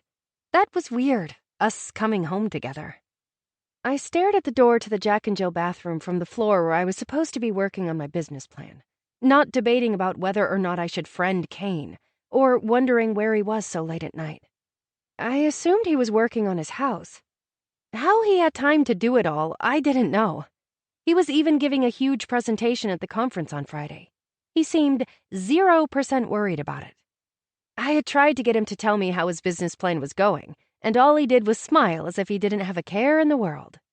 Meanwhile, I was researching new plasma therapy uses to play to my strengths. I was going to show the board that I was a forward thinker, that Armstrong Labs would lead the way in curing diseases and saving the world. I had even tried to find a way to bring forensics into it. I still hadn't found the perfect angle, but I wasn't giving up. Maybe if I could merge my life's passion with my legacy, I could be fulfilled. However, I had bigger problems, like I didn't have a firm grasp on costs. I was used to grants, not investors. I'd never had to worry about the numbers or the bottom line. Yes, I had read dozens of quarterly reports over the years, and I grasped the overview, but this was a whole new ballgame. I had to make projections, numbers I would be held accountable for. Sure, if I was chosen as the CEO, I would work with the executive team to create our strategy as a company going forward, but the board needed to see what I brought to the table. I had to be able to answer the interview questions. They needed to see that I was more than a last name. I had to show Augie his company was going to be in good hands. Augie and I had been having dinner together every night. Things were getting less awkward. I had decided to just get to know him like I would a friend. Tonight, we talked about what kind of music he liked. He was a classic rock guy. Who knew? He loved bands like Boston and Kansas. Apparently, groups named after cities and states were his thing. He'd even been to some of their concerts in college. I couldn't imagine Augie at a concert. In fact, it had made me giggle. Augie had been amused that I was amused. My mom, according to Augie, loved classical music. She loved to play Tchaikovsky, Mozart, and Beethoven on the piano. A piano I never knew existed. Augie admitted to giving it away after my mother died. It was a beautiful black baby grand, according to him. A gift from him for her 29th birthday. It made me want to take piano lessons. Maybe I would, once life settled down. I'm not sure when that would ever be. Running a large corporation was going to mean long days and little vacation time. I was used to that between medical school and my residency. But I had to admit that I'd been looking forward to my time off before my lab director job started and the more stable hours that position would provide. Every weekend off sounded amazing. That didn't mean I wasn't up to being CEO. I didn't have to be a workaholic like Augie. Still, I would be naive to believe I wasn't looking at 60-hour weeks on a regular basis. It was fine. I was fine. Was I? Yes, of course I was. I added a few bullet points to my report, explaining the cost benefits of keeping up to date on the latest technology and equipment. But my phone served as a constant distraction, daring me to click on my Facebook app. I turned it over, as if that would help. Why did it matter what Kane had posted 8 years ago? Why was I a little disappointed he wasn't home and pestering me? Maybe this was part of his strategy. He knew if he could distract me, he'd have the CEO thing in the bag. Well, I would show him. I picked up my phone. I would read the post and get it out of my system. Then I would go back to showing him who was going to be the boss. I clicked on my app and went to my user settings. He was the only person I had ever blocked, so it was easy to undo. It's not like I used social media a lot. I hadn't had time for it. Still didn't. I went to my feed anyway. The first thing to pop up was Kane's drive-in post. There we were, looking cozy. I lightly brushed my fingers across the screen as if I could touch Kane. His eyes were bright, and I swore he was glowing. His happiness jumped off the screen, like he'd found his best friend. And that's pretty much what his post said. Best night in a long time. Reunited and it feels so good. I rolled my eyes, but I had to smile. It had felt good. Even looking at myself in the picture, I could tell I was different. I saw some of what Augie had said. There was a light in my eyes, an easiness to my smile. I hesitated to go searching through 8 years of posts, but I knew the not knowing would only take up precious brain power if I didn't. As I began to scroll through pictures of Kane hiking, boating, and receiving awards, and his trips to London, Paris, Zurich, Hawaii, and on through the years, a pang hit me so deep. I felt as if I had missed out on a lifetime of memories. I had to stop and look at the ones of him deep-sea fishing. He was holding a ginormous fish. "This one's for you, Dad," he'd written as his caption. It brought a tear to my eye, as did his Father's Day and birthday tributes to his dad, his hero. I found myself staring at Greg Hudson. Kane was his twin, except his father had eyes as blue as the sea. However, their eyes both possessed the same sparkle. I wished I had known Greg, the man Kane always spoke so fondly of. The posts of his niece and nephew also caught my eye and my heart. His sister had a 5-year-old girl and 3-year-old boy. They were adorable, with curly red hair. Their daddy was a redhead, so it made sense. Kane had shown me pictures of them yesterday at lunch, but it was so fun to see all his posts of how proud he was to be an uncle. Did he ever look good with a baby in his arms? I hadn't thought he could be any more attractive, yet there he went, proving me wrong again. As I scrolled and scrolled, the ache in my chest grew. I hated that I had missed out on so much of his life. I found myself mentally inserting myself into his pictures and posts. I imagined posts like, "Scarlett and I spent the weekend with our favorite kiddos," or "Anniversary trip to Cancun. Didn't leave the room once." Those were Kane's words, not mine, but they sounded perfect. Then I began to imagine what he'd missed out on in my life and what he would have said. "So proud of Scarlett. The cap and gown never looked so good." Or, "She said yes." I pictured me beaming, holding up my hand, showing off my engagement ring. I saw myself in front of his house with him holding up the keys to our new home. "Our first house. Bring on the babies." His red brick home with a deep porch and a large front yard that needed some work looked, quite honestly, perfect. I could see why Kane had bought it. I was so overwhelmed by emotion I stopped scrolling. That was until I had a notification pop up. Kane had tagged me in some photos. Was he idly waiting for me to unblock him? I clicked on the notifications, and the first photo he tagged me in was the one taken at the drive-in. The second one I had never seen, never even knew he had taken it. There I sat on a rock in the middle of a river in my old red swimsuit, my hair tumbling down in wild waves. I was holding my legs and resting my head on my knees. Tears began to flood my eyes as I remembered the pain of that moment long ago. I had been trying desperately to hold back the tears that day. Kane had just told me he was leaving, and I wanted to be anywhere he wasn't. The last thing I had wanted to do was get in the car with him and go home, so I had run to the river. Not sure what I thought that would accomplish. Raw heartache leaped off the screen. Yet there was beauty.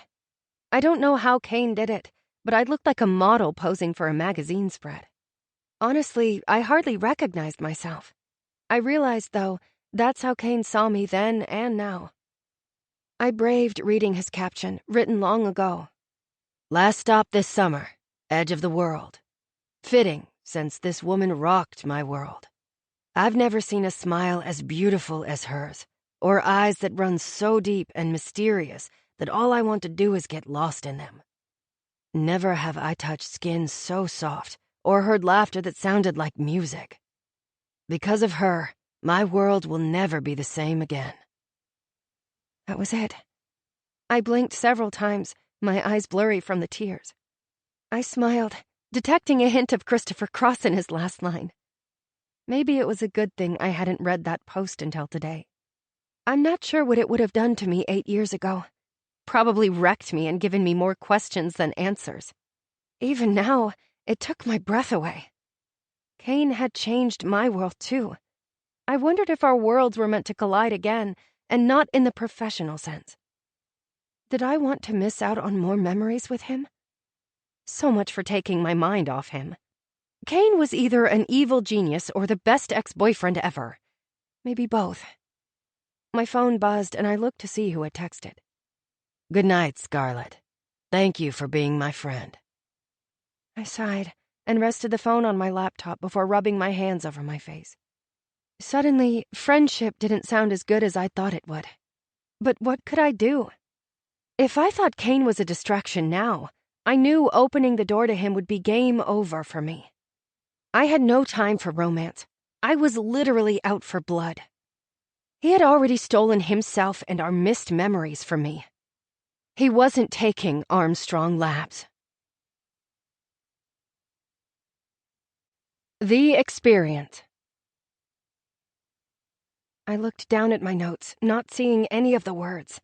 My mouth was dry, though I had been drinking water like a fish.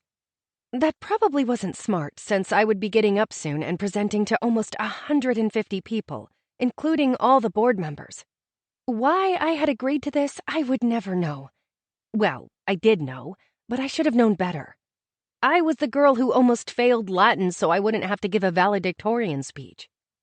I began racking my brain for what I could do now. Faint? Pull the fire alarm? That would look suspicious, considering Kane was about to get up and present. He would think I was sabotaging him. Kane. Beautiful Kane in his designer black suit looked calm, cool, and collected as he made his way to the podium here in the conference room of the Porsche Experience Center. This place was so him. Sophisticated, sleek, open, and light. The room gave a stunning 360-degree view of the race course, where anyone who wanted could take a Porsche for a spin after this morning's session and the catered lunch. Of course, Kane would be taking advantage of the opportunity. I overheard him tell JC and a few other people how amazing it was. He'd been mostly avoiding me, to the point of staying at his place. Not to say he was ignoring me. He'd been pleasant and greeted me this morning when I'd walked in, even complimenting me on my red dress. Other than that, he'd been rather elusive. Was this all part of his strategy? Drive me mad thinking about him, wondering where he was all the time and what he was doing. Did he still want me? Did I want him? Judging by the way I was mesmerized by him, I would say that was an easy answer. But nothing was actually easy about this. The board was already starting their process, even though I had 2 weeks left to hone my plan. I'd had to turn in a resume and bio to them a couple of days ago. And I knew they were researching my accomplishments. They were contacting former colleagues, professors, and attending physicians I had worked under. They were even reading all the papers I had published in various medical journals, including Johns Hopkins and Stanford. That had to look good, right? So Kane had been in Forbes and Bloomberg Businessweek. Yes, I knew that was a big deal. Focus, Scarlett, and not on Kane. Augie had thought it would be a good idea if I spoke today as well. It was a last-minute kind of thing. I had a feeling some board members had suggested it. I assumed they wanted to evaluate how well I could publicly perform, seeing as I would be the face of Armstrong Labs. Augie suggested I speak on a look into the future of plasma therapies, since most people in the company assumed I would be the lab director.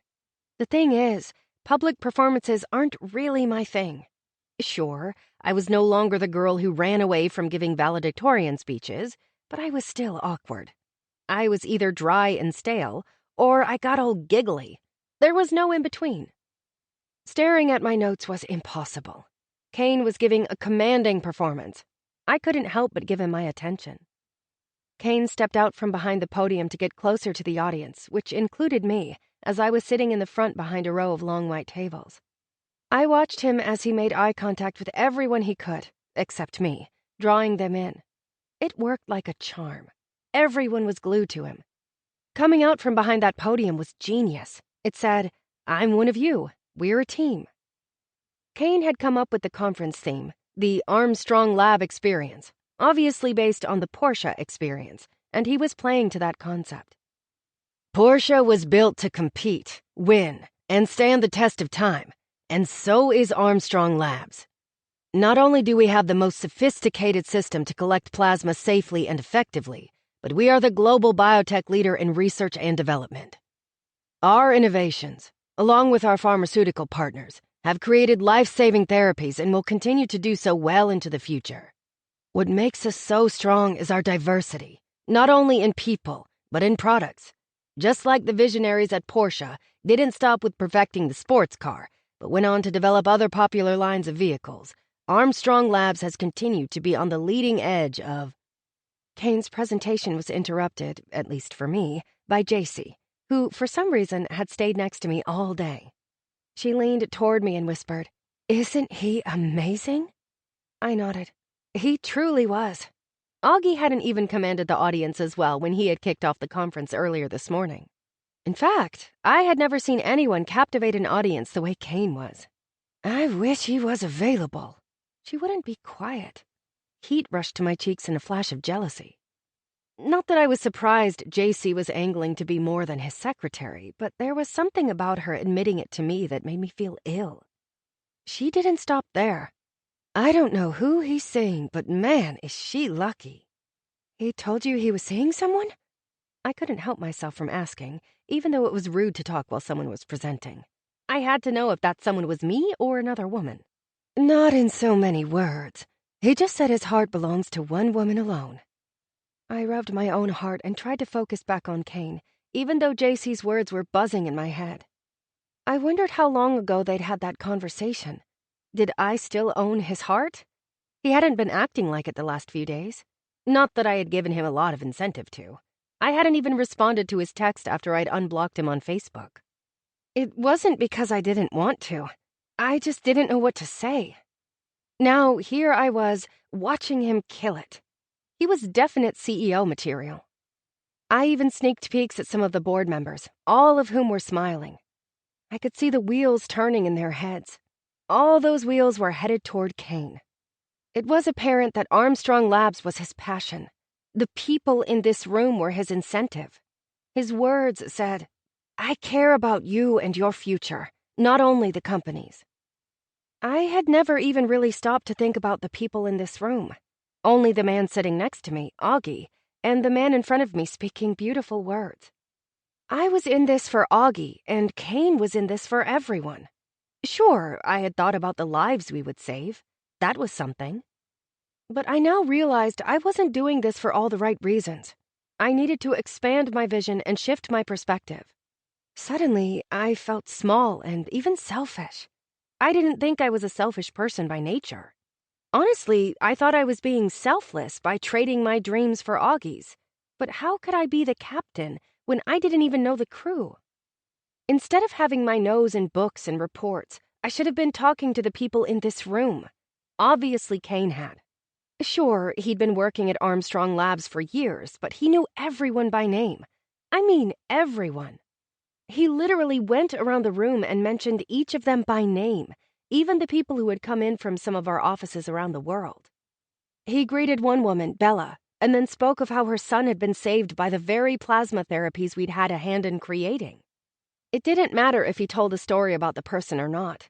Each person smiled when he said their name. All 150 people, including me, who he had saved for second to last. Though he hardly gave me a passing glance. He set his sights on Augie, the last person in his parade of names, and segued into a beautiful tribute to my father, the visionary. We wouldn't be here today if it weren't for the insight, vision, and fortitude of Augustus Armstrong, the man who is truly the lifeblood of our company. The room erupted in applause. Augie stood and waved. He was actually beaming as he looked over the crowd. This was his life's work. I'd always known that, but Kane, in his 30-minute presentation, had made me understand how incredible it was. Unfortunately, he also made it very clear what I lacked. Did he do that on purpose? If he did, touché. More like stick a fork in me, I was done. How was I going to get up and speak after him? Fainting was sounding good right about now. Augie sat down while Kane finished off his Academy Award-winning performance and patted my knee. I'm looking forward to your presentation. You can do this, he whispered, like he actually understood I was nervous. It was odd how comforting his presence had become. Maybe we would get this father-daughter thing figured out. Still, I worried I would disappoint him. I looked at my note cards, and they appeared to be written in hieroglyphics. My mouth was so dry now, I couldn't swallow. Please, Scarlett, get your act together. You interviewed at the most prestigious schools in the country and got accepted. Don't forget, you're a doctor, a real-life MD. You've given big presentations before. So they weren't mind-blowing, but they were well thought out and at least got the point across, even during your fits of giggling or talking in monotone. You can do this. Please. Your father believes in you. That was something, but I needed to believe in myself. I didn't even hear what Kane said at the end. I was so stuck in my head. Then the applause for him drowned out even my own thoughts. For good or bad, I did hear my own name being announced as the next presenter. My introduction sounded impressive, touting my education and degrees. I stood on shaky legs with my note cards in hand. I shouldn't have worn heels. I felt even more wobbly than normal. One other thing, I should have sat on the end of the row. Because who banged her knee on a chair trying to get out? That's right, me. Who also let out a little yelp when she banged said knee? Yep, me again. A few people gasped on my behalf. Great. To make matters even better, my heel snagged on the carpet on my walk to the podium, and I faltered a bit. At this rate, people were going to think I was drunk. Maybe I should have had a glass of wine. By the time I made it to the podium, my heart was beating out of control. I gripped the podium and looked out at the rows of people, all staring at me. I still wasn't fond of it, even though I was dressed to impress and I was having an unusually good hair day. Admittedly, I had kept it down in long wavy tresses, the way Kane loved it. Yes, I wanted him to notice. I know, I needed help. Like, right now. I swallowed, and my throat seemed to swell up mid-swallow. I gripped the podium tighter, trying to get the rest of the swallow down.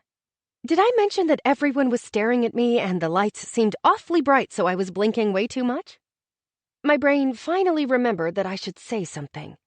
Thank you for that introduction, I stuttered. Now what did I say? Oh yeah, note cards. My hands were trembling so hard I could barely see the words. Thankfully, I knew the joke I was going to start with by heart. Did you hear about the outgoing pathologist? Without any sort of comedic timing, I rushed to say the punchline. He stares at your shoes when he talks. Crickets. Apparently no one got it, except I heard one lone laugh. A laugh I knew better than my own. My gaze naturally drifted to Kane, who was now sitting at the end of the front row. I felt my eyes begin to sting with tears, not only because the joke had flopped, but because he had tried to support me. He flashed me a smile before mouthing, "You can do this." In that instant, I knew he wasn't my enemy. He was my ally, which, in a way, made it harder. I didn't want to defeat my ally. So, for a moment, I forgot I was competing against him. Instead, I decided my presentation should complement his. This wasn't about me. This was about the people sitting in this room and in our many offices around the world. It was about our partners and the patients on the receiving end of our life-saving treatments. I nodded at Kane and smiled. Let's try that again. An internist, radiologist, surgeon, and pathologist walk into a bar. I paused for dramatic effect, and because I didn't really know a joke that began like that. Just kidding.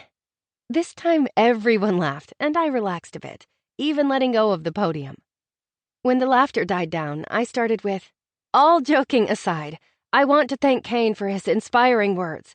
We're fortunate to be part of the global Armstrong family. For the first time, when I said that, I not only meant it, but felt it in my heart. A company whose main goal is to save lives. And regardless of what position we each hold, everyone in this room plays a part in fulfilling that mission. We've all heard the saying that not all heroes wear capes. I would say that all Armstrong Lab employees are heroes. The audience spontaneously clapped. I was so taken aback by their response, I almost forgot to speak again when it died down. Thankfully, I remembered I had note cards, and they had become legible to me again. Though we've made great strides, we know our work isn't done. There are over 2,000 plasma proteins, the vast majority of which are waiting for us to unlock their life-saving potential. That seemed to pique several people's interest. I'm not sure how the rest of it went as I delved into some of the latest technology, research, and equipment that we were using or planned to implement. I think I might have used my monotone voice, but no one fell asleep, and I got another round of applause at the end when I used part of the mission statement I had been working on. Together, we will better humankind, one plasma donation at a time. I took their applause as my cue to hustle back to my seat. Augie had made sure I was the last speaker during this session. I felt like it should have been Kane. Kane, who gave me a wink and nod of approval before I sat down. But that was all. His attention was quickly drawn toward the MC, who thanked all the presenters and directed everyone to the restaurant that had been reserved for our party only. I had barely sat down before everyone was standing. I jumped up too. Augie beamed at me and gave my hand an almost imperceptible squeeze. Well done, Scarlett. Thank you. JC and what looked like almost everyone else, including all the board members, rushed to Kane to bask in his glory and congratulate him on a job well done. A few people, on their way to him, said they enjoyed my presentation. I looked at Augie and bit my lip. I didn't have to say a word. He knew what I was thinking. Kane had scored some major touchdowns today, perhaps even the winning one. And truthfully, he probably deserved to win. In fatherly fashion, he patted my shoulder before saying quietly, "Being the underdog isn't a bad thing. You can use it to your advantage." How? I was feeling more than discouraged and confused. I had to think about what was best for everyone, and to be quite honest, I wasn't sure I was it. The less people expect from you, the easier it is to impress them. And once you impress them, it forces them to take a closer look at you. Question any preconceived notions, even question their own judgment. Are you saying the board expects me to fail? You won't. He hadn't answered my question, telling me all I needed to know. I sat back down in my chair, feeling defeated. I should have known better. I'd known the odds were against me. Augie sighed, as if he didn't know what to do. He looked around the crowded room. Let's take a walk. I blinked a few times, making sure I'd heard him right. When he held out his hand to me, I knew I had, and even though I was more than depressed, his offer made me feel inexplicably happy. I took it and immediately gazed at our clasped hands. His large one engulfed my delicate one, almost as if he were protecting it. Protecting me.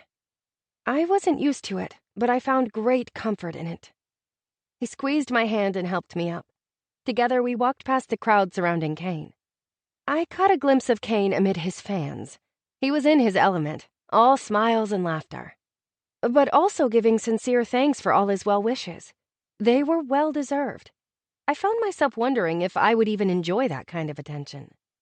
Kane caught me staring, and for a brief moment, time stood still as our eyes locked.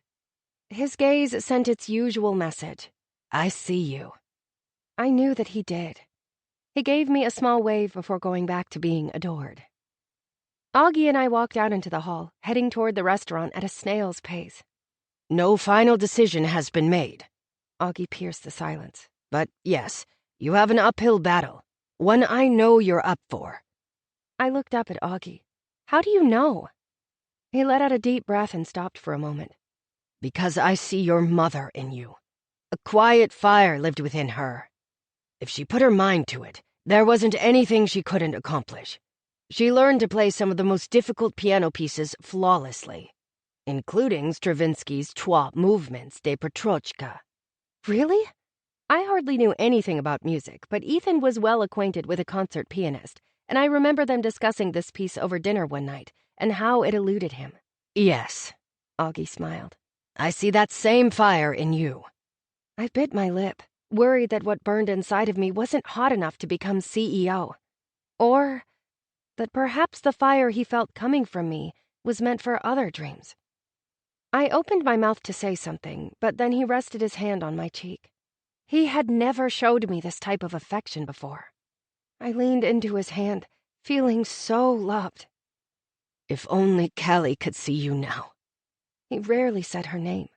To see you take on what we started together so many years ago. She would be so proud. As am I. His hand dropped. I stared wide-eyed at him. Oh, oh, oh, oh. Did she see me taking over for you? She called you the boss. You always got your way. Always. His voice trailed off, his pain apparent. A light went on for me. Did you avoid me because I reminded you of her? At first his eyes narrowed and his face turned red. Then his thoughts seemed to shift while he ran a hand through his hair. I didn't mean to, he said, barely above a whisper. I could hear the remorse in his voice. I went to reach for him, but it was as if every person decided to leave the conference room at the same time. A herd of people rushed our way in search of sustenance. Augie was swept up in them, though not before giving me a look that said how sorry he was. I didn't fault him for leaving me. It wasn't the best place to have a meaningful conversation. Besides, everyone wanted the ear of the CEO. I stood back, not really hungry, which was saying something. Food was my first true love, and by far the most loyal. I leaned against the wall, contemplating my life and what I was doing. I thought about my mother, who had sacrificed so much to make Armstrong Labs a reality. I thought of some of the pictures in my photo album of the company's first building and how proudly my parents stood in front of it. Or the one of Augie holding me at his desk. My mother's caption, "Like father, like daughter." She'd obviously hoped I would be like him. I could even hear echoes of long-ago conversations between her and Augie, discussing their hopes and dreams for themselves and me. Armstrong Labs was more than my father's legacy. It was Mama's, too.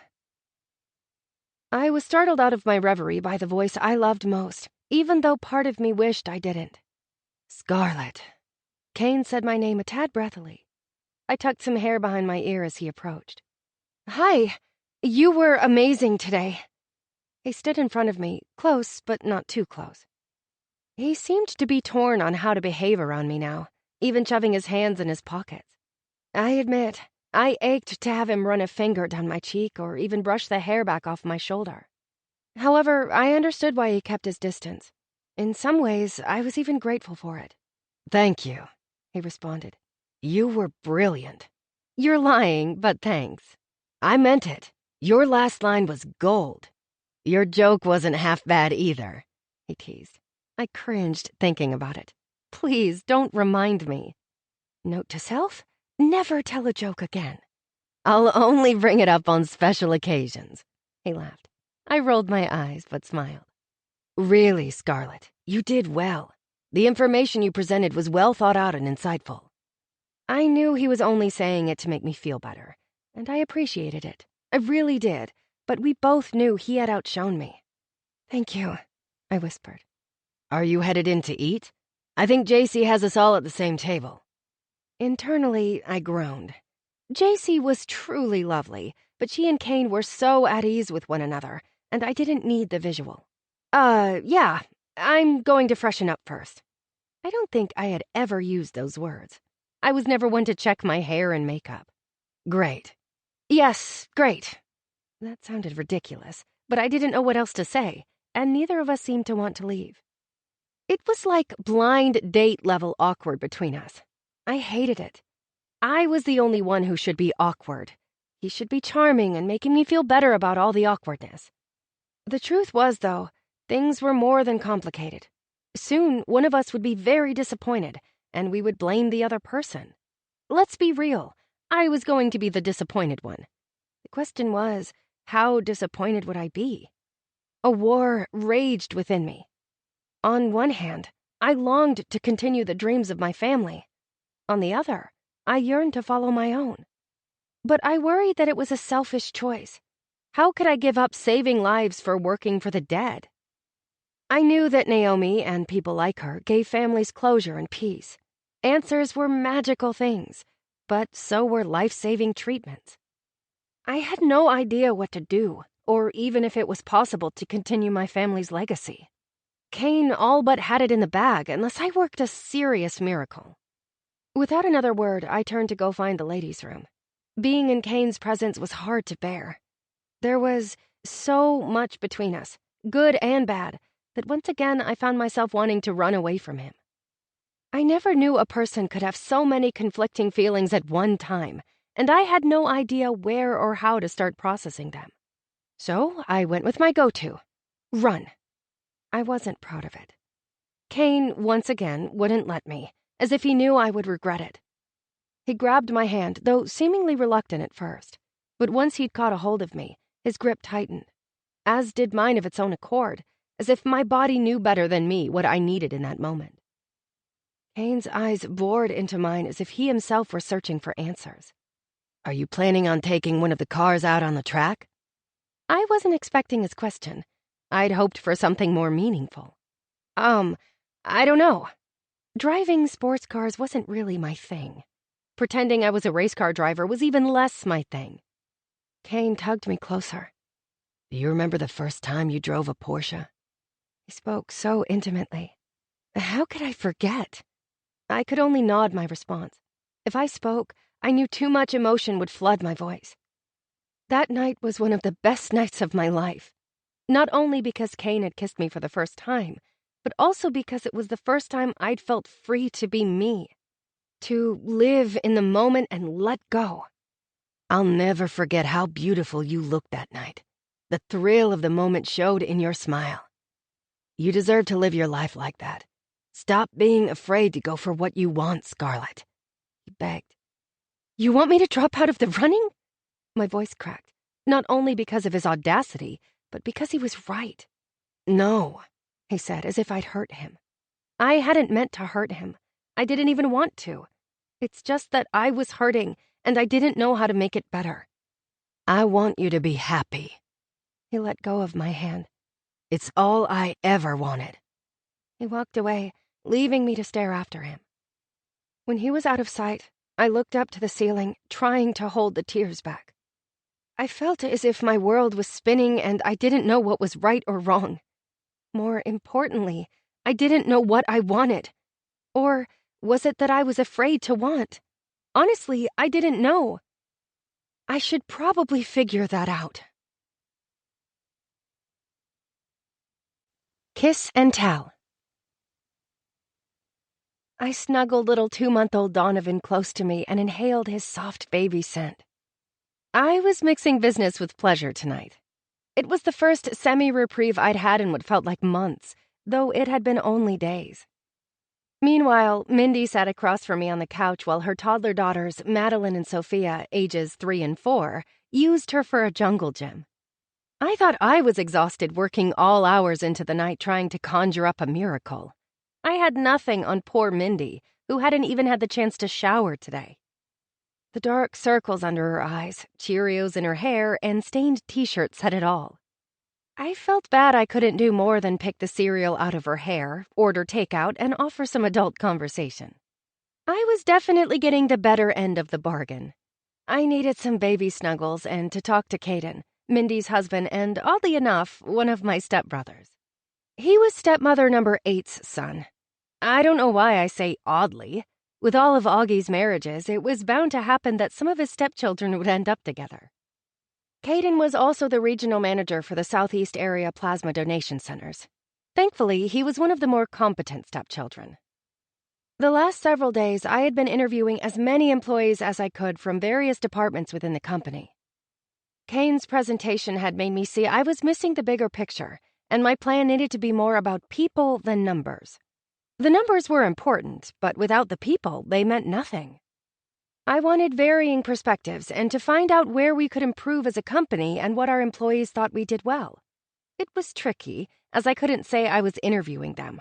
My cover was a special assignment from Augie before starting my duties as lab director. At least with Caden, it made a lot of sense that we talk.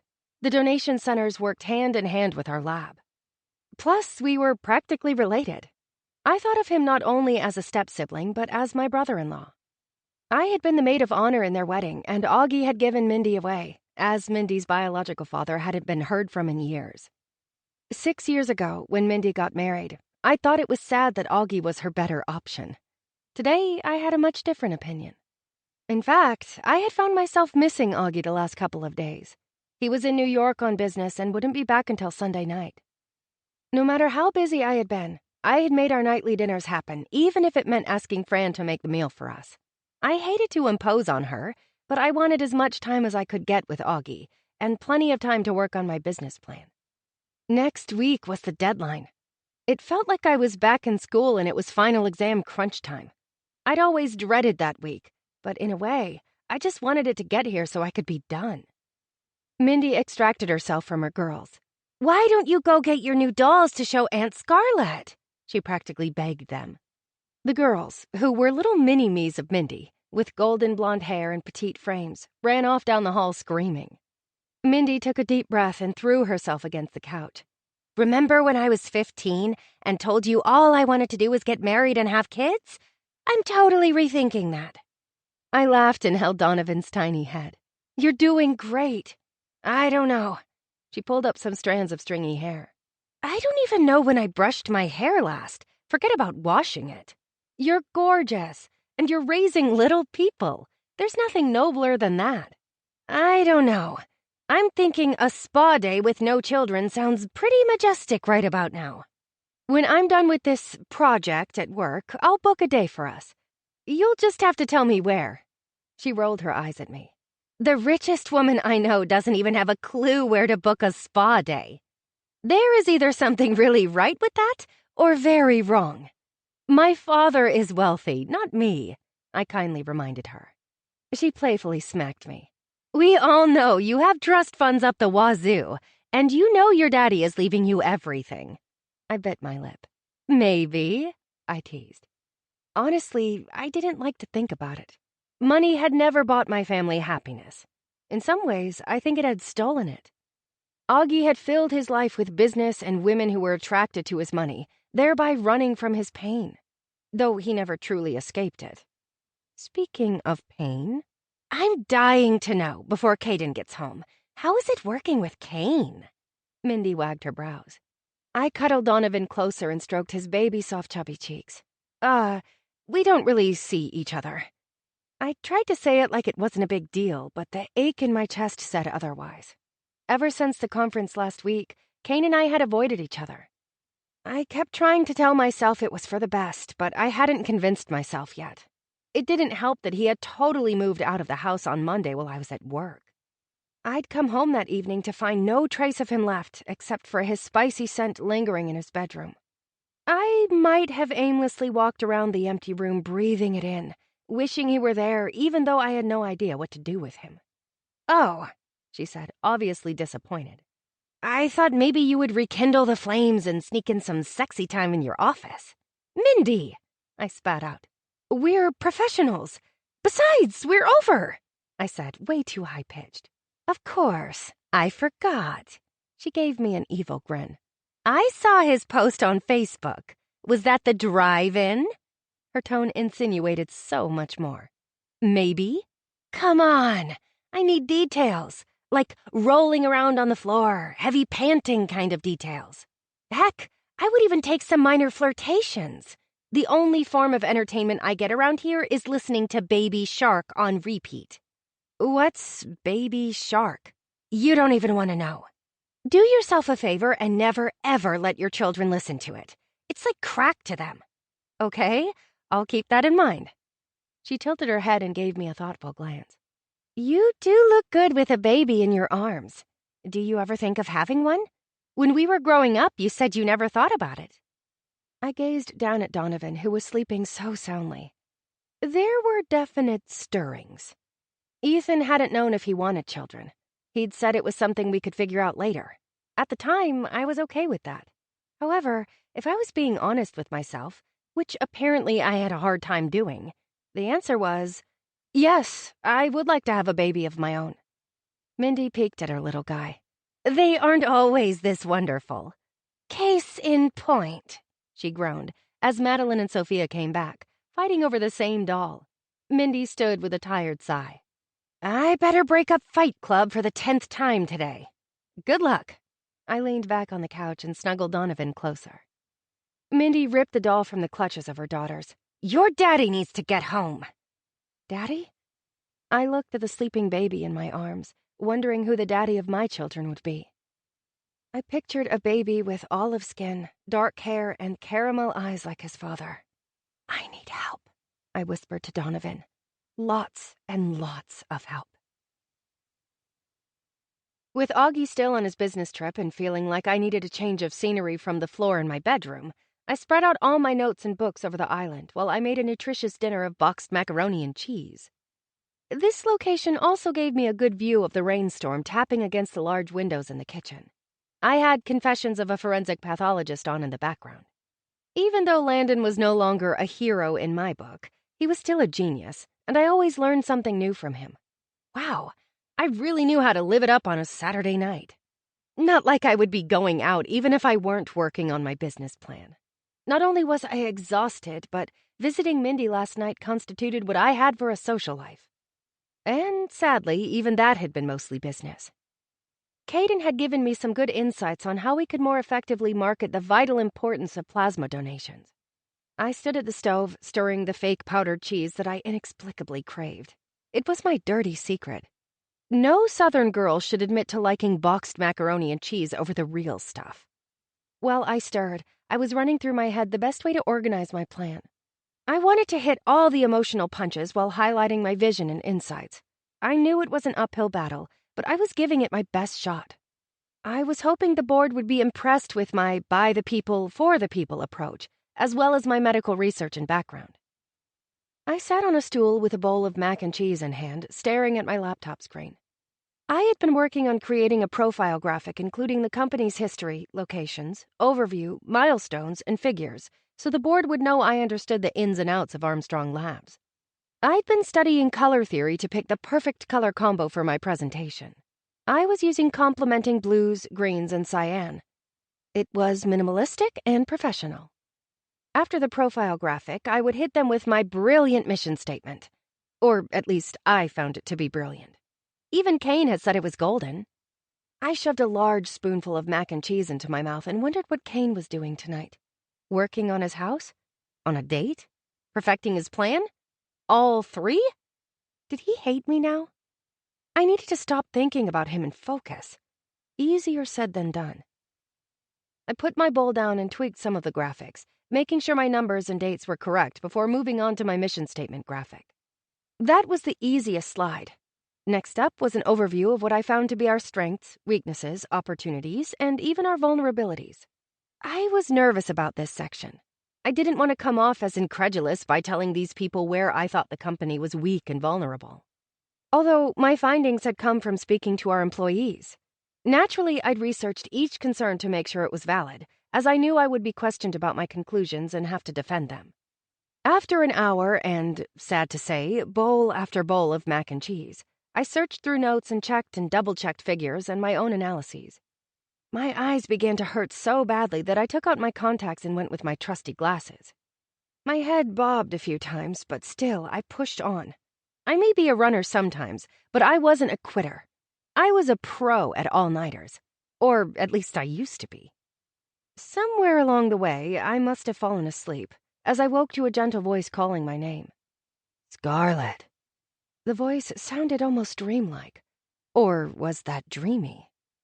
My eyes drifted open, and I realized my cheek was plastered to the granite countertop.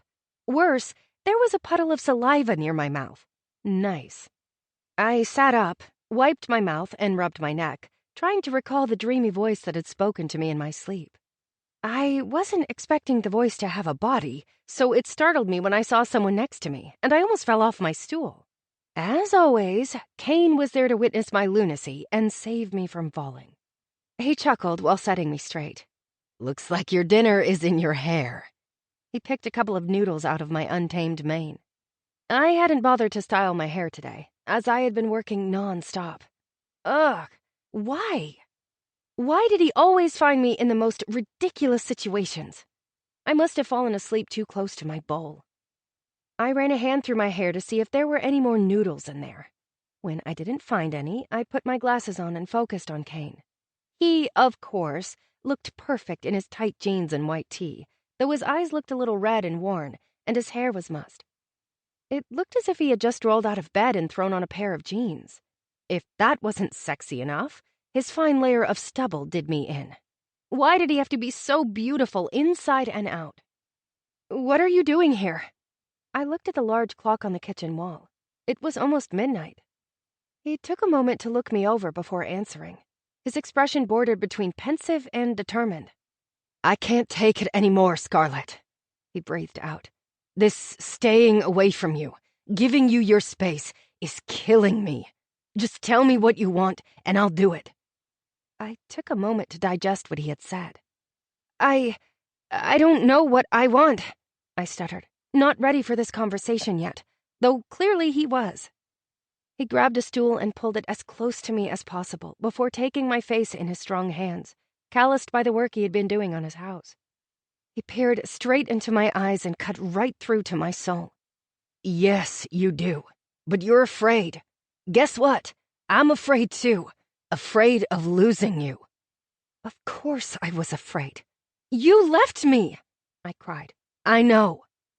He removed my glasses before leaning his forehead against mine. His thumbs caressed my cheeks. I'm sorry I hurt you, he whispered earnestly before his lips brushed my own. His kiss made me forget for a moment that there was any hurt between us. I pressed my lips against his, and suddenly I was home. I savored the moment, the pure sweetness I had missed so much. However, Kane was impatient. With an urgency I hadn't felt in years, Kane parted my lips. His tongue crashed into my mouth, making me gasp. Instantly, the fire I'd been searching years for reignited. I grabbed his shirt and twisted it in my hands, begging him to continue the assault on my mouth. He complied ardently, almost devouring me. When he was done with my mouth, his warm lips trailed down until he landed on the hollow of my neck, where he was rewarded with another gasp. He groaned before pulling away and meeting my eyes. There I saw myself, always in his view. "Tell me what you want, Scarlet," he gently implored. I had no breath left to speak, but it was obvious what I wanted. My actions spoke louder than any words. But was that the right thing? I opened my mouth to speak, and nothing came out. It was as if my heart had gotten stuck in my throat. "Tell me," he begged.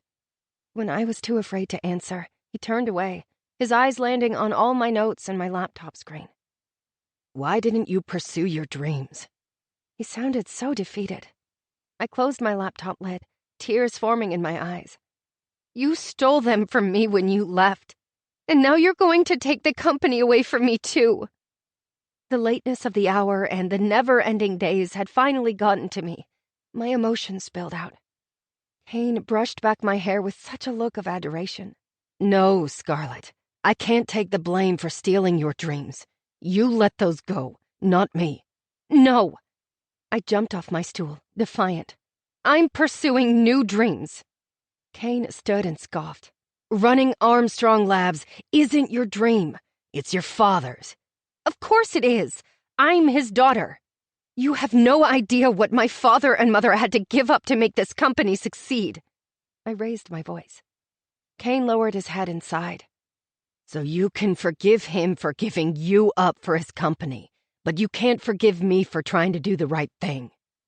I gripped the counter, taken aback by the sting of his words. "I didn't say that," I whispered. I just don't know what to do. You don't know the pressure I'm under." I pleaded with him to understand. His shoulders rose and fell with a large exhale. "You're right."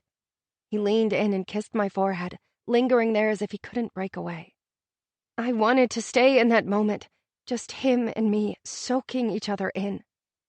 "Scarlet," he broke the silence, "you're going to have to choose, darling, and you will have every choice available to you. I only hope when it's all said and done, you choose what you really want." He pushed away and turned to leave.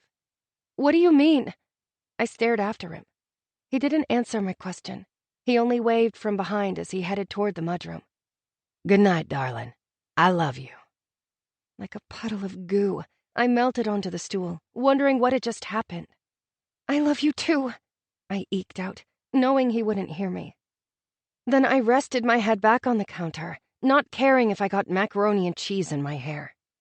It was the very least of all my worries. Plot twist.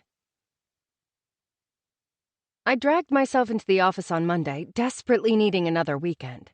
Between working on my business plan and Kane's appearance in the middle of the night, my mind was spinning. His words kept playing over and over in my head, not to mention that kiss. Sometimes I used to think my memory had exaggerated how amazing his kisses were, but Saturday night made me realize I hadn't been giving him enough credit. My spine was still tingling from it, as was my heart he'd pricked with his words. He had this way of putting things into perspective. It was maddening. He also left me with questions, like what choices would be available to me, and would I be brave enough to choose them?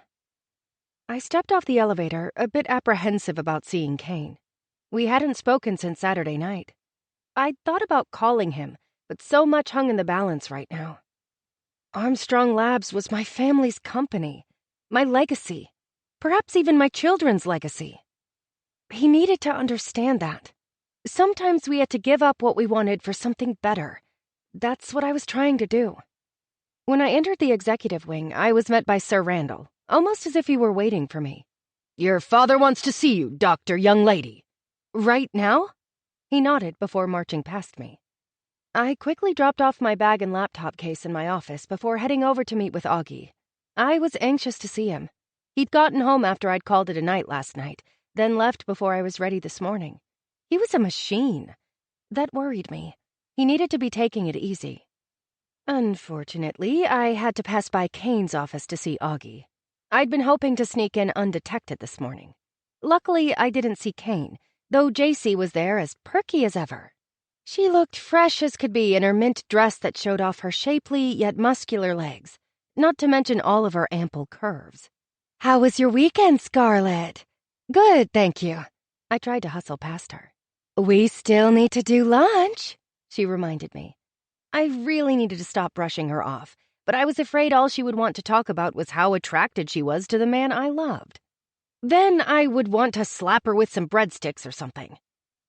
I'd never slapped anyone with anything, and I didn't really want to break that streak. "Let me check my schedule." I put her off again. "I won't let you forget," she sang. "I know you won't," I sang back, feeling guilty. I should just go to lunch with her, but I was kind of in the middle of something huge. I knocked on Augie's door. "Enter," he called out. I walked in to find him pacing the floor, running his hands through his hair. He stopped for a moment, gave me a glance, then kept on pacing. I rushed to him, worried. "Augie, what's wrong?" He pinched the bridge of his nose. "Scarlett, I need you to send me your business plan." I shook my head, praying I hadn't heard him right. Though I was sure I had, and my throat started closing up. I hurried to speak before I lost my ability to. I thought I had until Friday to finish it." "You do," he growled. "But a situation has arisen, and I need it now." "What situation? It's not done," I stammered, in major panic mode. It was like one of those dreams where you showed up to class naked. "Just send me what you have." He was clearly upset. I grabbed his hand. "Dad?" He let out a heavy breath and gave me a sad smile. "I do love it when you call me that." Tears filled my eyes. "You do?"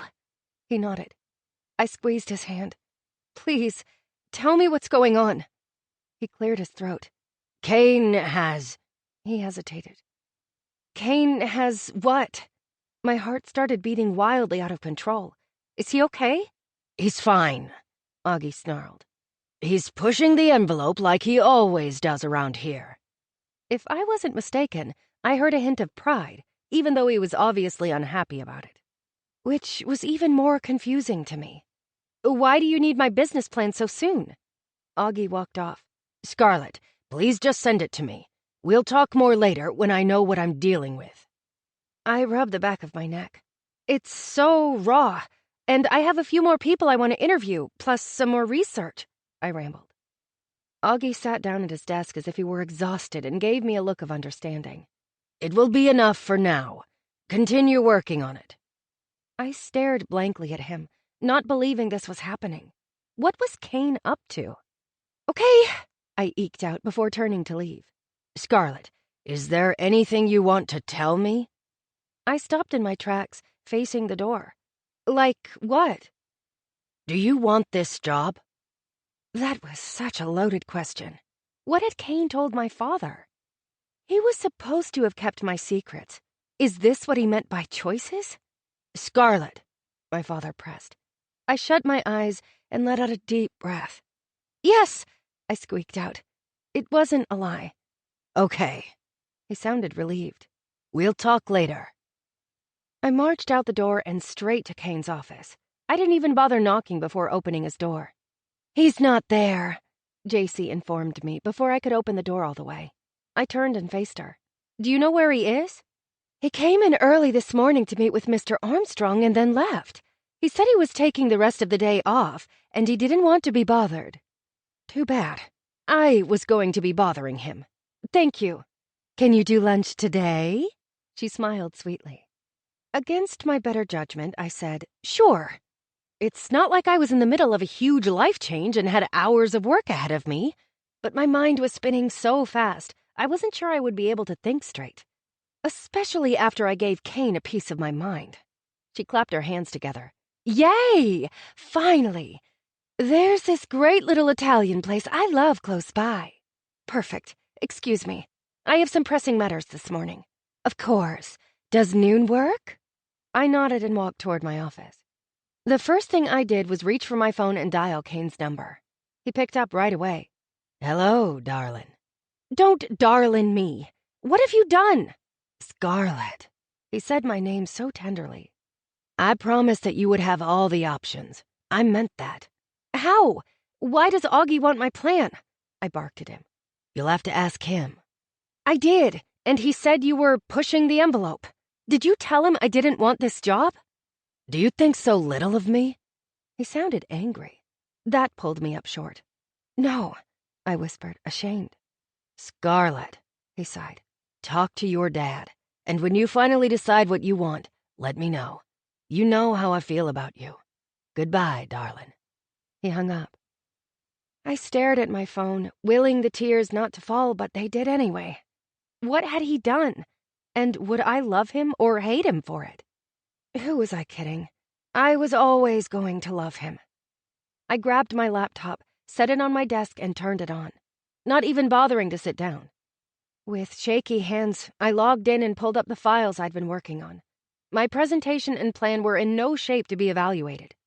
Regardless, I zipped the files, ready to send them to Augie, but first added a lengthy explanation in my email to fill in the blanks and more accurately portray my vision. I also mentioned who I still planned to talk to and the research I had left to do. I wanted to shake Kane for whatever it was he was playing at. Was he forcing Augie to see I wasn't ready? Or was he trying to convince Augie I needed his help? Or worse, was Kane throwing in the towel? Was that how he meant to give me options? Well, I had news for him. I wouldn't accept that. I was either going to earn this or lose this, fair and square. I sent my email, and for the rest of my morning, I paced around my office, not knowing what to do with myself, even though I had more than enough to do. I kept wondering what Augie thought of my plan and presentation. When I wasn't wondering about that, I was thinking about Kane. I remembered a long time ago he'd told me if I didn't choose my dreams, it would complicate my life even more. Well, things were complicated, all right. I wondered how life would be now if 8 years ago I had told my father the truth, and if Kane hadn't tried to do the right thing. I had a feeling I would have been in a lot more Facebook posts, and I'd still be doing my residency, as forensic pathology requires 1 more year past clinical pathology. Would I be happier? Would Augie still have been proud of me? Or would he and Mama be disappointed that I didn't want their hopes and dreams? By the time noon rolled around, it felt like midnight. I almost canceled with JC, then decided I would feel too guilty if I did. Besides, I needed some fresh air. My office was becoming more and more claustrophobic as the day wore on. JC and I mostly made small talk on the way over to the restaurant. I let her drive me in her sporty little coupe. Another thing she had in common with Kane, she loved sports cars. She couldn't say enough about how fun it was driving the Porsches at the conference and, of course, how gorgeous Kane looked behind the wheel. When we got settled at our table and ordered, the tone of the conversation shifted. JC bit her pouty lip. I've heard rumors that you and Kane used to date. Is that true? I wrung my napkin on my lap. We did, a long time ago. She breathed a sigh of relief. Was it amazing? She was obviously obsessed with him, which on one hand disturbed me, but on the other hand, I understood. I didn't appreciate her question, though. It made me think of how utterly amazing he really had been. I'd never been with someone so fully supportive, who appreciated who I was. He'd never wanted to change me. He had been thoughtful and never made fun of me, even when he'd had to teach me how to kiss. And man, could he kiss. But he'd never pushed it further than I had wanted it to go that summer. Always careful to never break the teacup, as he'd put it, even at times when I probably would have let him. So, yes, he had been amazing, even though he'd left me. and I wish I could blame him for stealing my dreams. However, he was right. That was on me. All on me. And he had probably been right to break things off. Not in the manner he had, but I was 22 years old, and overly naive at that. I'd had no business committing my life to anyone back then, even though I'd really wanted to. JC didn't need to know any of that, so I answered with a simple, "It was." She grabbed a complimentary breadstick. "Maybe you could give me some advice on how to make him forget his mystery woman." Just as I'd imagined, I wanted to grab that breadstick out of her hand and smack her with it. She would be getting no such advice from me. I didn't want Kane to forget about me. If I couldn't forget about him, it was only fair. I refrained from violence and instead asked her a question. "Do you really want to be with a man who's in love with someone else?" She thought for a moment. I thought this would be a no-brainer. "Well," she nibbled on her breadstick. "I mean, sometimes you need someone to help you forget. Believe me, you don't want to be that person. When you really love someone, no one else can make you forget that." She patted my hand. "Aw, have you been that person?" "No, but I've hurt a few men when I couldn't give them my whole heart because it belonged to another. I don't wish that on anybody." "Ouch." She sounded shocked. "Are you still in love with that person?" "Yes," I whispered. "So much." "Anyone I know?" she teased. When I sat quietly, wide-eyed, not knowing how to answer her, dawning swept over her face. She dropped her breadstick. Oh. Oh. Oh! Oh was right. The question was, what was I going to do about it? What a Girl Wants. I fidgeted while sitting on the couch in Augie's office. My heart was racing, and I was pretty sure I hadn't put on enough deodorant this morning. I was afraid to raise my arms for fear of what damage had been done to the underarms of my blouse. Every pore I had was sweating as I waited for my father to tell me what he thought of my plan. Augie sat across from me on a leather accent chair, looking between me and his laptop screen. Consternation was written all over his face. It didn't help my state of being. Not only did I have to worry that JC was blabbing to everyone that I was still in love with Kane, that had made lunch really awkward, by the way. But now I feared that I had disappointed my father once again. Augie finally set his laptop down on the coffee table between us. With a huge exhale, he said, "I'm impressed with you." I relaxed a bit and smiled. "Really?" He smiled back, but it was subdued. "You have excellent insights, and you grasp the nature of what we do here. And, of course, your medical experience is second to none, not even Pamela's." That was a huge compliment, considering Pamela was a brilliant doctor in her own right. I clasped my hands together. But I knew there was one coming. He scrubbed a hand over his face before running it through his hair. "Kane sent me his plan as well. He asked me to evaluate both." "Why?" "Because, Scarlet, he plans on resigning, dependent on my findings." I blinked a dozen times. What? He would quit? Why would he do that? Augie leaned forward. "Why do you think?" My cheeks began to burn, and my eyes started stinging with tears. "He loves you." Augie said it so bluntly. "He wanted me to evaluate his plan to see who I believed the board would pick." "It's him, isn't it?" I managed to ask the question he obviously didn't want to answer while a great sense of disappointment and, admittedly, relief washed over me. "Yes," Augie confirmed. I wiped my eyes. "I'm not surprised. He's brilliant." "That he is. Regardless, he's willing to resign and help you with your plan. He knows if he drops out of the running, the board will want additional candidates to evaluate. He wanted to make sure his plan was enough for you to clinch their approval over anyone else." "I'm not going to cheat. I don't need his help," I said indignantly. "He figured you'd say that." "Then what is the purpose of all this? Other than to humiliate me? Or was Kane trying to make his point that I wasn't meant for this job?" Augie turned his screen toward me. "Kane included an interesting idea in his plan. He believes we should expand our services here, including a new division dedicated to forensic pathology." I couldn't help but smile, though it was pretty subdued, as I was trying to keep my emotions in check. Of course, he was brave enough to include it in his plan. I had considered something like that, but thought I would look like a fool suggesting such a thing. The fact is, clinical and forensic pathology did go hand in hand. Clinical forensic pathology is needed for both the living and the dead, and all forensic pathologists were trained in clinical and anatomical pathology. I quickly scanned Kane's overview, which laid out how the kind of technology we used here at Armstrong Labs would benefit the forensic pathology community. How he envisioned Armstrong Labs bringing together the medical community to further advance the causes of the living and the dead. He really was brilliant. It was both frustrating and enviable. I called Kane and asked him where he got this idea. My head popped up, and I met Augie's eyes as he carefully examined me. He told me I should talk to you. I swallowed hard. He did? I squeaked. He said something to the effect that I didn't know my own daughter. It's not the first time he's mentioned it. He grumbled. And you let him talk to you like that? I teased, trying to lighten the moment and delay what I knew had to come next. What probably should have come 8 years ago. Augie chuckled. I'm not fond of it, but I've always admired his directness. Really? It drives me crazy. But it was admirable, even though I wanted to smack Kane with a breadstick right about now. He knew this would force my hand, make me choose once and for all what I really wanted.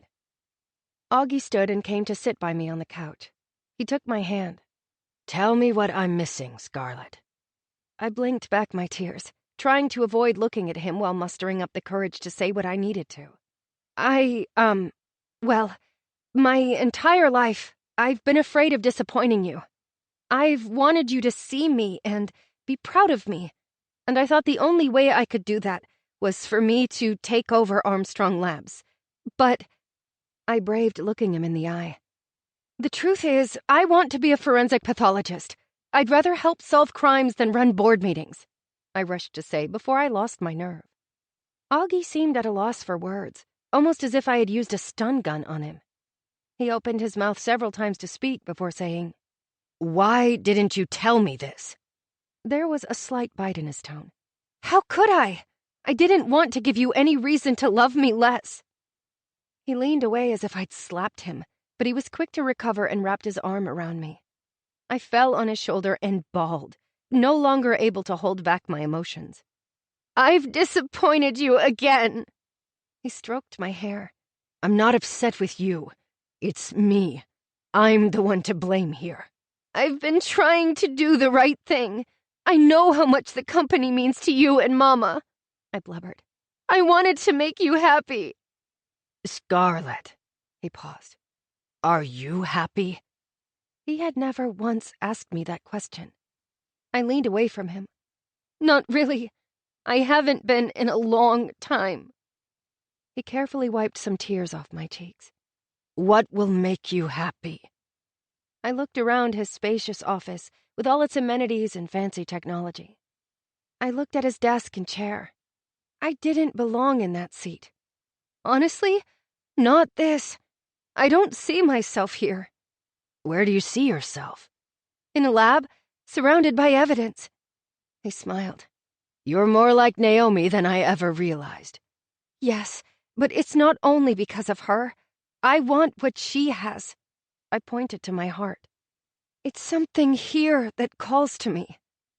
I think you should listen to it, he said stoically. What about your legacy? Scarlet, you are my legacy. You're the best thing I've ever done in my life. I only regret you didn't know that. I regretted that too, so my mouth apparently decided to continue blurting out more truth. You asked me what would make me happy. Having a real relationship with you makes me happy. I need you in my life. I was about as vulnerable as I had ever been. He leaned in and kissed my forehead. I don't deserve you. Probably not, I teased. He laughed. You are more like your mother than you will ever know. She always knew how to make me laugh. I took his hand. Help me to know her, I begged. He nodded, a sheeny mist in his eyes. Then he took a deep breath and let it out. Scarlett, I need to tell you something. I tilted my head, a bit concerned because of his tone. I know this competition of sorts between you and Kane has caused some issues and placed a divide between you. That's only part of the reason. He cleared his throat. I'm part of the other reason as well. How do you figure? I was confused. He swallowed hard. When I promoted Kane to senior global manager 8 years ago, I had a little talk with him. You were so young, and I didn't want you to face the same fate as your mother. His voice hitched. What do you mean? I was taken aback. Your mother and I should have waited to get married until I was more settled in my career. I spent too much time away from home. So much time, I didn't even realize how deeply my wife was drowning. I brushed off her concerns, thinking someday she would understand why I had to put so much damn time in at work. She tried to tell me she was unhappy and that she needed me, but I thought all the money we were making would somehow make it better. That there would be time later for us to spend together. I let my young ego get in the way, and because of that, she's dead. The pain still very much lived in his eyes, his soul. I placed my hands over my mouth, thinking about how lonely and unhappy my mother had been. How my father had carried around this guilt for years. So many of his actions now made sense. Maybe even the next one he revealed did. Maybe. He rested his hand on my cheek. Scarlett, he whispered. I begged Kane to let you go. Let you grow up. I saw so much of your mother and me in the two of you. I was afraid his own ego would get the better of you both, and I couldn't stand the thought of losing you like I did your mother. So, you did send him away? I felt so betrayed that he had lied to me all those years ago. No, I wouldn't do that. He'd earned that promotion. The timing of it just happened to work in my favor. Or so I thought. You had no right. Kane isn't like you, I spat out. Once upon a time, I wasn't like me. But you're right. Kane is the better man, and he fought like hell with me. It wasn't until after I told him about your mother that he came to realize he needed to let you go for a while. I grabbed my stomach, feeling sick. Did you make him think I would take my own life? No. I made him see that you needed to live life.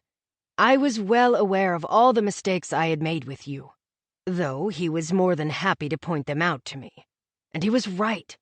But the fact remained that you needed to come into your own.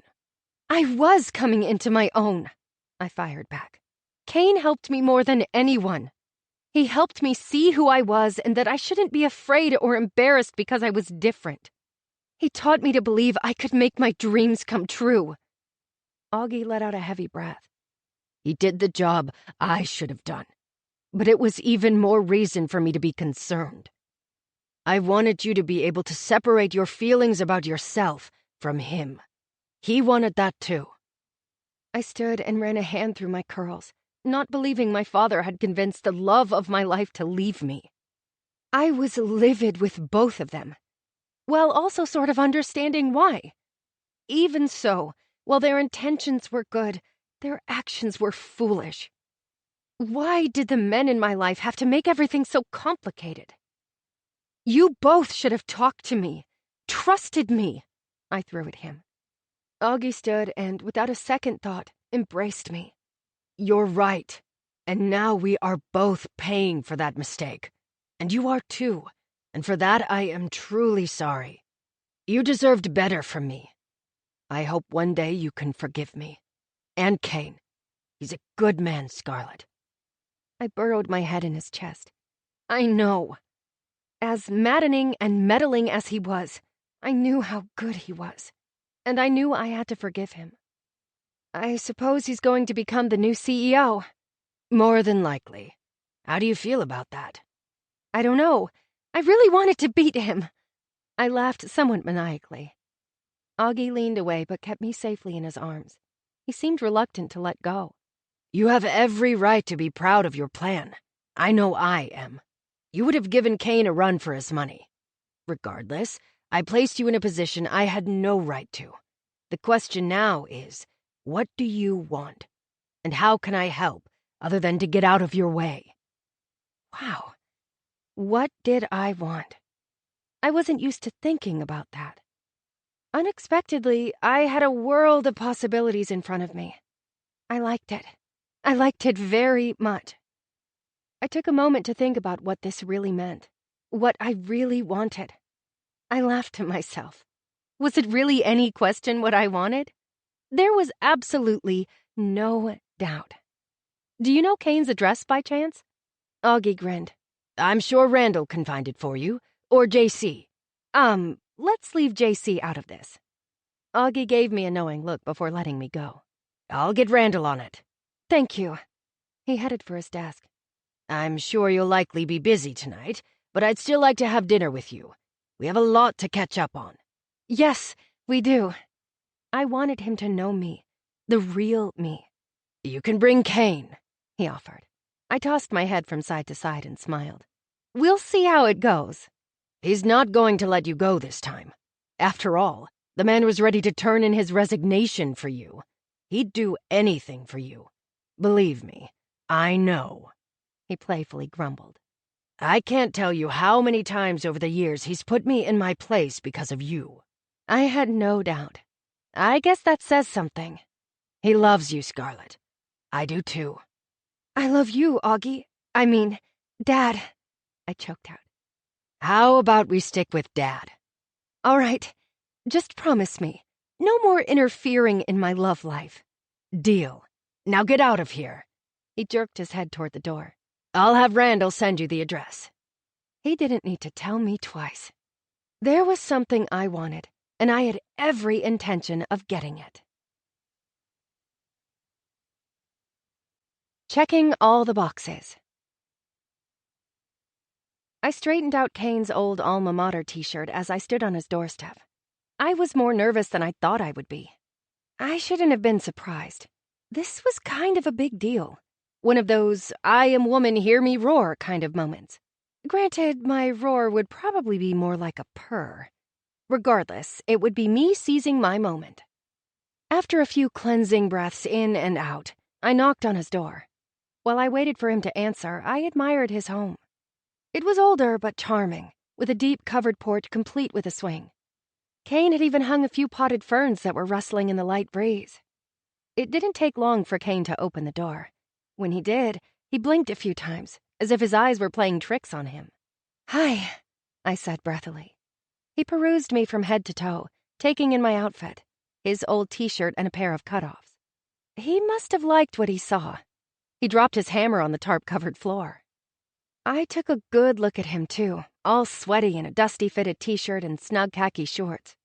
Oh, I was definitely going to be purring. Perhaps even roaring. He wiped his brow. "Hello, darling. Nice shirt," he said, ever so pleased.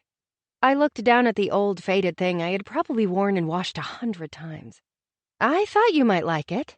I also thought since I have nothing to work on now, thanks to you, you might want some help with the house. Though I knew zero about renovations. He chuckled and tugged on my shirt, pulling me into his home before shutting the door. I was hit with the smell of freshly cut wood and stain, mixed in with Kane's spicy scent and a hint of perspiration. I found the mixture quite intoxicating. He pulled me closer, his eyes dancing with amusement. "Are you furious with me?" "Very." I ran my hand up his taut chest. "How dare you try to give me what I want?" I purred. "And what is it you want?" His lips drew closer. I placed a finger on his lips before they ravaged my own. "We'll get there. First, we need to lay out some ground rules." He kissed my finger before leaning in and whispering in my ear. "Name your terms, darling." A shiver so deep ran through me before I stuttered out. 1, no more trying to force my dreams to come true. That's up to me. And no more playing hero, unless I'm on fire or have cake crumbs stuck down my bra. He nuzzled my ear, driving me wild. "I'm happy to unzip you anytime." I gripped his shoulders as he was making me weak in the knees. "I'm trying to be serious." My voice hitched. Believe me, I'm serious about unzipping you. He groaned. Kane. I pulled away enough to peer into his hungry eyes. You know what I mean. No more trying to be valiant, thinking you're doing the right thing. I'm not a naive young woman anymore, and even if I were, I know my own heart. Which brings me to point 2. You don't get to leave me unless I have a say in it too. Easy. I don't plan on ever leaving you again. His lips brushed mine, almost making me forget we had more to talk about. I'm amenable to that, I breathed out, wanting to get lost in his touch. You are you? He picked me up and I wrapped my legs around his body. It's pretty much non-negotiable. My fingers curled into his hair, reveling in how wonderful it felt. Any other rules, darling? He sounded impatient to accost me. Believe me, I was impatient too, but business first. Who's going to run that new forensic pathology division you plan on opening? You heard about that, huh? He was obviously pleased with his genius plan. Which reminds me, Rule 3, no gloating that you won. Scarlett, this was never about trying to beat you or steal your company. I wanted us both to come out winners. He gave me such a tender look. I might be able to forgive you if you let me be involved in the creation of the new division and let me run it after I find a new residency and do a fellowship. He pushed me up against the bare drywall. Who else did you think I had in mind? It took a moment for me to reply. He had a knack for stealing my breath. I just wanted to make sure we're on the same page. Can you forgive me? He pleaded. I took my time peering into his eyes, which begged me for forgiveness. I rested my hand on his stubbled cheek, my thumb gently caressing it. My dad told me about your conversation before you left for London. Why didn't you tell me? Kane let out a deep sigh. Scarlett, I debated all that night whether I should tell you, contemplating if I should beg you to come to London with me, but in the end, I realized how selfish that was. And your father was right. My ego could have easily swallowed you whole. I didn't want you to end up like my mother. No, hate me. I've never hated you. And believe me, I've tried. He chuckled. I'm glad to hear that. He paused. Scarlett, I am deeply sorry for hurting you, leaving you, and stealing your job. He smirked for a moment before his earnest expression returned. But most of all, I regret all the time we lost together. I regret that too. And between you and me, I didn't want the job, I quietly admitted. I had a feeling. So you can forgive me? Well, I sang, we still have some unfinished business. His left brow raised. What's that? We never finished our list, and you did say a good fight makes the making up that much sexier. We should probably do those things. I know how you love to check all the boxes, I teased, though the words barely crossed my lips before he closed the distance between us. He groaned as his lips landed on mine, soaking me in, not parting them, just enjoying the moment. The realness and the realization that we were together came streaming down my face.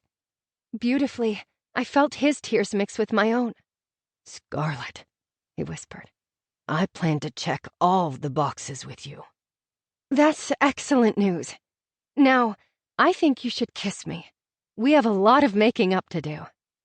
He wasted not a second before his lips landed on mine and parted them. While his tongue tasted me, he pressed me harder against the wall, making sure there wasn't any distance between us. My hands did their best to decimate his perfectly styled hair as I continued to gasp in utter pleasure. He tasted not only like my dreams, but my future. Kane, I love you. I managed to sneak in while his lips trailed their way to my ear. It was odd how much more meaningful those words were now. There was no doubt in them, not even a shred of insecurity on my part. He stopped and smiled. Let me get this right this time. He looked me in the eye, his face full of adoration. I love you, Scarlett, he whispered tenderly, but I could hear the exclamation point. Much better than last time, I grinned. He leaned his forehead against mine. I apologize for screwing it up so badly the first go-around. I promise to spend the rest of our lives making it up to you." "I accept," I teased. He laughed. His beautiful, melodic, make me feel all the feels laugh. "Let's start with the tour of the house. There are some things I want to show you." He sounded more excited than he did about Porsches. He must have some tour planned. "I thought you would never ask." I slid down his body and took his hand, anxious to see his home. He walked us across the tarp-covered foyer to an open room that was probably a formal dining room. It was currently an empty slate with exposed drywall and wood floors covered in tarps. I loved the large window that allowed for plenty of light to stream in. Kane pulled us into the middle of the room. An old brass chandelier hung above our heads. "I want to make this the library." He pointed to the longest wall. "I see built-in shelves along here holding all your forensic books." I tilted my head. "My books?" He cupped my face with his hand and swept my cheek with his thumb. "Yes, your books. When I bought this place, all I could see was us. You, really. That is, unless you want to pick a place together." I gripped his t-shirt and pulled him toward me, hardly able to keep my emotions in check. I realized I was going to be able to fill in my missing memories of him. "How about we make this place our own?"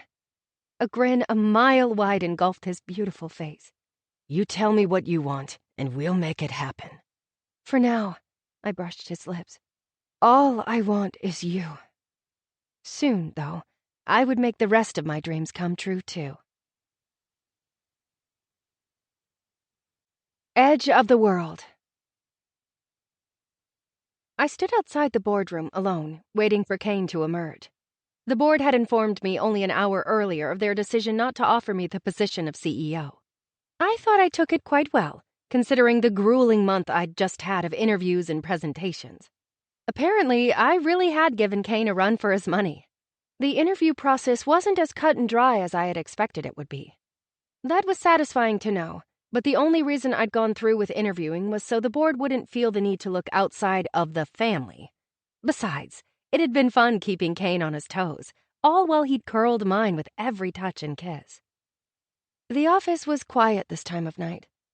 It was funny how it wasn't claustrophobic to me anymore, even with only the artificial light illuminating the long hallway. While I paced the gleaming tile floors and admired the large plants and artwork lining the walls, I thought of how much my life had changed this past summer. Here I thought I would be doing my best to avoid Kane. Never, ever did I think I would end up spending every moment I could with the love of my life. And while I thought I would be working to make my father's dream come true, I was still astonished to find out my father's dream all along was that I'd be happy. Well, I certainly was. In fact, I had happily informed the board tonight of my decision to pursue a different course outside of Armstrong Labs, for now. I was already busy with residency applications and studying to pass the necessary board exams in Georgia. In between, Kane and I were checking off our summer list. We had only one more checkmark left to go. No one besides Dad and Naomi knew that Kane and I were back together. We'd thought it would be best not to advertise it until after the board made their final decision. I hadn't minded at all. It meant that while we were in public, we kept it friendly, but then every minute we spent alone was a gift I loved to unwrap every time. Dad came out of the boardroom first and was to me in no time. He put an arm around me in what I was sure looked like a consolation-type hug. I suppose in a way it was, just for him, not me. Sure, Dad wanted to see me pursue my dreams, but if I pressed, I knew he would admit he was disappointed not to see me at the head of his empire. Honestly, he couldn't have asked for a better captain than Kane. Deep down, he knew that. Dad kissed my head. "You did well." "Thank you." I was glad it wasn't well enough. "I made reservations at Bacchanalia for dinner to celebrate. Naomi," he cleared his throat, "has agreed to meet us there." My brows shot up. "You invited Naomi?" His cheeks pinked. "I thought you and Kane would want her there." "Right," I said with a smile. "Kane and I definitely want her there." He flashed me a knowing smile. I didn't have a lot of hope that my parents would reunite. However, after the last few months, I believed almost anything was possible, even the impossible. I mean, who would have ever thought I would be calling my father Dad? Or that next month we would be taking a father-daughter trip to Europe. Okay, so Kane was coming too. And I made them promise no working while on vacation, even though they would be in the middle of transitioning Kane in and my father out as CEO. However, my father would retain his position as chairman of the board. He wasn't ready to fully retire yet. I knew this wasn't easy for Dad. Next week, the company would make the announcement that he was retiring and Kane was taking his place. It was all getting real. He had no idea what he was going to do with all his free time. He was going to have to finally stop running and hiding from his pain. I think he knew, deep down, he had to finally come to terms with Mama's death. It was one of the reasons we were going to Europe. He and Mama had taken a second honeymoon there, and he wanted to show me all the places she'd loved. Especially Salzburg, Mozart's birthplace, as he was one of my mother's musical heroes. I couldn't wait. It didn't take long for Kane to emerge with several of the board members. I swore some of them were actually swooning over him like he was a rock star or something. I wanted to say, he'll be signing autographs later in the lobby, but he caught my eye and broke away from his adoring fans to come straight to his #1 fan. I held out my hand to congratulate him, keeping up the appearance that we weren't a couple, though Kane was terrible at keeping his eyes to himself. "Congratulations, Kane." He took my hand, drew me close to him, and whispered, for my ears only, things that made me turn as red as my namesake. I needed to fan myself.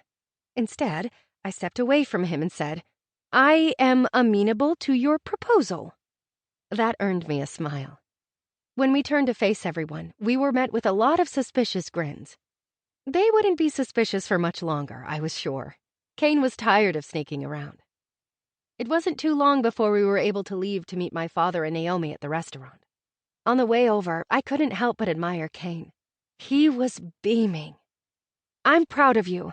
You made your goal of becoming CEO of a Fortune 500 well before your 45th birthday. Now, what will you do with your life?" He flashed me a grin while driving insanely fast down the highway. "Believe me, darling, I have bigger and better plans than this." "And what are those?" He wagged his brows. "You'll see." With the way Kane drove, we were at the restaurant in no time. Naomi was already there, and I noticed how well dressed she was. I'm pretty sure she'd bought the lacy black dress for this occasion. She even had her hair in a fancy updo. I didn't draw attention to it when I hugged her, other than to say, "You look beautiful." She kissed my cheek. "Not as beautiful as you." I looked down at the curve-hugging, chalky blue pantsuit that I'd worn to receive the devastating news I wasn't going to be Armstrong Labs' next CEO. "You're gorgeous," Kane said before I could reply to Naomi. When he said it, I believed it. Dad soon arrived, looking a bit nervous as he walked up. It was kind of fun to see him behave so unlike himself. He had his hands in his pockets, trying not to seem like he was staring at Naomi, all while staring at her. It was kind of adorable. "Augustus?" Naomi said formally. "Naomi," he responded with a hint of wistfulness that made Naomi smile at him briefly before she caught herself. This was going to be a fun night, I could tell. Kane and I made sure of it when we took seats next to each other at the table, making it so Naomi and Dad had to sit close to each other for all 4 courses of dinner. This restaurant didn't mess around when it came to food. It was my kind of place. I also loved it for the entire wall made of windows and the exposed ceilings. I loved to look up. I thought the dinner conversation would center around Kane's promotion, but mostly it was about me. Naomi and Dad easily found themselves taking a walk down memory lane. "Remember when Scarlett was 3 and would sneeze and then say, 'I think I have the bless yous'?" Naomi asked nostalgically. Dad smiled and laughed. "Yes, I do." "Well, I was adorable," I chimed in. "Yes, you were." Naomi gave me that adoring motherly look. "She still is." Kane kissed my cheek. My parents also reminisced about how smart I was and how they knew I would grow up to be a genius. Kane and I mostly sat back and watched them talk. While my parents did their thing, Kane kept staring at me with this look. I couldn't quite place it, but I liked it, whatever it was. The look only intensified as the evening wore on until dessert, the cranberry cheesecake, was demolished. As soon as I took my last bite, Kane unexpectedly asked, "Would you mind if Scarlett and I excused ourselves? There's a pressing matter we need to attend to. There was? This late at night? Dad smiled at Kane. Of course not. Naomi looked a bit flustered at the thought of being left with my father all by herself. I should probably get going too. Please stay, Dad was quick to say. We could have a drink, he offered. Naomi bit her lip and blushed. I suppose one? She stuttered. I could practically see Dad internally sighing. Kane stood and reached for my hand to help me up. You kids have fun, Dad winked, making me wonder if he knew something I didn't. I kissed each one of my parents goodbye, hoping they would have fun too, before Kane whisked me out of the restaurant like a man on a mission. Where are we going? Kane stopped and kissed me hard once. Do you trust me? Yes, I said, unsure. He was acting off. Scarlett, do you trust me? He was being awfully serious. Yes, I trust you. Okay, he said, relieved. We need to go home and change. Kane said hardly a word as we rushed home to Dad's house, where Kane was once again staying while his house was being renovated. His only instructions were for me to change into something comfortable and to wear tennis shoes.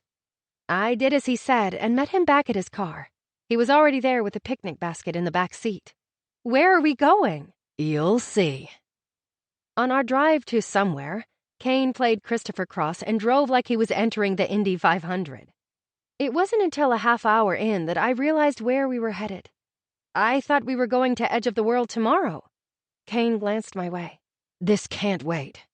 Isn't the trail closed at night? Technically. He grinned. You did say, though, that you trusted me. I do, but couldn't this wait until tomorrow? I thought so, but no. All right. He said not another word, though I could see the thoughts spinning in his eyes. He was planning something. Kane parked his car and turned off the lights after we drove into the empty parking lot where the trailhead began. I should have been nervous we were breaking the law, but I knew if we got caught, Kane would be able to talk his way out of anything. He turned toward me and ran a finger down my cheek. His handsome face was illuminated by only the overhead light in the car. Thank you for letting me have a do-over here. You're welcome, I smiled. It's more than just this place. I mean, thank you for letting me correct the biggest mistake I ever made. That day 8 years ago, it felt like my world ended. Mine too, I whispered. I hope you can forgive me. I leaned in, kissed his lips, and lingered there. With him, all felt right in the world. I forgive you. Good, because we have some unfinished business to attend to tonight. Without another word, he hopped out and ran around to get my door. He grabbed me and the picnic basket. Stay close to me on the trail. I think I can manage that. I pray I don't twist an ankle, though. That would be my luck. If you do, I'll carry you, he promised. You know, only if you want me to rescue you, he teased. That kind of rescuing is acceptable. He laughed into the cool night air. It was finally cooling down here in Georgia, at least at night. We carefully traversed the trail in the dark. It was slow going, and my ankles faltered a time or two when I landed wrong on a rock, but they were so used to my clumsiness by now we kept on going with barely a wince. Though I couldn't see well, I loved listening to the sound of the rushing water and the leaves rustling in the light breeze. It was the perfect mood music. When the trail ended at our destination, the moon and cloudless night gave us a lovely view of the river. Kane reached into the basket and pulled out a blanket, spreading it out near the water's edge. He helped me sit down before joining me. I snuggled up close to him, and he wrapped me in his arms. Looking out into the water, I was able to make out the rock that I had taken solace on the day Kane had said goodbye. I wished I could tell that girl that it was all going to work out, and even that she would appreciate the time she had to grow, to know without a doubt that the man who held her now was the one. It wasn't something she could have known then, or even fully appreciated.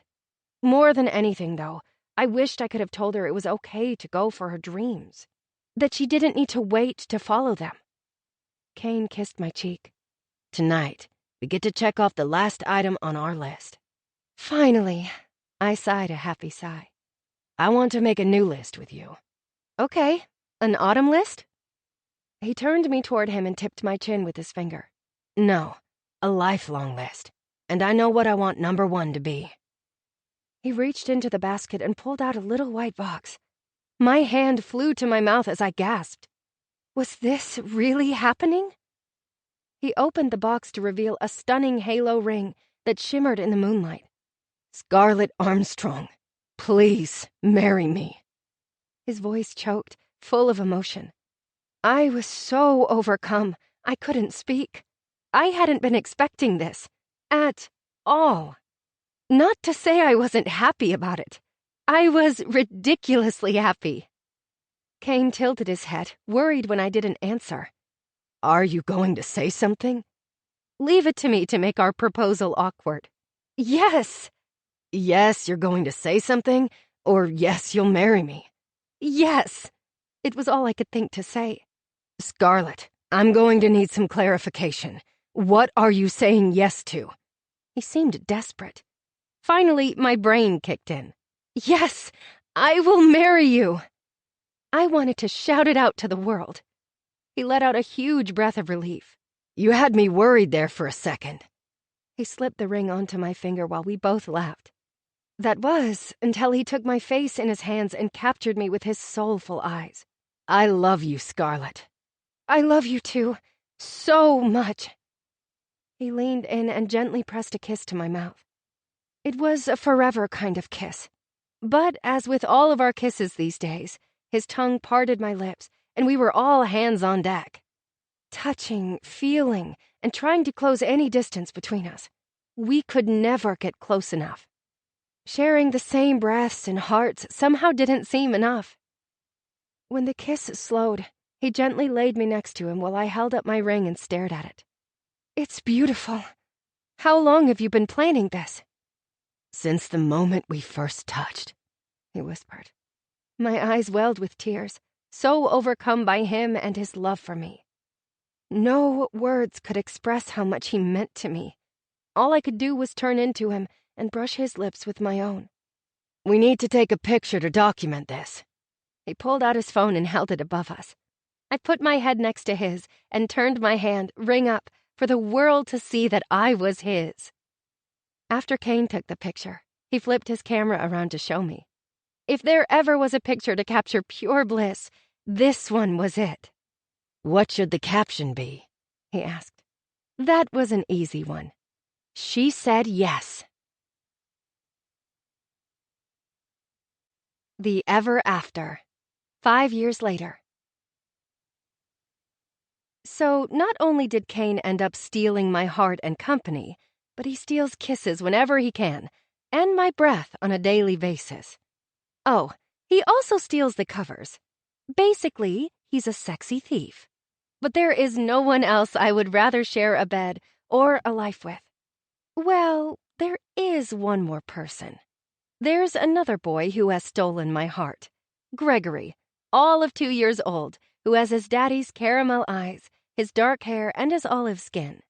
He, too, frequently steals kisses and the covers. He's as charming as his daddy. Neither Kane nor I can get enough of him. And we aren't the only ones taken in by his charm. He has all of his grandparents wrapped around his cute, chubby finger. My dad is especially smitten by the boy who calls him Papa and loves to swing a golf club. He's already better than me at playing the game. Of course, Naomi can't get enough of him either. Him being Gregory and my father. Yes, those two kids decided to give it another whirl last year, before they had to walk down the aisle using wheelchairs, as my dad put it. It had only taken him 4 years to convince her. It had been the only wedding of my father's that I was happy to attend. And thankfully, Kane had been there to save the day when those pesky cake crumbs fell into my bra. Fine, I might have purposefully shoved a few down there. I loved watching him in action. His PhD in unzipping was well earned, and it's always a nice trip down memory lane for us. Who would have ever known what possibilities had lain before us long ago, on the day our parents got married? Now, 13 years later, here we were, checking off each item on our lifelong list.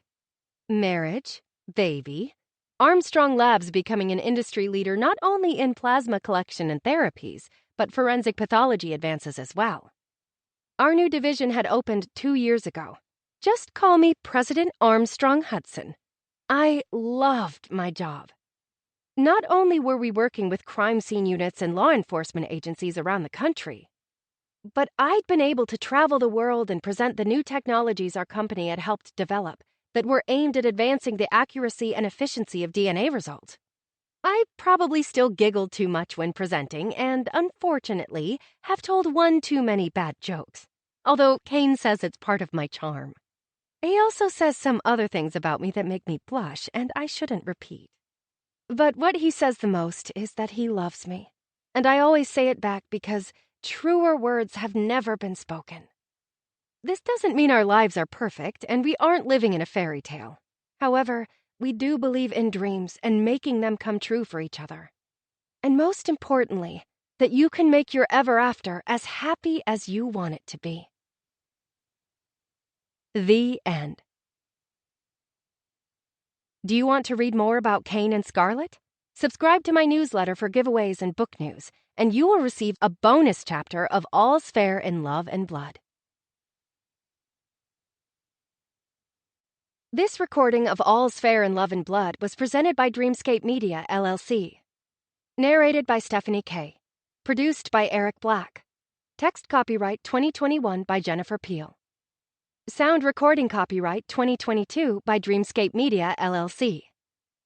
This recording may not be copied or played for an audience without the written permission of Dreamscape Media, LLC. Thank you for listening.